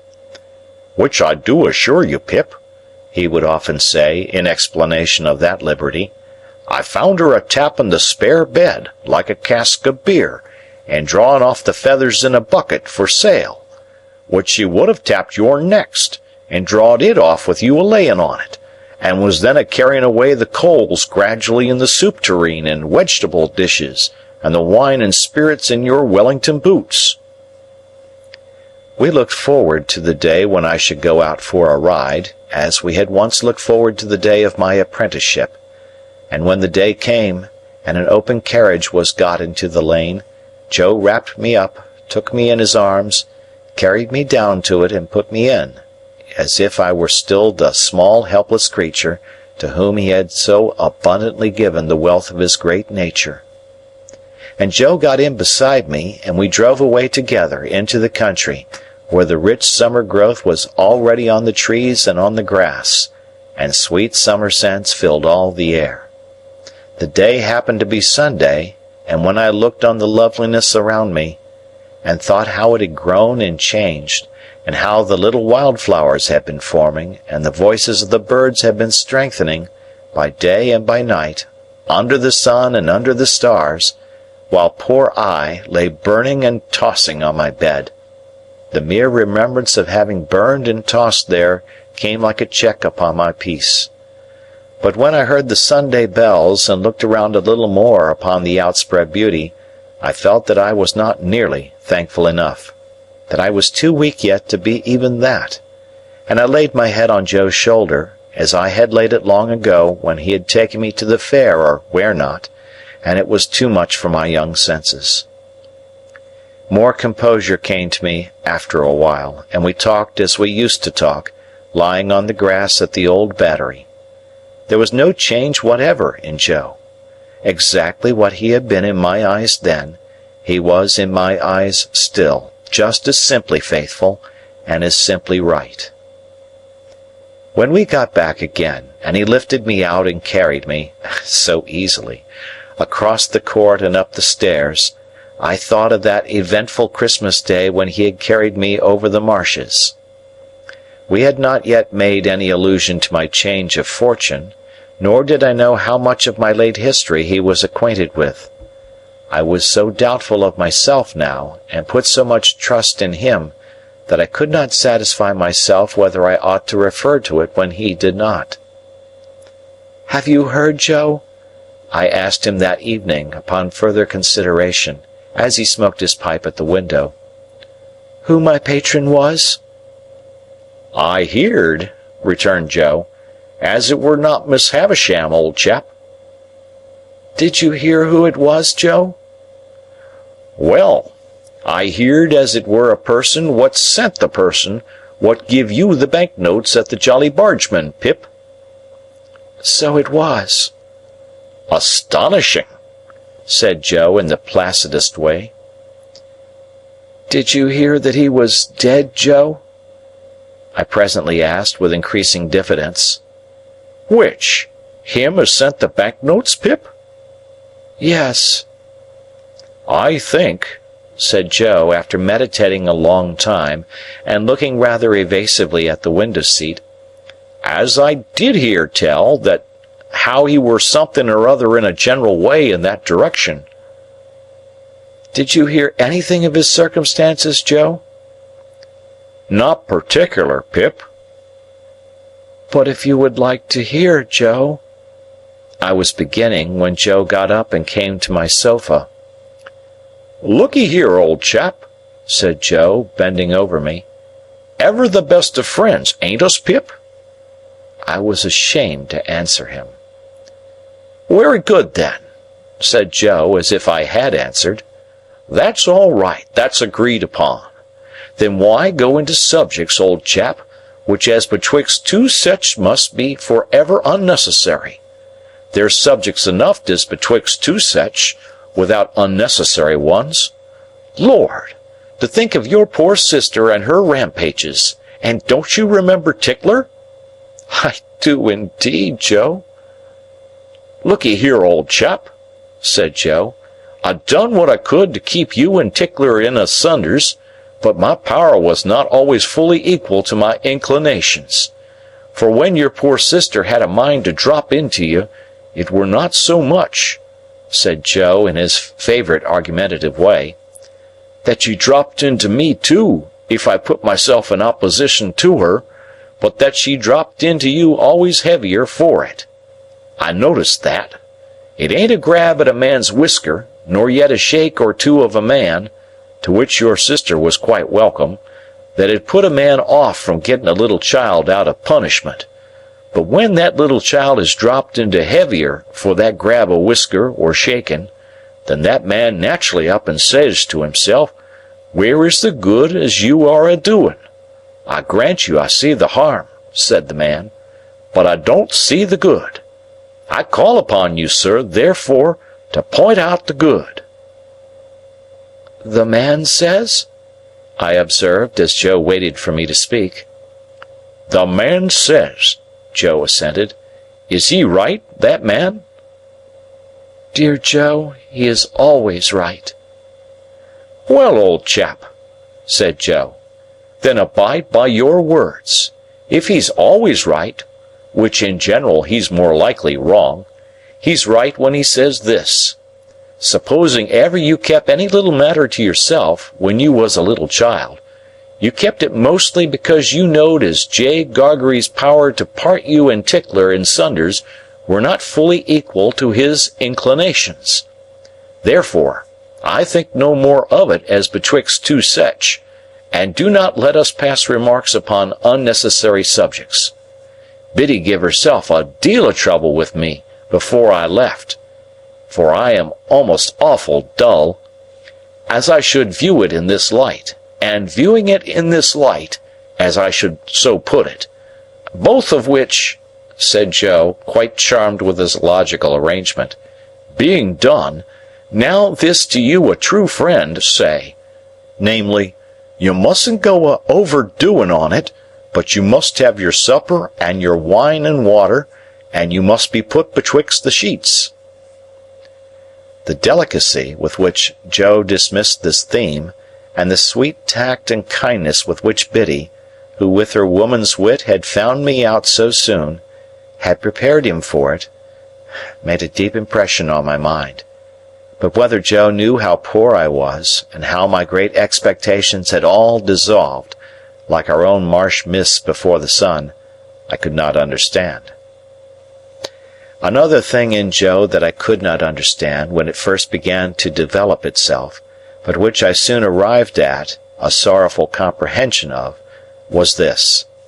As I became stronger and better, Joe became a little less easy with me. In my weakness and entire dependence on him, the dear fellow had fallen into the old tone, and called me by the old names, the dear old Pip, old chap, that now were music in my ears. I too had fallen into the old ways, only happy and thankful that he let me. But imperceptibly, though I held by them fast, Joe's hold upon them began to slacken, and whereas I wondered at this, at first, I soon began to understand that the cause of it was in me, and that the fault of it was all mine. Ah! Had I given Joe no reason to doubt my constancy, and to think that in prosperity I should grow cold to him and cast him off?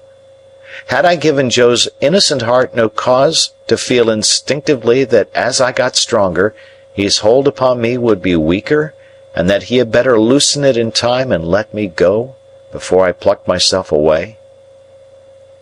It was on the third or fourth occasion of my going out walking in the Temple Gardens, leaning on Joe's arm, that I saw this change in him very plainly. We had been sitting in the bright warm sunlight, looking at the river, and I chanced to say as we got up, "See, Joe, I can walk quite strongly. Now you shall see me walk back by myself."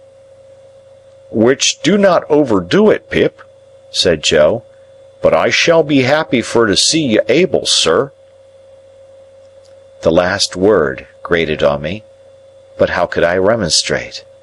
I walked no further than the gate of the gardens, and then pretended to be weaker than I was, and asked Joe for his arm. Joe gave it me, but was thoughtful. I, for my part, was thoughtful too, for how best to check this growing change in Joe was a great perplexity to my remorseful thoughts. That I was ashamed to tell him exactly how I was placed, and what I had come down to, I do not seek to conceal, but I hope my reluctance was not quite an unworthy one. He would want to help me out of his little savings, I knew, and I knew that he ought not to help me, and that I must not suffer him to do it. It was a thoughtful evening with both of us, but, before we went to bed, I had resolved that I would wait over tomorrow being Sunday, and would begin my new course with the new week. On Monday morning I would speak to Joe about this change, I would lay aside this last vestige of reserve, I would tell him what I had in my thoughts, that secondly, not yet arrived at, and why I had not decided to go out to Herbert, and then the change would be conquered forever. As I cleared, Joe cleared, and it seemed as though he had sympathetically arrived at a resolution too. We had a quiet day on the Sunday, and we rode out into the country, and then walked in the fields. "I feel thankful that I have been ill, Joe," I said. "Dear old Pip, old chap, you're almost come round, sir." "It has been a memorable time for me, Joe." "Likewise for myself, sir," Joe returned. "We have had a time together, Joe, that I can never forget. There were days once, I know, that I did for a while forget, but I never shall forget these." "Pip," said Joe, appearing a little hurried and troubled, "there has been larks, and, dear sir, what has been betwixt us, have been. At night, when I had gone to bed, Joe came into my room, as he had done all through my recovery. He asked me if I felt sure that I was as well as in the morning. "Yes, dear Joe, quite." "And are always a-getting stronger, old chap?" "Yes, dear Joe, steadily." Joe patted the coverlet on my shoulder with his great good hand, and said, in what I thought a husky voice, "Good night." When I got up in the morning, refreshed and stronger yet, I was full of my resolution to tell Joe all without delay. I would tell him before breakfast. I would dress at once and go to his room and surprise him, for it was the first day I had been up early. I went to his room, and he was not there. Not only was he not there, but his box was gone. I hurried then to the breakfast table, and on it found a letter. These were its brief contents: "Not wishful to intrude, I have departured, for you are well again, dear Pip, and will do better without J.O. P.S. Ever the best of friends."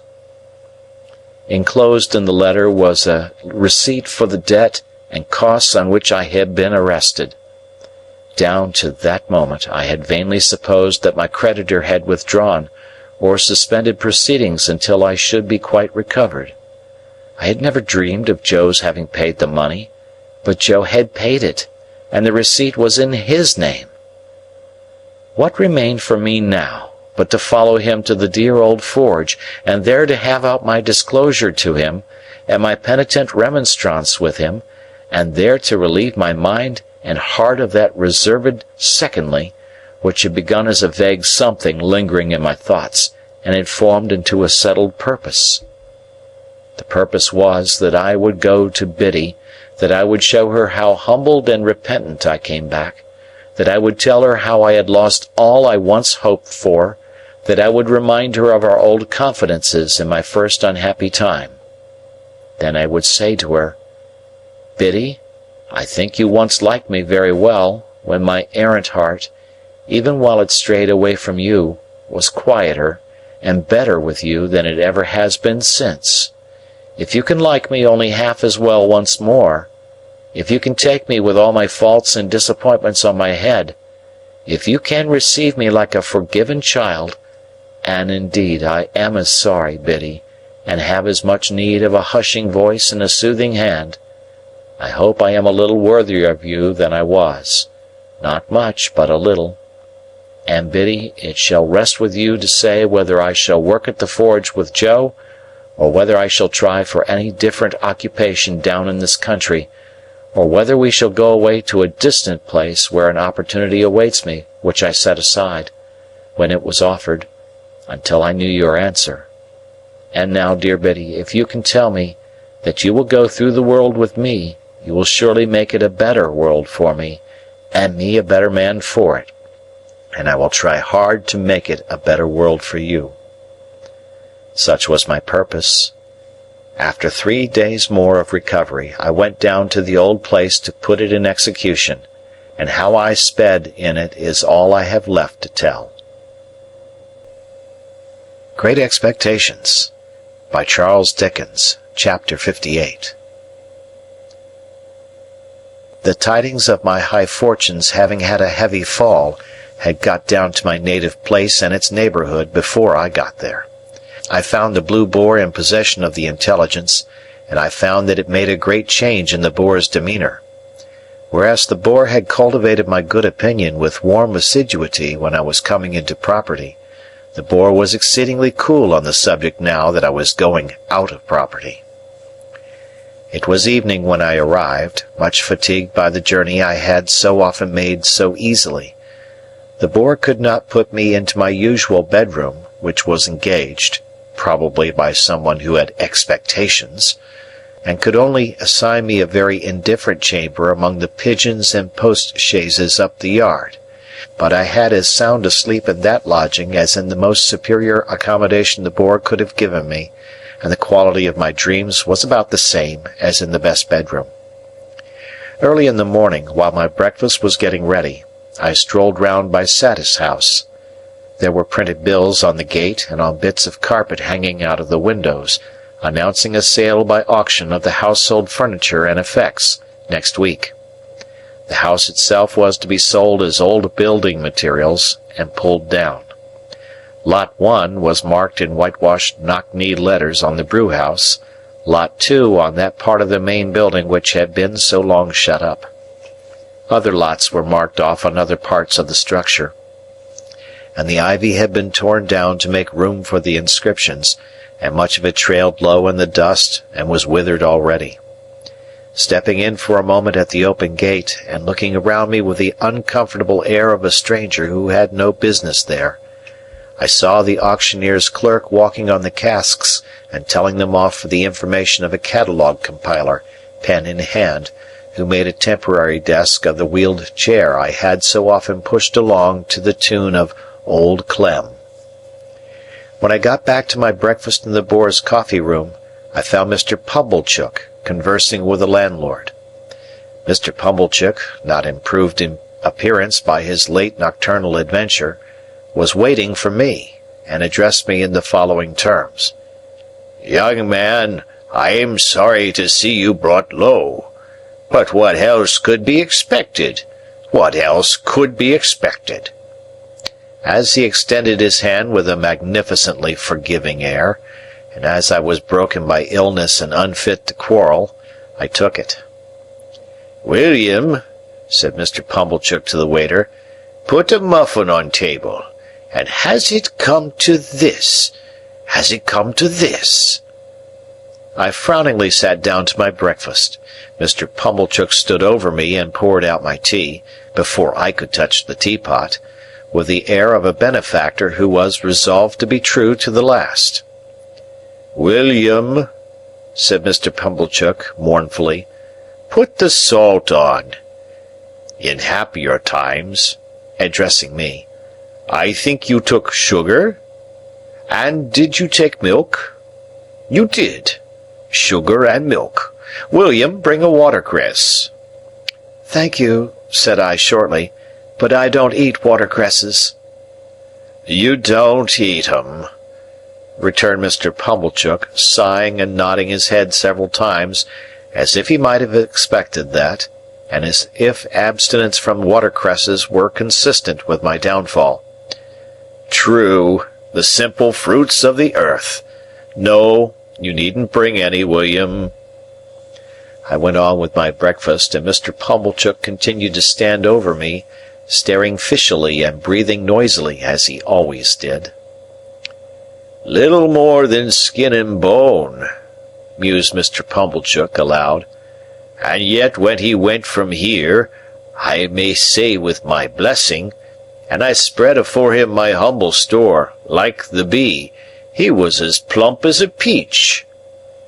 This reminded me of the wonderful difference between the servile manner in which he had offered his hand in my new prosperity, saying, "May I?" and the ostentatious clemency with which he had just now exhibited the same fat 5 fingers. "Ha!" he went on, handing me bread and butter. "And are you going to Joseph?" "In heaven's name," said I, firing in spite of myself, "what does it matter to you where I'm going? Leave that teapot alone." It was the worst course I could have taken, because it gave Pumblechook the opportunity he wanted. "Yes, young man," said he, releasing the handle of the article in question, and retiring a step or two from my table, and speaking for the behoof of the landlord and waiter at the door, "I will leave that teapot alone. You are right, young man. For once, you are right. I forget myself when I take such an interest in your breakfast as to wish your frame, exhausted by the debilitating effects of prodigality, to be stimulated by the wholesome nourishment of your forefathers. And yet," said Pumblechook, turning to the landlord and waiter, and pointing me out at arm's length, "this is him as I ever sported with in his days of happy infancy. Tell me not it cannot be. I tell you this is him." A low murmur from the two replied, The waiter appeared to be particularly affected. "This is him," said Pumblechook, "as I have rode in my shay-cart. This is him as I have seen brought up by hand. This is him unto the sister of which I was uncle by marriage, as her name was Georgiana Miria from her own mother. Let him deny it if he can." The waiter seemed convinced that I could not deny it, and that it gave the case a black look. "Young man," said Pumblechook, screwing his head at me in the old fashion, "you are a-going to Joseph. What does it matter to me, you ask me, where you are a-going? I say to you, sir, you are a-going to Joseph." The waiter coughed, as if he modestly invited me to get over that. "No," said Pumblechook, and all this with a most exasperating air of saying in the cause of virtue what was perfectly convincing and conclusive. "I will tell you what to say to Joseph.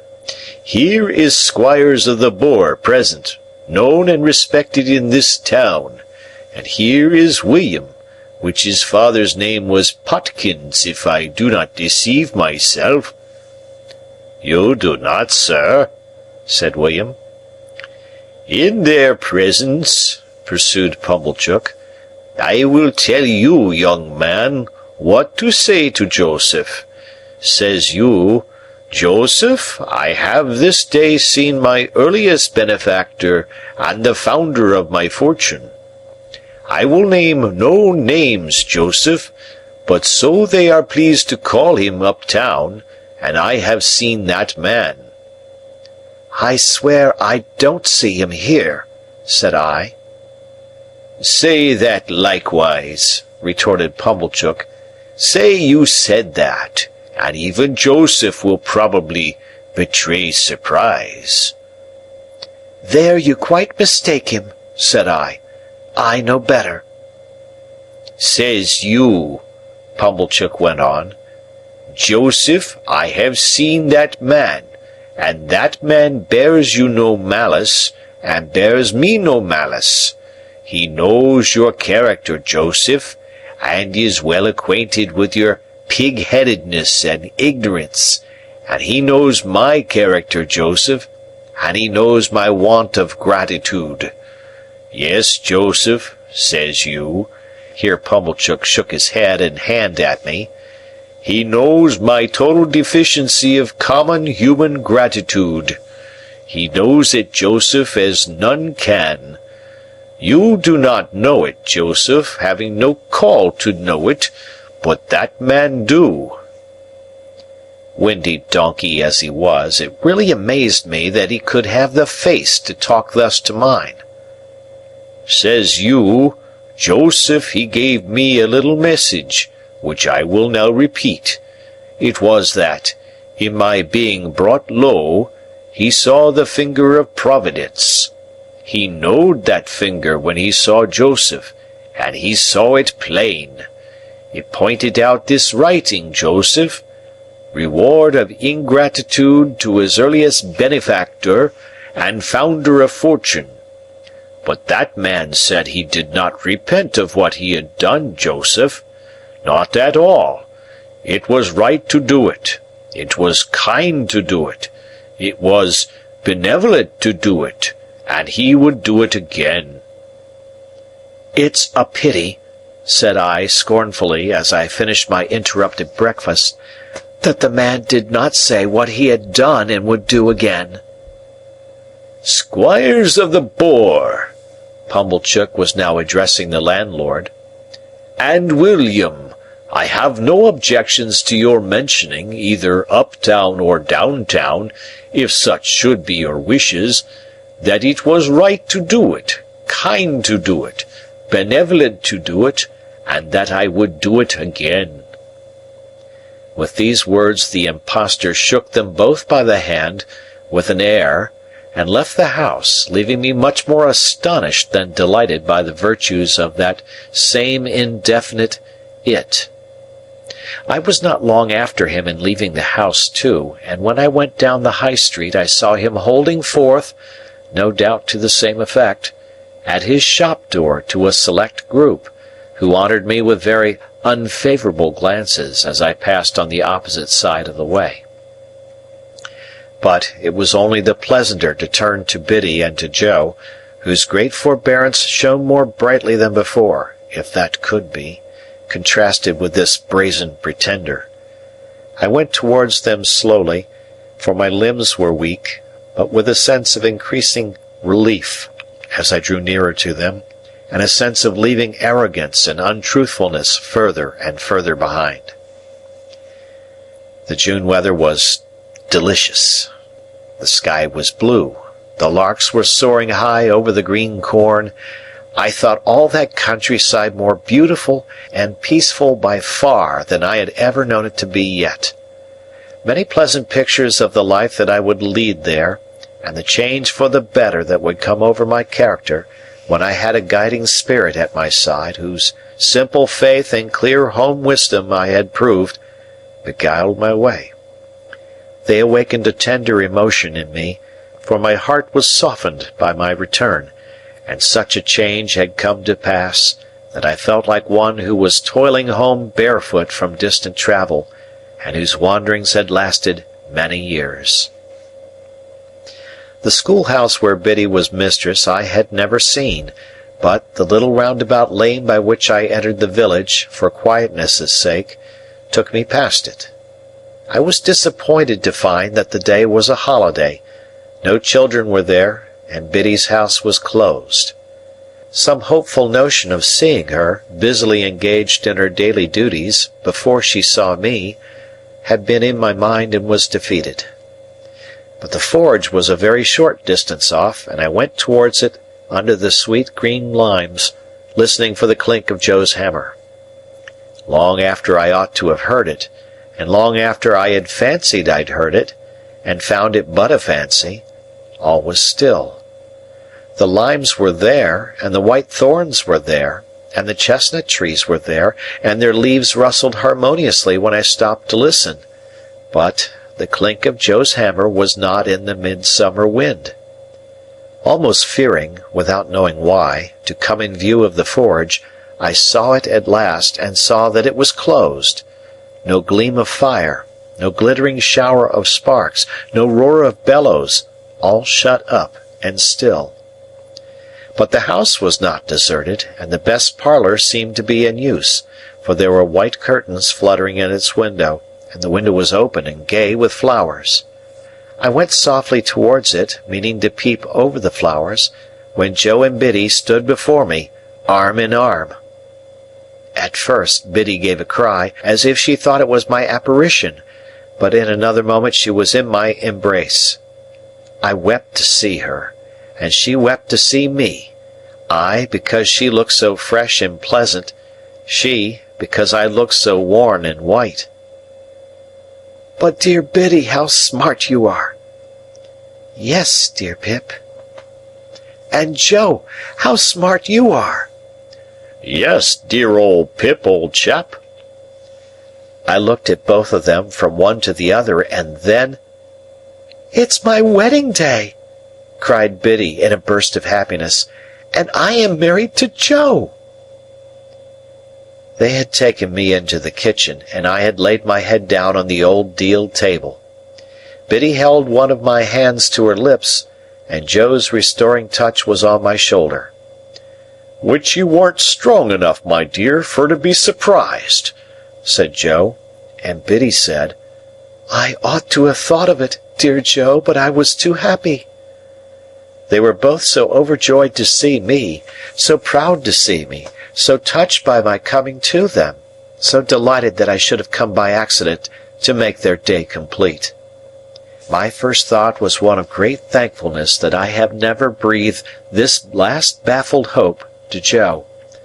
How often, while he was with me in my illness, had it risen to my lips! How irrevocable would have been his knowledge of it, if he had remained with me but another hour. "Dear Biddy," said I, "you have the best husband in the whole world, and if you could have seen him by my bed, you would have— but no, you couldn't love him better than you do." "No, I couldn't indeed," said Biddy.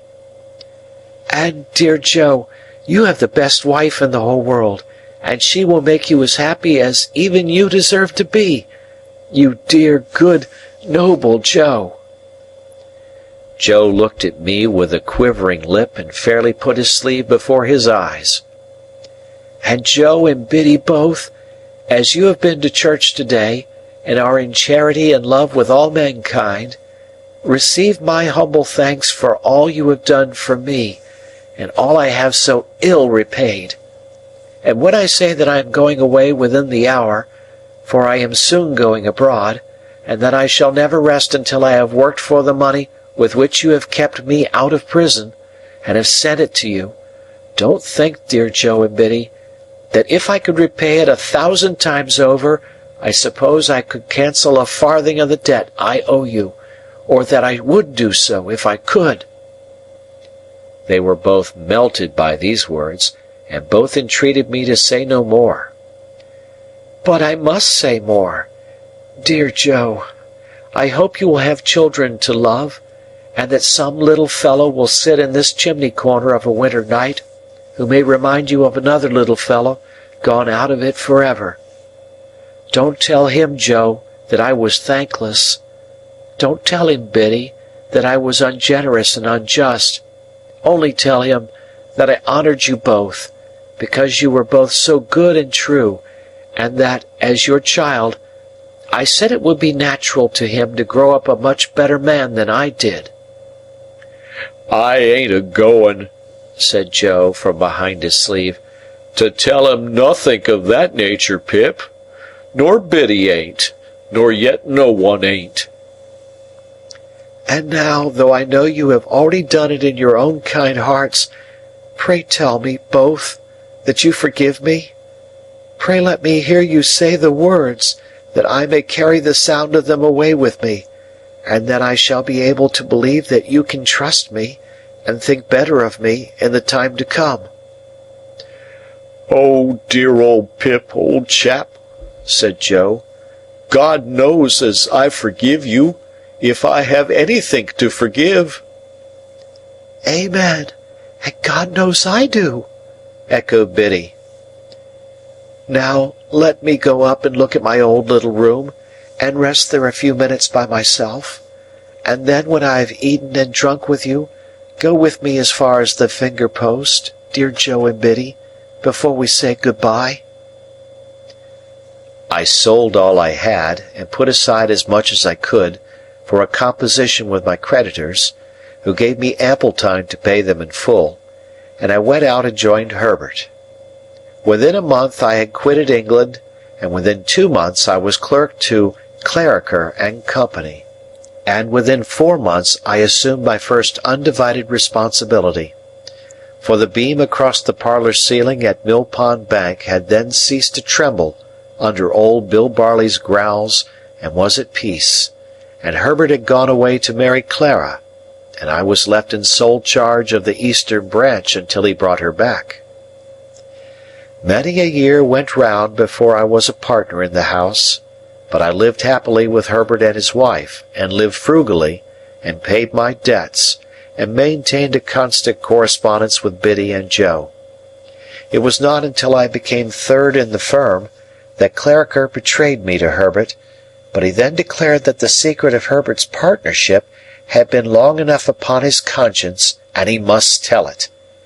So he told it, and Herbert was as much moved as amazed, and the dear fellow and I were not the worse friends for the long concealment. I must not leave it to be supposed that we were ever a great house, or that we made mints of money. We were not in a grand way of business, but we had a good name, and worked for our profits, and did very well. We owed so much to Herbert's ever-cheerful industry and readiness that I often wondered how I had conceived that old idea of his inaptitude, until I was one day enlightened by the reflection that perhaps the inaptitude had never been in him at all, but had been in me. Great Expectations by Charles Dickens, Chapter 59, the final chapter. For 11 years I have not seen Joe nor Biddy with my bodily eyes, though they had both been often before my fancy in the East, when upon an evening in December, an hour or two after dark, I laid my hand softly on the latch of the old kitchen door. I touched it so softly that I was not heard, and looked in unseen. There, smoking his pipe in the old place by the kitchen firelight, as hale and as strong as ever, though a little grey, sat Joe, and there, fenced into the corner with Joe's leg, and sitting on my own little stool looking at the fire, was I again. "We give him the name of Pip for your sake, dear old chap," said Joe, delighted, when I took another stool by the child's side, but I did not rumple his hair. "And we hoped he might grow a little bit like you, and we think he do." I thought so too, and I took him out for a walk next morning, and we talked immensely, understanding one another to perfection. And I took him down to the churchyard, and set him on a certain tombstone there, and he showed me from that elevation which stone was sacred to the memory of Philip Pirrip, late of this parish, and also Georgiana, wife of the above. "Biddy," said I, when I talked with her after dinner, as her little girl lay sleeping in her lap, "you must give Pip to me one of these days, or lend him at all events." "No, no," said Biddy gently, "you must marry." "So Herbert and Clara say, but I don't think I shall, Biddy. I have so settled down in their home that it's not at all likely. I'm already quite an old bachelor." Biddy looked down at her child and put its little hand to her lips, and then put the good matronly hand with which she had touched it into mine. There was something in the action, and in the light pressure of Biddy's wedding ring, that had a very pretty eloquence in it. "Dear Pip," said Biddy, "you are sure you don't fret for her?" "Oh no, I think not, Biddy." "Tell me, as an old, old friend, have you quite forgotten her?" "My dear Biddy, I have forgotten nothing in my life that ever had a foremost place there, and little that ever had any place there. But that poor dream, as I once used to call it, has all gone by, Biddy, all gone by." Nevertheless, I knew, while I said those words, that I secretly intended to revisit the site of the old house that evening, alone, for her sake. Yes, even so, for Estella's sake. I had heard of her as leading a most unhappy life, and as being separated from her husband, who had used her with great cruelty, and who had become quite renowned as a compound of pride, avarice, brutality, and meanness. And I had heard of the death of her husband, from an accident consequent on his ill treatment of a horse. This release had befallen her some 2 years before. For anything I knew, she was married again. The early dinner hour at Joe's left me in abundance of time, without hurrying my talk with Biddy, to walk over to the old spot before dark. But, what with loitering on the way to look at old objects and to think of old times, the day had quite declined when I came to the place. There was no house now, no brewery, no building whatever left, but the wall of the old garden. The cleared space had been enclosed with a rough fence, and looking over it, I saw that some of the old ivy had struck root anew, and was growing green on low, quiet mounds of ruin. A gate in the fence standing ajar, I pushed it open and went in. A cold silvery mist had veiled the afternoon, and the moon was not yet up to scatter it. But the stars were shining beyond the mist, and the moon was coming, and the evening was not dark. I could trace out where every part of the old house had been, and where the brewery had been, and where the gates, and where the casks. I had done so, and was looking along the desolate garden walk, when I beheld a solitary figure in it. The figure showed itself aware of me as I advanced. It had been moving towards me, but it stood still. As I drew nearer, I saw it to be the figure of a woman. As I drew nearer yet, it was about to turn away, when it stopped and let me come up with it. Then it faltered, as if much surprised, and uttered my name, and I cried out, "Estella!" "I am greatly changed. I wonder you knew me." The freshness of her beauty was indeed gone, but its indescribable majesty and its indescribable charm remained. Those attractions in it I had seen before. What I had never seen before was the saddened, softened light of the once proud eyes. What I had never felt before was the friendly touch of the once insensible hand. We sat down on a bench that was near, and I said, "After so many years, it is strange that we should thus meet again, Estella, here where our first meeting was. Do you often come back?" "I have never been here since." "Nor I." The moon began to rise, and I thought of the placid look at the white ceiling which had passed away. The moon began to rise, and I thought of the pressure on my hand when I had spoken the last words he had heard on earth. Estella was the next to break the silence that ensued between us. "I have very often hoped and intended to come back, but have been prevented by many circumstances. Poor old place." The silvery mist was touched with the first rays of the moonlight, and the same rays touched the tears that dropped from her eyes. Not knowing that I saw them, and setting herself to get the better of them, she said quietly, "Were you wondering, as you walked along, how it came to be left in this condition?" "Yes, Estella." "The ground belongs to me. It is the only possession I have not relinquished. Everything else has gone from me, little by little, but I have kept this. It was the subject of the only determined resistance I made in all the wretched years." "Is it to be built on?" "At last it is. I came here to take leave of it before its change. And you," she said in a voice of touching interest to a wanderer, "you live abroad still?" "Still." "And do well, I am sure?" "I work pretty hard for a sufficient living, and therefore, yes, I do well." "I have often thought of you," said Estella. "Have you?" "Of late, very often. There was a long, hard time when I kept far from me the remembrance of what I had thrown away when I was quite ignorant of its worth. But since my duty has not been incompatible with the admission of that remembrance, I have given it a place in my heart."